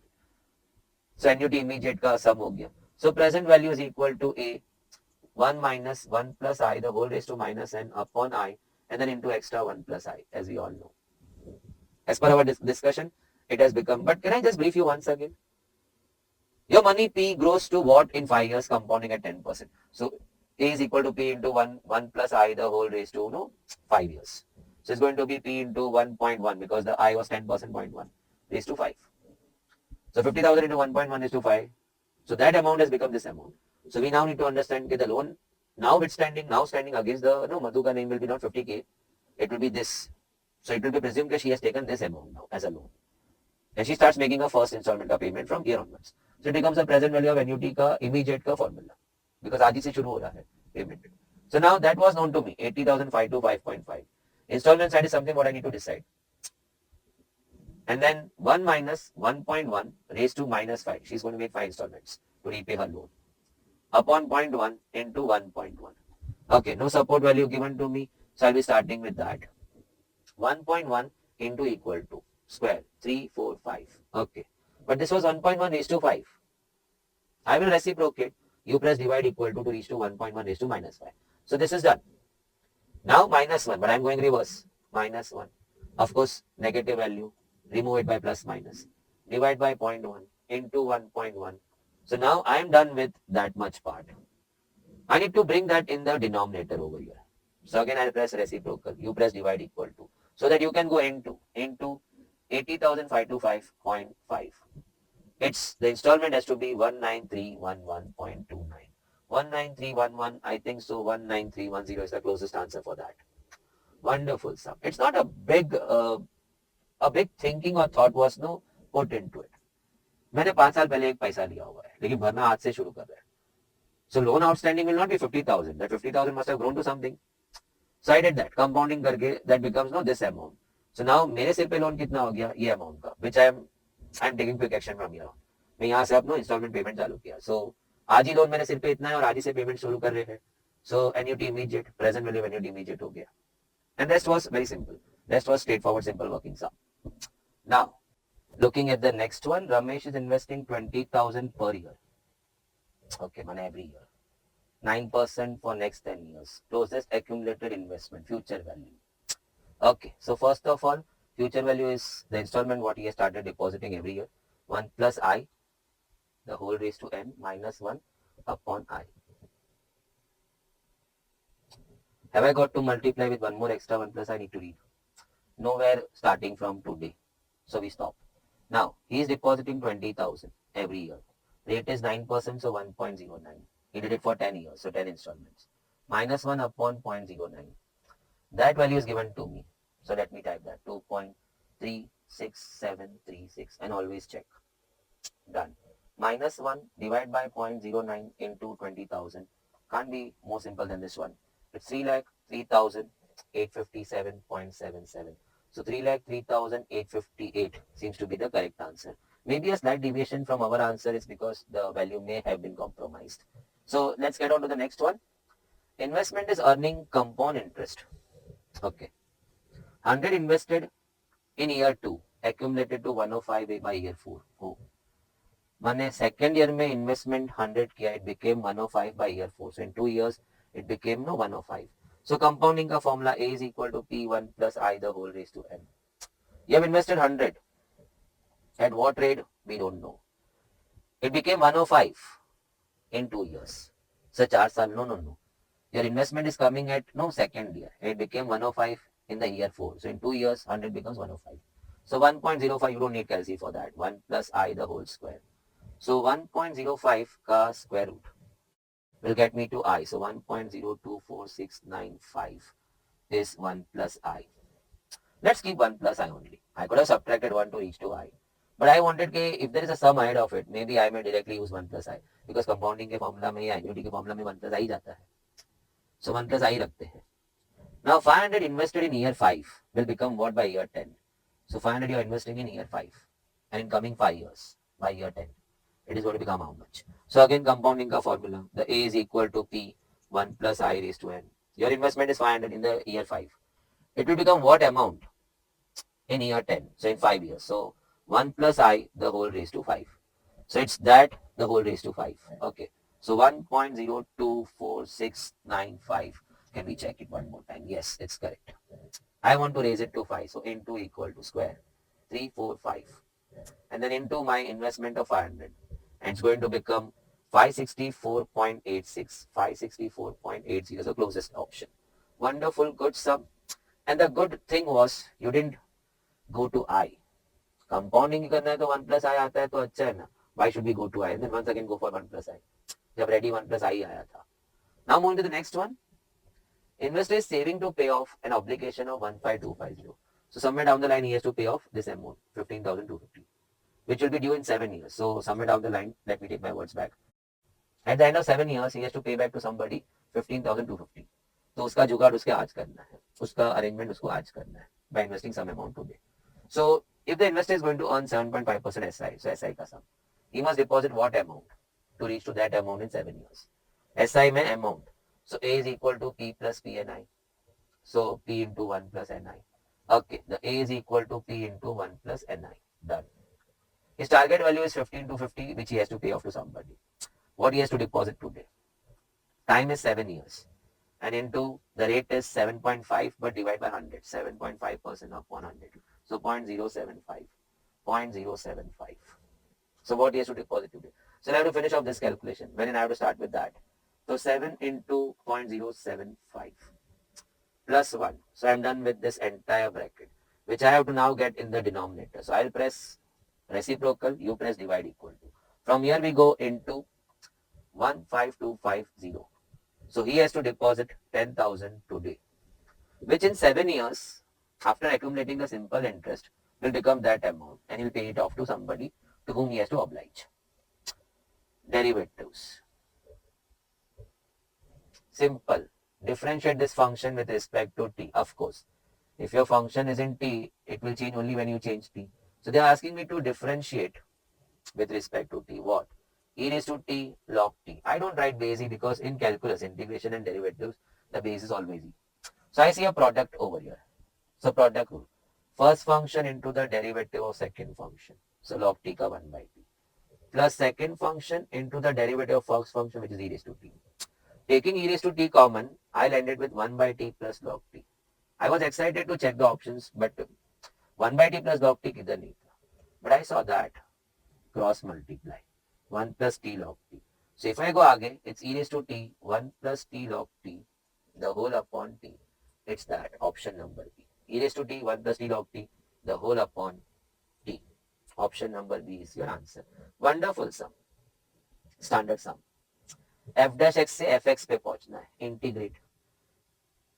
Fx से you derivated to reach to f dash x. So now you want to go back, you have to integrate. So f dash x, as like many of you may be knowing, integration is antiderivative. Log x को derivate करके 1 upon x पहुंचा, तो 1 upon x को integrate करके log x पहुंचेगा. So fx, when you derivated, you reach to f dash x. So you integrate f dash x to reach to fx.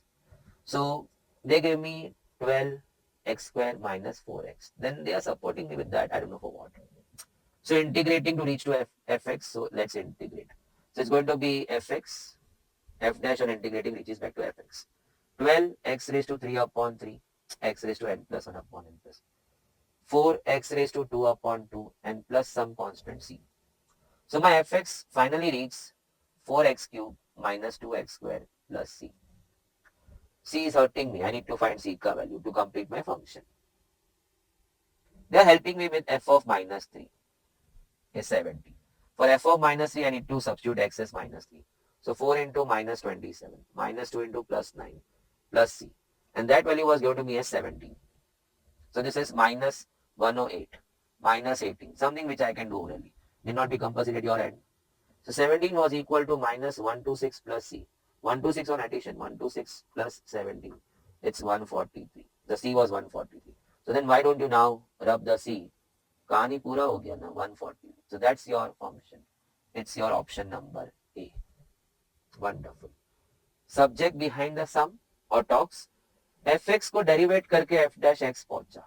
So फिर f dash x को integrate करके fx पहुंचेंगे. log x को derivate करके 1 upon x पहुंचा. तो 1 upon x को integrate करेंगे तो log x.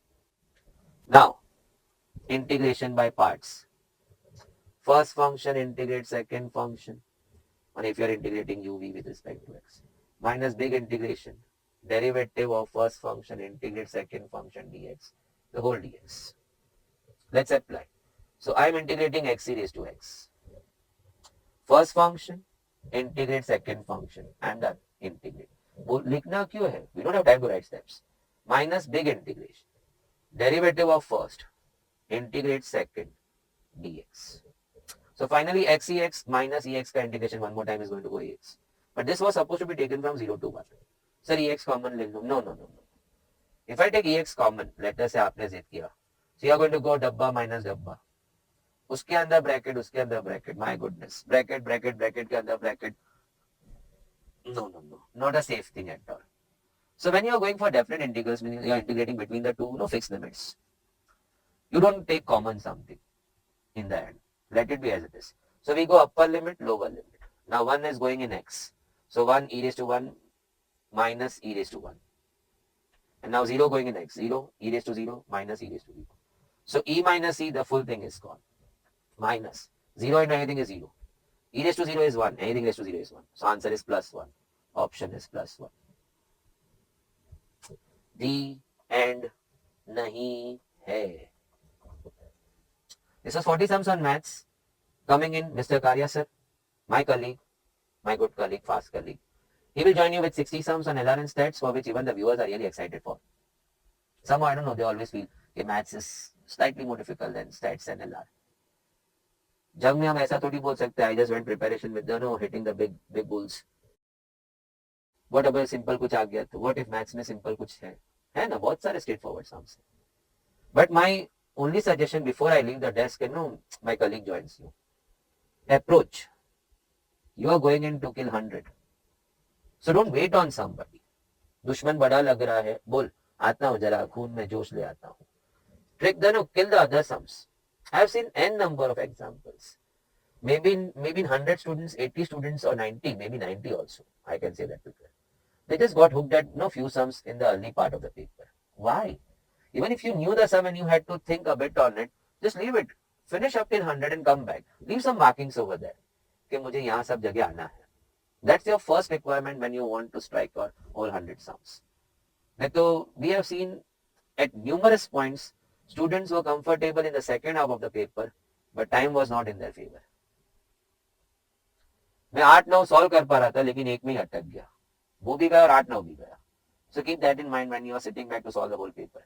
And that is the reason why you are supposed to practice MTPs and practice your past papers. How many? I would suggest at least MTPs में 8 and 5 past papers at least. Going more than that, great work. But you are already guns firing before you are leaving your place for the center. माँ को तो बोल दिया tension तू मत ले, मुझे बिल्कुल नहीं है. I am coming with a good score. Okay, that's all from my end. Karia sir will join you shortly. Have a cup of coffee. Karia sir will join you softly, shortly, and softly, of course. Statistics and logical reasoning of exam paper June 2022. Right. So sir ने आप लोग के साथ already maths discuss कर लिया है और हम करेंगे स्टैट्स और लॉजिकल रीजनिंग का डिस्कशन. तो सबसे पहला बेटा जो यहाँ पे LR का क्वेश्चन देखे गए वो क्वेश्चन नंबर 20 से देखे गए आपके एग्जामिनेशन पेपर में. तो आ जाइए सीधा क्वेश्चन नंबर 20 पे. So talking about the question, number series का क्वेश्चन था, एकदम इजी क्वेश्चन था. फाइंड द मिसिंग नंबर पूछा था, क्या नंबर अचानक बढ़ रहा है.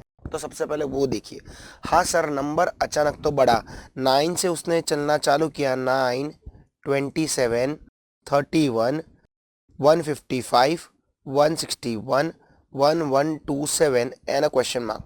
तो इधर पैटर्न बन रही है. तो क्या पैटर्न बन रही है तो ध्यान से ऑब्जर्व करोगे तो 27 का प्रीवियस नंबर है 9. 9 3 27. फिर यहाँ पे प्रीवियस नंबर क्या है 27. तो 27 प्लस क्या करना पड़ेगा 4. तो अब ध्यान से आप देख सकते हो इंटू 3 प्लस 4. तब आगे क्या हो रहा है देख, ध्यान से देख, 31 इंटू 5. तो इधर पैटर्न क्या बन रही है इंटू 3 प्लस 4 इंटू 5 प्लस 6. देखिए ध्यान से यहाँ पे देखिए 155 प्लस 6. तब आगे क्या हुआ रहेगा 161 इंटू 7 बराबर है 1127. और अब आगे क्या होगा 1127 प्लस होगा 8. तो आंसर आ जाएगा 1135 ऑप्शन बी. काफ़ी इजी क्वेश्चन था ये वाला. ठीक है, यहाँ पे उसने इंटू और प्लस दोनों को मिक्स किया. Moving on to the next question that is 21 coding decoding का क्वेश्चन. पर वापस एकदम इजी, कुछ नहीं किया वो लोग ने, अल्फ़ाबेट्स को खाली रिवर्स ऑर्डर में लिखा है. आ जाइए देखते हैं. So telephone is written as ENOHPELET। तो ध्यान से आप लोग देखोगे तो आप लोग को समझ में आएगा। ये देखो यहाँ से वो लोग रिवर्स आ रहे, ENOHPELET। तो वो लोग ने क्या किया, वर्ड को रिवर्स करके दे दिया। तो आप लोग को सेम किसके लिए करना है, एलिगेटर के लिए। तो एलिगेटर का रिवर्स फॉर्म क्या हो जाएगा, ROTAGILA, रोटागीला। तो देख लो, रोटागीले ये तो नहीं है, मतलब option A is the correct. वापस इजी सा क्वेश्चन, फ्री के 2 मार्क्स है, फ्री के 2 मार्क्स। आ जाओ, ये क्वेश्चन अच्छा था, देखते हैं यहाँ पे और चीजों को समझते हैं। 12, 9, 13.5, 30.375 क्वेश्चन मार्क एंड 341.71875। तो देखो सबसे पहले क्या नंबर अचानक बढ़ रहा है, सर 12 के बाद 9 कम हुआ, अरे पर फिर देखना 9, 13.5, 30.375 क्वेश्चन मार्क 341, तो नंबर अचानक बढ़ा। तो पैटर्न क्या हो सकती है, previous number square cube multiplication की, राइट।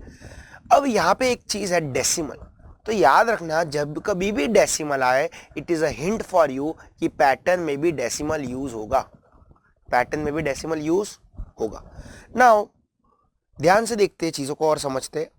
12 से 9 क्या मल्टीप्लाई हुआ रहेगा, 9 से 13.5 क्या मल्टीप्लाई हुआ रहेगा, और साथ साथ में कुछ प्लस माइनस भी हो सकता है, पर मैं रैंडमली ट्राई कर रहा हूं। अब देख 12 से 9 मल्टीप्लाई, तो 9 से 12 डिवाइड। जैसे कि मैं फॉर एग्जांपल बात करूं 2, 4, 8, तो यहां पे तो क्या बोलेगा, previous number into 2, previous number into 2। अब ऊपर से मैं मल्टीप्लाई कर रहा हूं तो नीचे से मेरा क्या होगा, डिवीजन होगा ना। चलो तो मैं थोड़ा उल्टा कर रहा हूं टू फाइंड आउट द कि ऐसा मैं क्या मल्टीप्लाई कर रहा हूं 12 और में, तो मेरा आंसर क्या आ रहा है, 9 आ रहा है। तो आ जाओ, मैं 9 डिवाइड बाई 12 करता हूं तो आंसर कम्स टू 0.75। तो इन शॉर्ट 12 इंटू 0.75 इज 9। वैसे ही 13.5 डिवाइड बाई 9 तो आ गया 1.5, मतलब 9 इंटू 1.5। फिर 30.375 डिवाइड बाय 13.5 कम्स टू 2.25। तो 13.5 इंटू 2.25। तो इधर पैटर्न क्या बन रही है, previous number into 0.75, previous number into 1.5, previous number into 2.25। तो सर इसमें आगे क्या होगा, 30.375 इंटू क्या करूं मैं, तो थोड़ा ध्यान से ऑब्जर्व कर, इधर 0.75 का गैप बढ़ा, इधर 0.75 का गैप बढ़ा, तो इधर भी 0.75 का गैप बढ़ जाएगा। तो 2.25 प्लस 0.75 कितना हो जाएगा, 3।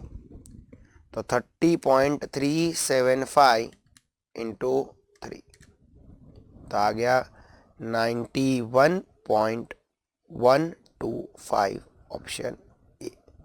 अब एक बार क्रॉस चेक कर ले, तो आगे क्या होगा, 91.125 इंटू 3.75। एक बार क्रॉस चेक कर लेने का सेफ्टी के लिए, बराबर है 341.71875। तो पैटर्न समझा आप लोगों को, क्लियर, ठीक है। डेसिमल आया, इट इज अ हिंट कि पैटर्न में भी डेसिमल यूज होगा, और फिर नंबर अचानक बढ़ रहा था, प्रीवियस नंबर को यूज किया। Next question 23, 7, 26, 63, 124, 215, 342 question mark. तुम लोग को मैंने 1000 बार बोला है, पहले के वीडियोस में भी आप देख लेना, मैंने बोला है स्क्वायर क्यूब्स अच्छे से लर्न करके जाओ। Ditto question of squares and cube. 7, can I write 7 as 2 cube minus 1? Yes. 26, 3 cube minus 1, 63, 4 cube minus 1, 215, we have 1 to 4 पहले, 1 to 4, 5 cube minus 1, 215, 6 cube minus 1, 342, 7 cube minus 1, तो आगे क्या हो जाएगा बेटा, 8 cube minus 1, that is 512 minus 1 511 option ditto question on squares and cubes, right. चलो 24th अपना नहीं है, मैथ्स का है। 25th क्या बोलता है, if P into Q means P is to the south of Q, P plus Q means P is to the north of Q, P percentage Q means P is to the east of Q, P minus Q means P is to the west of Q, then in which case A percentage B plus C minus D, D is in which direction with respect to B। तो आपको ये दिया गया है। अब ये क्या है बेटा, अपन ने ब्लड रिलेशन में एक टाइप किया था सिंबल्स के बेस्ड का, blood relation based on symbol, उसको और उस डायरेक्शन को इसने मिक्स कर दिया। ठीक है, एकदम इजी देखते हैं। ए परसेंटेज बी, तो इसका मतलब परसेंटेज, परसेंटेज को लोग ने क्या बोला है, देख P percentage Q means P is to the east of Q, तो इधर क्या हो जाएगा, ए परसेंटेज बी का मतलब क्या हो जाएगा, A is to the east of B. तो सपोज ये मेरे पास बी है, बी के ईस्ट में कौन है, ए। फिर आगे क्या है, B plus C means P is to the north of Q, P is to the north of Q, P किधर है, पी किधर है, क्यू के नॉर्थ में, तो इधर क्या आ जाएगा, बी किधर है, सी के नॉर्थ में, तो सी के नॉर्थ में, तो देख सी के नॉर्थ में बी है तो बी के साउथ में सी होगा ना, ऐसा भी तो सोच सकता है। ठीक है, देख सी के नॉर्थ में कौन है, बी, अगर तू मेरे नॉर्थ में है तो मैं तेरे साउथ में हूँ। आगे सी माइनस डी, माइनस का मतलब क्या है, देख P is to the west of Q, क्या लिखा है, P is to the west of Q, मतलब C is to the west of D, C किधर है, डी के वेस्ट में, तो सी है वो डी के वेस्ट में, तो सी के ईस्ट में कौन होगा, डी।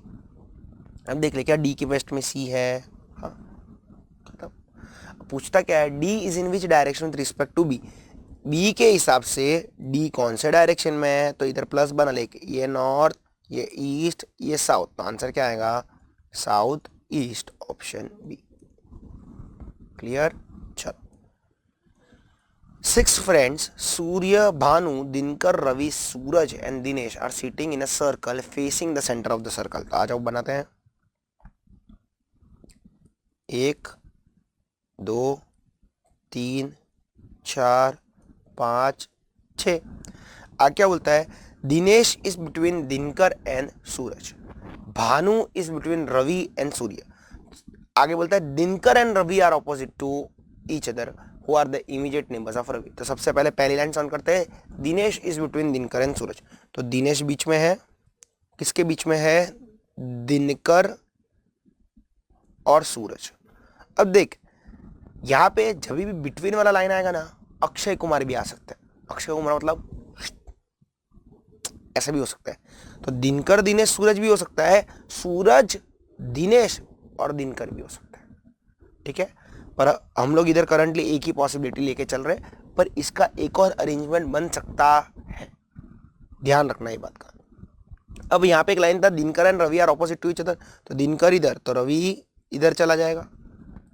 आगे क्या बोलता है, Bhanu is between Ravi and Surya, Bhanu किधर है, रवि और सूर्य के बीच में, तो भानु रवि और इधर आ जाएगा सूर्य।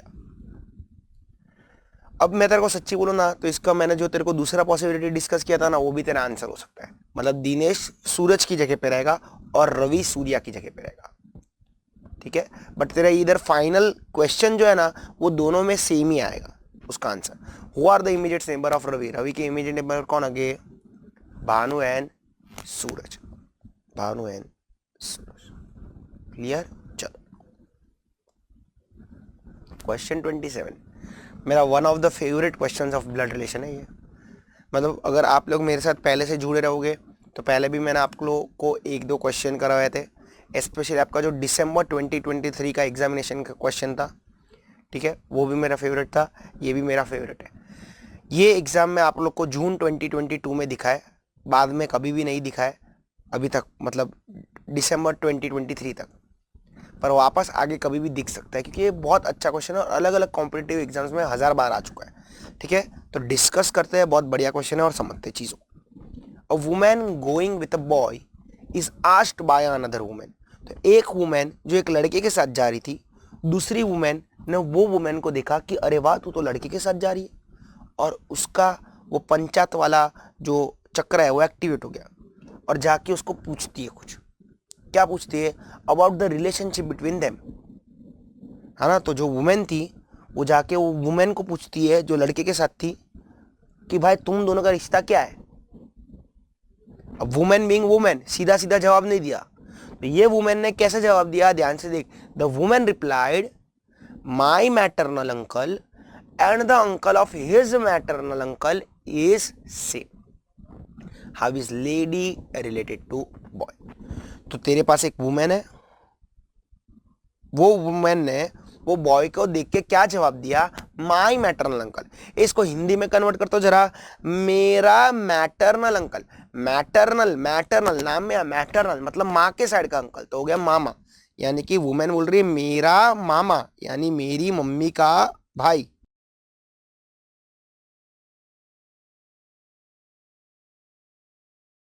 ये मेरा कौन हो गया, मामा हो गया ना। तो वुमेन है ना, इसकी बात कर रही है, मेरा मामा, ये वुमेन का मामा, एंड और साथ में द अंकल, किसका अंकल, किसका अंकल, ऑफ हिज, हिज मतलब वो बॉय का, ऑफ बॉय का मैटरनल अंकल इज सेम। अब देख बॉय का मैटरनल अंकल मतलब तेरे पास बॉय है, उसकी भी माँ होगी, उसका भी भाई होगा। तब ध्यान से देखना, ये बॉय, ये वुमेन उसकी माँ, देख समझा रहा इसके लिए, उसका भाई, तो ये बॉय का मामा हो गया। पर इधर क्या बोल रहा है, uncle of his maternal uncle, boy का मामा का भी अंकल। तो ध्यान से सुनना, सपोज तू ये वुमेन है, सपोज तू ये वुमेन है, बराबर है, तेरा मामा और तेरे भाई का मामा दोनों सेम हुए ना, दोनों के दोनों सेम हुए। तेरे वो वही बोलना चाह रहा है तेरे को। अब देख, uncle of his maternal uncle, अब ये बॉय का अंकल, बॉय का मैटरनल अंकल तो ये हुआ, और इसका भी अंकल, तो ये जो वुमेन का अंकल था वो लड़के का मामा का भी अंकल हुआ ना। हिंदी में अगर इसको मैं अनुवाद करना चाहूँ तो वुमेन क्या बोलना चाहती है, देख हिंदी में समझेगा ना तो और अच्छे से समझेगा। अब ध्यान से सुनना, ये पूरे को मैं समराइज कर रहा हूँ। वो वुमेन क्या बोलना चाहती है कि मेरा मामा और उसका मामे का मामा दोनों सेम। उसका मामा यानी कि मेरा भाई, उसका मामा यानी कि मेरा भाई, तो जो मेरे भाई का मामा है वही मेरा भी मामा होगा ना। My maternal uncle and uncle of his maternal uncle are same. तो आंसर आएगा तेरा, उन दोनों में रिश्ता क्या है, mother and son, mother and son. अब आप लोग थोड़ी जगह पे देखोगे ना तो आंट एंड नेफ्यू भी करेक्ट ऑप्शन हो सकता है, आंट एंड नेफ्यू भी करेक्ट ऑप्शन हो सकता है, ठीक है। बट ऑब्वियसली फर्स्ट प्रायोरिटी इसको ही मिलेगी। अगर मदर एंड सन ऑप्शन में नहीं रहता ना तो you can say aunt and nephew, then you can surely say aunt and nephew, ठीक है। बट पहली प्रायोरिटी इसको ही मिलेगी, my maternal uncle and uncle of his maternal uncle are same, ठीक है। मेरा मामा और उसके मामे का मामा दोनों एक ही है, हाँ। और अगर तेरे से ये अज्यूम नहीं हो रहा ना तो तेरे से तू मतलब ये चीज तू पिक्चराइज नहीं कर सकता ना, तो तेरा एक पर्सनल रिलेशन को ले, तेरी मम्मी तेरा मामा, तेरी मम्मी का मामा और तेरे मामा का मामा दोनों सेम ही हो गए। चलो बस, इससे ज्यादा इजी वे कोई नहीं है, मैं जो तेरे को समझाया उससे। थोड़े लोग बोले क्या चालू है, मामा मामा मामा मामा, आ जाओ। Sweetness of a sweet dish, थोड़ा स्टैटिस्टिक्स का पार्ट आ गया अब इधर। Sweetness of a sweet dish, it is called as an what. तो देखो सबसे पहले आपका रहता है पॉपुलेशन, ये आपको चीज एकदम अच्छे से समझाता हूँ। पॉपुलेशन, पॉपुलेशन में से निकलता है सैंपल, ये सैंपल के कुछ स्वभाव होते हैं, उसको बोलते हैं कैरेक्टरिस्टिक्स। क्या बोलते हैं, characteristics. This characteristics are further bifurcated into two. मतलब देख, तू सपोज सैंपल है ही सर, उसमें बोलने की कोई मतलब है ना, तो तो सैंपल है, तेरे कुछ स्वभाव है। अब तेरे स्वभाव दो तरीके के हो सकते हैं, एक तो मेजरेबल और दूसरा नॉन मेजरेबल।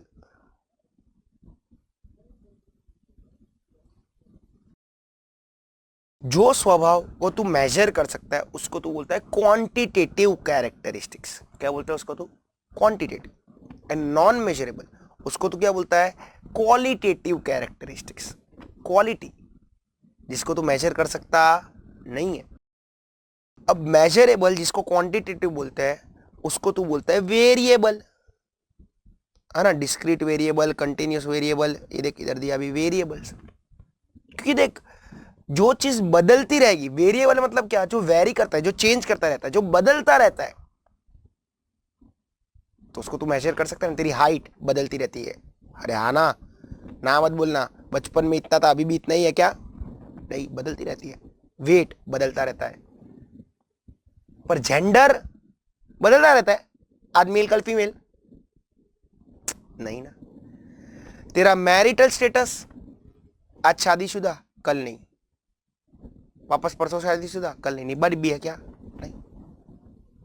तो वो सारा क्या है? Non measurable. तो उसको क्या बोलते हैं? एट्रीब्यूट। क्या बोलते हैं उसको? एट्रीब्यूट। अब sweetness of a sweet dish, थोड़ा दिमाग लगा।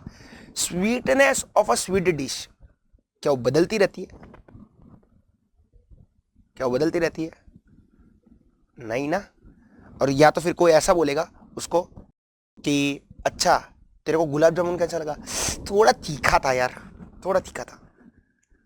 अरे भाई वो स्वीट तो स्वीट रहेगा। हाँ, कोई ऐसा रिव्यू दे सकता है कि थोड़ी शक्कर कम थी, पर वो क्या पर्सन टू पर्सन चेंज करता रहेगा उसका review?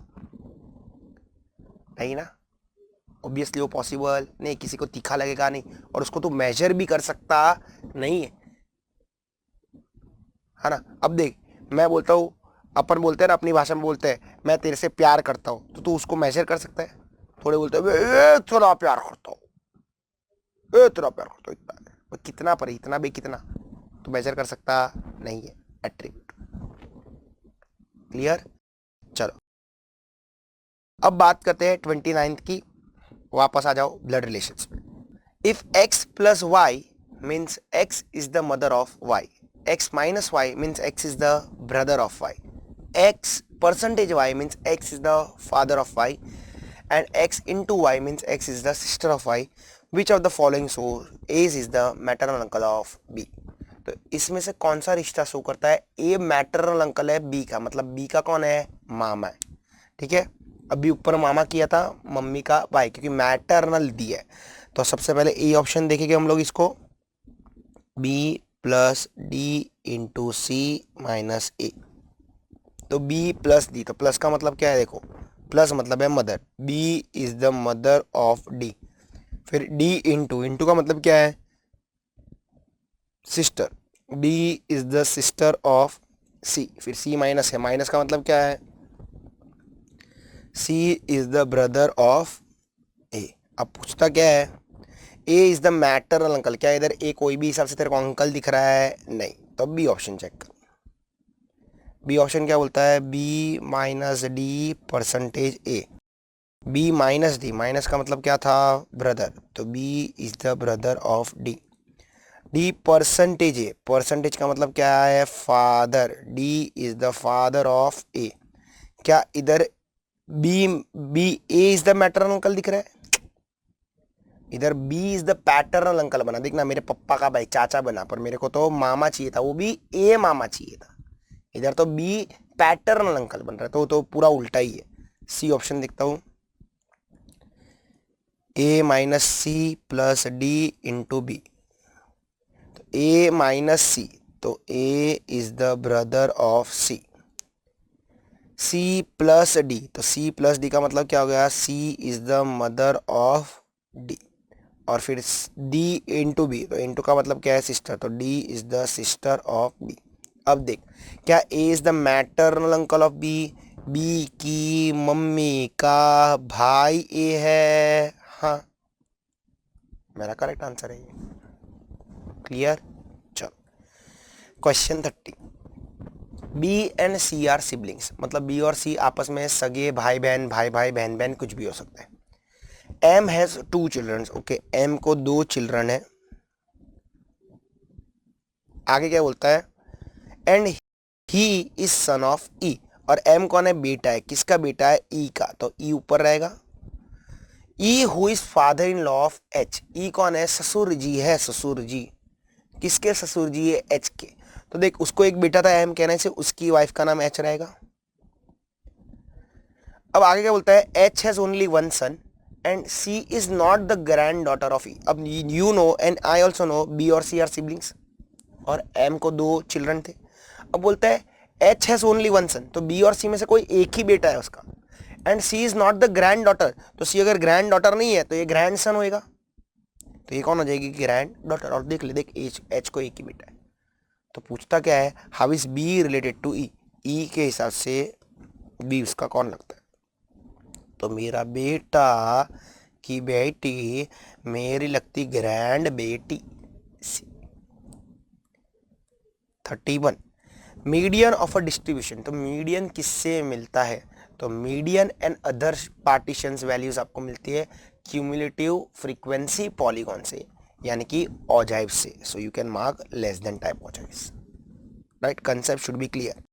Dash mean is calculated when the values in the series do not have an equal importance, तो ऑब्वियसली तेरे को वेट्स यूज करने पड़ेंगे क्योंकि सबको सेम इज्जत नहीं है, तो उनके लिए वेट्स यूज करना पड़ेगा, तो आंसर आएगा option D, weighted mean is used. What is the mean deviation about mean, mean deviation about mean पूछा है, तो मीन डिविएशन अबाउट मीन क्या था फॉर्मूला, याद करो, mean deviation about mean equals to summation X minus x bar का modulus upon N. So we have your X, क्या है एक्स, क्या है 11 8 10 10 12 9, करो सबका total. So we have 11 8 10 10 12 and 9, it comes to 60, सबका टोटल आया 60। तेरे नंबर ऑफ ऑब्जर्वेशंस कितने हैं, 6, तो यहाँ पे एक्स बार कितना आ जाएगा, summation X by N 60 by 6, that is nothing but 10।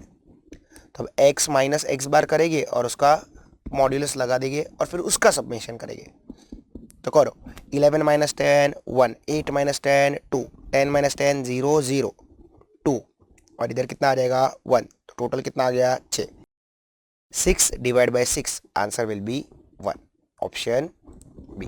Apply the formula, supply the answer.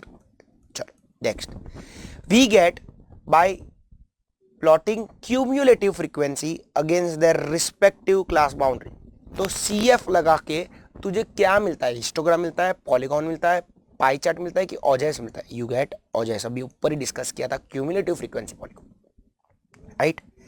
चलो 35, following are the ages of 8 employees of a small old age home expressed in the years 96, 50, 67, 75, 71, 69, 64 and 66, find the range and coefficient of range।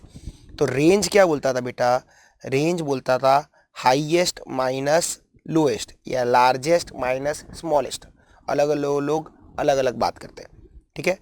तो highest minus lowest, तो highest value कौन सी दिख रही है मेरे को 96, और स्मॉलेस्ट कौन सी दिख रही है 50, तो 96 माइनस 50 करेगा तो 46 आ जाएगा। अब देख 46 से ही एक ही ऑप्शन है, खत्म, टाइम बचा।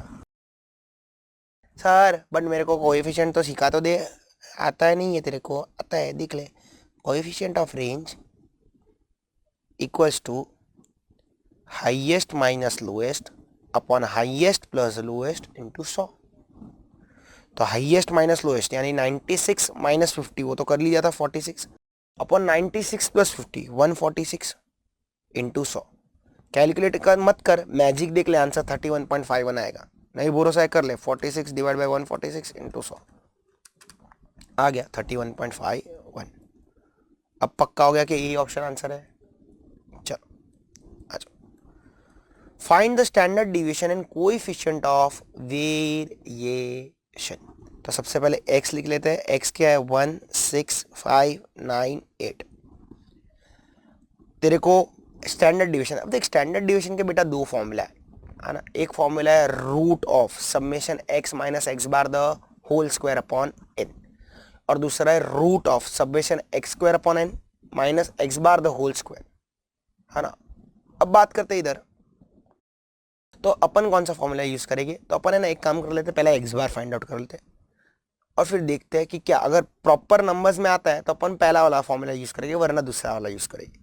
आ जाओ, तो देख लेते हैं, 9 और एक 10, 10 और 19, 29 टोटल होगा इसका।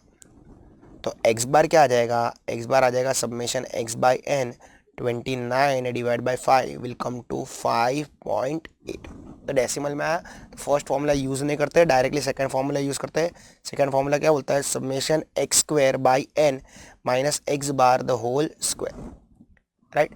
तो अभी एक्स का तुझे स्क्वायर करना पड़ेगा उसका टोटल। आ जाओ, एक्स स्क्वायर करते हैं, 136, 5 का स्क्वायर 25, 81 और ये हो जाएगा 64। सबका टोटल कर ले, 100, 190, 200 एंड 207, बराबर है, ये सबका टोटल हो गया। तो इधर क्या आ गया, root of 207 divide by 5 minus 5.8 the whole square. तो कैलकुलेट करते हैं अपन, 207 डिवाइड बाई 5 41.4 आया, एम प्लस में डाल देता हूँ, 5.8 का स्क्वायर 33.64, एम माइनस में डाल देता हूँ, एम आर सी करूँगा 7.76 आएगा उसका रूट, तो 2.785 आया, 2.78 है पर दो ऑप्शन है, ठीक है। ये ए भी हो सकता है, सी भी हो सकता है। अब देखते हैं कोएफिशिएंट ऑफ वेरिएशन, तो क्या बोलता है, standard deviation upon mean into 100, याद रखने का। तो 2.78 था, डिवाइड बाय ये कितना था, 5.8 इंटू 100 आ गया 47.93। तो 47.93 कौन सा ऑप्शन है, option C is your correct answer, A रहेगा, राइट। चलो 37, द कोएफिशिएंट ऑफ डिविएशन, किसका deviation, based on 25th percentile and 75 percentile. तो ये तेरे को उसने दिया ना, वो दिया कोएफिशिएंट ऑफ क्यूडी, क्या दिया, कोएफिशिएंट ऑफ क्यूडी, पर थोड़ा घुमा फिरा के दिया। ए 25th परसेंटाइल यानी कि P25 and P75 is nothing but Q1 and Q3 respectively. तो इधर को घुमा के दिया, देख कितना कितना वो तेरे कंसेप्ट्स के साथ कितना खेलता है। थोड़े लोग बोलेंगे क्या दिया यार, है ना। तो Q3 minus Q1 upon Q3 plus Q1 into 100। तब सबसे पहले डेटा को असेंडिंग ऑर्डर में डालना पड़ेगा, तो असेंडिंग ऑर्डर में डाल देते हैं। असेंडिंग ऑर्डर क्या रहेगा,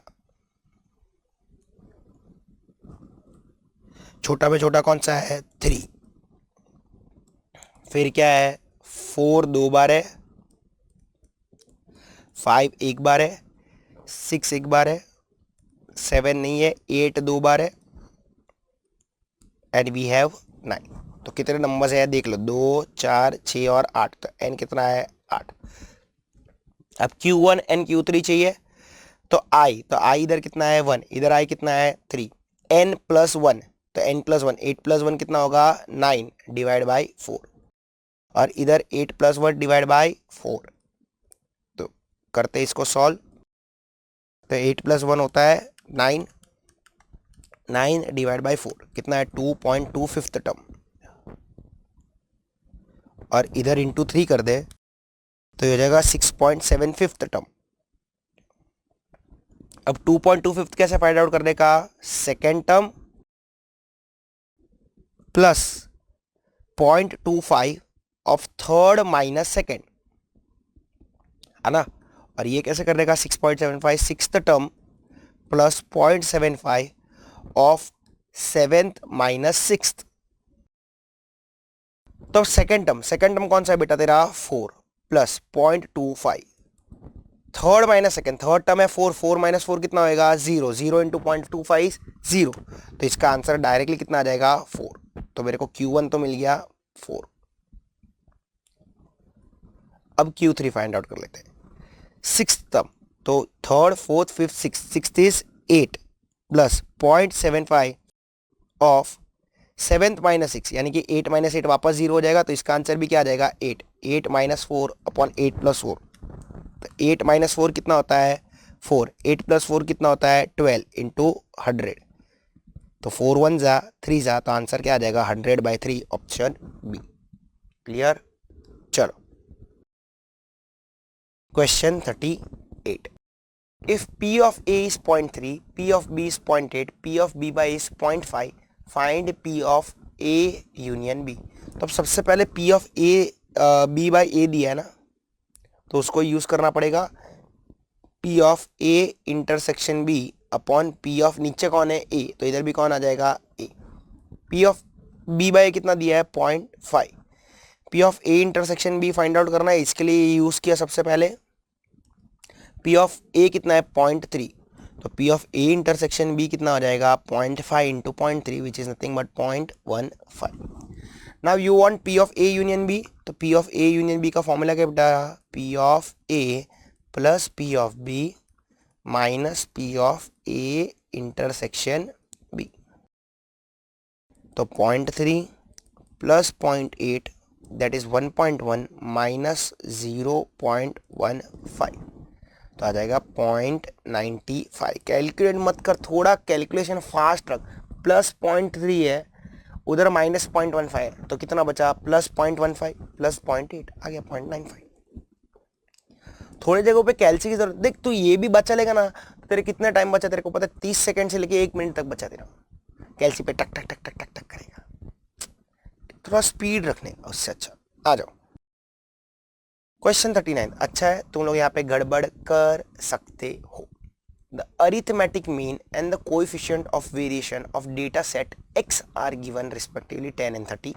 the variance of 30 minus 2x। Now see, तो मैं इसको y ले लेता हूँ, y equals to 30 minus 2x। अब ये shift of origin change of scale का क्वेश्चन है, और तू मेजर ऑफ डिस्पर्जन में खड़ा है, तो मेजर ऑफ डिस्पर्जन में ओरिजिन की इज्जत नहीं, स्केल की इज्जत होती है, पर कैसी, पॉजिटिव मैग्नीट्यूड ओनली। तो इसको सबसे पहले तुझे वेरिएंस ही है, तो बेटा तेरे को जो मेजर ऑफ डिस्पर्जन में है ना, वो स्टैंडर्ड डिविएशन का है, वेरिएंस का नहीं है। तो सबसे पहले इसको स्टैंडर्ड डिविएशन में कन्वर्ट कर। Standard deviation of y equals to 30 minus 2 times standard deviation of x। अब यहाँ पे सबसे पहले 30 कट जाएगा, क्योंकि ये तेरा ओरिजिन है, ओरिजिन की इज्जत होती नहीं है, प्लस माइनस की इज्जत नहीं होती। तो बचा क्या इधर, standard deviation of y equals to minus 2 standard deviation of x। अब इधर वापस माइनस की भी इज्जत होगी नहीं, क्योंकि देख ये स्केल है, -2 मल्टीप्लायर है, तो 2 को मल्टीप्लाई कर कि -2 को मल्टीप्लाई कर, आंसर मीन्स द सेम। अब ये स्टैंडर्ड डिविएशन में प्रॉपरली कन्वर्ट हो गया, standard deviation of y equals to 2 into standard deviation of x। रुक जा, अब इसको तुझे कन्वर्ट करना है वेरिएंस में, तो अब मैं इसको वेरिएंस में कन्वर्ट करूंगा, तो इसको क्या करना पड़ेगा, squaring on both the sides. तो standard deviation of y will get converted into variance of y equals to, बस लोग इधर ही गड़बड़ करते हैं, 2 का भी स्क्वायर होगा, 2 का स्क्वायर कितना होता है 4 इंटू वेरिएंस ऑफ x। वो वेरिएंस ऑफ x की वैल्यू तुझे ऊपर से मिलेगी, ये तेरे को डेटा दिया ना, mean and coefficient of variation. आ जाओ, तो कोएफिशिएंट ऑफ वेरिएशन का फॉर्मूला क्या है, standard deviation of x upon mean of x into 100। ठीक है, तो तुझे अरिथमेटिक मीन दिया 10, कोएफिशिएंट ऑफ वेरिएशन दिया है 30, ये 30 है, standard deviation of x find out करना है, ये 10 है और ये 100 है, तो 1 0 1 0 कट, 1 0 1 0 कट, तो स्टैंडर्ड डिविएशन ऑफ x कितना आया 3। ये स्टैंडर्ड डिविएशन ऑफ x 3 है, तो वेरिएंस ऑफ x कितना आ जाएगा 9 equals to 4 into 9, answer will be 36। कौन सा ऑप्शन है, समझा कि नहीं समझा, समझा कि नहीं समझा। चलो आ जाओ। What is the chance that a leap year selected at a random will contain 53 days, 53 Fridays basically। ठीक है, तो देख लीप ईयर यानी कि 2024 की तो बात कर, तो लीप ईयर ही है, राइट। तो साल के तेरे पास 52 हफ्ते रहते हैं, और 52 हफ्ते के बाद तेरे पास 2 दिन बचते हैं, 366 डेज रहते हैं ना, 52 वीक्स इज 364 डेज। तो 2 दिन तेरे कौन से हो सकते हैं, तो पहले तो वो समझ। तो आखिरी के 2 दिन तेरे अलग अलग कॉम्बिनेशन हो सकते हैं, वो रह सकते हैं Monday Tuesday, Tuesday Wednesday, Wednesday Thursday, Thursday Friday, Friday Saturday, Saturday Sunday Sunday Monday, कितने कॉम्बिनेशंस है? 7। अब इसमें से फ्राइडे आने की पॉसिबिलिटी क्या क्या है? तो देख, फ्राइडे दो जगह पे आ सकता है, एक तो थर्सडे फ्राइडे में भी आ सकता है, फ्राइडे सैटरडे में भी आ सकता है। तो आंसर क्या आ जाएगा? 2/6। ट्यूसडे आने की प्रोबेबिलिटी क्या रहेगी? सेम। वेडनेसडे आने की प्रोबेबिलिटी क्या रहेगी? सेम। ठीक है, चलो आ जाओ। 41, 2 balanced dice are rolled. The probability of getting one in at least one die, कम से कम एक डाई में एक आना चाहिए, is x/36 where x is, तो वो लोग देख कितने अच्छे हैं, तेरे लिए डिनोमिनेटर भी फाइंड आउट करके दे दिया, तेरे को खाली न्यूमरेटर करना है। अरे उसी का तो गेम है। आ जाओ। तो बोलता है मैं जब 2 डाई रोल करता हूं तो मुझे कम से कम एक पर एक आना चाहिए। दोनों पे रहेगा तो भी चलेगा, तो चालू ही उधर से होगा, दोनों पे एक एक। फिर 1 2 1 3 1 4 1 5 1 6, ये हुए तेरे 6 कॉम्बिनेशन। अब बाकी के नंबर्स पे भी तो 1 आ सकता है, मतलब सेकंड डाई पे भी तो 1 आ सकता है। कैसे? 2 1 3 1 4 1 5 1 6 1, तो कितने हुए? 6 और 5, आंसर विल कम टू 11। ऐसे 11 पॉसिबल आउटकम्स है जहाँ पे एटलीस्ट एक डाई पे क्या है? 1 है। ठीक है, चलो 42, अपना फेवरेट क्वेश्चन, इजी क्वेश्चन, बच्चे जैसा क्वेश्चन बहुत बार किया है। 30 balls are serially numbered and placed in a bag. Find the chance that the first ball drawn is a multiple of 3 or 5. तो सबसे पहले मल्टीपल ऑफ 3, कितने बॉल्स रहेंगे? 30 डिवाइड बाई 3, तो कितने ऐसे रहेंगे? 10। मल्टीपल ऑफ 5, तो 30 डिवाइड बाई 5, कितने ऐसे रहेंगे? 6। सर इधर डेसिमल में आंसर आता तो डेसिमल को फिर इग्नोर करने का। चलो ऐसा भी तो हो सकता है, दोनों में कॉमन रहेगा, मल्टीपल ऑफ 3 एंड 5, तो 15, तो 30 डिवाइड बाई 15 ना, 3 इंटू 5 15 होता है, तो कितना आ जाएगा? 2। मतलब दो नंबर ऐसे रहेंगे जो दोनों में कॉमन रहेंगे, एक तो 15 और 30। 15 ऊपर भी आएगा नीचे भी आएगा, 30 ऊपर भी आएगा नीचे भी आएगा, तो तूने 2 बार काउंटिंग किया तो उसको हटाना पड़ेगा। Find the chance that the drawn ball is either a multiple of 3 और 5। अब सुन, तो सबसे पहले 10/30 प्लस 6/30 माइनस 2/30, तो आ जाएगा 14/30। अब इसको डिवाइड बाई 2 कर सकता है तू, 2 से काट सकता है, तो 7 और 15, 7/15 ऑप्शन। चलो next, if the plotted points in a scatter diagram lie from lower left to upper right, तो ये देख, ये तेरा एक्स एक्सिस और वाई एक्सिस। लोअर लेफ्ट मतलब नीचे की लेफ्ट से, अपर राइट ऊपर की तरफ जा रहा है, तो ये कैसा रिलेशन है? यह है तेरा पॉजिटिव रिलेशन। ठीक है, चलो next, the binomial distribution having mean and standard deviation 3 and 5 number of trial equals to, मतलब वो तेरे से n मांग रहा है। अब देख, नॉर्मली अपन यूज करते हैं मीन एंड वेरिएंस, तो यहाँ पे तेरे को सबसे पहले क्या फाइंड आउट करना पड़ेगा? वेरिएंस। मीन होता है NP which is nothing but 3, variance होता है NPQ, पर यहाँ पे अपने को वेरिएंस डायरेक्टली दिया नहीं है, तुझे क्या करना पड़ेगा? स्टैंडर्ड डिविएशन का स्क्वायर। तो स्टैंडर्ड डिविएशन का square is nothing but variance, यानी इधर तुझे करना पड़ेगा 1.5 का स्क्वायर। 1.5 का स्क्वायर कितना होता है? 2.25। अब इसको आगे से कैसे सॉल्व करने का तो सिखाया था, क्या कर देने का? Variance upon mean equals to NPQ upon NP which equals to 2.25 upon 3। NP cut, 2.25 divide by 3 comes to 0.75, तो Q इक्वल्स टू कितना आया? 0.75, तो P इक्वल्स टू कितना आ जाएगा? 0.25, है ना, 1 माइनस Q। अब तुझे चाहिए N, we know NP equals to 3, तो n इंटू 0.25 इक्वल्स टू 3, तो n will be equals to 3 divide by 0.25, n will be equals to 12, option इसी। चलो फ्री का एक मार्क था।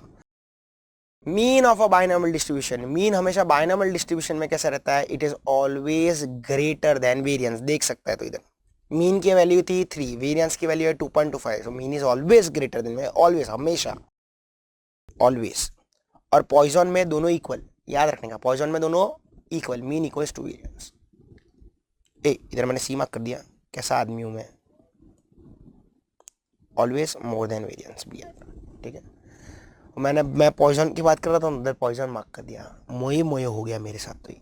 आ जाओ 46, for finding correlation between two qualitative qualitative characteristics, तो correlation कौन सा यूज करने का, ऑब्वियसली रैंक कोरिलेशन, रैंक बनाई उसके लिए, ठीक है, क्वालिटी के लिए। The test of shifting base, तो किसमें बेस शिफ्ट करता रहता है, सर्कुलर में, सर्कुलर में तेरे बेसिस होते रहते हैं शिफ्ट, ठीक है। चलो आ जाओ, टेस्ट ऑफ एडिक्वेसी बहुत इंपॉर्टेंट है एग्जाम पर्सपेक्टिव से, वो आता ही आता है एग्जाम में। Let P0 and P1 be the prices of commodity in the base years and current years respectively. The price relative with respect to base year, तो क्या हो जाएगा, P1 अपन P0, कितना बच्चे जैसा क्वेश्चन था ये तो। Last year's index number is a weighted average method by taking dash years as a weight, तो लास्ट ईयर ने किसको वेट लिया था, बेस ईयर को लिया था, तो quantities of the base. Past year ने किसको लिया था, करंट ईयर को लिया था। हाँ ना, देखना तो करता ना, summation P1 Q0 upon summation P0 Q0, quantities of the base, बराबर है। चलो ये अपने काम का नहीं नहीं नहीं नहीं नहीं नहीं, अब सब maths maths maths maths maths maths maths maths maths maths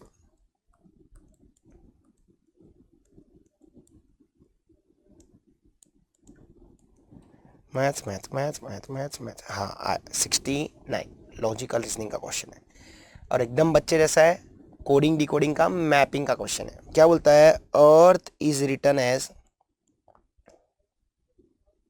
34215, Venus is written as 73089, तो Saturn will be written as क्या, सैटर्न को मैं कैसे लिखूंगा, तो एस को क्या बोला है 9, ए को क्या बोला है 4, टी को क्या बोला है 1, यू को क्या बोला है 8, आर को क्या बोला है 2, तो 941820, ऑप्शन बी, खत्म। ऐसा क्वेश्चन आया तो भगवान को थैंक यू बोलेगा, थैंक यू भगवान, फ्री का एक मार्क दिया। आ जाओ, हाँ 72 डायरेक्शंस के क्वेश्चन है, आ जाओ, एकदम इजी है। अब मजा इधर था, I am facing west, facing मैं वेस्ट में देख रहा हूं, चल रहा नहीं हूं, and then I turn left, तो ये देख वेस्ट का लेफ्ट, यानी कि याद रखने का एंटी क्लॉकवाइज, तो वेस्ट का लेफ्ट क्या रहता है, साउथ, तो वो चला किधर, वेस्ट में चल के साउथ में चला कि सीधा साउथ में चला, वो सीधा साउथ में चला, वो खड़ा था इधर का इधर, उसने क्या बोला, उसने ऐसा बोला, I am walking towards west and then I turn left, I am facing, मेरी मर्जी है, मैं उधर देख रहा हूँ, हो सकता है उधर मेरे को कोई अच्छी लगी, फिर बोलता है अच्छी, ये मेरे काम की नहीं है, और फिर मैं लेफ्ट बोलता हूँ, तो वेस्ट का लेफ्ट क्या आता है, साउथ, तो साउथ में मैं चला कितना 20 मीटर, तो मैं 20 मीटर साउथ में चला, फिर मैंने क्या किया 20 मीटर साउथ में जाके, then I turn left, south का लेफ्ट, तो साउथ का लेफ्ट कौन सा होता है, वापस एंटी क्लॉकवाइज ईस्ट, देख याद रखने का, लेफ्ट मतलब वो डायरेक्शन का एंटी क्लॉकवाइज लेने का, राइट मतलब वो डायरेक्शन का क्लॉकवाइज लेने का, तो मतलब मैं बोलता हूँ साउथ का राइट तो आ जाएगा वेस्ट, ठीक है, तो साउथ का लेफ्ट वापस लिया मैंने, 20 मीटर चला मैं ईस्ट में, तब मैं ईस्ट में चल रहा हूँ, फिर मैंने क्या किया, देन आई टर्न राइट, तो बोला था बी क्लॉकवाइज, ईस्ट का राइट क्या आ जाएगा साउथ, वो बतखगिरी नहीं करने का रे, ईस्ट का राइट क्या आ जाएगा क्लॉकवाइज, साउथ, साउथ में गया, कितना साउथ में गया 20 metre, then I go 40 metres, और फिर मैंने वापस मैं राइट मारता हूँ, तो मैं साउथ में जा रहा था, मैंने राइट मारा, तो साउथ का राइट कौन सा, क्लॉकवाइज कौन सा है, वेस्ट, तो वेस्ट में 40 जा रहा हूँ, तो ये देखिए कितना रहेगा 20, पर मैं तो 40 चला था ना, मतलब और कितना चला, 20 चला मैं, तो ये हो गया टोटल मेरा 40 मीटर्स। फिर मैंने क्या किया, then I go 40 metres right again, फिर मैं वेस्ट में जा रहा था, वेस्ट का मैंने राइट लिया, तो वेस्ट का राइट क्या आता है, नॉर्थ, तो मैं नॉर्थ में कितना गया 40, तो ये देखिए तो 20 रहेगा ना, है ना, ये रेक्टेंगल बन जाएगा, तो ये कितना रहेगा और 20 रहेगा, तो हो गया टोटल कितना हो गया तेरा 40 मीटर्स। तो अब तू पहुंचा यहाँ कहीं पे,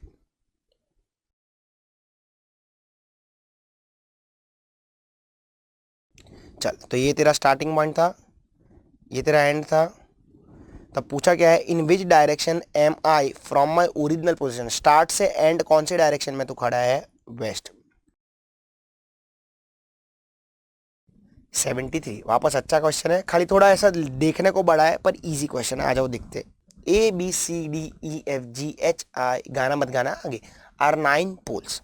क्या बोलता है, C is 2 kilometre east of B, B के 2 किलोमीटर ईस्ट में कौन है, C, तो ये B का 2 किलोमीटर ईस्ट में कौन है, C, और यहाँ पे मैं लिख देता हूँ 2, ठीक है। आगे क्या बोलता है, A is 1 kilometre north of B, A किधर है, B के नॉर्थ में, तो B के नॉर्थ में कौन है, A, कितना किलोमीटर, 1। आगे क्या बोलता है, H is 2 kilometre south of A, A के 2 किलोमीटर साउथ, देख A के 1 किलोमीटर साउथ में कौन है, B, तो मतलब एक और किलोमीटर नीचे कौन होगा, H, क्लियर। आगे क्या बोलता है, G is 1 kilometre west of H, H के वेस्ट में, तो H का 1 किलोमीटर वेस्ट में कौन है, G है। आगे दे से D is 3 kilometre east of G, D किधर है, G के ईस्ट में, तो G के देख 1 किलोमीटर ईस्ट में कौन है, H, और 2 किलोमीटर ईस्ट में कौन रहेगा तेरा, D। अब देख ले, D is 3 kilometre east of G, F is 2 kilometre north of G, G के 2 किलोमीटर नॉर्थ में, तो देख ये 1 किलोमीटर होगा, ये दूसरा किलोमीटर होगा, उधर कौन बैठा है, F, ये हो गया तेरा 2 किलोमीटर। आगे क्या बोलता है, I situated right in the middle of B and C, I की तरह B C के एग्जैक्टली बीच में, तो ये B था, ये C था, इसको मैं थोड़ा तोड़ देता हूं, I, और ये 2 का था ना पूरा, तो ये 1 का और ये भी 1 का हो जाएगा, ठीक है। आगे क्या बोलता है, while E is just in the middle of H and I, और E किधर है, H और I के एग्जैक्टली बीच में, मतलब देख ऐसे ऐसे बैठा है, ऐसा डायगोनल में, E। अब पूछा क्या है, पूछता क्या है तेरे से, what is the distance between B and I, फाड़ दिया, तो अपन ने पहले फाड़ दिया, B और I का डिस्टेंस कितना है, 1 किलोमीटर का, कुछ भी डिस्टेंस पूछ सकता है। What is the distance between F and A, तो देखो रेक्टेंगल शेप बना, 2 का 2 का 1 का, तो भी 1 का होगा, ठीक है। चलो क्वेश्चन 74 वापस डायरेक्शन का क्वेश्चन, एकदम इजी बच्चे जैसा question. Starting from a point Rani walked 12 metres south, तो रानी सबसे पहले किधर गई, 12 मीटर साउथ में गई। फिर रानी ने क्या किया, देन शी टर्न्ड लेफ्ट, तो सिखाया था अभी साउथ का लेफ्ट कौन सा होगा, एंटी क्लॉकवाइज, ईस्ट, तो ईस्ट में गई कितना, 10 मीटर, 10 मीटर गई वो ईस्ट में, तो अब याद रखने का कोई ईस्ट में जा रही थी। फिर उसने क्या किया, then she again turn left and walk 12, east से वो वापस लेफ्ट लिया, तो ईस्ट का लेफ्ट वापस एंटी क्लॉकवाइज कौन सा होता है, नॉर्थ, तो कितना गई, 12 मीटर, मतलब वो अभी इधर पहुंच गई।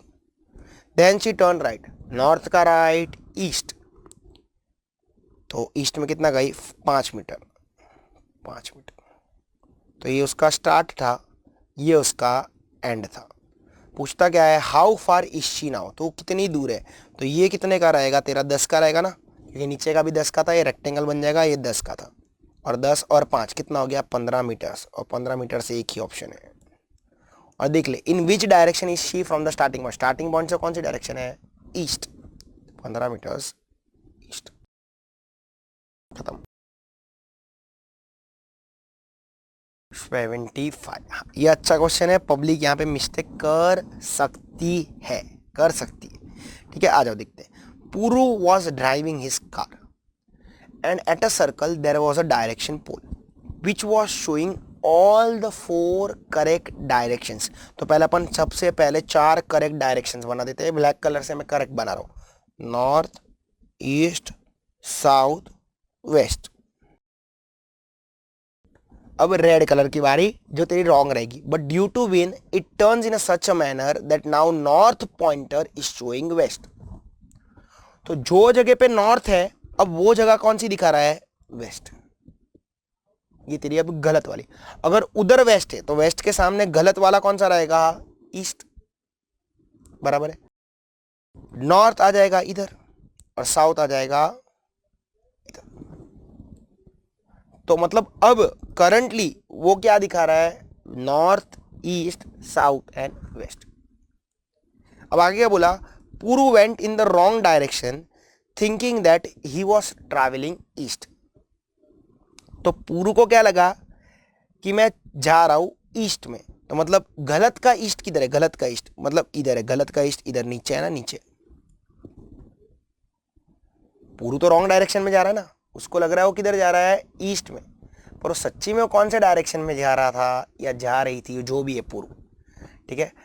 तो हिज लिखा है, मतलब वो लड़का ही रहेगा। पुरु वॉज ड्राइविंग हिज कार, ठीक है। तो सच्ची में पुरु कौन से डायरेक्शन में जा रहा था? साउथ में। Option clear.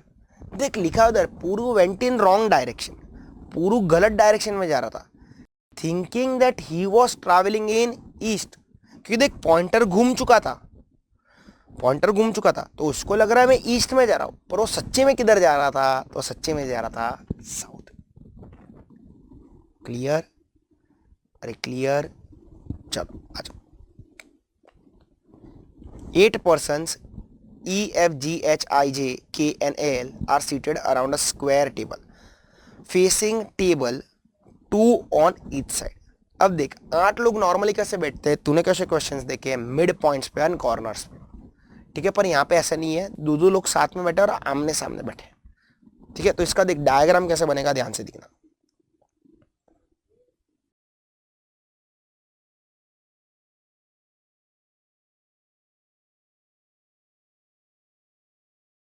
एक, दो, तीन, चार, पाँच, छ, सात, आठ, ठीक है। अब सुन, तेरे को एक क्वेश्चन के बारे में एक बात बताना चाहूँगा। ये ओरिजिनल क्वेश्चन नहीं है, तेरी इंस्टीट्यूट ने इसको तोड़ मरोड़ के पूछा। Original question one of the competitive exams में आया था, जहाँ पे वो लोग ने प्रॉपरली मेल एंड फीमेल का बाइफर्केशन दिया था।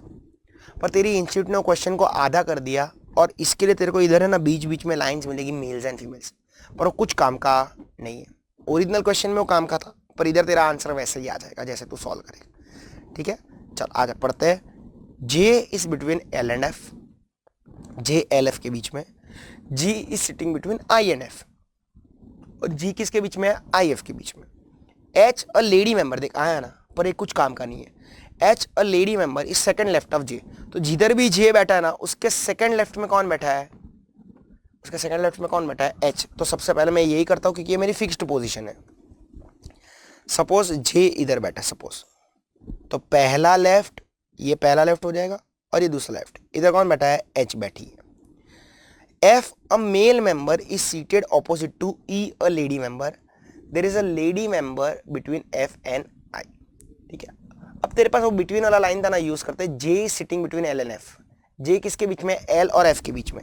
तो जे इधर है तो एल इधर और एफ इधर ना, देखना इधर एफ इधर एल और बीच में मैं बैठ सकता हूँ, ओके। अब तेरे को दिया था there is a lady member between F and I. F और आई के बीच में कौन है? लेडी मेंबर है। अब देख ऑब्वियसली आई वो बाजू तो नहीं रह सकता क्योंकि वो बाजू तो एल है, तो आई इधर किधर आ जाएगा? अब देख G is between I and F, तो तेरे को दिया था G is between I and F, तो जी इधर आ जाएगा। अब क्या बोलता है? एफ के सामने कोई बैठा था, F is a male member sitting opposite to E, E इधर आ जाएगा। बचा कौन? के, तो के इधर आ जाएगा, खत्म। मेल फीमेल का इधर कोई यूज नहीं है। पर सच्ची में अगर वो ओरिजिनल क्वेश्चन को तो साथ में रखना ना, तो तेरे को ये मेल फीमेल का भी काम में आता। Who amongst the following is sitting immediate left of F? Immediate left of F, F के एग्जैक्टली लेफ्ट में कौन है? जे, ठीक है। चल आ जाओ। 77 5 persons are sitting on a bench to be photograph. आ जाओ, 5 सीट बना देते सबसे पहले। अब कुछ ने बोला है तो ये लोग नॉर्थ फेसिंग रहेंगे, ये रहेगा लेफ्ट और ये रहेगा राइट। आगे S is to the left of N, N to the right of B। S किधर है? N के लेफ्ट में, पर S किधर है? B के राइट में। तो S is to the left of N, N के लेफ्ट में ऐसे, पर S किधर है? B के राइट में। देख, क्या B के राइट में ऐसे है? क्या N के लेफ्ट में ऐसे है? M is to the right of N। अब M किधर है? N के राइट में। अब देख, M इधर भी हो सकता है, M इधर भी हो सकता है, इधर भी हो सकता है। अब आगे देता है R is between N and M, तो मतलब R बीच में आ जाएगा, M इधर चला जाएगा, खत्म, तेरा अरेंजमेंट आ गया। पूछता क्या है? Who is sitting the immediate right of R, R के इमीडिएट राइट में कौन है? M, option C. 78। Ravi is a son of Aman's father's sister's. तो सबसे पहले मैं अमन को बनाता हूं, फिर अमन के पप्पा को बनाता हूं, उसकी बहन को बनाता हूं फिर, और उसका बेटा कौन है? रवि है, ऐसा तुझे क्वेश्चन में दिया हुआ है। आगे क्या बोलता है? Sahil is the son of Divya. Sahil कौन है? दिव्या का बेटा है। Who is the mother of Gaurav, और दिव्या कौन है? गौरव की माँ है। And grandmother of Aman, और वो कौन है? दिव्या कौन है? ग्रैंड मदर ऑफ अमन है। मतलब अमन के भी ऊपर कोई रहेगा और उसका नाम क्या रहेगा? दिव्या। अब एक बार अपन वापस पढ़ते हैं। Divya who is the mother of Gaurav. तो अब देख, दिव्या को एक लड़का है और एक लड़की है, तो वो गौरव की माँ है ना, तो गौरव लड़का रहेगा ऑब्वियसली। अब आगे क्या दिया है? Sahil is the son of Divya, तो मतलब वो गौरव का कौन हो जाएगा? भाई। कौन? साहिल। आगे क्या दिया है? Ashok is the father of Tania and grandfather of Ravi. Ravi का ग्रैंड फादर, ठीक है, रवि का ग्रैंड फादर, मतलब यहां पे नाना बन जाएगा। कौन है? अशोक। और अशोक कौन है? तानिया का बाप है, तो ऑब्वियसली ये जो लड़की बची वो कौन होगी? तानिया। और आगे दिया भी है, Divya is the wife of Ashok, वो तो अपन ने पहले ही बना लिया।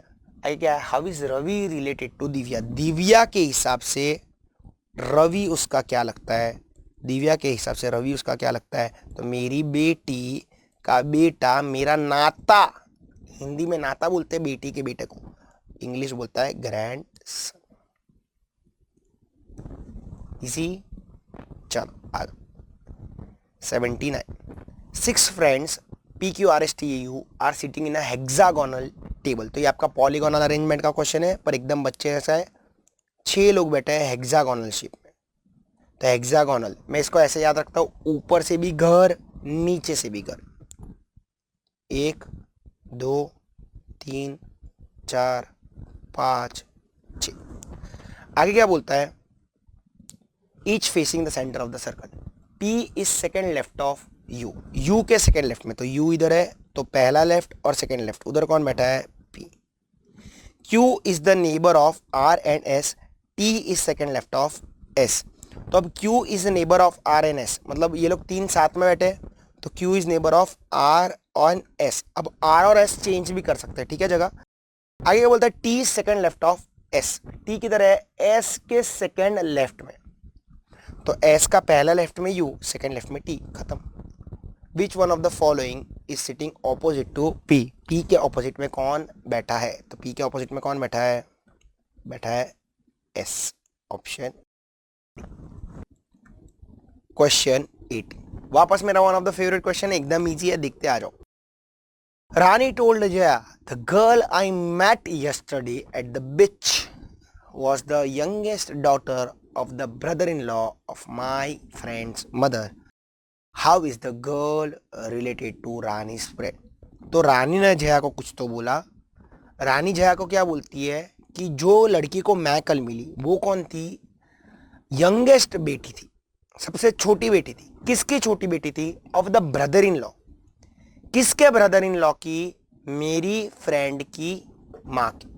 तो सबसे पहले ये रानी की फ्रेंड है। देख, रानी और जया इधर पंचायत कर रहे, प्योर पंचायत कर रहे हैं। रानी और जया का इधर कोई रोल ही नहीं है। तो रानी क्या बोलती है? माई फ्रेंड मदर, मतलब मेरी फ्रेंड, ये उसकी मेरी फ्रेंड, उसकी मम्मी का ब्रदर इन लॉ, देख उसके फ्रेंड की मॉम का ब्रदर नहीं बोल रही है, ब्रदर इन लॉ बोल रही है, मतलब इसकी शादी किसी से हुई रहेगी, ये उसका पति रहेगा, और उसके भाई को वो बोलेगी ब्रदर इन लॉ। देख जब भी इन लॉ आया ना, तब याद रखने का कि ये क्या रहता है, ब्रदर इन लॉ क्या रहता है, इन लॉ आया मतलब क्या, शादी वाला रिलेशन। मतलब मैं किसी को डॉटर इन लॉ बोलता हूँ तो मतलब वो मेरी बेटी नहीं हुई, डॉटर इन लॉ मतलब क्या, मेरे बेटे की वाइफ, बहू, ठीक है। तो मेरी फ्रेंड की मॉम के ब्रदर इन लॉ की, वो इकलौती नहीं बोला है, यंगेस्ट बेटी बोला, यंगेस्ट, यानी यंगेस्ट मतलब क्या, सबसे छोटी बेटी, ये हो गई इसकी यंगेस्ट बेटी। और इसको इसको कौन मिली थी, रानी, रानी टोल्ड जया, रानी ने जाकर बोला इसको मैं मिली थी बीच पे, और ये कौन है, मेरी फ्रेंड की माँ की ब्रदर इन लॉ की छोटी बेटी। पंचायत किया ना वो लोग ने, और अपने को परेशान किया, nonsense. How is girl related to Rani's friend, तो वो गर्ल रानी की फ्रेंड से कैसे रिलेटेड है, मतलब रानी की फ्रेंड इसको क्या बुलाएगी, तो ये देखिए, ये मेरे पप्पा के भाई, मेरे चाचा की बेटी, मेरी कौन हुई, कजिन। कितना मगजमारी किया। आ जाओ, टाइप्स ऑफ रिसर्च डेटा। तेरा जो रिसर्च डेटा रहता है वो कितने, मतलब कौन से वेज में वो क्लासिफाइड रहता है, तो रहता है क्वालिटेटिव डेटा में एंड क्वांटिटेटिव डेटा में। 82. The collected information on which of the following characteristics do not form a data. कौन सा इसमें से इंफॉर्मेशन जो मैंने कलेक्ट किया वो डेटा का पार्ट नहीं है। The number of files audited are less than 6, between 5 to 10 and more than 9. तो तू इसको क्लासीफाई अच्छे से कर सकता है क्योंकि नंबर्स आया ना, ओके। और तू इज्जत से देख भी सकता है, क्योंकि काउंट भी कर सकता है तू, तो इसको तू डेटा मान सकता है। The number of files audited are very less, moderate and very large.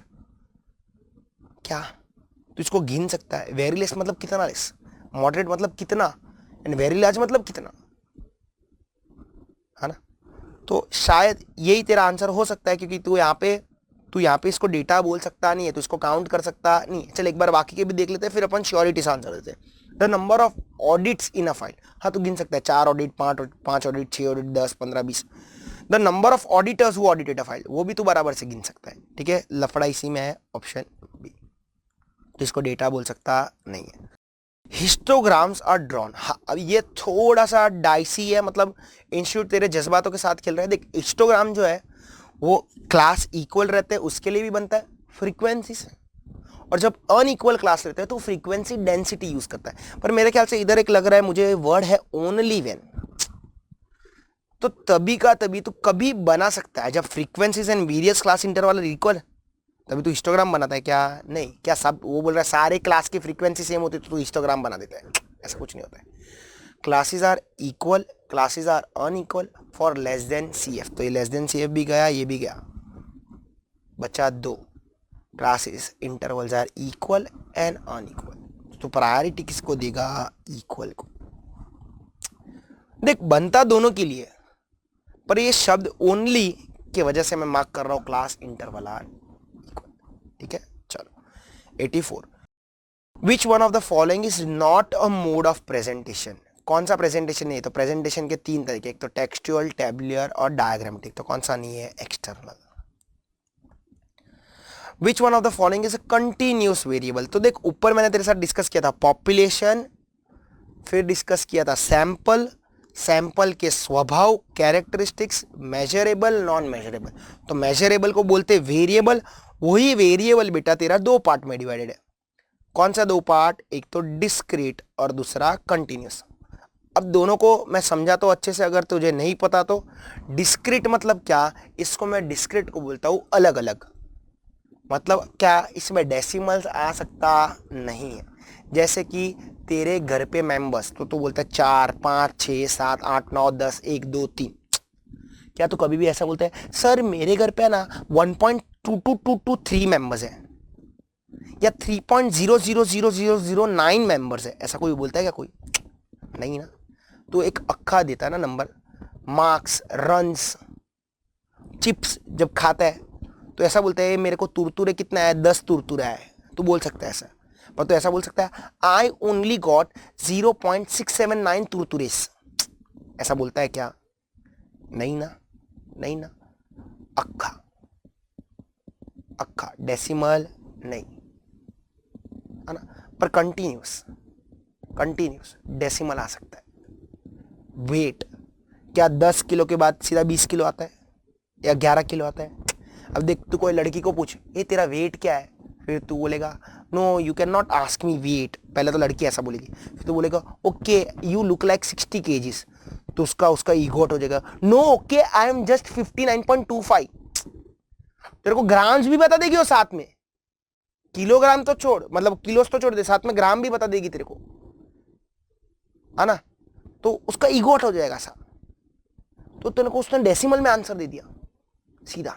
तो ट्राई करके देखना, नहीं भरोसा है तो, है ना, सच्ची में ट्राई करना, देख मिलेगा तेरे को, डेसिमल में आंसर मिलेगा। नहीं मिलेगा तो तेरा नाम चेंज कर देना। कितना स्पेसिफिक हो तो भड़क जाती है वो लोग सीधा, अरे पर्सनल एक्सपीरियंस से बोल रहा है ये चीज़। हाँ, पर मार भी खाना पड़ता है फिर, तो उसके लिए भी रेडी रहना, हाँ वो मत पूछना। चलो बात इधर करते हैं। तो कंटिन्यूस मतलब क्या? डेसिमल। डिस्क्रीट मतलब क्या? अक्खा, whole.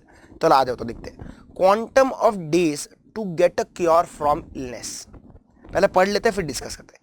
Quantum of oxygen cylinders use to treat a patient, quantum of drugs injected into a patient, quantum of tablets prescribe to a patient. तो देख टैबलेट्स तो अच्छी होती है, 1 2 3 बोलता है ना, दिन में 2 बार, है ना, और अलग अलग गोलियां दे देता है। ड्रग्स इंजेक्टेड तो 1 इंजेक्शन, 2 इंजेक्शन, 3 इंजेक्शन, है ना।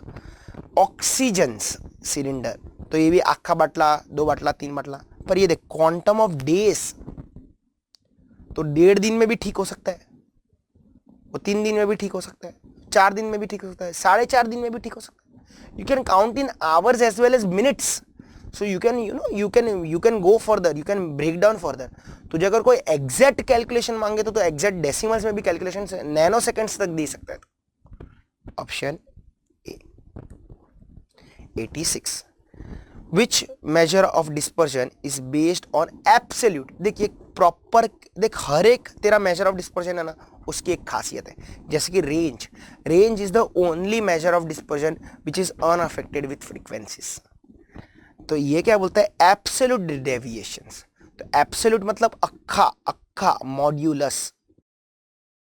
एब्सोल्यूट डेविएशन मतलब माइनस, वो डेविएशन तो एक्स का 3 जगहों में से कर सकता है। अप्रोप्रिएट सेंट्रल टेंडेंसी, तो ये है मीन डेविएशन। फ्रॉम मीन भी हो सकता है, मीडियन भी हो सकता है, मोड भी हो सकता है। ठीक है, चलो ध्यान रखना ये चीज का। 87 which is not a measure of central tendency, median है, एएम है, एचएम है, तो कौन सा नहीं है? रेंज। कितना बच्चे जैसे क्वेश्चन पूछा था यार, फ्री के मार्क्स से, फ्री के। 88 अच्छा क्वेश्चन है, लोग इधर कंफ्यूज हो सकते हैं, दिखते हैं। A seller of the pearls kept the pearls in 7 boxes labeled from 1 to 7. At the end of the day, he found that jth labeled box contained j pearls, the average number of pearls per boxes. अच्छा question है काफ़ी, आ जाओ देखते हैं। तो क्या बोलता है कि एक सेलर ने 7 बॉक्सेस को लेबल कर दिया और उसको डे एंड पे क्या मिलता है? जो नंबर का बॉक्स उसने डाला था ना, वो नंबर के बॉक्स में उतने ही पल थे। जीएथ लेबल्ड बॉक्स गॉट जे पल्स, मतलब 1 नंबर बॉक्स के पास 1 पल होगा, 2 नंबर बॉक्स के पास 2 पल, 3 नंबर बॉक्स के पास 3, 4 के पास 4, 5 के पास 5, 6 के पास 6 और 7 के पास 7। जे लेबल का बॉक्स के पास जे पल्स, ऐसा उसने दिया है। तो तुझे average number of pulse find out कर दे। तो टोटल नंबर ऑफ पल्स कितने हो गए?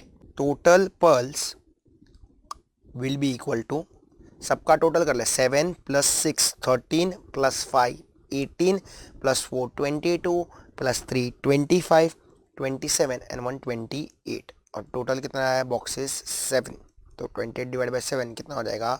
4। Option A, easy. चलो आ जाओ। 89 The mean of 100 students was 45.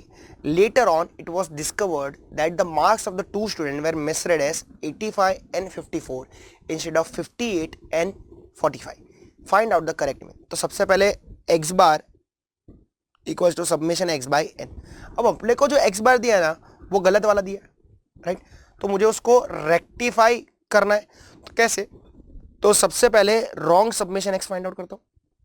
Wrong submission x कैसे मिल जाएगा? जो गलत वाला एक्स बार है 45 इंटू गलत वाला एन है 100, दैट इज 4500। ठीक है, अब मतलब 100 तो बराबर ही है, एन गलत नहीं है, तेरा एक्स बार गलत है। ठीक है, अब बात करते हैं आगे। तो इसमें क्या करेंगे? इसमें से गलती को करेंगे माइनस। तो गलती को माइनस करेंगे तो गलती क्या क्या है? 85 एंड 54, तो उसको हटा देंगे। रॉन्ग ऑब्जर्वेशंस को हटा देंगे एंड करेक्ट ऑब्जर्वेशंस ऐड भी तो करने पड़ेगी। प्लस 58 प्लस 45, तो ये तेरा आ गया करेक्ट सबमिशन एक्स। तो करो 4500 माइनस 85 माइनस 54 प्लस 58 प्लस 45, आ गया 4464 बराबर है। और तेरे को इसको डिवाइड बाय 100 कर देना है, तो तेरा आंसर आ गया, क्या आ गया? 44.64, ऑप्शन सी। इजी। चलो आ जाओ आगे बात करते हैं 90th।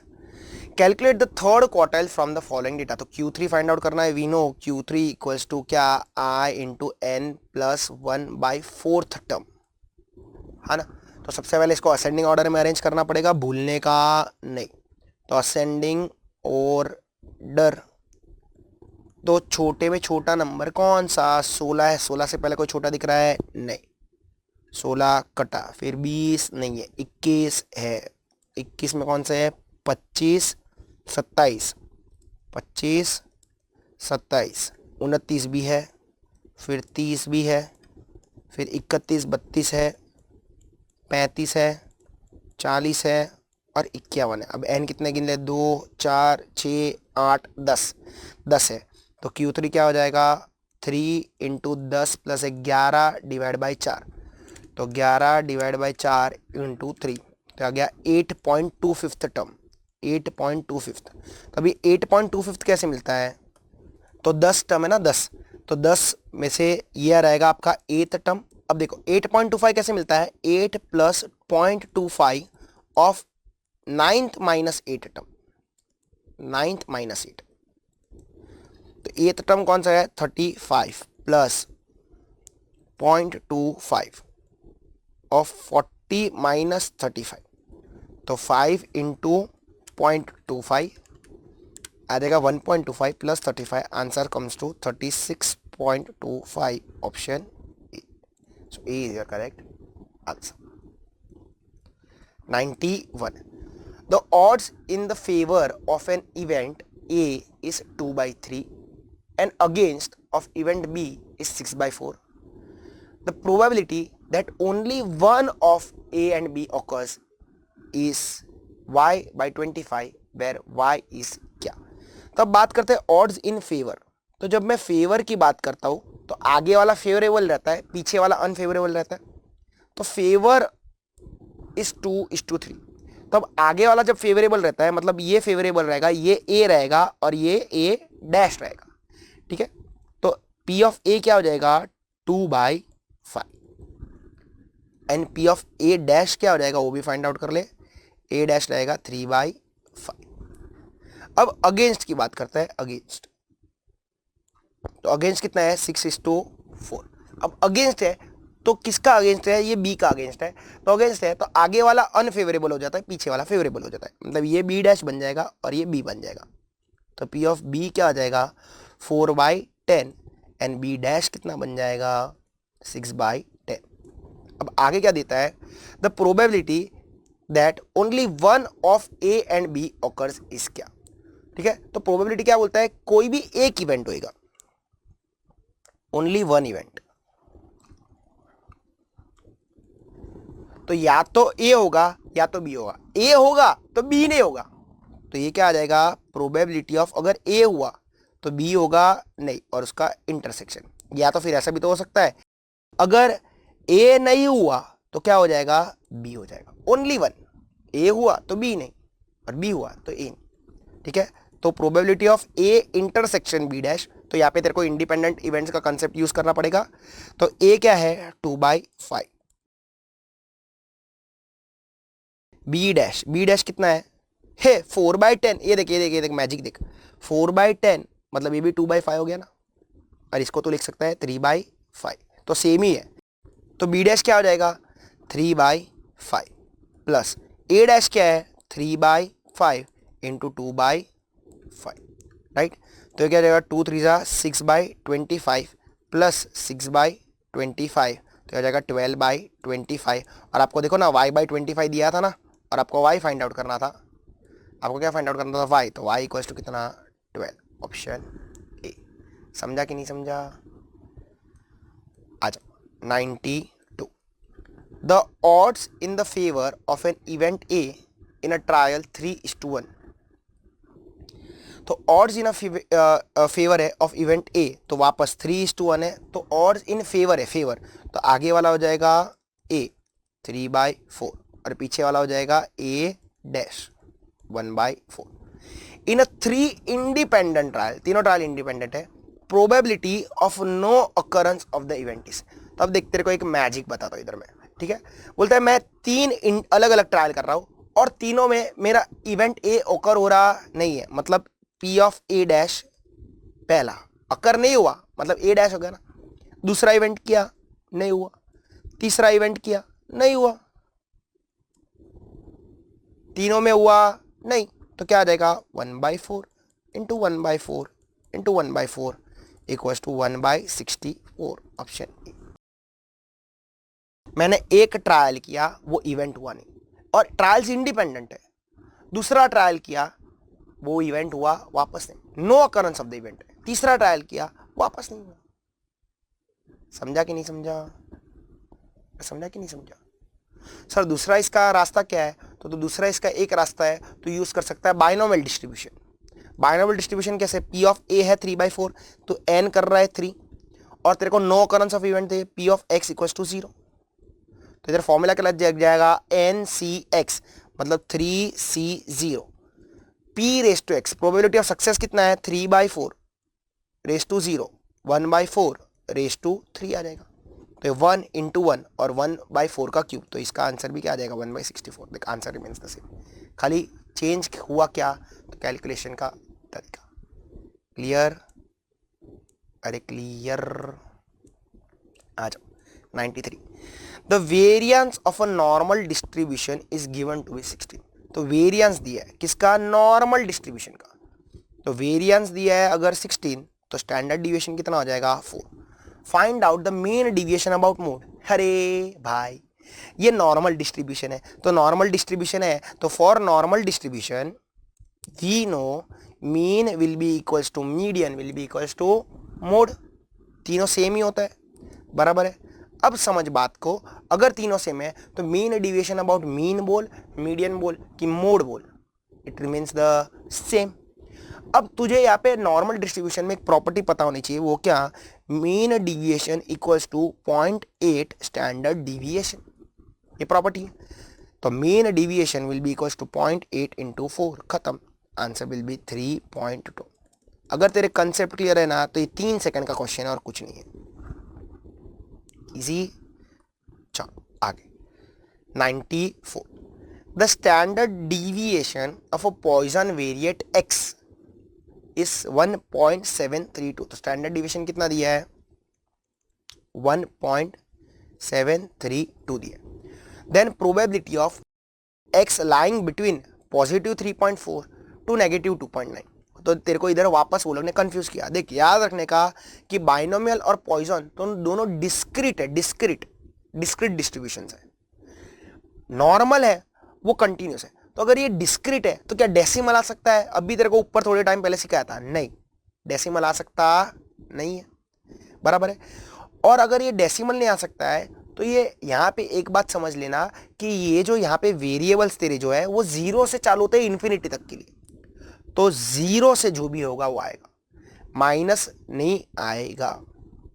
और 0 से कहाँ तक आएगा 1 2 एंड लेस देन 3.54 है ना, तो तेरे को P of X equals to 0 find out करना है, 1 फाइंड आउट करना है, 2 फाइंड आउट करना है एंड 3 फाइंड आउट करना है। तो आ जाओ देखते हैं।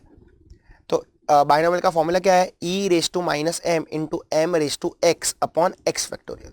तो सबसे पहले 0, फिर 1, फिर 2 और फिर 3। अब देख इन सब में एक चीज कॉमन रह गई हुई है E raise to minus M, that remains the same, बराबर है, E raise to minus M remains the same.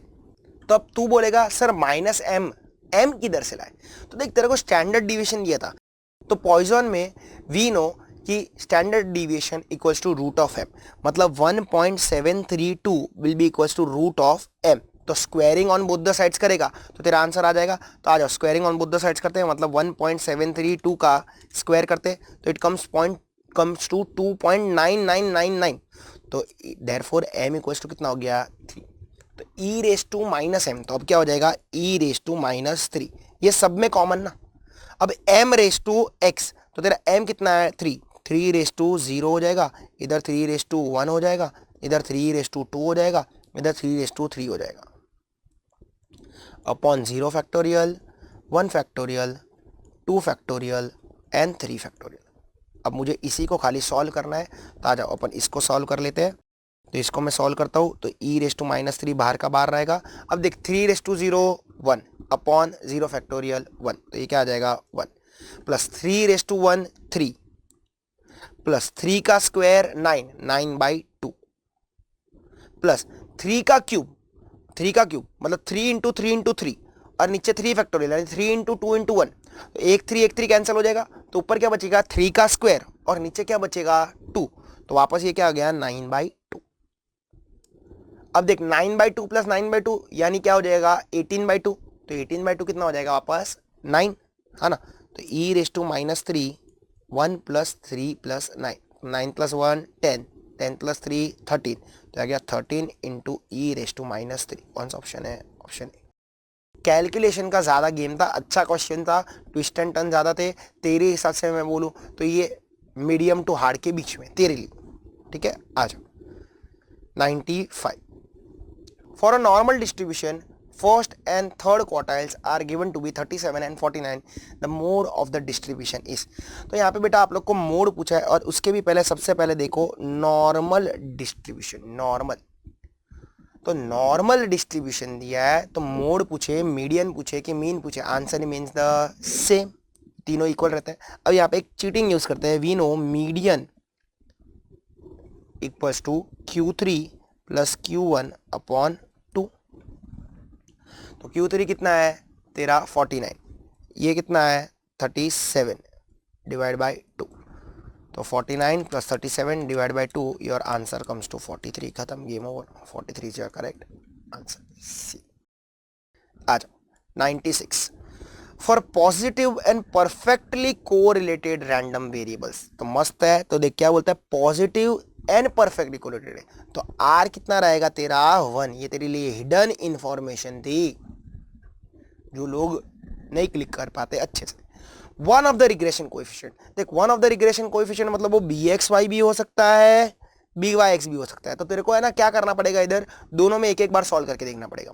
आगे क्या बोलता है उसमें तेरे से, one of the regression coefficient is 1.3 and standard deviation is of x is 2। तो one of the regression coefficient is 1.3, या तो ये 1.3 है या तो ये 1.3 है, पता नहीं है। And standard deviation of x is 2, तो स्टैंडर्ड डिविएशन x दिया है तो इधर भी वो 2 ही रहेगा, उधर भी 2 रहेगा। अब जिधर भी जो भी ऑप्शन में आंसर दे दे, अब क्या करेंगे तो यूजिंग आर वाला फॉर्मूला यूज करेंगे, BXY equals to R into standard deviation of x upon standard deviation of y, या तो फिर BYX इक्वल्स टू आर। चलो अब सब्स्टिट्यूट करते हैं, देखते कौन सा ऑप्शन दिया है और आंसर आ रहा है। So let's see here 1.3 equals to, अब r की वैल्यू अपने को दी थी 1, तो इधर भी 1, इधर भी 1।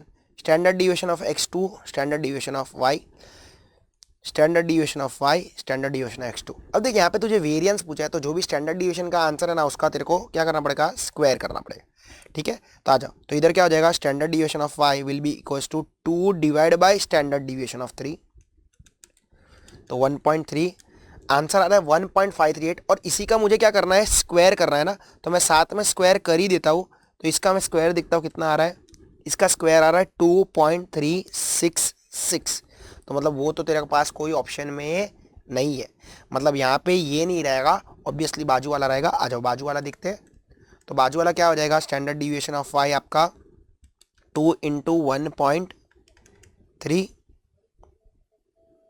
2 इंटू 1.3 इंटू इक्वल्स टू, तो आंसर आ रहा है स्टैंडर्ड डिविएशन ऑफ आई का स्क्वायर का मतलब वेरिएंस का आंसर आ रहा है 6.76 है मेरे पास ऑप्शन। बहुत बढ़िया क्वेश्चन था, ठीक है। सबसे पहले उसने आर छुपा के रखा, फिर कौन सा रिग्रेशन कोएफिशिएंट वो था भी नहीं, तो तेरे को दोनों ढूंढना पड़ता। क्लियर। आज 97 बात करते हैं 97 की।